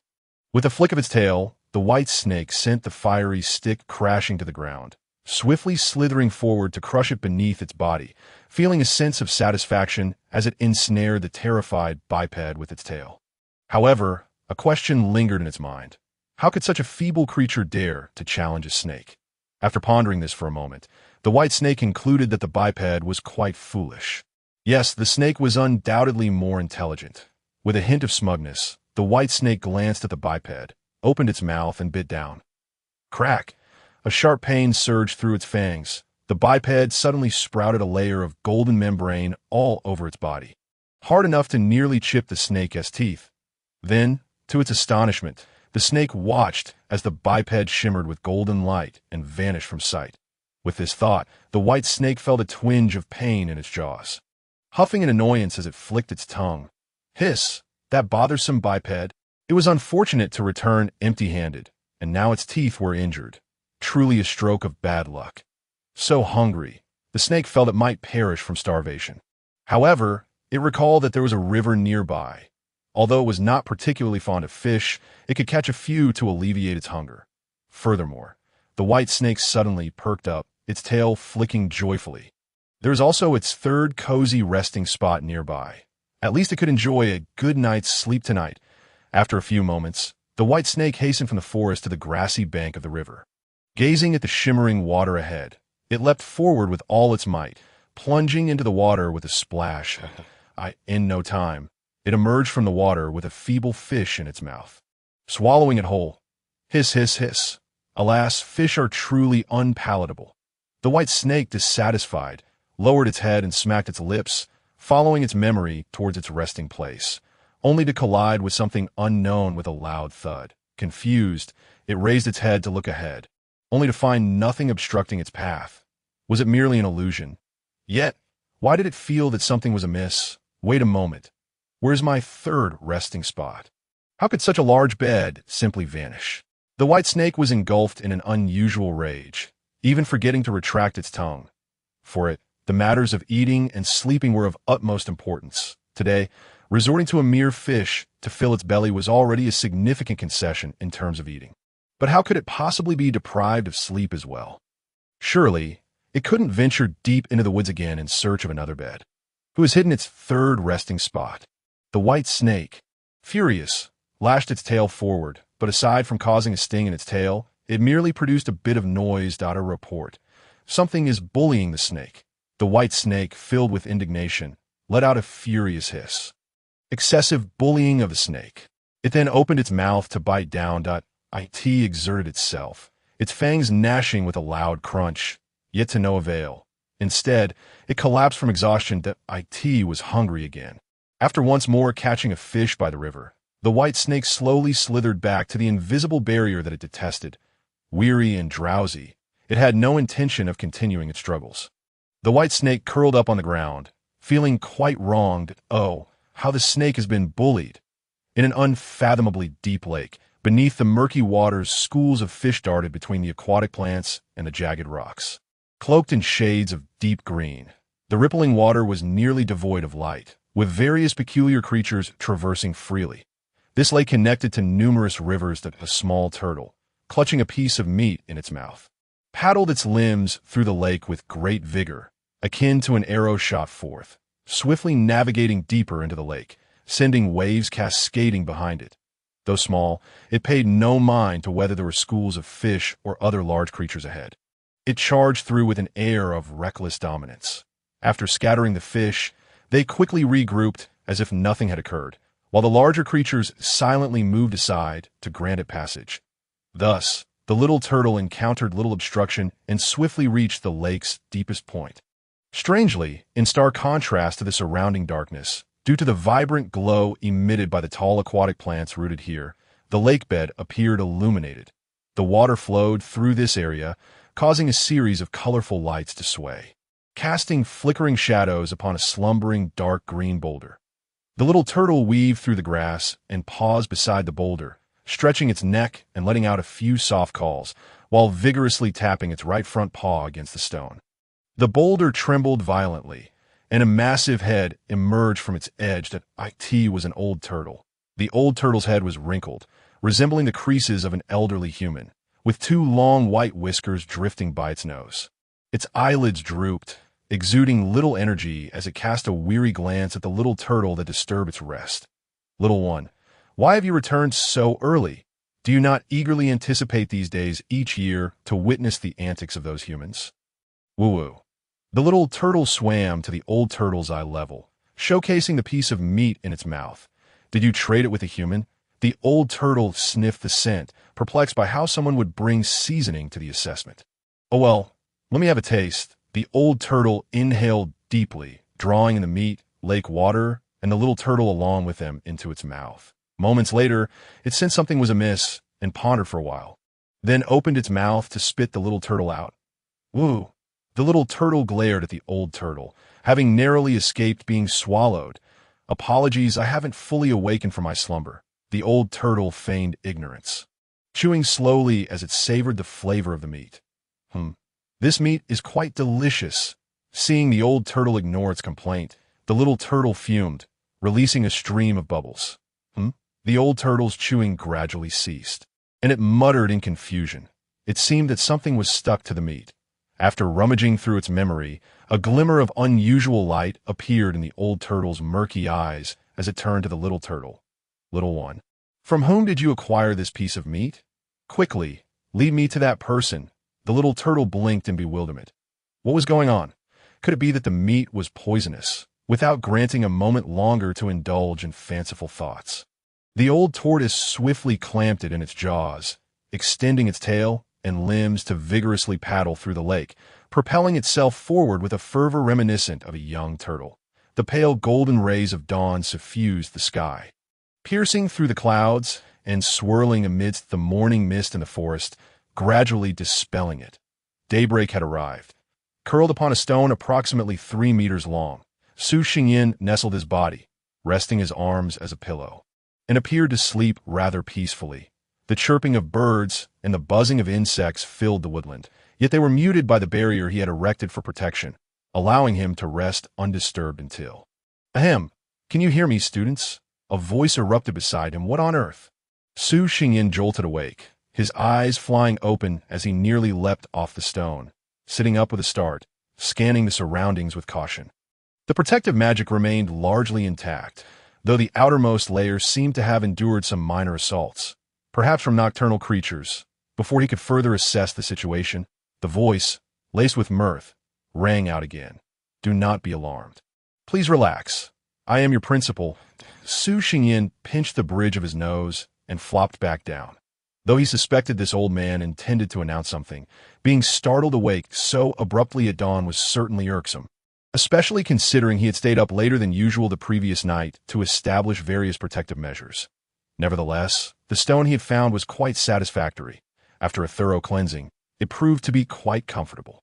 The only detail that piqued his curiosity was the evidence of disturbance on the grass surrounding it, suggesting a prior occupant. However, judging by the layer of dust atop the stone, even if it had an owner, they likely had not returned for quite some time. He thought it acceptable to borrow it for a night. "Good morning, everyone," the old principal greeted, noting the clock read 6 o'clock in a few hours. The assessment would commence for the day. How is everyone feeling? Su Xingyin yawned and closed his eyes that he initially felt fine, but being so rudely awakened by the principal had soured his mood. Now, let us get down to business. The principal's tone shifted to one of seriousness. There are a total of 68 students participating in this assessment that, as of now, 57 students remain in the evaluation process. But fret not. Those eliminated have only experienced some fright and are otherwise unharmed. Well, in less than a day, 11 individuals have been eliminated.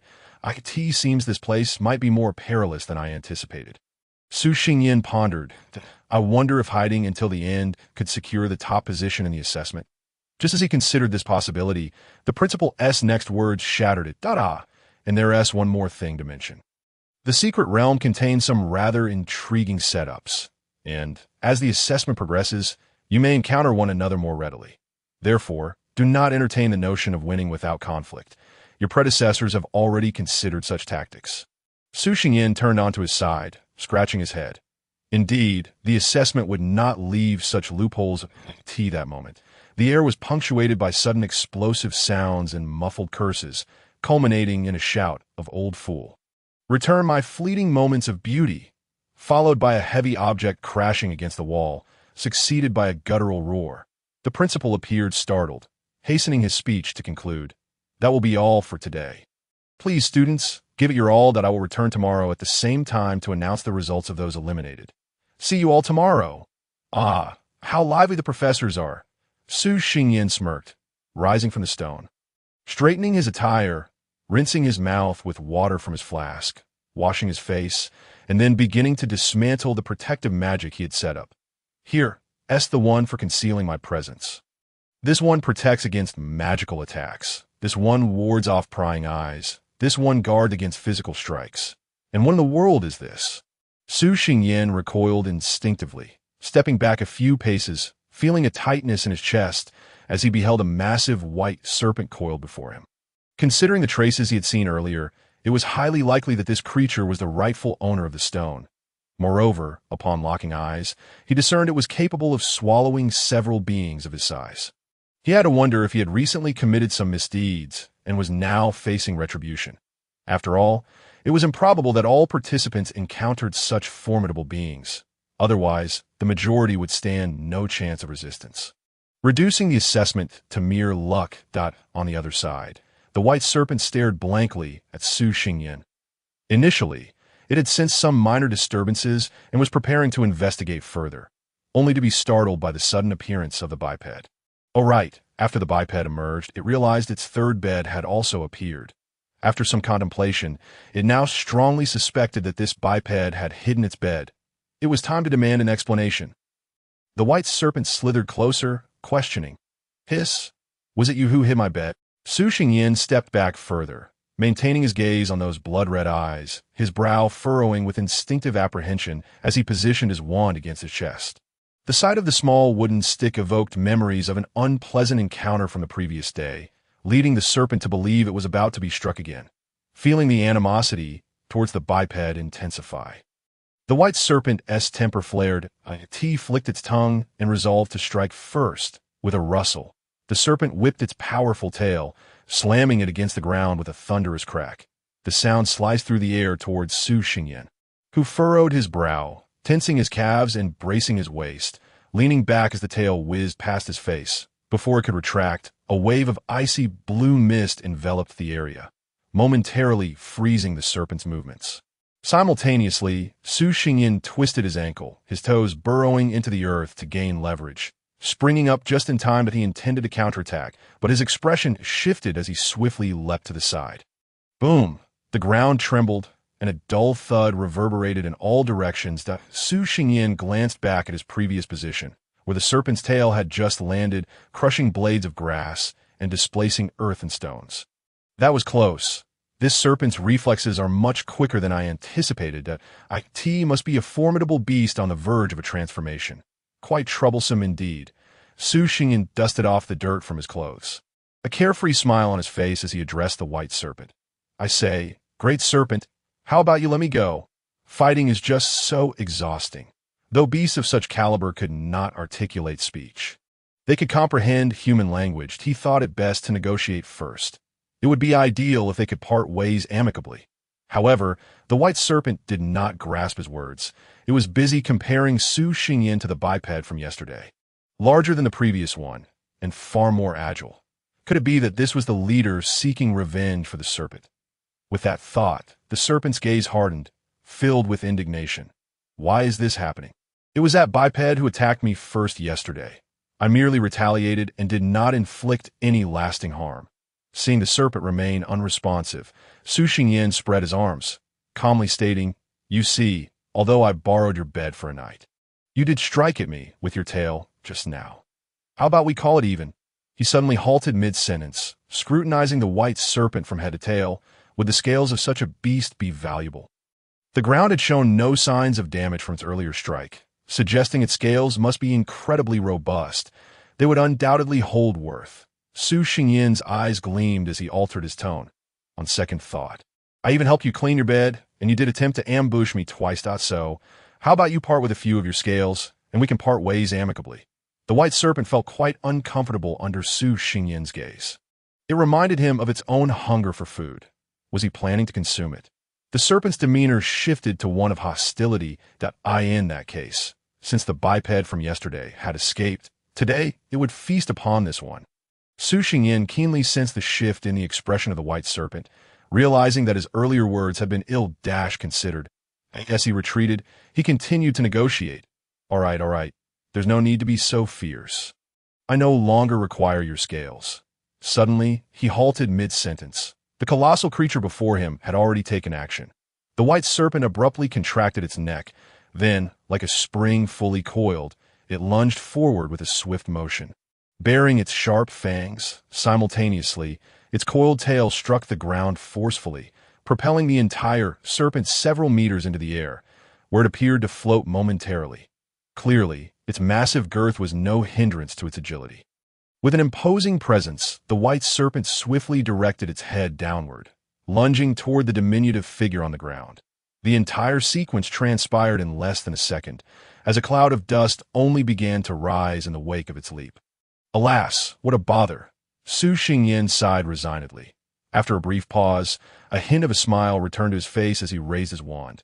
Tell me, why must we resort to violence? The earth trembled. However, this time it was not due to the white serpent. Underneath it, a square rock column erupted from the ground, taking advantage of the serpent's momentary suspension in midair to thrust upward into its belly. Upon witnessing this, a glint of ferocity flashed in the serpent's eyes. It thought to itself that if that were the case, it would simply bite the column to pieces. Instantly, it adjusted its attack, coiling its body mid-air with agility, its razor-sharp fangs piercing into the rock column, its jaws snapping shut with a resounding crunch. The sound of incessant cracking echoed as a web of fissures radiated from the point of impact, swiftly spreading across the column, causing it to sway perilously under the strain. Su Xingyin inhaled sharply. Knowing the column's hardness, he felt a twinge of sympathy for the serpent. Yet this presented a splendid opportunity, and he had no intention of remaining idle. With a sweeping motion of his wand, the earthy glow enveloping the rock column dimmed instantly. In the next moment, a dark shadow enveloped it, causing the column to shatter into dust that scattered in all directions. Simultaneously, a golden-red flame surged upward, aiming directly for the serpent's still-open mouth. Boom! The flame struck their target, unleashing a billowing cloud of black smoke. Caught off guard, the white serpent, now slightly dazed from the explosion, opened its mouth, expelling a mixture of blood-tainted saliva and hot air, enveloping itself in a translucent azure glow. Then, amidst the swirling smoke, it tore a gap and plummeted downward at great speed. Bang! Dust erupted into the air. Cough, cough, cough. Su Xingyin coughed from the choking debris, hurriedly waving his hand to disperse the dust from his face. With a flick of his wand, a beam of white light pierced through the smoke, illuminating the newly formed shallow crater radiating outward from the point of impact. What on earth could this serpent weigh? Unbeknownst to the serpent coiled at the center of the shallow pit, it was oblivious to Su Xingyin's internal musings. It half-reared its now dull gray body, lowering its head to fixate on the cracked scales adorning its form. My scales, the white serpent felt a pang of anguish, both physical and emotional, and began to reconsider its desire to continue the fight, reaffirming its belief that bipedal creatures were harbingers of misfortune. Every encounter led to calamity. Just look, within a single day. It had injured its fangs twice, and now its beautiful scales were marred. Moreover, how could one subject a serpent to scalding flames? The white serpent glared fiercely at Su Xingyan, but what met its gaze was the creature's warm smile, so disarmingly gentle that it momentarily disoriented the serpent, as if they had never engaged in combat at all. Should it continue to fight? Just as it pondered this, a volley of chilling ice arrows sliced through the air, engulfing the white serpent and striking its cracked scales. Ice flowers blossomed upon its surface, spreading and causing the shattered scales to cascade down. Hiss! The white serpent cried out in pain at the same time. It contemplated a troubling question. How could this bipedal creature maintain such a cheerful demeanor while launching a sneak attack? It was utterly despicable. Fury ignited within the white serpent, its eyes gleaming with an intense light. For it had never felt such rage before. A brilliant azure light surged from the serpent's forehead, enveloping its entire form at a rapid pace, beginning to mend its injuries. Simultaneously, an invisible, chilling aura wafted around the white serpent, intensifying as it lifted its gaze toward its adversary. This was a bone-chilling coldness, coupled with a menacing aura of death. Feeling the sluggishness creeping into his magical energy, Su Xingyan's smile faded slightly. A flicker of indifference flashing across his dark eyes. He was no stranger to conflict. He had shattered the bones of a scoundrel. Watching as they drew their last breath, without flinching, he was confident that he would not be intimidated by the murderous aura of a spirit-grade beast. Thus was this an attack of a psychological nature. Su Xingyan tilted his head, avoiding the serpent's blood-red gaze, and indeed, the sense of sluggishness dissipated. Interesting. Grinning, Su Xingyan narrowed his eyes and summoned his magical energy, striking his thigh with his wand. During his previous training, he had been thoroughly bested by a certain fluffy white creature, and after being ambushed yesterday, he had been on edge, especially upon sensing the presence of the Cloud Shadow Flame Tiger, ultimately choosing to retreat. This had left him feeling somewhat vexed. Now, he had finally encountered a worthy opponent of equal standing, and he could not deny that he felt a surge of excitement. After all, he was still young. He was not an old man. A sudden thought crossed his mind. It was time for a proper battle. The white serpent felt an ominous aura emanating from the bipedal creature, and so it coiled, twisting its body and opening its jaws to form a blunt angle, its crimson fangs glistening ominously as they became entwined with azure patterns. In the next moment, the white serpent whipped its neck, unleashing two streams of air from its mouth that coalesced into two interconnected, spinning azure blades, sending shredded grass flying and creating a piercing roar as they cut through the air with relentless force. Wind, you say? Su Xingyan chuckled softly. He was eager to stretch his abilities today, so why not engage in a contest of wind against wind? With that thought, he raised his hand as if wielding a sword, thrusting his wand forward with vigor, causing the air pressure before him to plummet. Powerful gusts of air converged, stirring the debris and grass around him, forming a swirling disk of grayish-white wind.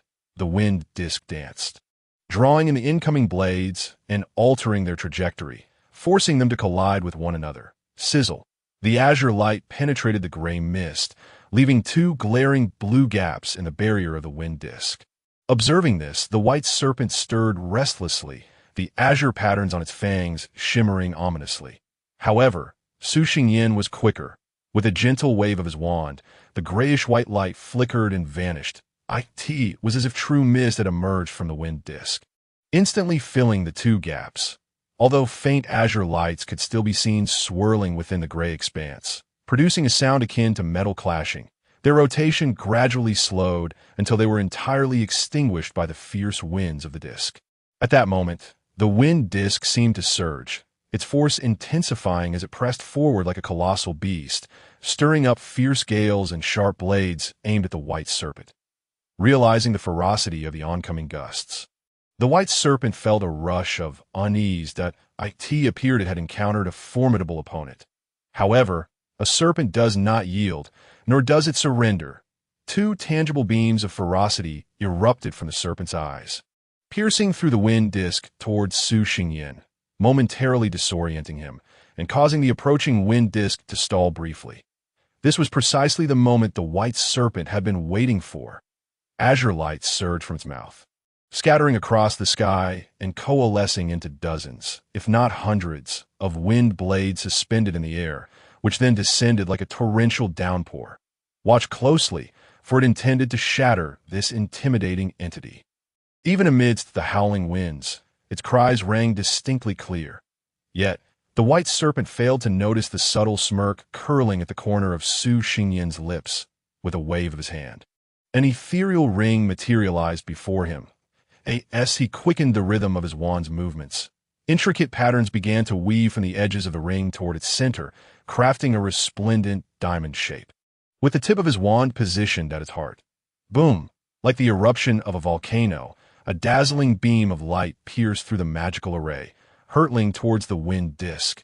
The magical fluctuations it emitted seemed to uproot the surrounding lawn, and the intense recoil compelled Su Xingyan to involuntarily stagger backward a few steps. The instant the beam made contact with the wind disk, a grayish-white current surged forth, sweeping across a radius of several dozen meters. Countless runes danced upon the surface of the wind disk, causing its form to swell once more, while its rotation accelerated to nearly double its previous speed. The crisp sound of clashing reverberated continuously. However, this time, the grayish-white force directly repelled the oncoming curved blades, scattering them in all directions. With a whoosh, the deflected blades cried out as they plummeted to the ground, carving deep ravines into the grass. Faced with the overwhelming threat, the white serpent quivered, feeling a twinge of fear.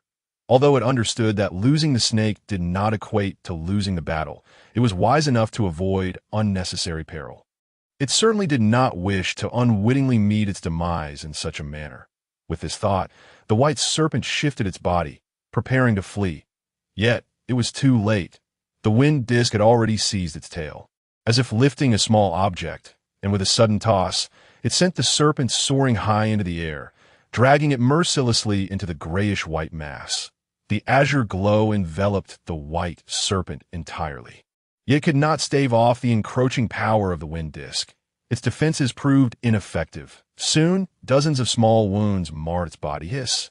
It hurts so much I'm going to faint. The white serpent, dazed, glanced around, witnessing the grayish-white barrier stained crimson, resembling a wilting flower in full bloom. Brilliant yet alluring, exuding an aura of profound danger, filling its heart with sorrow at this rate. The serpent was doomed. What should it do?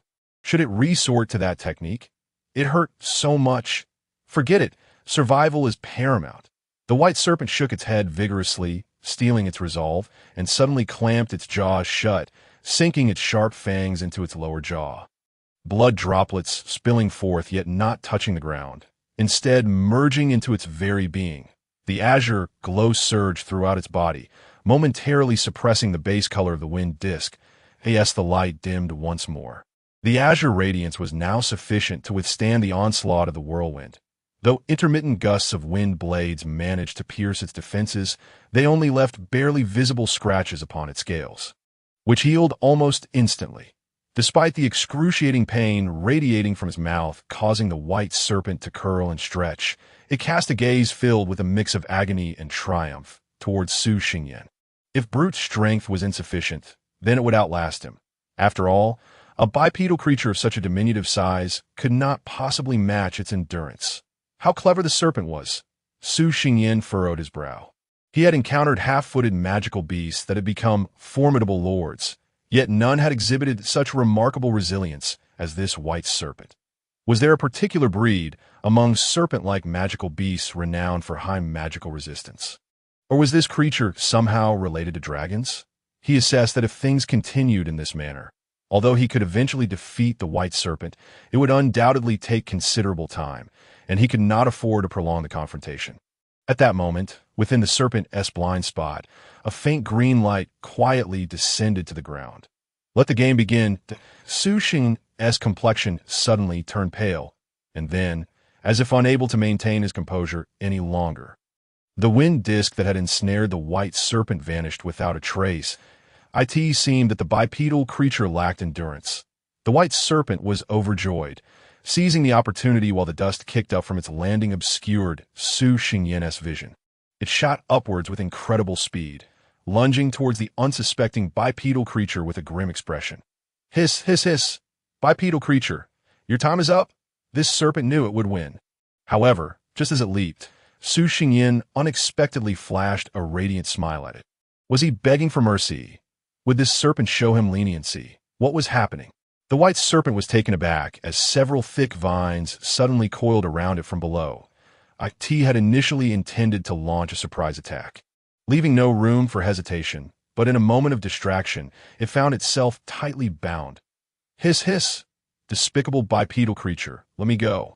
The white serpent thrashed and struggled in vain, while Su Xingyan paid it no mind, focusing instead on following a particular pattern as he walked across the lawn. Minutes later, he bit his fingertip, allowing a drop of blood to fall to the ground. The purple light blazed forth. Accompanied by the rumble of thunder, threads of restless arcs leapt from the magical array etched into the earth, entwining themselves around his wand, enveloped in an aura of destruction. Su Xingyan slowly raised the wand. A purple spear began to take shape in the air, adorned with blue patterns and a resplendent body. Its sharp tip exuded an overwhelming sense of power, resembling a colossal pillar reaching for the heavens, as if crafted from countless entwined bolts of purple lightning. Boom! The deafening roar echoed across the sky, and the magnificent spear finally materialized. Su Xingyan's face paled. This magic was merely a desperate exertion, imposing a considerable burden upon him. Nevertheless, if he could secure victory with a single strike, that would suffice. He murmured softly, "Purge, punish, azure thunder." The wand descended, and the purple thunder was poised to tear through the very fabric of space. Plunging into the thicket of vines, the white serpent stared vacantly at the spear. "Oh, mother serpent, this is it. I'm going to perish." Countless droplets of blood gushed forth, and the azure glow once again enveloped its body. However, this time, its once vibrant red eyes dulled significantly, and the white serpent's head drooped weakly, collapsing to the ground. When a resounding clash of metal echoed, powerful gusts of wind flattened the surrounding grass. The spear met the shield. A blinding light erupted, as if a small sun had sprung forth from the earth. Crack! Su Xingyan keenly caught the sound reminiscent of a fragile eggshell shattering. He knew the shield had broken.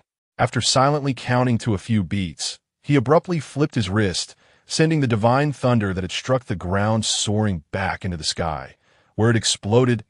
As the brilliance faded, he gazed down, where lay a charred serpent, motionless. Surely, it hadn't perished? Su Xingyan approached cautiously, uncertain, as he had intentionally held back during that last strike. As for the reason, it was due to a sense of guilt for having occupied the serpent's territory. For his moral compass had yet to reach such lofty heights, he simply noticed that the white serpent had momentarily restrained its aura just before being ensnared, as if intending to halt its advance, which seemed rather foolish. Perhaps it could be manipulated, coerced into becoming an ally. Yet, was this entirely charred, smoke-emitting serpent still alive? Su Xingyan leaned over the white serpent, pausing momentarily, and prodded its face with his wand. The white serpent twitched. It was merely unconscious. Su Xingyan nodded. Satisfied with his mastery over the magical force, that he raised his hand, and a stream of cool water flowed from the tip of his wand, cascading over its head. Moments later, clarity returned to the white serpent's eyes as it gazed at the grass leaves that had been unearthed from the mud, shaking its tongue in relief and murmuring, "Hiss." Did this serpent just salvage its own life? Then it beheld the bipedal creature beside it, smiling warmly in its direction. The white serpent. It felt an aversion to the sight of the bipedal creature's smile. Laughter could only lead to its demise. Hence, it fled. Instinctively, the white serpent raised its head slightly, its body beginning to wriggle, eager to distance itself from this terrifying being. Duong! A fist rapidly expanded within the white serpent's vision, striking its forehead with precision, causing it to see stars swirling around its head that it could not rise again. Woe is me! The bipedal creature was too cruel, preparing to eat the serpent while also intending to humiliate it. The white serpent considered itself proud, glorious, and unyielding. It could not bear such indignation. So, hiss, do not kill me, I'll offer you my bed. The serpent was not cowardly. It was merely assessing the situation. Unfortunately, Su Xingyin could not comprehend its words. Such a hard head. He blew on his slightly reddened fist, glancing at the white serpent, which was still hissing something incomprehensible, pondering for a moment before extending his claw. Now it was obedient. Su Xingyin chuckled, playfully tapping the white serpent's head as if dribbling a ball, reiterating that he had merely asked it to leave, but it had not listened. Disobedient children deserved a beating. Hiss, do as you wish. The white serpent, in a state of despair, relinquished its dignity as a snake. With no strength left to struggle, it decided to abandon all hope as long as it was not killed. Yet, from the looks of it, the bipedal creature did not seem inclined to consume the serpent after all. Had there been a misunderstanding?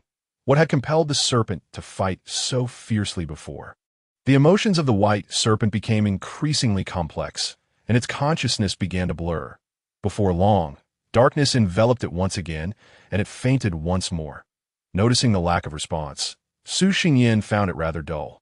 He straightened up and glanced around, suddenly feeling a tightness in his chest that he realized he had made a mistake. He should not have attacked with lightning magic. Looking at the scattered serpent scales on the ground, they were all broken. Nothing could be sold now, such a waste. What was that? Su Xingyin felt something underfoot and bent down to inspect it. It was a piece of meat. More precisely, it was a chunk of flesh that had fallen from the formidable serpentine creature that had been defeated. Valuable. It could fetch a good price. Su Xingyin's gaze darkened as he cast a sidelong glance at the white serpent on the ground to know this was no ordinary snake. It was a veritable treasure trove. Should he make a move? The unconscious white serpent seemed to sense a chill, shivering suddenly and curling up slightly. Su Xingyin regained his composure to know there should still be plenty of meat for the previous strike. He would collect that first and deal with the serpent later. He rotated his wrist, and the tip of his staff dipped toward the ground. Several slender vines burst forth from the earth, intertwining in midair to form a net, creating a bag. After rinsing the bag with water, Su Xingyin tugged at it a couple of times. Perfect, it had ample capacity and good resilience, ideal for storing spoils of war. Thus he set to work. Meanwhile, in a small, shallow lake, golden flecks danced restlessly on the surface, causing the surrounding reeds to bow occasionally and splash droplets of water, creating rippling waves when a gentle breeze disturbed the surface. It produced sounds reminiscent of a whimpering infant. Apart from the occasional flapping of waterfowl entering and exiting the reed beds, there was no other sound. Suddenly, a wrinkled, elongated head broke the surface, connected to two long whiskers floating above the water. With a splash, the shadow beneath the water became clearer, revealing a massive old turtle, notably with a smaller turtle that bore a striking resemblance to it clasped in its mouth. The old turtle opened its mouth and spat the little turtle forward, sending it spinning several meters across the lake's surface. Clearly, if this old turtle were to play at skipping stones, it would excel at it. This the place? The old turtle grumbled. The little turtle, displeased with the earlier actions of its companion, grunted and seemed reluctant to engage with the old turtle. However, upon catching sight of the old turtle's increasingly menacing gaze, it grew anxious and began to scan the area frantically. The more it looked, the more guilty it felt. It seemed, perhaps, that the previous location had not been a reed bed but a grassy field instead. Oh dear, I think I took a wrong turn. The little turtle sheepishly submerged itself, leaving only half its head above water, bubbles escaping from its mouth. What? You took a wrong turn, you unreliable little turtle. The old turtle's eyes widened in shock. Oh dear, I was born a turtle. The little turtle weakly retorted, but quickly withdrew its head into its shell at the old turtle's glare. Falling silent, continuing the conversation would surely lead to trouble. I don't care. You must help me find that human. Otherwise, you won't eat for a month. How can you grow tall without using your brain? And yet not even manage to find your way? Yet even so, the little turtle was still significantly smaller. What did that make the old turtle? The little turtle silently criticized, but complied and swam back to the old turtle's side. obediently awaiting to be picked up again, leaving only its head visible to scout for the human. There was no other choice. After all, it was the grandchild. Better to be obedient. What a delightful aroma! What could be so fragrant? The serpent's tongue flicked out, trembling as it caught a whiff of a scent that made it salivate. Was it that annoying bipedal creature? What was it eating that smelled so divine? The white serpent licked its lips, feeling quite hungry, as if it were on the verge of starvation. Oh, you're awake. Su Xingyan, who had been observing the situation, immediately noticed the serpent's movement and greeted it vaguely.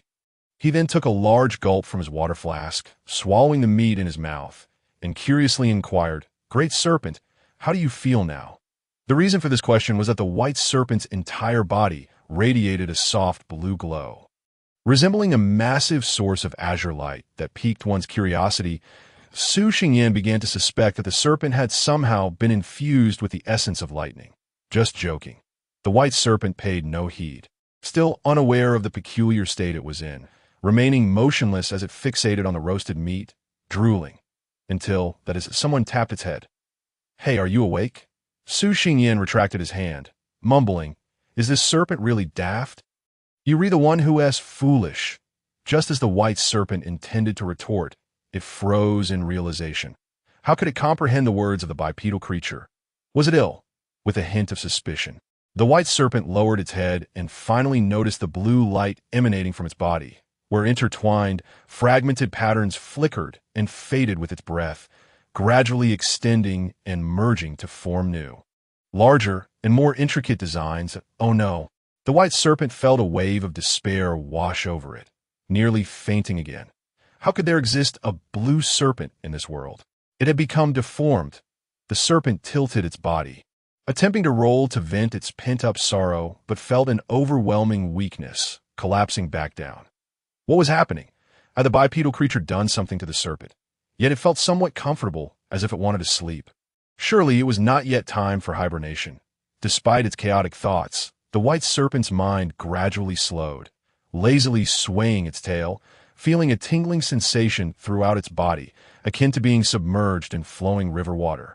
Observing the white serpent's drowsy and comfortable demeanor, Su Xingyan shook his head internally, thinking the creature quite muddled, utterly oblivious to its condition. However, he had begun to speculate that the serpent might be on the verge of a transformation. After a moment of contemplation, Su Xingyan bit into another large piece of meat, chewing thoughtfully as he reached for his wand, casting a cascade of shimmering light, having decided to spare the white serpent this time. He did not intend to change his mind and strike. Nonetheless, it was prudent to prepare for the unexpected. Should this creature suddenly turn hostile after its transformation, he would be ready to subdue it swiftly. Once Su Xingyan had completed his preparations, the patterns on the white serpent's body finally fused together, the flickering blue light becoming intensely radiant, bathing everything around in the same hue. Su Xingyan lowered his gaze, and after a few seconds, raised his eyes to look in the direction of the white serpent, momentarily stunned. The white serpent had vanished, replaced by a colossal blue egg, approximately 3 meters tall, rhythmically contracting in accordance with its breathing. The shell bore no peculiar patterns, and the earlier radiance had entirely receded. However, the nearby blades of grass indicated that faint currents of air swirled around it. Su Xingyan rested his chin on his hand, quietly contemplating. According to the descriptions in the texts, extraordinary beasts tend to be quite reclusive during their ascension, fearing potential dangers.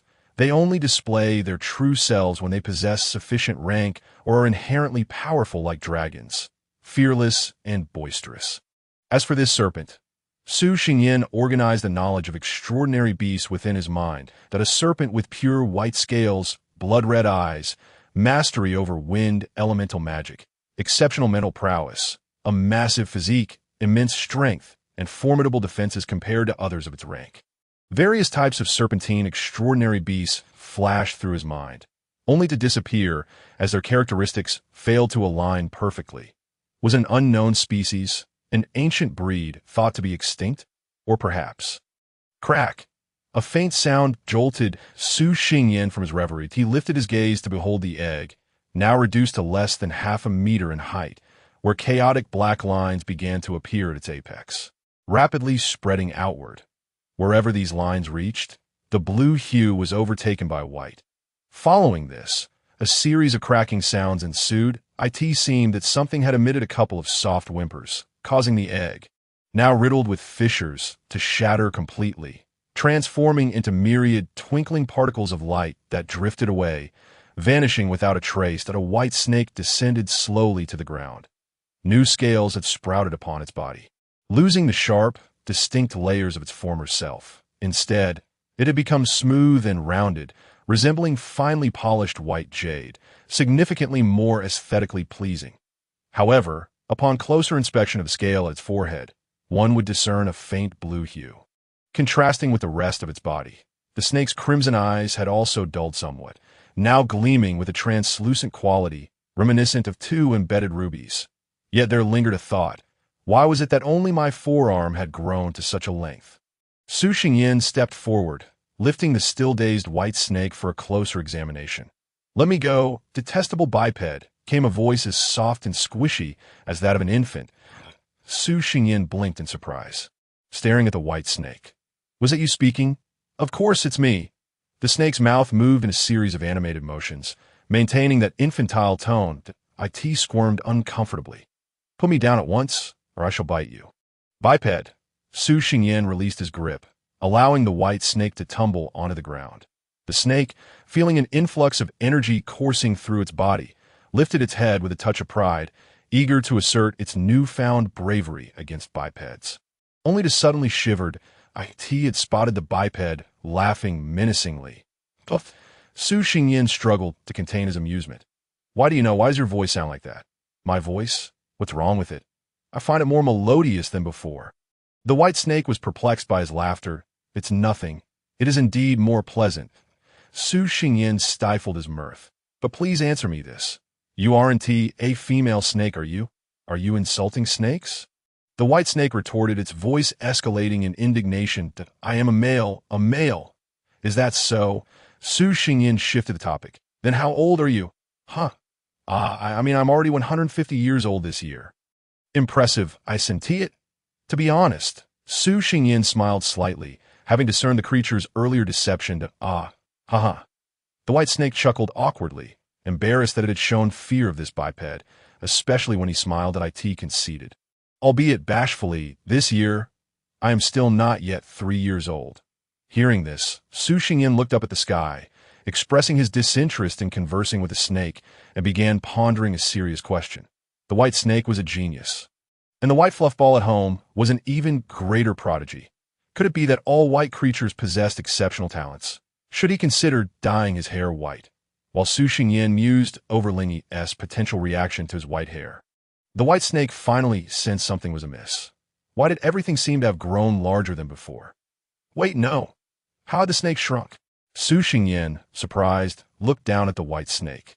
This creature had just realized it was smaller. How foolish could it be? Hesitating for a moment, he replied calmly, "It must be the influence of your advancement." "Advancement? Have I advanced?" The white snake echoed in confusion, mumbling. "Then I should be very strong now." It deliberately let the biped overhear this statement, raising its head with a somewhat mischievous glance. "Haha, you might want to test that." Su Xingyin, feigning nonchalance, toyed with his wand, his gaze on the white snake imbued with playful curiosity. The white snake felt a chill run down its spine, realizing that the biped likely did not intend to consume it. Cautiously, it ventured a request. Biped, could you refrain from laughing?" Su Xingyin was visibly taken aback. Instinctively suppressing his smile, was his laughter really that unpleasant? No, that couldn't be it. He believed himself quite attractive. Breaking the thought, Su Xingyin queried, "Why?" The white snake retracted its neck. "Did I feel that when you laugh? It's never a good sign. Snakes tend to have bad luck." Su Xingyin. Very well, he now felt an overwhelming surge of magical energy bubbling within him, contemplating how to deal with this snake. Suddenly feeling a chill, the white snake noticed the biped's indecisive expression and quickly changed the subject. "Why did I shrink after this advancement? I distinctly remember growing immensely the last time." Upon hearing this, Su Xingyin's thoughts wandered to the image of a certain pouting white fluff ball arguing for its case, his expression becoming slightly odd as he cleared his throat. "Well, You see, there's a saying, only the concentrated essence is the true essence. Oh, is that so? The white snake nodded, somewhat understanding, casting a glance at Su Xingyin, pondering aloud. So by that logic, creatures like you are merely diluted inferior products? Su Xingyin's mouth twitched in exasperation, his eyes narrowing as he kicked the foolish snake away. Perhaps I should tell you another principle. It's best to think before you speak. When the white snake slowly crawled back, Su Xingyin recalled certain earlier encounters and skeptically asked, before your advancement, did you not understand what I was saying? The white snake was taken aback, glancing at Su Xingyin with a furtive look. It felt that admitting ignorance would be quite embarrassing. Nonsense, I understood perfectly well. Your attempt to cover up is rather transparent. Su Xingyin rolled his eyes. However, logically speaking, extraordinary beasts should comprehend human language after breaking the spirit barrier. Was there something inherently wrong with this one? Perhaps a congenital deficiency?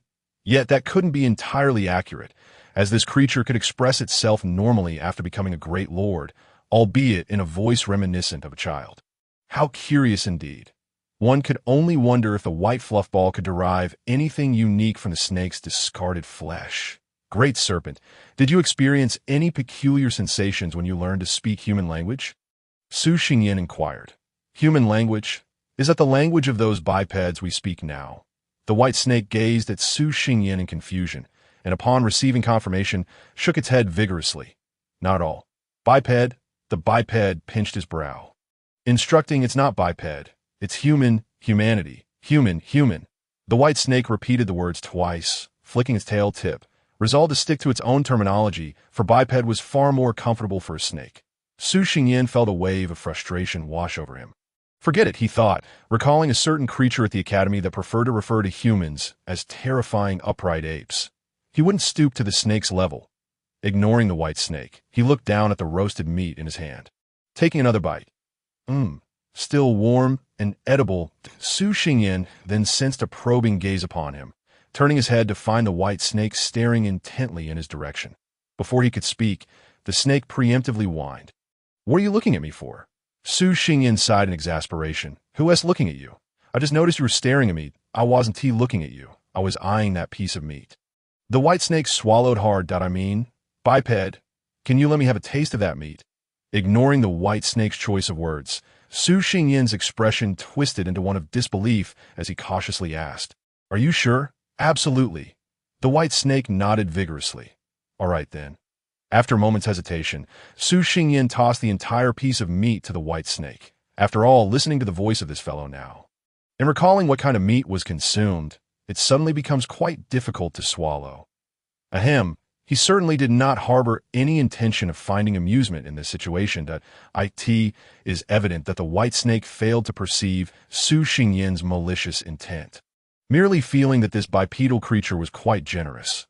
Thus, the snake resolved to let bygones be bygones. With great delight, it seized the piece of meat and commenced its tasting. Utterly delectable, as it continued to savor the morsel. The white snake inquired, Bipedal creature, do you also possess that golden light protection? How did you learn of the existence of the golden light? The white snake, entranced by the exquisite flavor of the meat, momentarily lost its focus. Oh, right, this snake was blocked by a golden light when attempting to bite another bipedal creature yesterday. Then that creature simply vanished in a thin AI.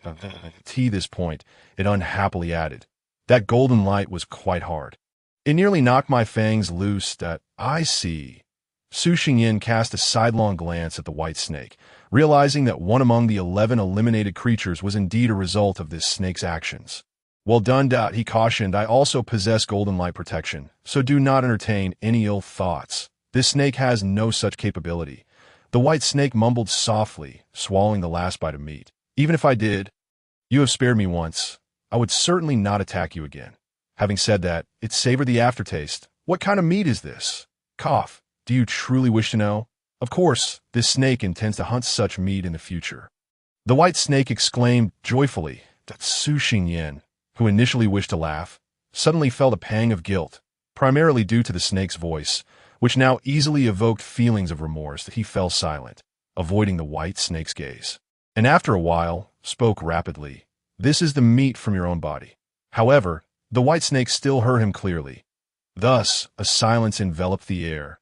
The white snake froze in place, as if even its breath had stilled. And then it erupted. Prepared for this, Su Xingyin pointed his wand at the ground, and several translucent white membranes appeared out of thin air, blocking the creature. They then merged into a confined space, trapping it within. The white snake shouted loudly, "Release this snake at once, you wretched bipedal creature." Su Xingyin ignored it, silently lying down and closing his eyes. He was unsure what to say, so he decided to wait until the snake tired itself out before releasing it. "Bipedal creature, this snake shall fight you," came the anguished voice of the trapped white snake. "Have you calmed down? Are you not plotting anything? This snake keeps its word."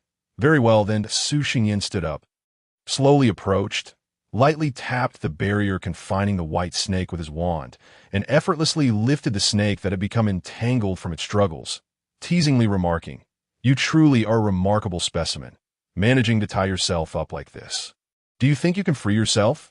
The white snake wriggled vigorously, its face expressionless, raising its head to cast a pleading gaze at the bipedal creature, pitifully stating, "I cannot." Su Xingyin shook his head, clicking his tongue, wanting to laugh.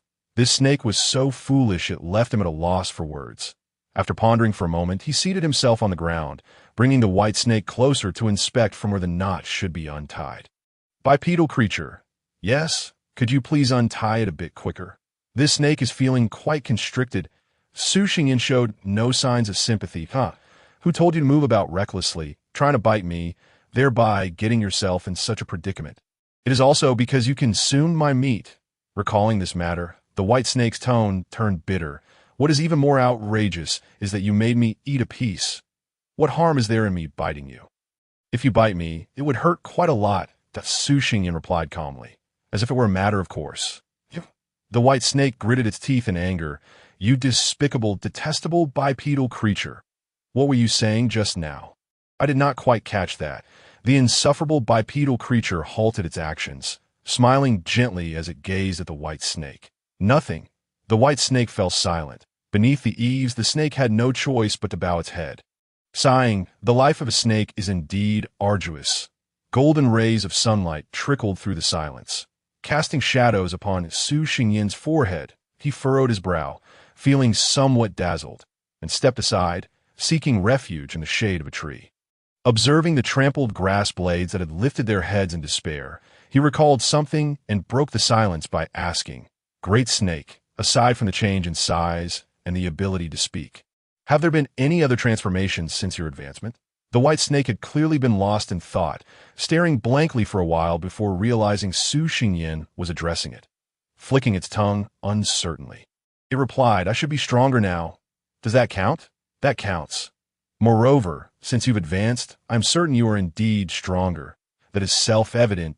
Su Xingyin did not even raise his eyes, his fingers busy untangling the complex knot. "The key is, in what specific ways? Let the snake think.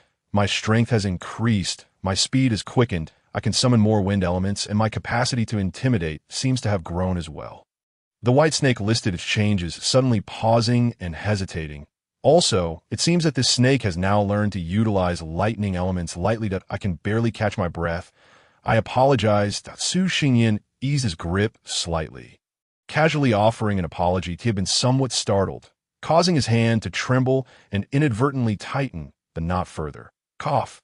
This was something he would not mention to the snake. However, he had never heard of extraordinary beasts gaining new elemental talents upon advancement. "What kind of creature is this?" Su Xingyin gazed at the white snake, which was gasping and expelling its tongue, struggling to suppress the urge to unravel it and see for himself. Regrettably, his master lacked such peculiar talents. Otherwise, he would not have resorted to various convoluted potions to learn earth element magic.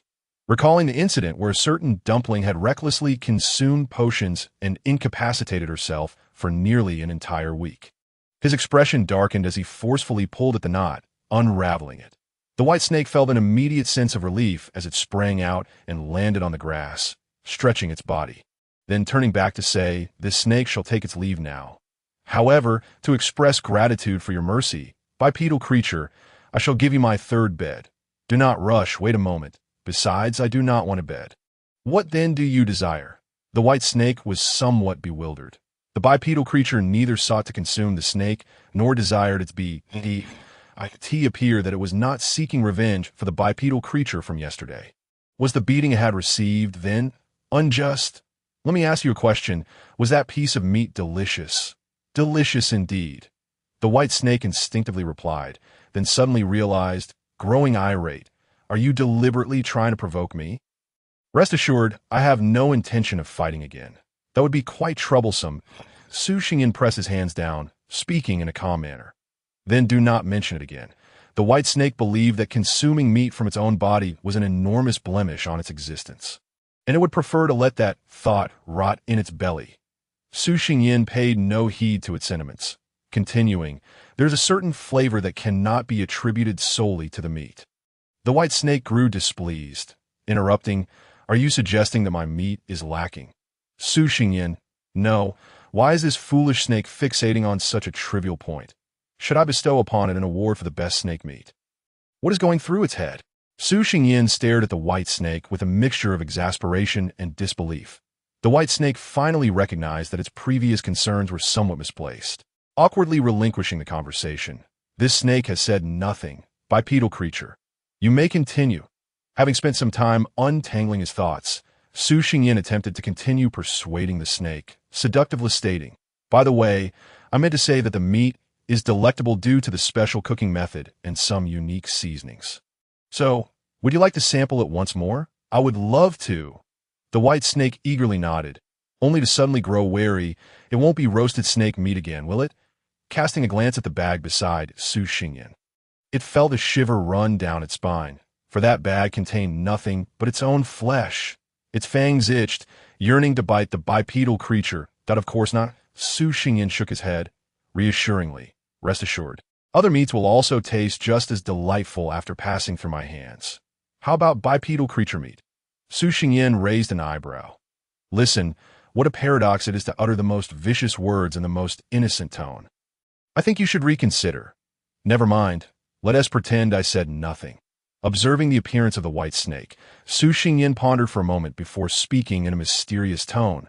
"Great serpent, in light of our unacquainted yet peaceful interaction, I shall now reveal a secret to you." "What is it?" The white snake tilted its head upward. "Humans are inherently venomous," Su Xingyin declared with utmost seriousness.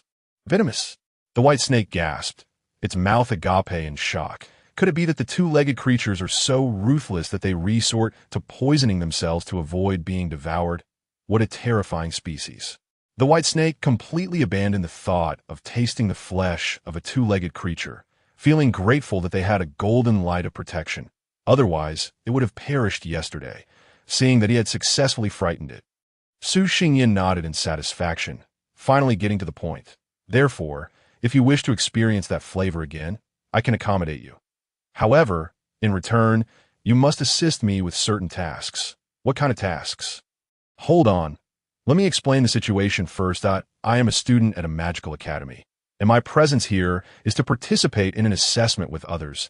Su Xingyin raised a hand to silence the serpent that seemed eager to interject, adding that explaining what an academy, a student, and an assessment entails would be rather complicated and could be discussed later.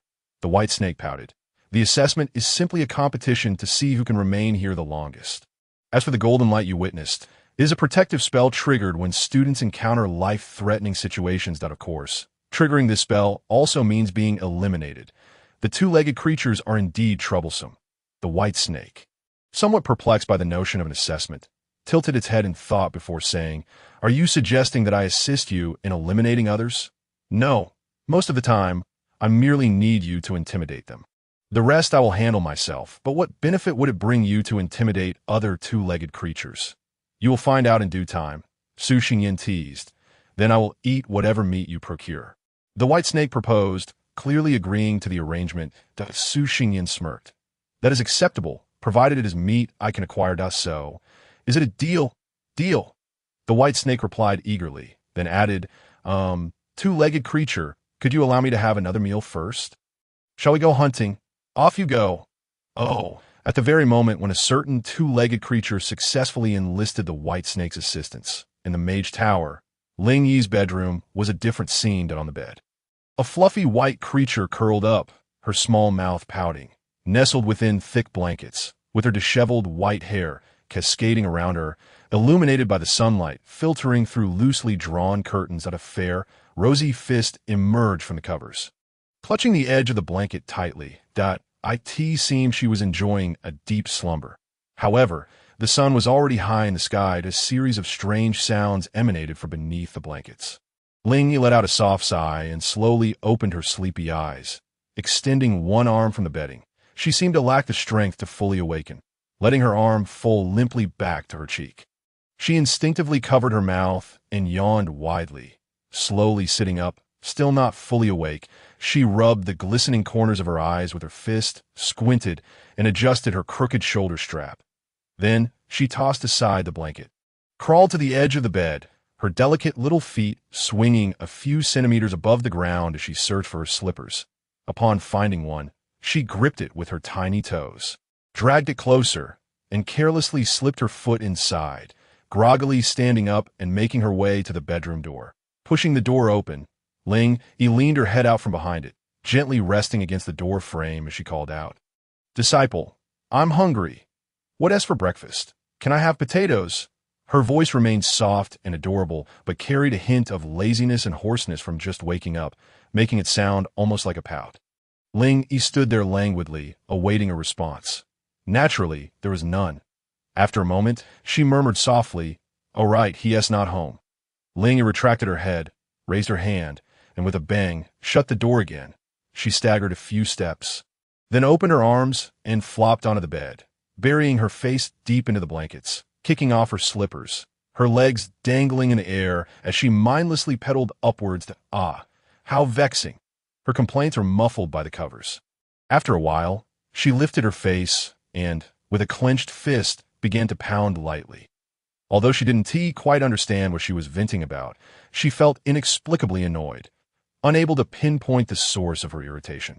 Ling decided to attribute her discontent to her hunger. However, merely pounding the blanket wouldn't satisfy her. Though her frustration had somewhat dissipated, she was still quite hungry. With a flushed face, Ling ceased her somewhat childish antics, and the emptiness of her stomach compelled her to rise from the bed and walk toward the wardrobe. She quickly shed her pajamas, tossing them onto the bed, and changed into an outfit she had prepared in advance. Standing before the full-length mirror, Ling shook her head, her unruly long hair immediately becoming smooth and obedient, cascading neatly behind her, except for that one stubborn tuft. With a touch of vanity, she twirled her dress and assessed her reflection, nodding in approval with a faint smile. Yes, today is another perfect score. Then, standing at attention, she turned and dashed out with a pat of her slippers. After completing her morning routine, Ling found herself beside the dining table, gazing vacantly at the pendulum of the wall clock, contemplating how to solve today as breakfast dilemma. Not keen on dining out, she pondered, let us head to the kitchen. If I learn to cook, when my disciple returns, I could prepare a grand feast to surprise him. Her eyes sparkled with excitement, and visions of Su Xingyin praising her culinary skills danced in her mind, causing her tuft of hair to waggle joyfully like a puppy's tail. All right, it's settled. She gently slapped her cheeks, took a determined step forward, and marched toward the kitchen, feeling like a general heading into battle, exuding confidence that, please ignore the pat of her slippers behind her. The kitchen wasn't very large, having been partitioned off from the dining room. Now, a nail was embedded in the door, with a brownish-yellow wooden sign hanging from it, emblazoned with bold red characters. Ling, and dogs. No entry. This sign was a result of a certain individual blowing up the kitchen, after which Su Xingyin disregarded her protests and forcibly hung it up. Ling believed her disciple was being utterly unreasonable, showing no respect for his master by equating her with a dog. Most importantly, she had only just blown up the kitchen and was in a position of guilt, so she had no choice but to comply. Nonetheless, she was still quite angry. Ling shot a fierce glare at the wooden sign, huffed in annoyance, flipped it over, and pulled open the kitchen door. Out of sight, out of mind, she was confident that this time she would succeed. Opening the refrigerator, she examined the vegetables stored inside, then turned to scan the array of kitchen utensils. Taking a deep breath, she prepared to commence her culinary endeavors according to her preferences. First, she selected a rather large potato and approached the sink to wash it, only to find it somewhat cumbersome. Her expression darkened slightly, so she stepped out of the kitchen, fetched a small stool, and standing on it barefoot, she finally managed to wash the potato clean.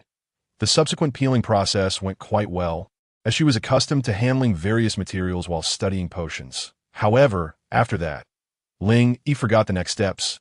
She neither cut nor soaked it, simply tossing the potato directly into the pot, pouring in water, and adding a drizzle of oil. Tilting her head in thought, she hopped down from the stool, rummaged through the kitchen cabinets, and dragged out a small bag of flour, pouring half of it into the pot with a whoosh. Then picked up a spoon and began to stir the mixture back and forth along with the potato. Next, Ling Yi dashed around the kitchen, searching high and low, adding whatever spices and seasoning she could find, such as spicy pepper powder, sticky sugar, and sour powder. She believed that since these ingredients were delicious on their own, combining them would surely yield the most exquisite dish. If it failed, it would simply mean she hadn't experimented enough or hadn't mastered the proportions. But her reasoning was sound.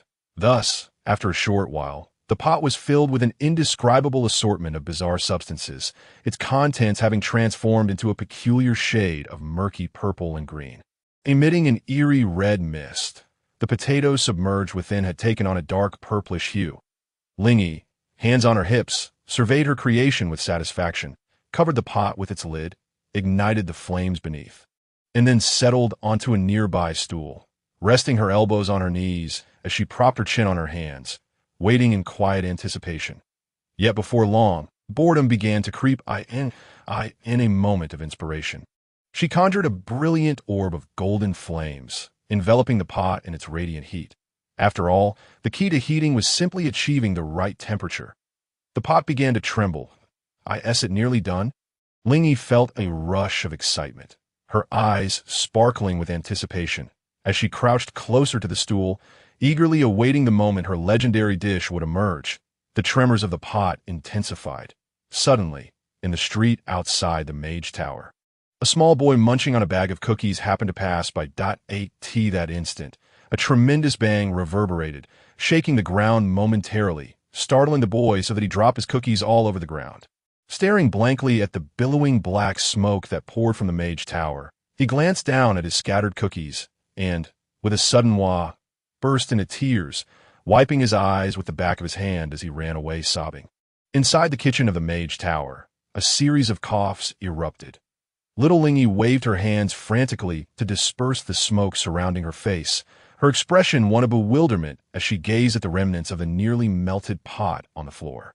Near the stove, the wall bore a charred expression, fixated on a blackened lump. It wasn't that this explosion was less powerful than the last.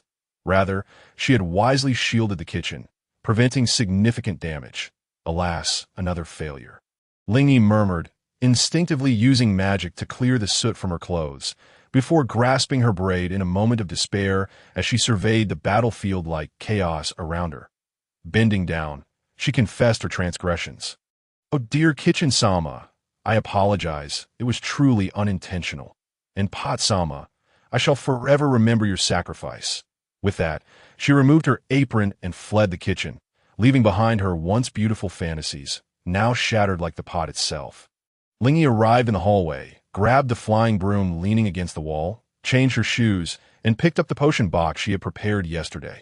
Stepping outside, she closed the door and kicked off the ground. Soaring into the sky, she had resigned herself to seeking breakfast elsewhere. In truth, she had little choice. Sobbing softly as the cold wind whipped around her. 40 minutes later, Ling Yi finished her meal at her usual haunt and landed her broom in front of a potion shop. However, she couldn't shake the feeling that the food lacked its usual flavor. Jumping down, Ling Yi tucked the broom under her arm and pushed open the shop's heavy door. That a potent and acrid scent of potions assaulted her senses, causing her to sneeze. Hachoo! Rubbing her slightly reddened nose, she curiously peered inside, examining the shop's interior.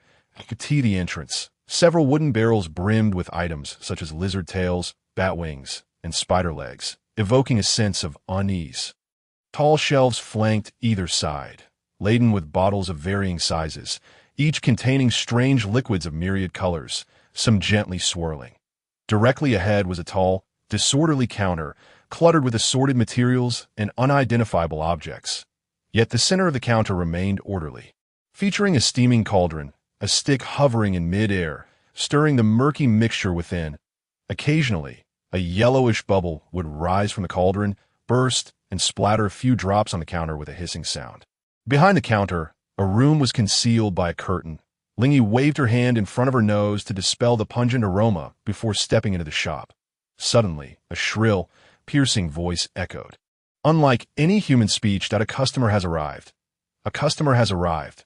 Lingy paused, turning to locate the source of the sound. She saw an old-fashioned clock hanging from the doorframe, which featured a bizarre copper bird, its voice emanating from the bird's beak. Upon noticing her gaze, the copper bird flicked out its greenish-blue tongue before soaring upwards and disappearing into the clock. Hearing the commotion, a balding middle-aged man pulled aside the curtain and stepped out from the back room. He wore a black shirt over a transparent waterproof coat, splattered with remnants of potions, his figure slightly portly, with a round belly straining against the fabric. His height only accentuated his stoutness, yet at that moment, his round face wore a warm smile that, welcome. Where is everyone? A hint of confusion crossed the shopkeeper's face as he scanned the shop, noticing no one else present apart from himself. Look here, I'm right here. Lingy spoke up, her voice tinged with indignation. How utterly unfair that the entire world seemed to harbor prejudice against those of her stature. The shopkeeper leaned on the counter, peering in the direction of her voice. The first thing he noticed was a tuft of white hair standing prominently. His gaze traveled down, and he discovered a petite, fair-haired girl standing there with clenched fists, gazing up at him. The shopkeeper's enthusiasm waned, replaced by a nonchalant wave of his hand. I must say, my dear little sister, I do not sell sweets here, only potions, and they are quite bitter. You should play elsewhere if you truly wish to purchase potions. Do remember to bring along an adult. Now, off you go. I still have potions to brew. Lingy's brows furrowed, her small fangs peeking out as she protested. I'm an adult now. Do little people have no rights? At her words, the shopkeeper blinked, reassessing her with uncertainty. Was she really not much taller than a child? Yet her tone certainly did not resemble that of a child, and surely children could not ride flying brooms?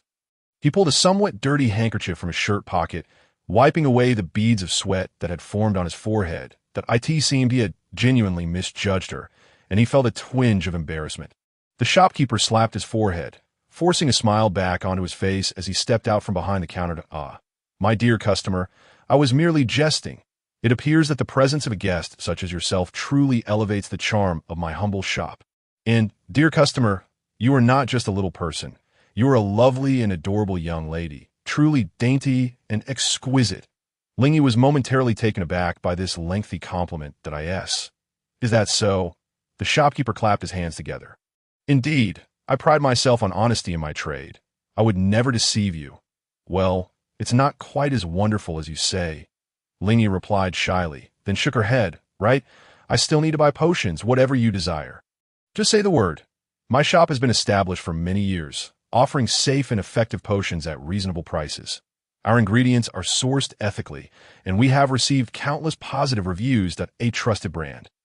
You can count on us. The shopkeeper puffed out his chest proudly, resembling a pompous goose.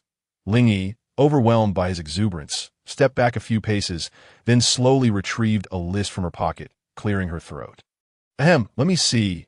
3 of each for treating bruises, 3 for various types of poisoning, 3 for calming nerves and alleviating pain, and 3 for treating the internal organs. The shopkeeper's eyes widened in shock with each item she listed.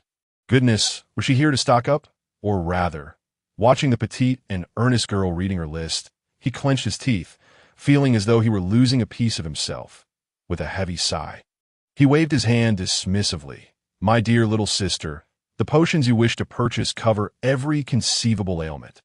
While I am not the best of men, I cannot profit from such misfortune that if someone in your family is truly in such a dire state. Heed my advice. If it cannot be cured, it may be best to prepare for the worst. Lingy's gaze shifted from her list, her head snapping up to look at the sympathetic expression on the shopkeeper's face.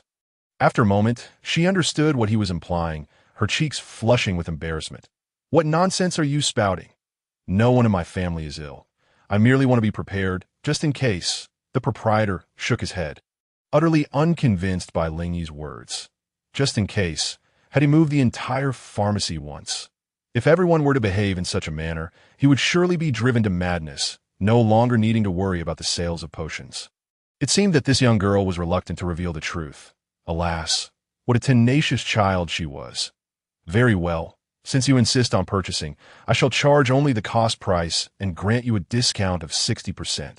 No, rather 50%. With that, the owner began to search the shelves for the potions Lingyi wished to buy, entirely disregarding her increasingly frantic and stammering explanations. Lingyi, who stood beside him trying desperately to explain, noticed that the shopkeeper paid her no mind, merely filling her potion box with the magical elixirs. Observing that nearly half of the shelves had been cleared in no time, she suddenly felt as though she were the leader of a band of robbers. And the proprietor was merely her subordinate. It left her quite at a loss. All right, everything you requested is right here. 3 of each. The owner wiped the beads of sweat from his brow and took a deep breath, stating, a 50% discount it is, young lady. You need only pay 1,265 gold coins. The silver coins can serve as the remainder, and I shall waive them. After speaking, the owner covertly glanced at Lingyi, seemingly contemplating whether he should further reduce the price based on her expression. Lingyi sighed deeply, producing a pouch of gold coins from somewhere, placing it earnestly upon the counter, and lifting her potion box. You are a good person. After uttering this, she turned and departed with her broom in hand. Such a shopkeeper was unprecedented. One could only imagine the expression of her disciple upon learning that he had been mistaken for a terminally ill patient. The owner stood in silence, hands clasped behind his back, watching her leave with a solemn expression, as if he had just accomplished something remarkable. Moments later, he picked up the pouch of gold coins, weighing it without counting, and turned to head towards the back room of the counter.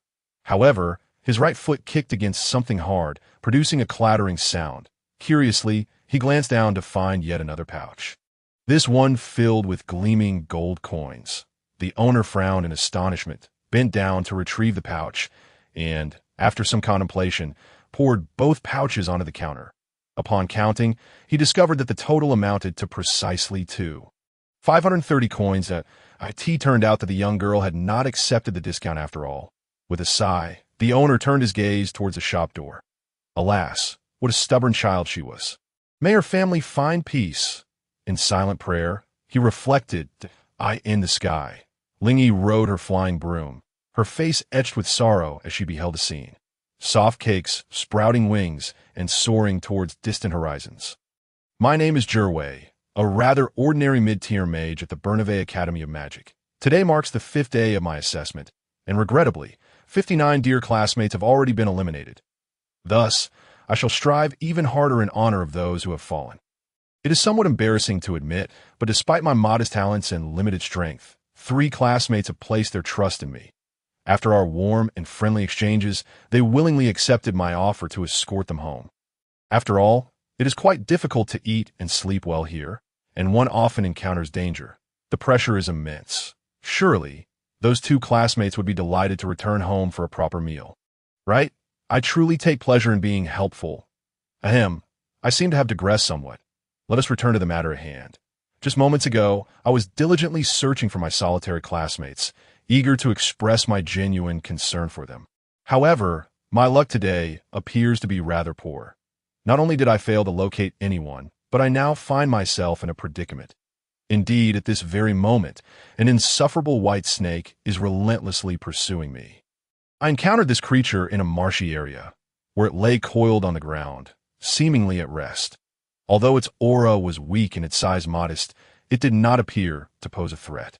Yet, out of caution, I had merely tossed a small stone to test it, and the result was I finally grasped the meaning of regret and the desire to bang my head against the ground. Why must such a formidable creature exist during a practical assessment? This is utterly outrageous. How are we supposed to proceed? I apologize. I lost my composure for a moment. Nevertheless, I must express my vehement disapproval of the assessment's arrangement. How can a mid-tier mage contend against a powerful creature? Fortunately, I am attuned to the wind element, allowing me to run relatively swiftly, and I possess the Hermes ring gifted by my father prior to the assessment. which enhances my speed. Based on a white snake's pace, I might have a chance to shake it off. Wait a moment. Why has it suddenly stopped moving? Is the great beast this lackluster? I suddenly felt a surge of bravado. A halted turnaround. Foolish snake, you are utterly pathetic, truly a disgrace to great beasts. I spun around and resumed my flight. Haha, as expected, I outran a formidable creature even at the mid-tier. I am indeed a genius. I apologize again for my outburst. Meanwhile, the white snake lay sprawled on the ground, likely exhausted, its scales appearing dull and lackluster. Suddenly, the grass nearby rustled, and a figure emerged, surveying the white snake's condition before raising a hand to his forehead. No, you can't be slacking off again. I am not slacking off. The white snake lazily shifted its body, taking note of the somewhat darkened visage of the figure before it spoke slowly. I am simply too tired and lack the strength. This is the third bipedal creature you have scared today. Su Xingyin shot it a sidelong glance, prodding it with the tip of his shoe. Hey, we agreed on a minimum of 3 scares per day, and you promised to uphold that. Earlier, to simplify communication, Su Xingyin had whimsically named this creature Little White, based on its size and color. However, the white snake objected, feeling it did not reflect its majesty and power, insisting on being called Big White. Thus, this rather dismissive name was established. Unsurprisingly, he decided not to inform the white snake that many pet dogs share similar names, whether Big White or Little White. The white snake expressed its unwillingness to be labeled as untrustworthy. Yet, it continued to defend itself. I thought that merely showing my face would frighten those bipedal creatures. Su Xingyin rolled his eyes in exasperation. What was this snake thinking? Perhaps a few individuals might have been scared, but if all were, the professors at Bernabe would owe a public apology. The white snake continued to lament about its exploitation. Moreover, you bipedal creatures only possess 2 legs, yet you can run so fast that I have become exhausted. Hold on, let us not ignore the fact that you have gained quite a bit of weight over the past few days. Before you speak again, please engage that pitiful brain of yours. Su Xingyin could not help but retort, while you criticize the speed of 2-legged humans. Have you considered whether you possess legs? I have no legs. The white snake suddenly realized, feeling somewhat embarrassed, retracting its neck and falling silent. Furthermore, I understand your point. Su Xingyin narrowed his eyes at the snake. You shall receive double the meat at noon today. 3 times the white snake attempted to negotiate. Very well, but no more slacking off, that I guarantee it. The white snake declared loudly, revitalized, its scales shining brightly in the sunlight as it spread its wide net of light.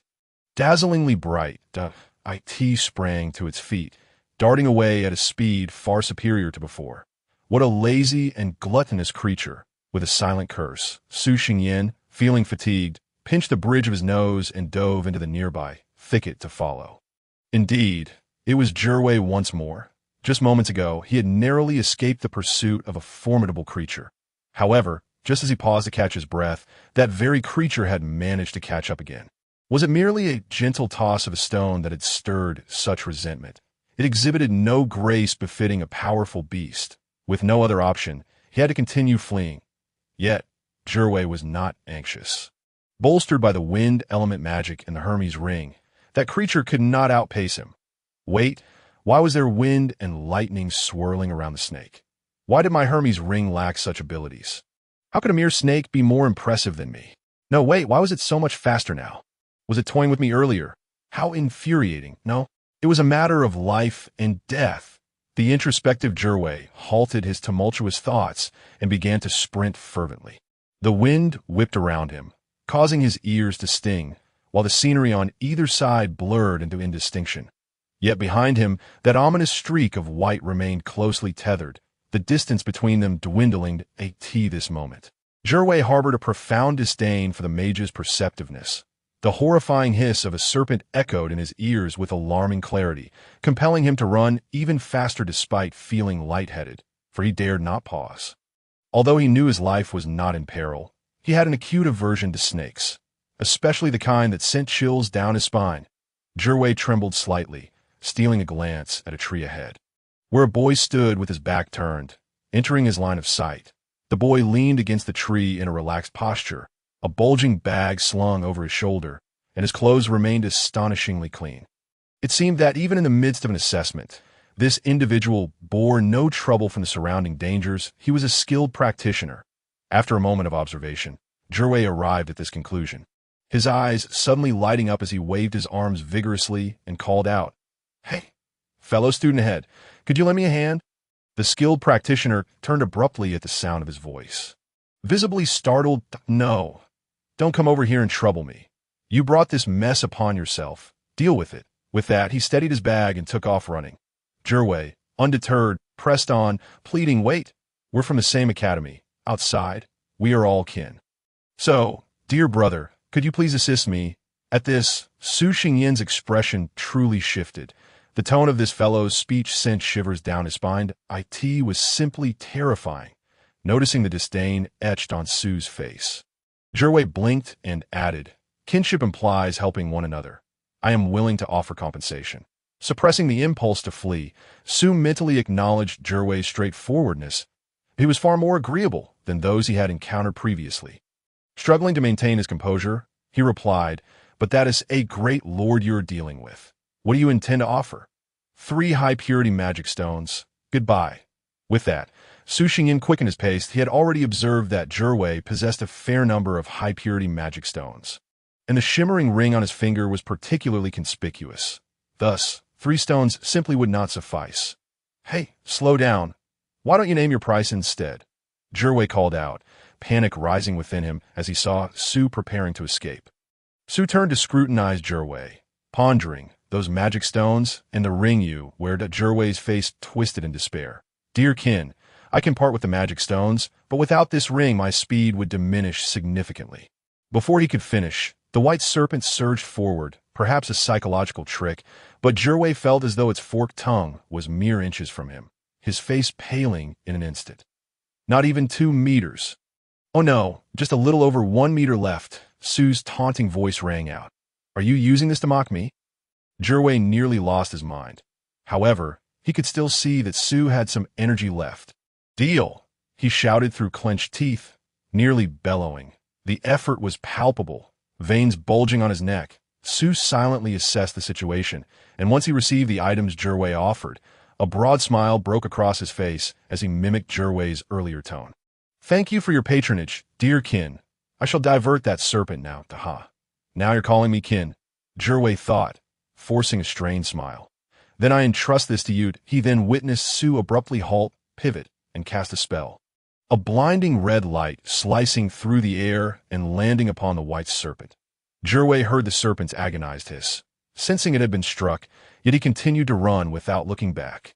Only daring a glance once he was at a safe distance, it appeared that the serpent had indeed pursued that scoundrel. Jerway leaned against a tree, gasping for breath, his gaze falling to the ground, disregarding the dust around him as his trembling legs gave way, and he slid down to the ground. Wiping the sweat from his brow, he touched his neck, wincing at the pain, as if it were bleeding. He vowed he had never run so fast in his life. It was all that cursed serpent's fault. A gust of wind stirred the nearby grass, startling Jerway, who scrambled to rise, but alas, a cramp seized his leg, rendering him immobile. In a flurry, Jerway drew his wand and turned to survey his surroundings, nearly fainting at the sight of a shadow resembling a serpent. Upon closer inspection, he realized it was merely a vine, allowing him to exhale in relief. A false alarm.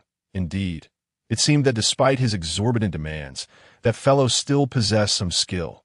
Jerway patted his chest, utterly exhausted, pressing his hand against his aching muscles, his expression contorting. How excruciating! Not far away, a figure with a bag crouched in a tree fork, a serpent coiling around his arm, as 4 eyes, 2 black and 2 red, fixed their gaze upon Jerway. The 2-legged creature pondered.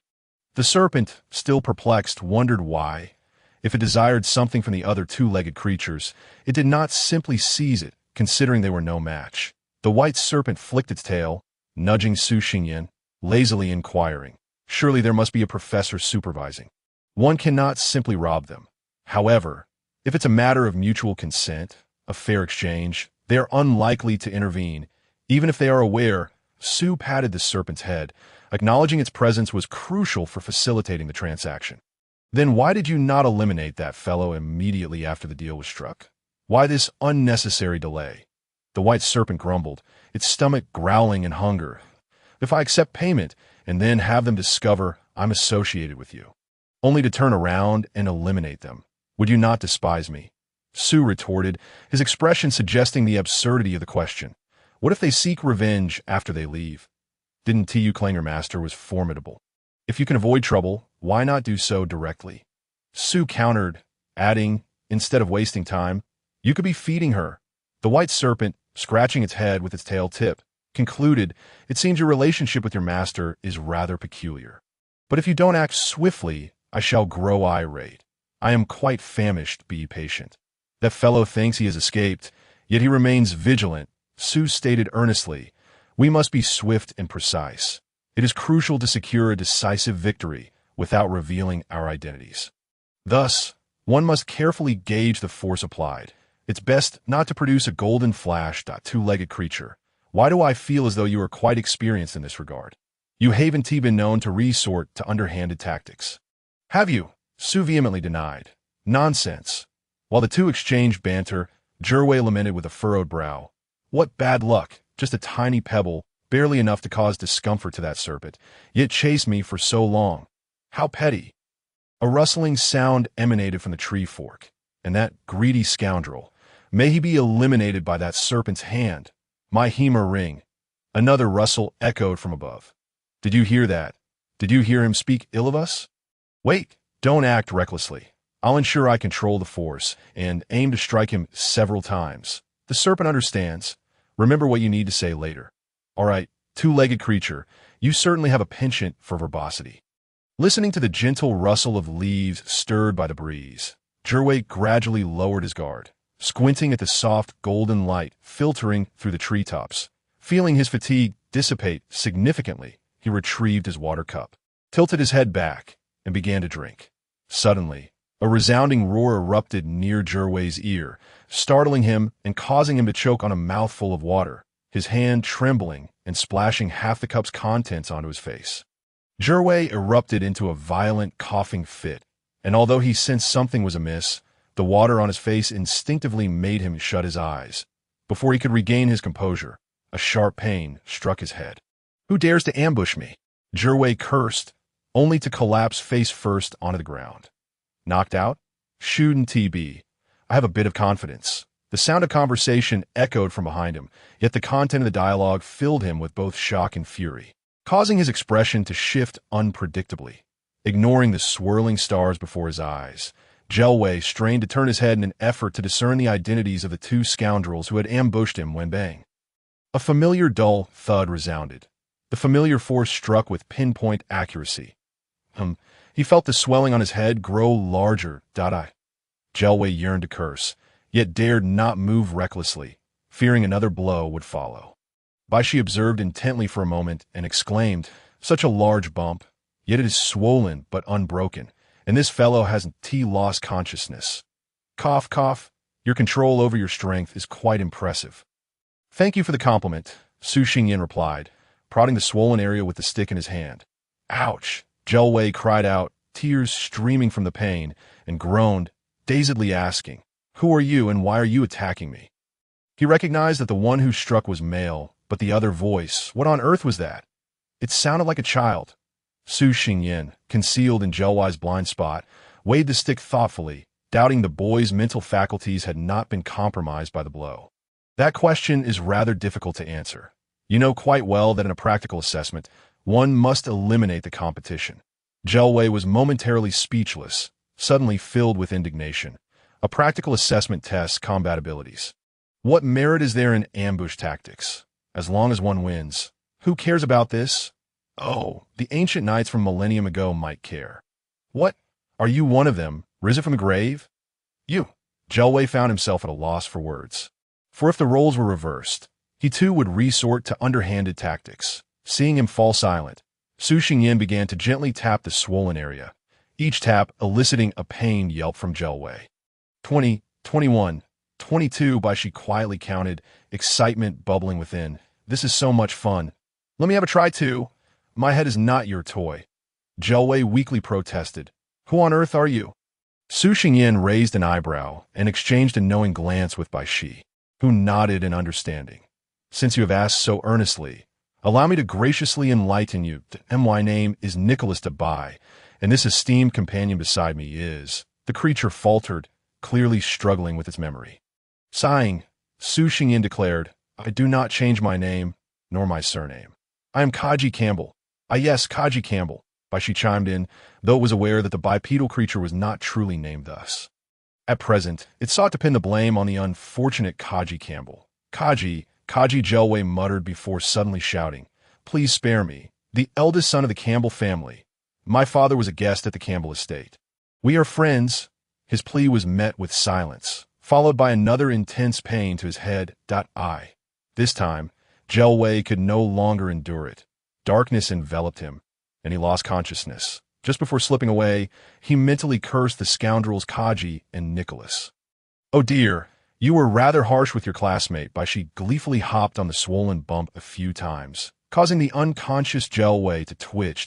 I am not familiar with him. Su Xingyin shrugged nonchalantly, pulling Bai Shi back. Meanwhile, an ice spike melted against a thin golden membrane, and Jelway vanished. All done. Time to wrap up. Unless something unforeseen occurred, he could enjoy a well-deserved rest today. Leaning on his stick, Su Xingyin waited for Bai Shi to descend before clapping his hands together, continuing, As of now, only 9 remain in the assessment now. 8. Even if one actively sought them out, they might not easily be found. He suspected that a certain quartet had congregated among those 8 tossing the stick into the nearby underbrush. He sighed in relief and gazed up at the sky, where wisps of pale white drifted gently on the breeze, obscuring the languid sun behind them and softening the light that pierced through the clouds. Feeling the sunlight was not overly harsh, Su Xingyin reclined comfortably, allowing the platinum rays to wash over his eyes. His thoughts gradually wandering.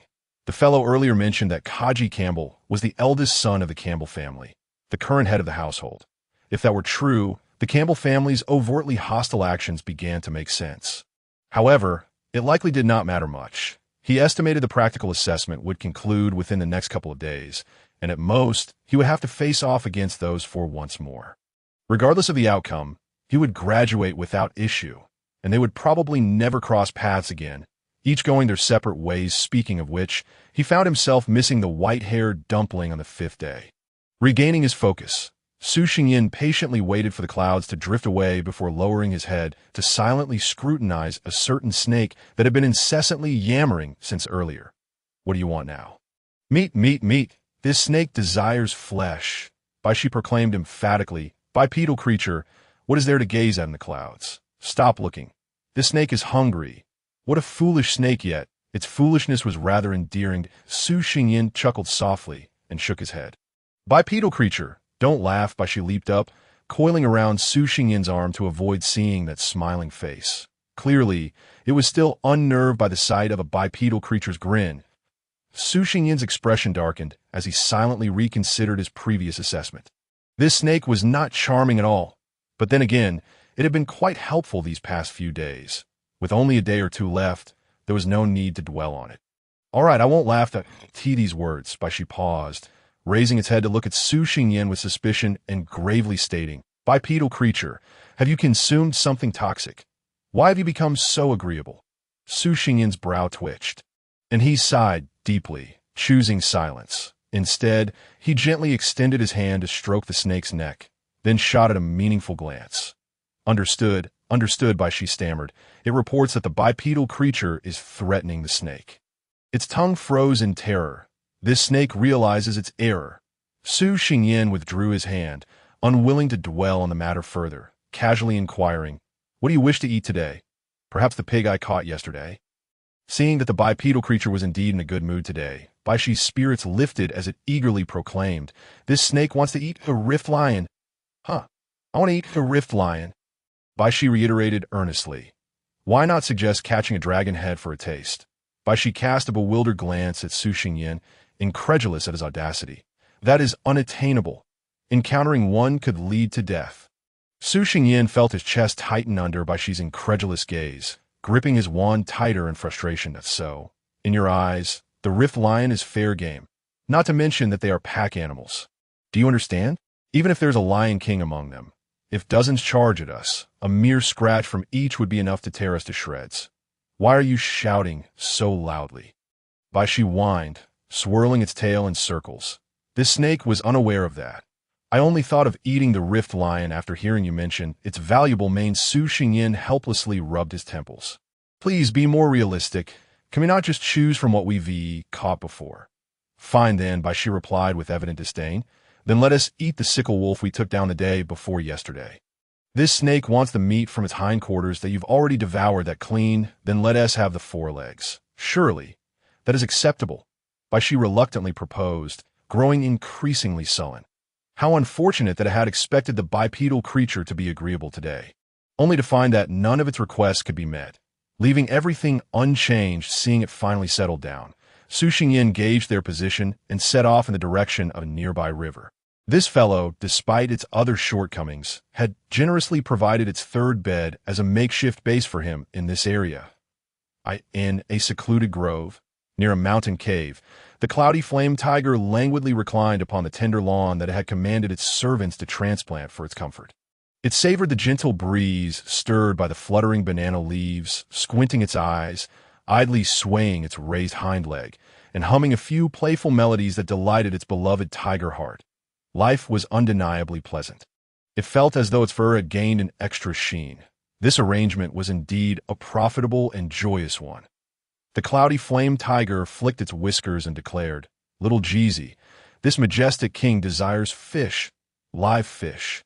Nearby, the trio attending to its massage, who found the arrangement less than gratifying, paused in their motions, glancing up at the expressionless Kaji Campbell, who was fanning the banana leaves. Kaji's eye twitched, nearly causing him to slap the banana leaves onto the face of that insufferable cloudy flame tiger.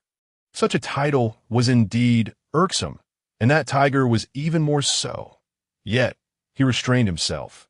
After signaling the trio to continue their ministrations to the cloudy flame tiger, Kaji ceased his actions, striving to keep his tone devoid of malice as he inquired, "Mighty Tiger King, are you feeling hungry?" "Not quite. Merely a bit of an itch in my teeth," the cloudy flame tiger replied nonchalantly, baring its gleaming white teeth. "Shall I send Deer to catch you some fish?" The cloudy flame tiger responded with a nasal sound, closing its eyes. Now this is the life of a successful tiger. Kaji informed the cloudy flame tiger that he had a few more commands to issue, then set the banana leaves down and approached Deer, patting him on the shoulder and pulling him aside. "Deer, there's a river nearby. I need you to go there now and catch some fish for the Tiger King." As he spoke, Kaji glanced toward the cloudy flame tiger to ensure it could not hear, then lowered his voice. "You can leave this area for now and continue with your assessment." Deer blinked in confusion. Then his expression shifted as he looked at Kaji Campbell, murmuring, "Boss, that guy might have already been eliminated, right?" Kaji's reply was succinct. "He has not been eliminated." Deer hesitated, contemplating saying more, but upon meeting his boss's calm gaze, he merely nodded, "I understand, boss." With that, he turned and headed toward the river. Full. The white serpent, having devoured its meal with remarkable speed, slithered a couple of paces before finding a sunny patch of grass to bask in, its tongue flickering out as it lay motionless. The joys of serpent life. Beside it, Su Xingyin, who had just finished tidying up, cast a sidelong glance at the serpent, suddenly curious. "You've eaten so much. Why hasn't any part of your body expanded? You still look the same." The white serpent languidly rolled over. "Isn't that splendid? It shows that this serpent can eat. To eat is a blessing, and this serpent is fortunate." Su Xingyin felt that his question had gone unanswered, yet he did not mind. As there was no way to dissect the serpent and examine its insides, he quietly shifted his gaze, stepping into the makeshift tent constructed around a large boulder. Moving to a corner where he picked up a bag hanging from a nailed wooden stake and peered inside. Inside were an assortment of magical stones and potions for replenishing mana, temporary bursts of power, healing elixirs, offensive and defensive items, and various functional alchemical tools, all crammed into the bag. Although he had brought some magical stones and potions himself, he recalled that it was said using alchemical products outside of wands in this place consumed a great deal. Yet here were one or two individuals who had prepared so thoroughly, leaving him feeling the unfairness of the assessment, and this batch of candidates was truly affluent. While there was nothing particularly high-grade, it was certainly sufficient for him to make a tidy profit. Thank you, fellow students, for your generous contributions, Su Xingyin thought, suddenly turning to glance outside, pausing for a moment before putting down the bag and stepping out of the tent. He looked toward the languidly sunbathing white serpent, confirming that this creature was not the source of the strange noise he had heard earlier, and hesitantly asked, "Big White, did you hear any sounds just now?" "Ah, oh no, you must have misheard," the white serpent replied, its voice thick with drowsiness on the verge of sleep. As it continued, "Don't be so paranoid. If there were real danger, this serpent would assist you." "Is that so?" Su Xingyin responded, continuing to scan the surroundings, as the serpent's current state of judgment was rather hard to trust. Bang! Another strange noise echoed. "See? What did I tell you?" Su Xingyin glanced toward the source of the sound, noticing what seemed to be a small dark spot emerging on the river's surface. After a moment's thought, he bent down, lifted the white serpent, and gently shook it. "Wake up! We have a situation." "Oh," the white serpent drowsily replied, flicking its tail to coil around Su Xingyin's wrist. The serpent was clearly very tired, yet here it was being commanded to wake up. How unreasonable of the bipedal creature! Like blood vessels obstructed by impurities. An icy chill enveloped the river surface, solidifying into a sheet of ice and stifling the flow of water beneath. Naturally, this also included the fish below the surface, in the center of the ice. A hole had opened, and due to the need for air and the expulsion of coldness, some small fish and shrimp quickly gathered there, only to be snatched by Deer, who was lurking nearby, into an ice bucket. Though he no longer had to attend to that detestable cloudy flame tiger, he too needed to find something to eat, and knowing there was a river nearby, catching fish was undoubtedly the best option. At that moment, he pulled out another large fish from the icy hole, its slippery body almost causing him to lose his grip. After tossing the fish into the ice bucket, Deer wiped the water splashed onto his face by the struggling fish with his sleeve, his expression devoid of emotion. Reflecting on his initial task of catching fish for the cloudy flame tiger, he felt disgusted at the memory of being splashed with water, nearly losing his composure and killing the fish outright. And now, he chuckled at his dulled edges. Sigh, life is not easy. A noble sighs that he never imagined he would fall to the point of having to catch fish himself. He shouldn't have participated in this assessment. With this thought, Deer felt a wave of lamentation wash over him. As he wallowed in self-pity, a pair of astonished eyes fell upon him from not far behind. After scrutinizing the scene, Su Xingyin's gaze landed on the white serpent. A hint of a smile emerging in his eyes that it seemed to be a familiar face. What a delightful surprise. Instructing the white serpent to circle around, he approached a bit closer and called out, "Hey, that golden-haired classmate over there. It's been a few days since we last met, and I missed you greatly." Deer immediately halted his actions, frozen in place. Excellent, he recognized who had approached. What terrible luck was this? Shuxing. Deer choked on his words, swallowing hard, remaining motionless as he forced a dry laugh.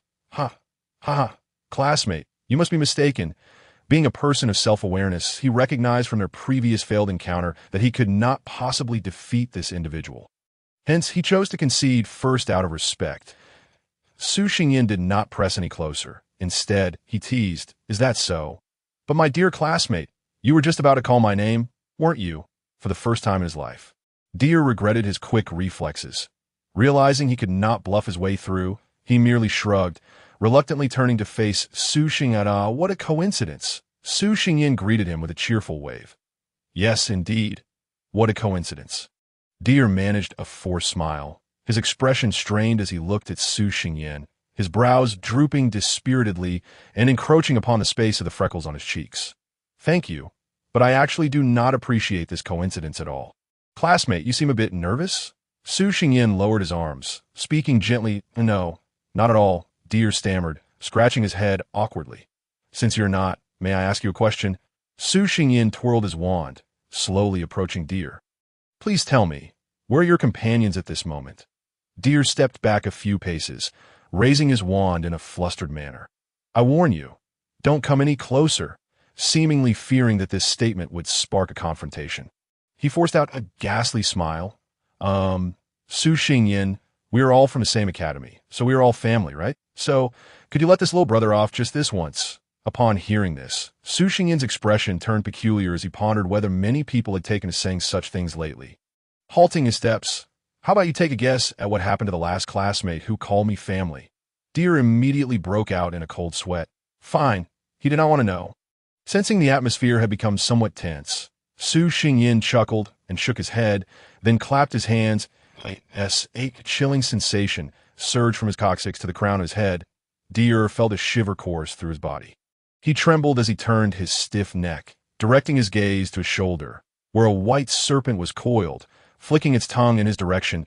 Dur opened his mouth, his eyes instantly becoming vacant, and then emitted a strange sound akin to the clearing of phlegm before his eyes rolled back, and he collapsed backward. Su Xingyan blinked in surprise, taken aback by Dur's sudden, fainting spell. What caused this fellow to lose consciousness so abruptly? Did the snake bite him? Puzzled, Su Xingyan glanced at the white serpent, only to meet its pitiful gaze. The serpent slowly slithered to his feet and coiled up. Its eyes seemingly dimmed, displaying a melancholic demeanor. The bipedal creature truly so terrifying. This fellow was scared senseless by a mere snake. Su Xingyan thought to himself. So, you fainted out of fear? He silently turned his head to observe Deer once more. He had never encountered someone with such a fragile disposition. After a moment, Su Xingyan regained his composure, scratching his head. Through their interactions over the past few days, he had come to understand that the serpent's intellect was akin to that of an ordinary child, and it was likely that it had genuinely been hurt by the earlier incident. Contemplating how to console a child, Su Xingyan lifted the white serpent, gently tapping its head for comfort, and said, "It's not your fault. It's just that this fellow is excessively timid. Besides, you are a snake, a male snake at that. Being aesthetically pleasing is of little consequence. What truly matters is being sufficiently fierce." It seemed to resonate with the serpent, which nodded in a dazed manner before suddenly baring its fangs and exclaiming, "I am exceedingly fierce." Chuckling, Su Xingyan lifted the serpent slightly to scrutinize it. Shaking his head, he wanted to scoff, but restrained himself, casually dropping it onto the ground.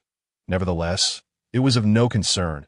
As long as it returned to its usual state, there was no need to dwell further on it. Su Xingyan then briskly approached Deer, who was sprawled on the icy surface, and the white serpent hurriedly followed suit, inquiring, "Bipedal creature, what are you planning to do?" "I shall awaken this fellow, and then interrogate him." Su Xingyan replied, conjuring a vine to securely bind Deer before dragging him back to the riverbank. He raised his wand and pointed it at Deer's face, unleashing a torrent of icy water that cascaded over him. Leaving streaks of moisture across his features, Dur seemed to choke, coughing repeatedly, yet still refraining from opening his eyes. He remained unresponsive. The white serpent gazed up at Su Xingyan, astonished that this individual could be so timid. "No, he is awake," Su Xingyan corrected, crouching down. "Classmate, if you choose to continue feigning unconsciousness, I might inadvertently introduce that snake from your collar into your clothes." Deer jolted. Those eyes remained tightly shut, still pretending. Was he? Su Xingyan's lips curled into a smirk, prompting the white serpent to retreat slightly. With a gentle tone, he added, "By the way, that snake has numerous companions. I trust you wouldn't mind them seeking warmth on your body. Would you?" A bead of sweat rolled down Dur's cheek. "Furthermore, I have heard that those snakes keep a fair number of mice for sustenance. Imagine, if I were unable to prevent them from gathering, bringing mice to crawl all over you. What a sight that would be." Noticing Deer's complexion growing increasingly ashen and his lips devoid of color, Su Xingyan decided to press further, adding ominously, "I also heard that mice tend to burrow towards warmth. I wonder where might they choose to burrow? Classmate, I am quite curious whether this might trigger the protective mechanism of the assessment." Before he could finish, Deer, now covered in goosebumps, abruptly opened his eyes and struggled vigorously, attempting to rise and resist, only to find himself bound and writhing helplessly on the ground. Seeing the futility of his struggles, he lifted his head defiantly, glaring at Su Xingyan with wide, terrified eyes, and tremulously exclaimed, "Demon, you are a demon." "Ah, if you say so, then so be it," Su Xingyan replied with a smile. "However, classmate, have you forgotten that the term demon originates from the church, while Burenwai was founded by the magical association?"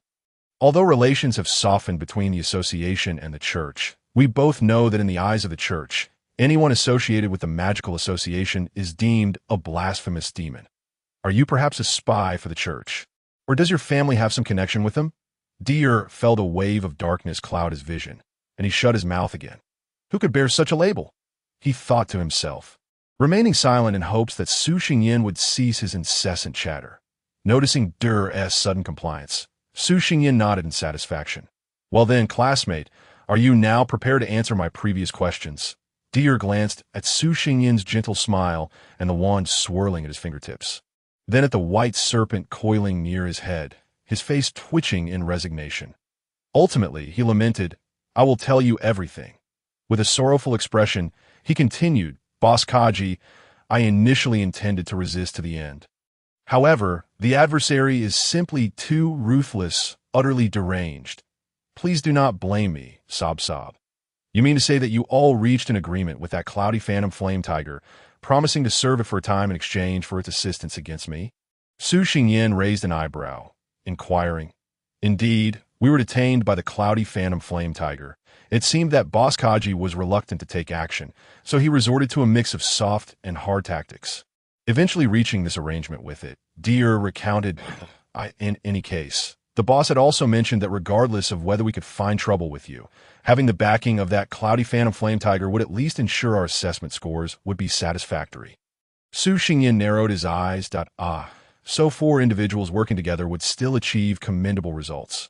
Why then would they need to serve the cloudy phantom flame tiger?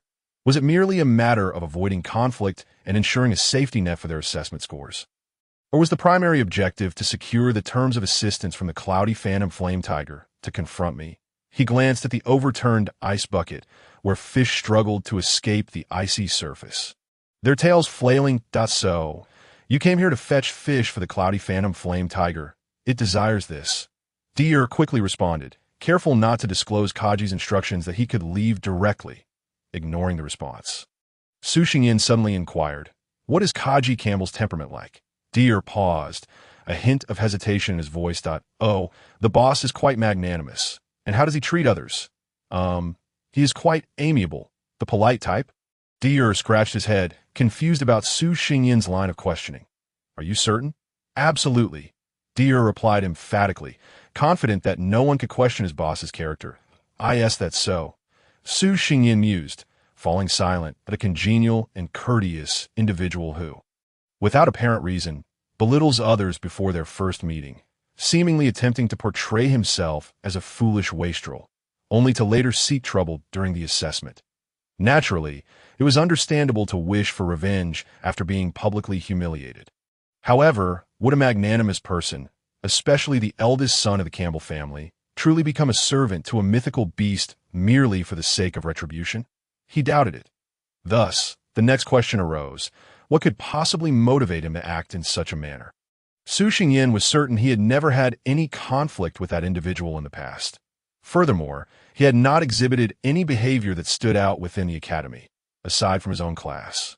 He was largely inconspicuous, save for one unique detail. His master was a forbidden spellcaster. That fellow had never interacted with anyone from the Campbell family, let alone established any enmity that would provoke the eldest son of the Campbell family to seek him out for retaliation. If the issue did not lie with him, then, was it related to Navelle? Was it due to some historical grievance between the Navelle and Campbell families? Su Xingyin's mind conjured an image of the inferno that tore through the night.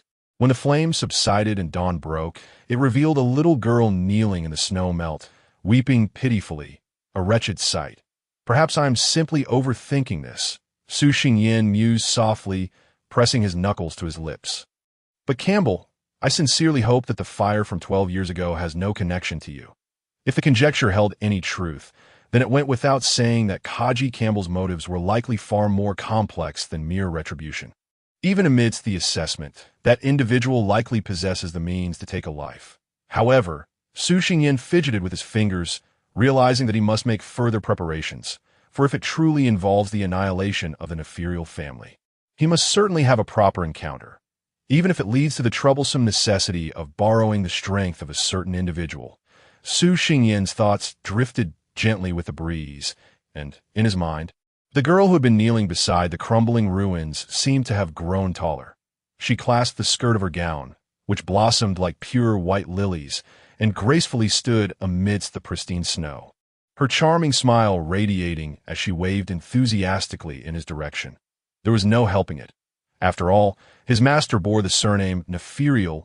Su Xingyan helplessly pinched the bridge of his nose, intending to sigh, but paused, suppressing the urge. Nevertheless, he felt that this matter was quite troublesome, and he despised entangling himself in complications. Thus, he resolved that upon his return, he would definitely pinch the face of the white-haired creature until it resembled a bun.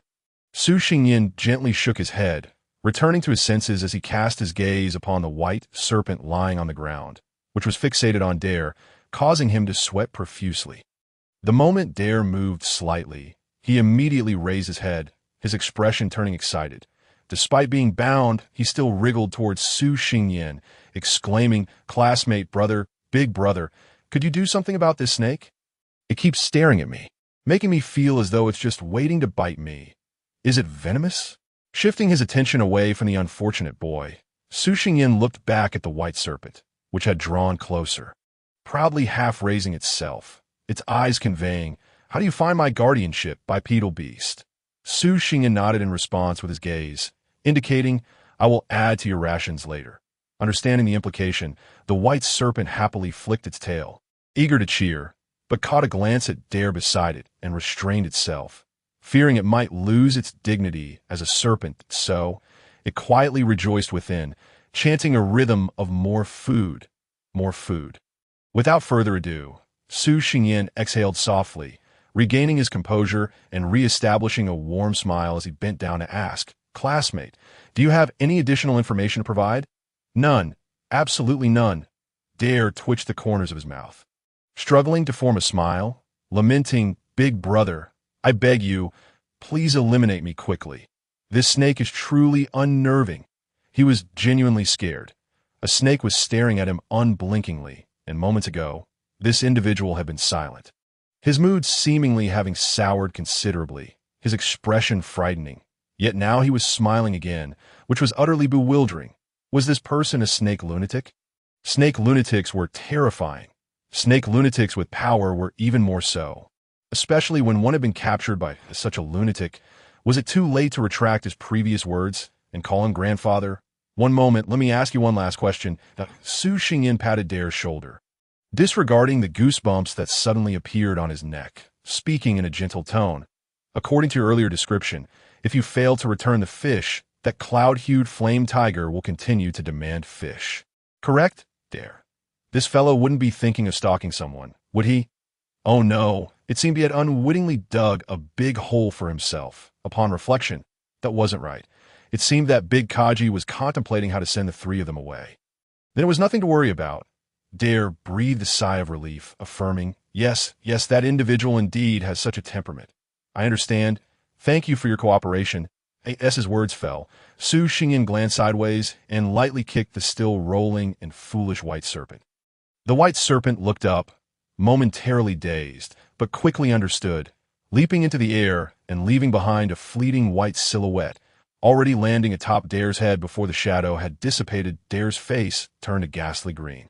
He wanted to tremble but dared not, fearing that if he startled the snake, he might be bitten. Swallowing hard, he stammered, What does this mean? Wasn't I supposed to be directly eliminated? Get this snake away from me." "That's a matter of its own will, not mine." Su Xingyan shrugged. "While I maintain a decent rapport with it, what gives you the impression that it would obey my commands? It is a great lord." After all, hearing that, the white serpent shot him a glance. Unfortunately, snakes couldn't roll their eyes. Just listen to what this bipedal beast is saying. It was clearly his orders that the snake was following. On the other side, Dare nearly fainted, exclaiming, "A great lord. How is it that I keep encountering such powerful beings? What sin have I committed to be so unfortunate?" He would undoubtedly file a complaint against the assessment arrangements of Bernaville Academy, questioning why so many great lords appeared during a practical assessment. Su Xingyan observed Dare's somewhat vacant expression, reflecting once more on the impressive intimidation of that serpent, before deciding to get straight to the point. "However, I could persuade the white serpent to eliminate you directly, but doing so may jeopardize the friendship between myself and it. I understand, big brother, you wish to gain something from me. Dare's eyes refocused, meeting Su Xinyan's dark ones, quickly grasping the underlying meaning. I misspoke. I meant to say that I feel a connection with big brother, one of admiration, eager to offer some tokens of our acquaintance. I now comprehend why Campbell wished for you to accompany him. Su Xingyan beckoned to the white serpent, and once it approached, he waved his wand, releasing the vines that bound Dare, observing Dare rise and rummage through his belongings. Extracting an array of magical stones and assorted trinkets, Su Xingyan couldn't help but chuckle lightly as Dare stood still with closed eyes, adopting an expression of resignation, with a gentle tap of his wand. A blazing crimson fire engulfed Dare completely. The white serpent glanced at the spot where Dare had vanished, then turned back to Su Xingyan, who still held his wand aloft, feeling that something was amiss, and hesitantly inquired, "Bipedal beast, are you all right?" "I am fine." Su Xingyan lowered his wand and stowed away the items, looking down at the white serpent's inquisitive eyes, realizing he had inadvertently revealed some of his emotions. He paused, carefully choosing his words. "Dubai, after I finish adding to your rations tonight, our collaboration will conclude, and you may choose to depart. I have some complications." "What are you saying? This serpent hasn't had enough meat. It will not leave." The white serpent interrupted Su Xingyan, seemingly displeased. "Furthermore, are we friends? Your troubles are mine now. I demand a great favor from you, and in return, you must provide me with an abundance of grilled meat." Su Xingyan was taken aback, staring at those red eyes with a mixture of confusion and amusement for quite some time. "Huff!" The white serpent questioned, "What are you laughing at?" "Nothing," Su Xingyan chuckled, rubbing his face to suppress his mirth. Then gently lifted the white serpent, settling it comfortably on his shoulder. "Thank you, Dabak-dang." The white serpent nodded contentedly, thinking it deserved a few more expressions of gratitude. "Go away." The banana leaves swayed lightly, stirred by the breeze, mingling with the faint chirping of insects in the forest, lifting strands of golden fur before awaiting their descent once more. The languid pleasure of the afternoon flowed, the soft clouds above blossomed and faded, and the shadows cast by ancient trees shifted, yet the banana leaves continued to sway. Kaji Campbell fanned himself, glancing at Luna and Micah, who had just paused to massage the cloud-hued flame tiger and were now sprawled on the ground. He smiled softly and sighed silently. Let these two rest for a moment. Once the wind died down, the cloud-hued flame tiger, which appeared calm at this moment, was likely to explode with impatience, commanding them to catch fish.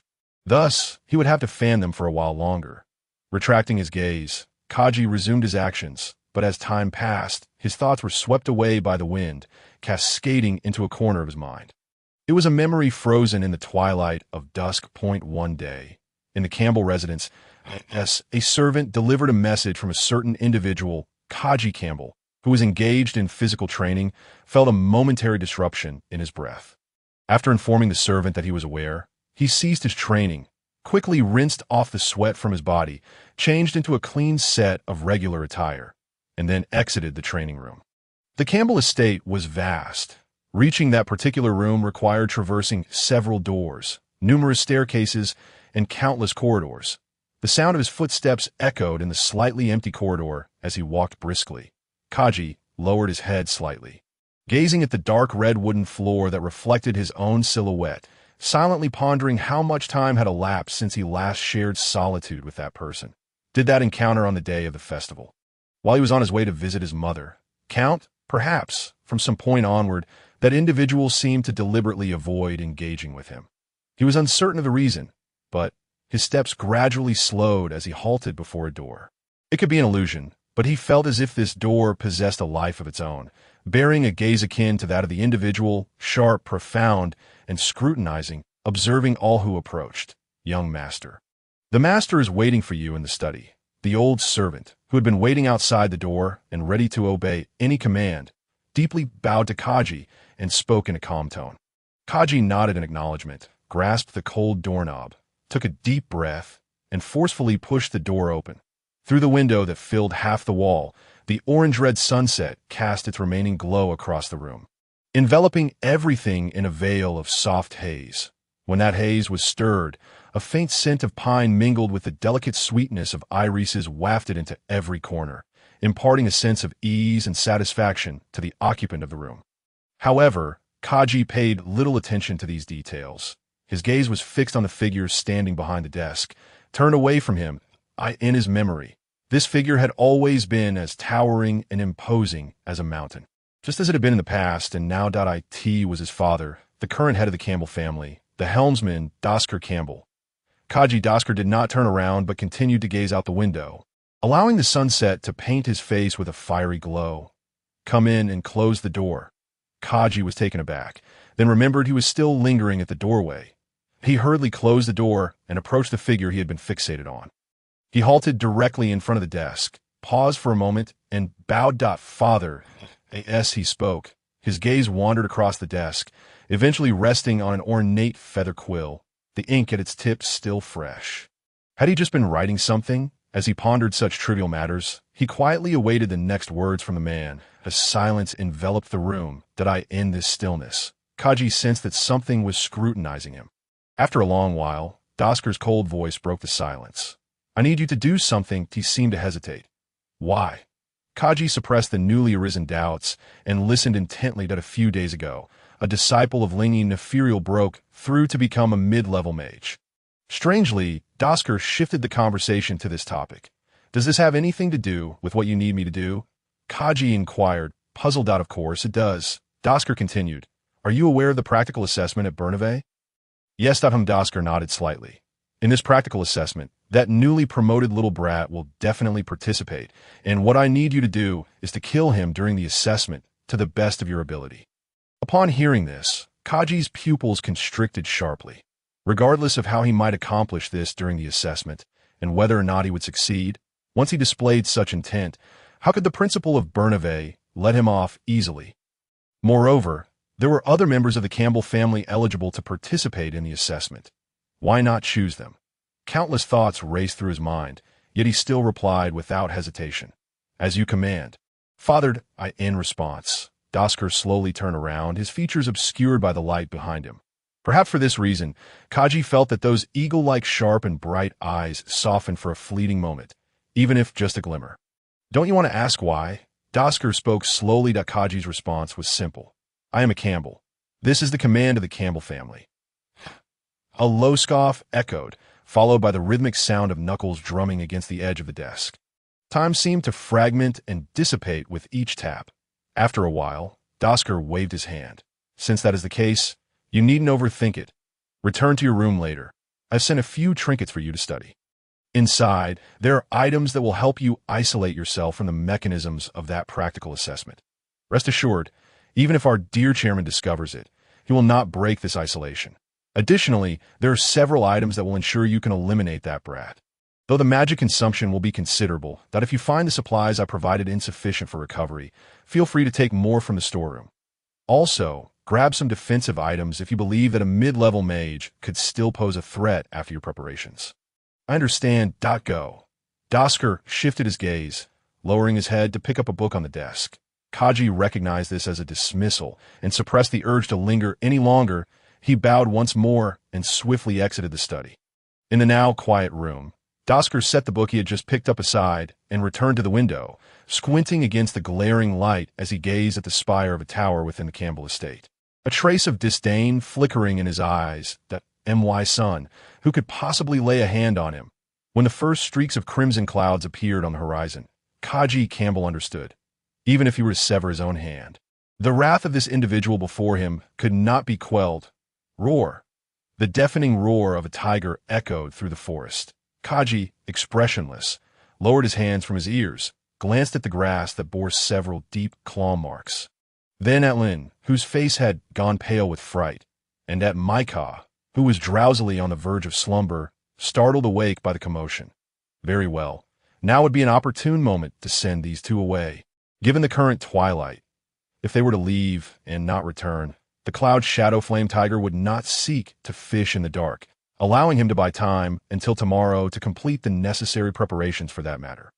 The Cloud Shadow Flame Tiger flicked its two tails, producing sharp cracks, growling in frustration. "It's just a matter of letting that guy catch a few fish.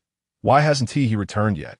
Reflecting on the two tails and recalling the cloud shadow flame tiger's expression when it was being petted, Kaji couldn't help but think of the legendary creature, though regrettably, this fellow's fur was not black.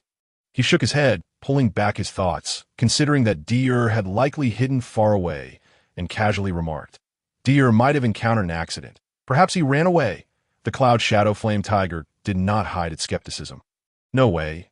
The three of us are still here. Deer wouldn't leave on his own. Kaji reiterated his trust in his younger brother. After all, Deer had left after he had instructed him to. The cloud shadow flame tiger shot Kaji a glance, pondered for a moment, then shifted its attention to the duo massaging it. You two, who will go catch fish for this king? Lunan, unwilling to venture out alone with the night closing in and Deer inexplicably missing, silently took a step back, leaving Maika standing there bewildered. Just as Maika was about to speak, he noticed someone was missing beside him, turned his head, and saw Lunan, who was striving to shrink away, silently meeting his gaze. Lunan, what are you looking at? You're in front. You go, Maika. Discovering a traitor among them, his fist, as large as a cauldron, was itching to move. Kaji, it seemed as though the friendship between these two was sinking. The cloud shadow flame tiger. What are these humans doing, staring at each other in silence? Unclear. Let it take another look.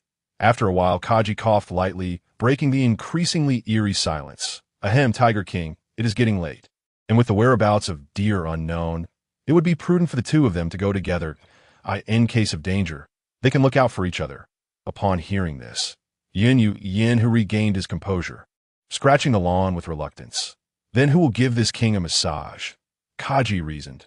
But if only one goes, what if something unexpected occurs? You would still be left without your fish, wouldn't you? There is some logic to that. Let us arrange it thus. Persuaded. Yin who redirected his gaze towards the still glaring Maika, and Luan and you too. Remember to be swift in your actions. Then, wait. Yin who suddenly spoke again, fixing his gaze on Kaji, who was about to approach the two that after a moment of scrutiny, he suspiciously remarked, I feel like you are being dishonest. If you have something to remind them of, say it here, in front of this king. Kaji's expression stiffened slightly. He paused, retracting his outstretched leg, and replied calmly, As you wish, my king. Observing this, Yin who blinked. Was it just his imagination? Kaji's subsequent reminders were merely about safety, remaining vigilant, and perhaps looking for Deer along the way, advising them to bring him back if they encountered him. This entirely dispelled the lingering doubt in Yin who's mind. It seems he was indeed overthinking it. Meanwhile, Kaji silently sighed as he watched the two depart. There was no choice. With Yin who watching closely, he could only say so. However, since he had instructed Luan and Maika to search for Deer, he hoped they would heed his words and perhaps meet Deer to exchange information. Otherwise, should they return, he would have to see if he could find an opportunity to let the two leave under the cover of night. The sun hung low, and as darkness encroached upon the already dim forest, the path ahead became increasingly indistinct. Occasionally, an old crow would flit through the branches, its shrill cries sending shivers down Lunan's spine, further stirring the unease that enveloped him. Perhaps it was merely an illusion, but he could not shake the feeling that the forest was terrifyingly silent, aside from Maika and the cawing of the crows. It seemed devoid of any sound. Wait, why hadn't Maika made a sound for so long? Gulp. Lunan nervously swallowed. Indeed, it is no surprise that a certain serpent proves to be utterly unreliable. This serpent shall act solely in its own interests, the white snake murmured, determined to employ this scheme to showcase its own cleverness. You may remain silent, yet a modicum of cooperation is required. For I cannot achieve this alone. I refuse. Just as Su Xingyan was about to decline once more, he suddenly felt an unsettling sensation, and upon lowering his gaze, he found himself confronted by the white snake's sorrowful red eyes, brimming with pitiful allure. Pitiful, what the devil? A chill swiftly coursed through Su Xingyan's veins, raising goosebumps on his arms. Reluctantly, he nodded in agreement, hastily casting the white snake aside, unable to bear the sight of its jubilant exultation following his acquiescence. This creature, does it not remember that it is a grand lord, truly a disgrace to the realm of extraordinary beasts? Meanwhile, At the battlefield's center, two wands lay quietly amidst a pile of fallen leaves. Surrounded by broken vines and splintered wood, not far away, in a shallow pit, Lunan and Maika, both covered in dirt, lay entangled in one another. "Try kicking my chin with your pathetic shoe again." Lunan gasped, struggling to articulate. His right arm was ensnared by Maika, while his left hand was barely managing to fend off the punches aimed at his face, unable to dislodge the foot relentlessly pressing against his chin. "Then you must first release the claws that are gripping my thigh," Maika panted, delivering another kick, having previously expended considerable energy dodging those bothersome vines. Otherwise, they would not have been locked in this stalemate. The crux of the matter was, this fellow fought in such a manner as to seize and claw at his opponent. True men should engage in combat with fists that land solidly. Maika felt disdain for such tactics and shot Lunan in a contemptuous glare. Through swollen and bruised eyelids, Lunan caught a glimpse of the disdain reflected in Maika's eyes. This only fueled his anger, and he pressed down harder with his foot, causing Maika's left cheek to indent deeply. This fool! How dare he look down upon him? Just as their scuffle reached a fever pitch, an exaggerated cackle echoed. The two immediately released one another, scrambling to retrieve their respective wands. Turning toward the source of the sound, there stood a shadowy figure beneath a tree, with thin arms and disproportionately large hands, as if they had grown independently. Yet, even more peculiar were the two heads, one drooping, resembling that of a human, while the other was elongated and swayed precariously, as though it might snap at any moment. Then, the smaller head spoke in an odd tone. "Two little rascals, one plump and one slender, have fallen into this place, destined to become my meal." Following this proclamation, another round of eerie laughter erupted. Lunan stared blankly, turning to Maika. "You didn't conjure this, did you? Is this your idea of a fright?" "Certainly not," Maika retorted, rubbing his bruised face that he then scrutinized the figure, determined to charge forth and pummel this pretentious creature into submission. Lunan deemed this a reasonable course and followed Maika, ensuring to maintain a half-step behind him. In front of the tree, Su Xingyin leapt down from a rock, discarding the leafy branch he had been holding, and shot a dark glare at the white snake. He had been too embarrassed to even lift his head moments ago. Exhaling slowly, he refrained from voicing any words, for the white snake had buried its head in its coiled body. Clearly mortified, with a rustle, Su Xingyin parted the bushes and stepped forth to face the suddenly halted Maika and Lunan, greeting them with a faint smile. "What a coincidence, gentlemen. How have the past few days treated you?" Upon hearing this, Maika recalled the exhausting days spent under the command of the Cloud Phantom Flame Tiger and immediately felt a surge of anger. As if he might explode, his eyes bulged, glaring fiercely at Su Xingyin. "Thanks to you, it's been splendid." Without further ado, he advanced, throwing a punch, only to cry out, "Ah, my hand is about to break," witnessing Maika clutching his right hand and howling in agony on the ground. Su Xingyin lowered his wand, finding the scene strikingly familiar. After a moment of silence, he turned to the silent Lunan beside him. "Are you truly certain this boy is the jester you summoned?" Lunan shuddered. Much like a deer caught in headlights, he possessed a keen awareness of the strengths of both parties involved, and after mentally chastising Maika for his foolishness, he forced a smile that was more grotesque than a frown. "Ah, yes, indeed. He is merely here for comedic relief." As he spoke, he tentatively leaned forward, noticing Su Xingyin's disinterest. He quickly grasped the arm of the foolish boy and tugged him backward while mumbling incessantly about how the esteemed one should overlook minor transgressions, that the child was merely foolish, and if there had been any offense, he would take him back for a thorough lesson, ensuring he would never again trouble his esteemed presence.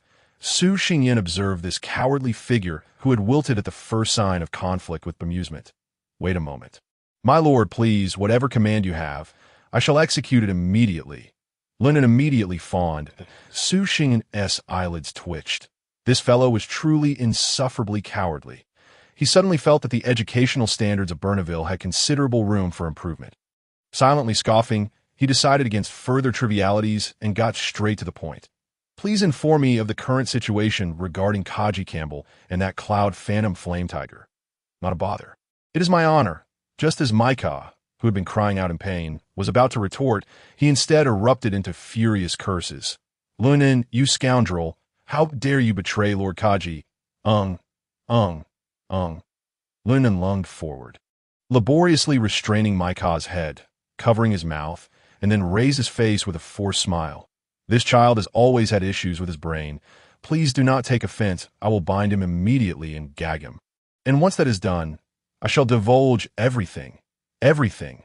With that, Lunan waved his wand, binding Maika securely with vines, then tore off some tattered cloth from his damaged sleeve, stuffing it into Maika's mouth while under the latter's furious glare.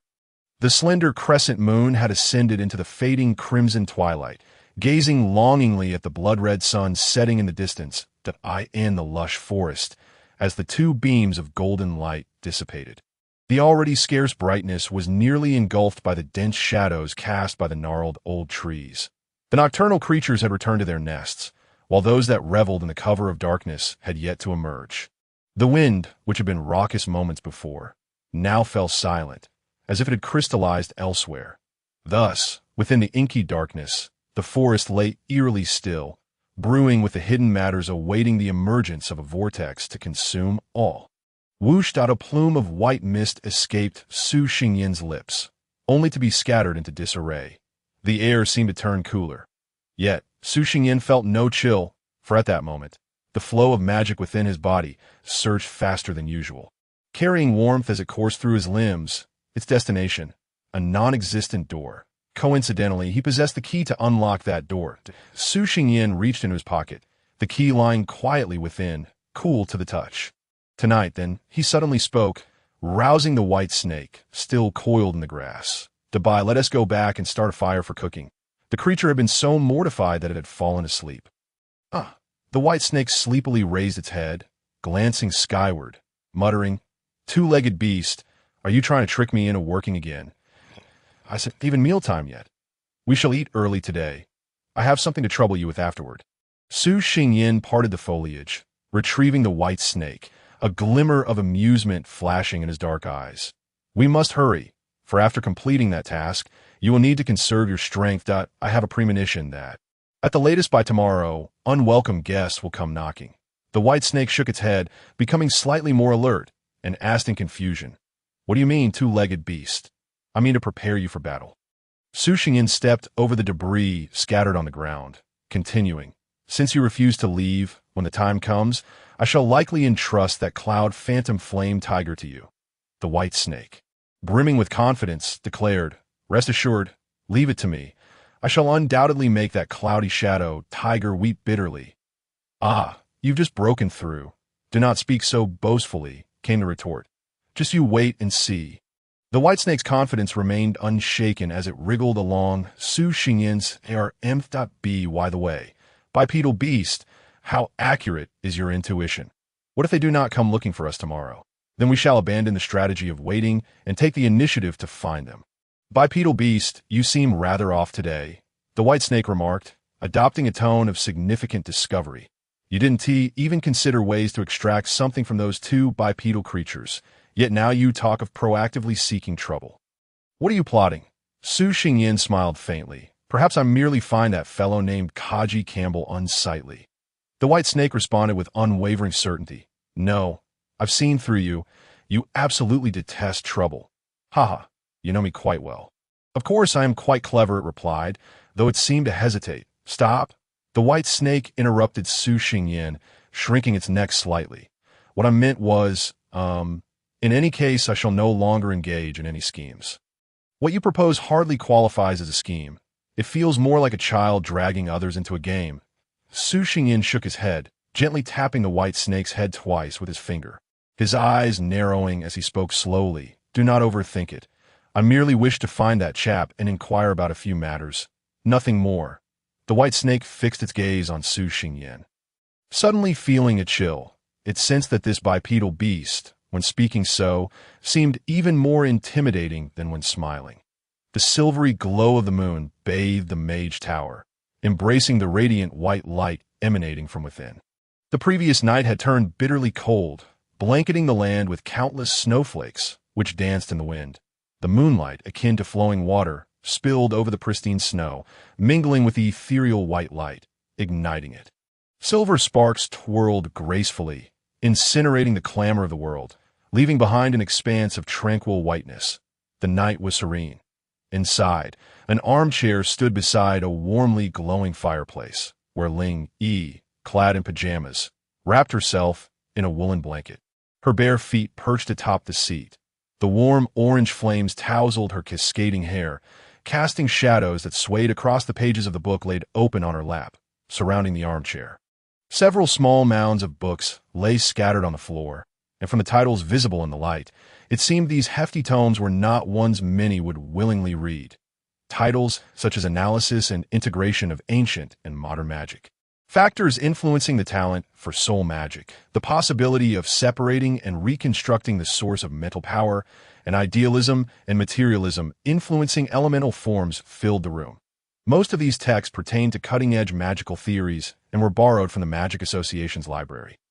As a forbidden spellcaster, Ling Yi held considerable privilege there. With Su Xingyan absent for several days and the association devoid of activities, Ling Yi, feeling bored, decided to borrow these materials to alleviate her tedium, hoping to discover knowledge that might aid her breakthroughs. Judging by the arrangement of the books on the floor and her reading habits, it appeared she had thoroughly perused most of them. After all, she had once told her disciple, when it comes to learning magic, I sent it enough to just take a glance.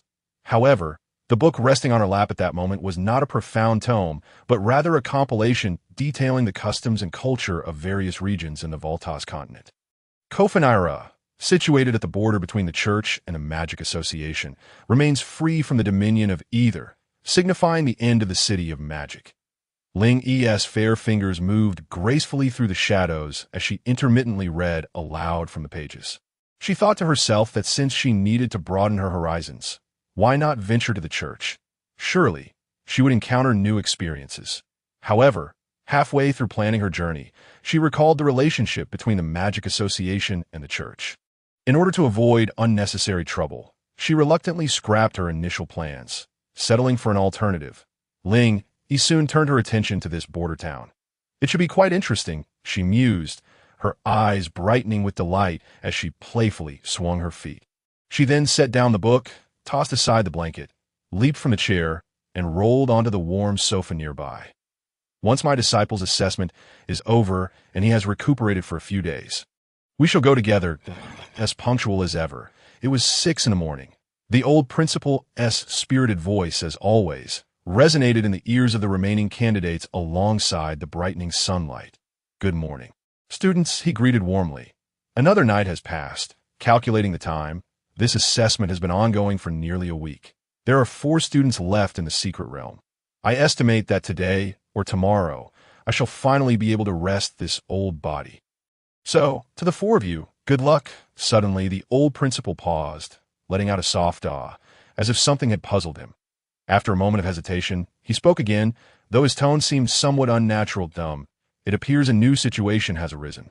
Just now, 2 students who were traveling together were knocked out by a rampaging turtle, triggering the protective mechanism. Therefore, the remaining 2, keep up the good work. Sensing that anything further might sound odd, the old principal chose to dismiss the matter, and his voice quickly faded into silence like the retreating tide. Upon hearing the early morning announcement from the principal, Kaji Campbell furrowed his brow, murmuring, so, Dill and the others have encountered trouble. After a moment of contemplative silence, he retrieved a delicate hourglass from his pocket, glancing at it before tossing it gently in his hands. The hourglass, about the size of 2 fingers, was adorned with intricate runes carved into the wooden bases and connecting pillars. The sand within was crystalline and translucent, sparkling brilliantly as sunlight streamed through. Curiously, the flowing material inside was not sand at all, but rather a misty, white thread that threaded through the center hole, resembling a ribbon or a bridge. Kaji held the hourglass up before his eyes, gently shaking it. The white thread spun gracefully within, showing no signs of breaking. Regardless of the speed, he relaxed his brow. But that is fine. No, it is even better. After all, besides me, there is only you left in this assessment, Su Xingyan. With that, he pocketed the hourglass, turned, and swiftly approached the cloudy shadow tiger lying in a nearby cave. keeping a safe distance as he softly called, "Your Majesty the tiger, it is time to awaken." The cloudy shadow tiger's ears twitched, rising and opening its eyes, illuminating the dim cave with two flickering blue flames. Its gaze fell upon the cave's stone walls, which bore the marks of its fury from the previous night when it had failed to catch fish. I somewhat regret that. Wreaking havoc is momentarily delightful. But in the aftermath, it contemplated finding a new abode, or rather, a new palace. The cloudy shadow tiger decided to vent its displeasure, its tone icy. "Has no one ever told you not to disturb a sleeping tiger?" Kaji maintained a calm demeanor. "I'm sorry. I've only ever heard of not disturbing a slumbering dragon."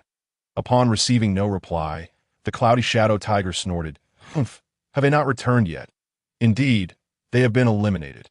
The cloudy shadow tiger raised an eyebrow, aware that every morning these humans were informed of the remaining numbers, and surmising how Kaji had come to that conclusion. It licked its paw. "So, there are hardly any left." Kaji held up two fingers. To be precise, there are two remaining. The cloudy shadow tiger paused its grooming, gazing keenly at him, pondering. "By your tone, it seems that the remaining ones are you and that fellow you wish to find?" "Your Majesty the tiger is astute," Kaji remarked, bowing politely, then added, "Now, it depends on whether you intend to honor our agreement. Rest assured, this king keeps his word." The cloudy shadow tiger stretched its limbs, slowly emerging from the cave. It bent down in a patch of green grass, sipping dew from the blades before lifting its head. "All right, lead the way." Kaji nodded. Naturally, the river flowed gently, accompanied by a soft breeze. Su Xingyin tilted his head, propping himself up with his elbows resting on his knees, his palm cradling his chin, his back turned to the river. Seated cross-legged on the grassy bank in solitary contentment, he quietly observed the blades of grass before him, awaiting the moment when the wind would rustle them, lifting both the grass and the strands of hair that hung over his forehead. Time drifted slowly, polished by the flowing water and the cool breeze, until the sound of footsteps echoed nearby. Su Xingyin lifted his gaze and met the eyes of two pairs of blue eyes, one belonging to a human and the other to a tiger. "Did you eliminate deer and the others?" Kaji was the first to break the silence with a question. Su Xingyin did not respond to this inquiry. Instead, he remarked, "You've come. I've come. You shouldn't have come." "But I did." Kaji abruptly halted, a muscle twitching on his face. "Enough? I'm not here to recite lines from your dialogue. Can I make a joke to lighten the mood?" Su Xingyin shrugged, rising to his feet, twirling his wand between his fingers as he smiled. "Look, I sent tea this livelier than before." "Indeed, it's much more lively now." Kaji seemed quite furious at this moment, gritting his teeth and exclaiming, "You bastard, have you been waiting here for ages?" "How did you know?" Su Xingyin queried, brushing off the grass leaves that clung to his clothes. "Those pits and the powder within were all you're doing, weren't they?" Kaji produced a nearly empty, translucent potion bottle. "If I hadn't fortuitously brought the right potion, do you have any idea how long that quantity would have made me laugh?" Su Xingyin suddenly understood. "Right, you concocted that thing primarily to see if you could trick the Yunyu Yanhu. In terms of the amount for a mid-tier mage, it would probably make me laugh for a week, wouldn't it?" "Ah, I merely wish to keep Campbell classmates smiling." Su Xingyin feigned shyness, waving his left hand dismissively. "No need to thank me too profusely. Your mouth is truly irritating." Kaji suddenly regained his composure. After all, charming words would never grace your lips. Su Xingyin stretched lazily, his smile broadening. "See, can I also present another face? Or perhaps a more normal one?" "Dear, and the others were indeed eliminated by you." Kaji stated expressionlessly. "It seems you extracted some information from their lips."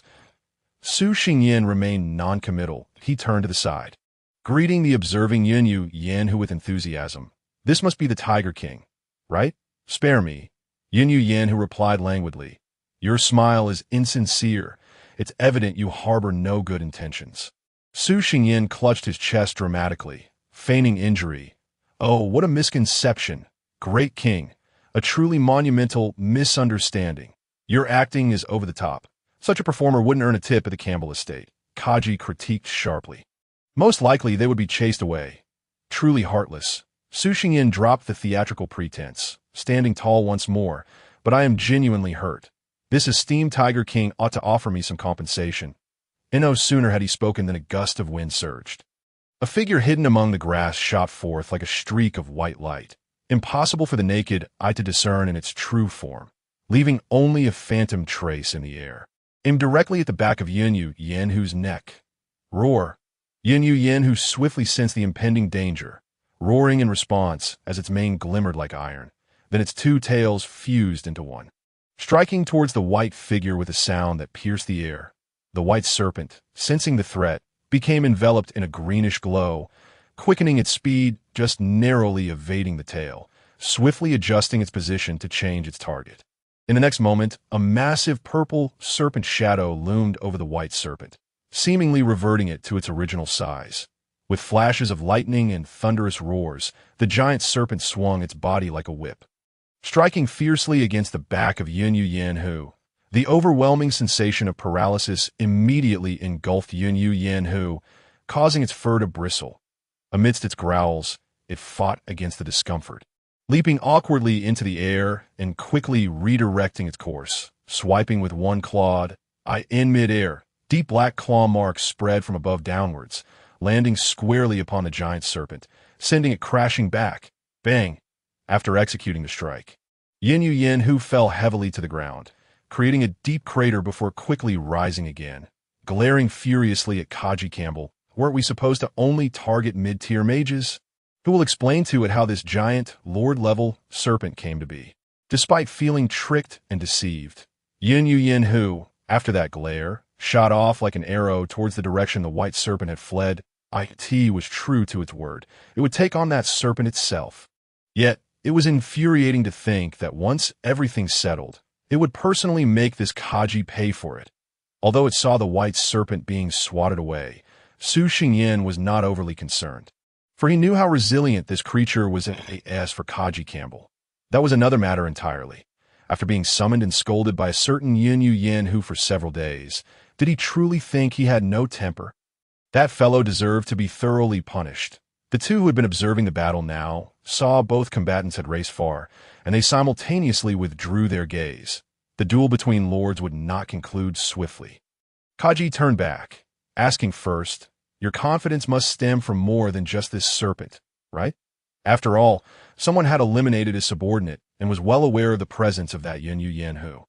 "Who knows?" Su Xingyan casually replied. Moving closer, since there are no more interruptions, Campbell classmate, "May I ask you a few questions?" Without allowing Kaji a moment to refuse, he continued, "The Great Fire 12 years ago, regardless of which side orchestrated it, was at least related to the Campbell family, correct?" Kaji had not anticipated Su Xingyan would broach such a subject. His body stiffened slightly, and his pinky finger moved involuntarily. After his discussion with his father, he had pondered over it later, vaguely forming some uncertain speculations, but had not pursued them further. And now, why was this fellow bringing it up? Was he guessing? Or was someone investigating something? Despite being certain Su Xingyan would not escape, Kaji dismissed these thoughts, striving to maintain an impassive demeanor as he calmly replied, "An intriguing notion, Su Xingyan. Perhaps you should consider becoming a playwright.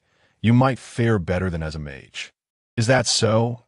Su Xingyan rested his chin in contemplation, his gaze still fixed on Kaji. "I shall consider your suggestion." He chuckled inwardly. It mattered not. He had already gleaned the answer. Ultimately, this Campbell was merely a young master raised in a mansion. It was evident he possessed talent and had received guidance. Yet he had not experienced much, and his skills were still underdeveloped.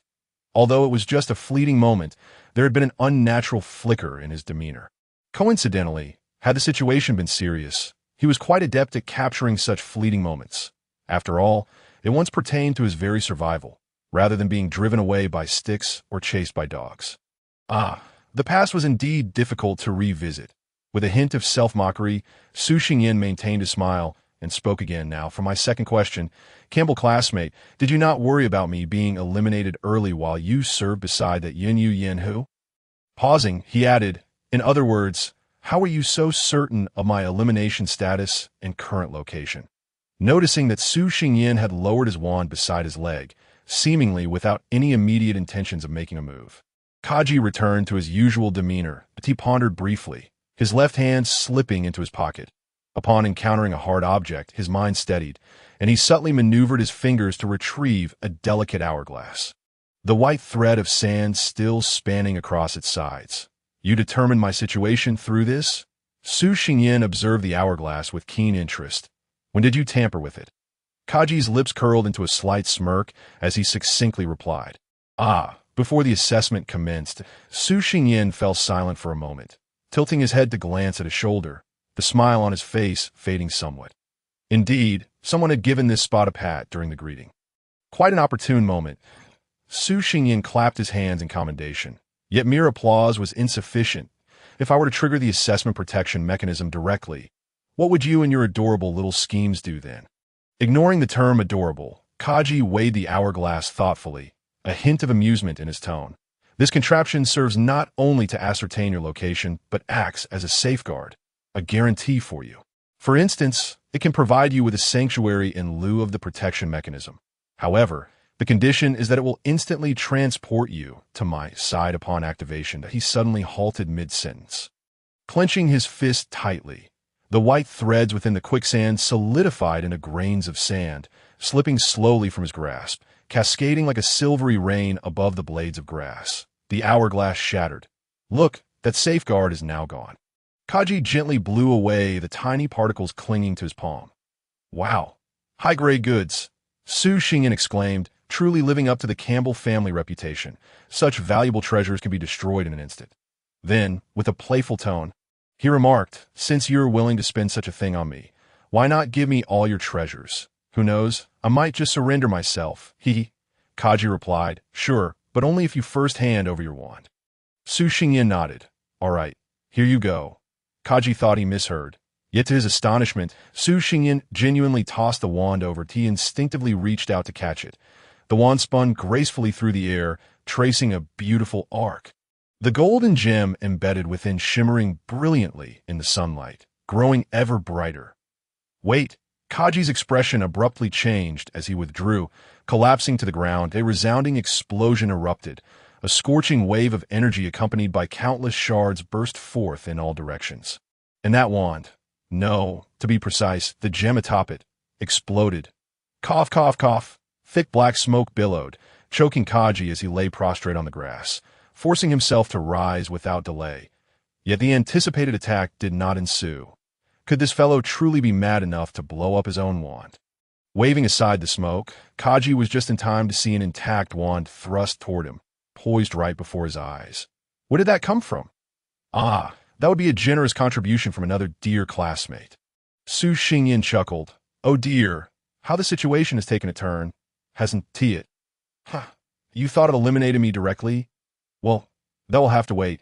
I've yet to finish my questioning. As he spoke, his smile faded, and his dark eyes revealed no trace of emotion. How much do you know about the events of 12 years ago? Do not even think of refusing to answer, or I cannot guarantee what I might do. Kaji was momentarily stunned, then suddenly burst into laughter. So what do you think, since I have something that can protect you once, what about myself? Su Xingyin's gaze sharpened, and he instinctively retreated. Simultaneously, 3 fireballs shot forth from the wand's tip, erupting into 3 vivid bursts of flame in the air. Boom! The deafening explosion reverberated, sending ripples across the river surface, and as the smoke dissipated, the thin, watery veil enveloping Kaji began to peel away. A crisp shattering sound emanated from his chest. Kaji paused, removing a cracked silver necklace from around his neck. However, Su Xingyin's attention was not on the necklace. He was fixated on a delicate black disc being held in Kaji's right hand. Then, centered around the disc, invisible ripples spread outward, swiftly enveloping both individuals. A thunderstruck tree, blackened by lightning, was severed in half and hurled violently toward the cloudine flame tiger. The tiger swiped its claws repeatedly, sending 4 streaks of dark claw marks that tore the withered wood to shreds. Dodging the residual gusts, the cloudine flame tiger leapt aside, panting heavily as its eyes darkened, 2 dark blue orbs blossoming silently before it, filling the void and sealing off all escape routes for the white serpent. Once this was accomplished, the tiger finally had a moment to catch its breath, releasing a heavy exhale of stale air. It spoke with irritation and confusion. I say, since we are both beasts, and mighty lords at that. Why are you going to such lengths over a conflict between two humans? Afterward, it glanced down at its own maimed right foreleg and touched its disheveled fur. Still dripping blood from its forehead, feeling utterly despondent. Fine. While it aspired to be a trustworthy tiger, it had originally intended to come and have a chat with the white serpent. After all, even a few playful exchanges could serve to stall the opponent. Right? But to its dismay, before it could utter a word, the serpent unleashed its full power, and it was caught unprepared, suffering considerable damage. It was a painful experience for the tiger. It swore that engaging in battle with a great lord for a few days of comfort was the most regrettable deal of its life. Sigh, exhausted, distressed, on the verge of tears. However, an even more distressing turn of events followed. In response to its earlier remarks, the white serpent remained utterly silent, countering with a multitude of crackling blue-violet arcs, interspersed with sharp azure blades. The air erupted with a violent blaze and thunderous booms, as if a tempest were raging on the ground. In the blink of an eye, this azure-violet net expanded, engulfing the vast, dark blue flames that had sealed off their escape routes. You actually used a trap to swallow that bipedal beast. Spit him out immediately. The white serpent exclaimed, its pupils glowing like bright lanterns, casting two radiant beams of red light toward the clouding flame tiger. The tiger felt dizzy and disoriented, instinctively diverting its gaze toward the massive, murky hemisphere that had just appeared nearby. And no matter how it looked at it, that thing did not resemble a mouth capable of devouring a creature. Realizing the energy fluctuations had subsided, it turned back to face the swirling azure-violet net, its mouth twitching in frustration, nearly spitting blood. Who used a trap to swallow that bipedal beast? The clouding flame tiger resolved to disassociate itself. That was the doing of my servant. But the white serpent was undeterred, only recalling that this creature was in cahoots with that golden-haired bipedal beast, and its eyes flashed with red light once more. Bipedal beasts are all very cunning, and tigers are particularly fierce. It must have been premeditated between you two. The clouding flame tiger shook its head, stifling the discomfort of meeting the white serpent's gaze, attempting to appear more sincere while trying to clarify. I'm simply here to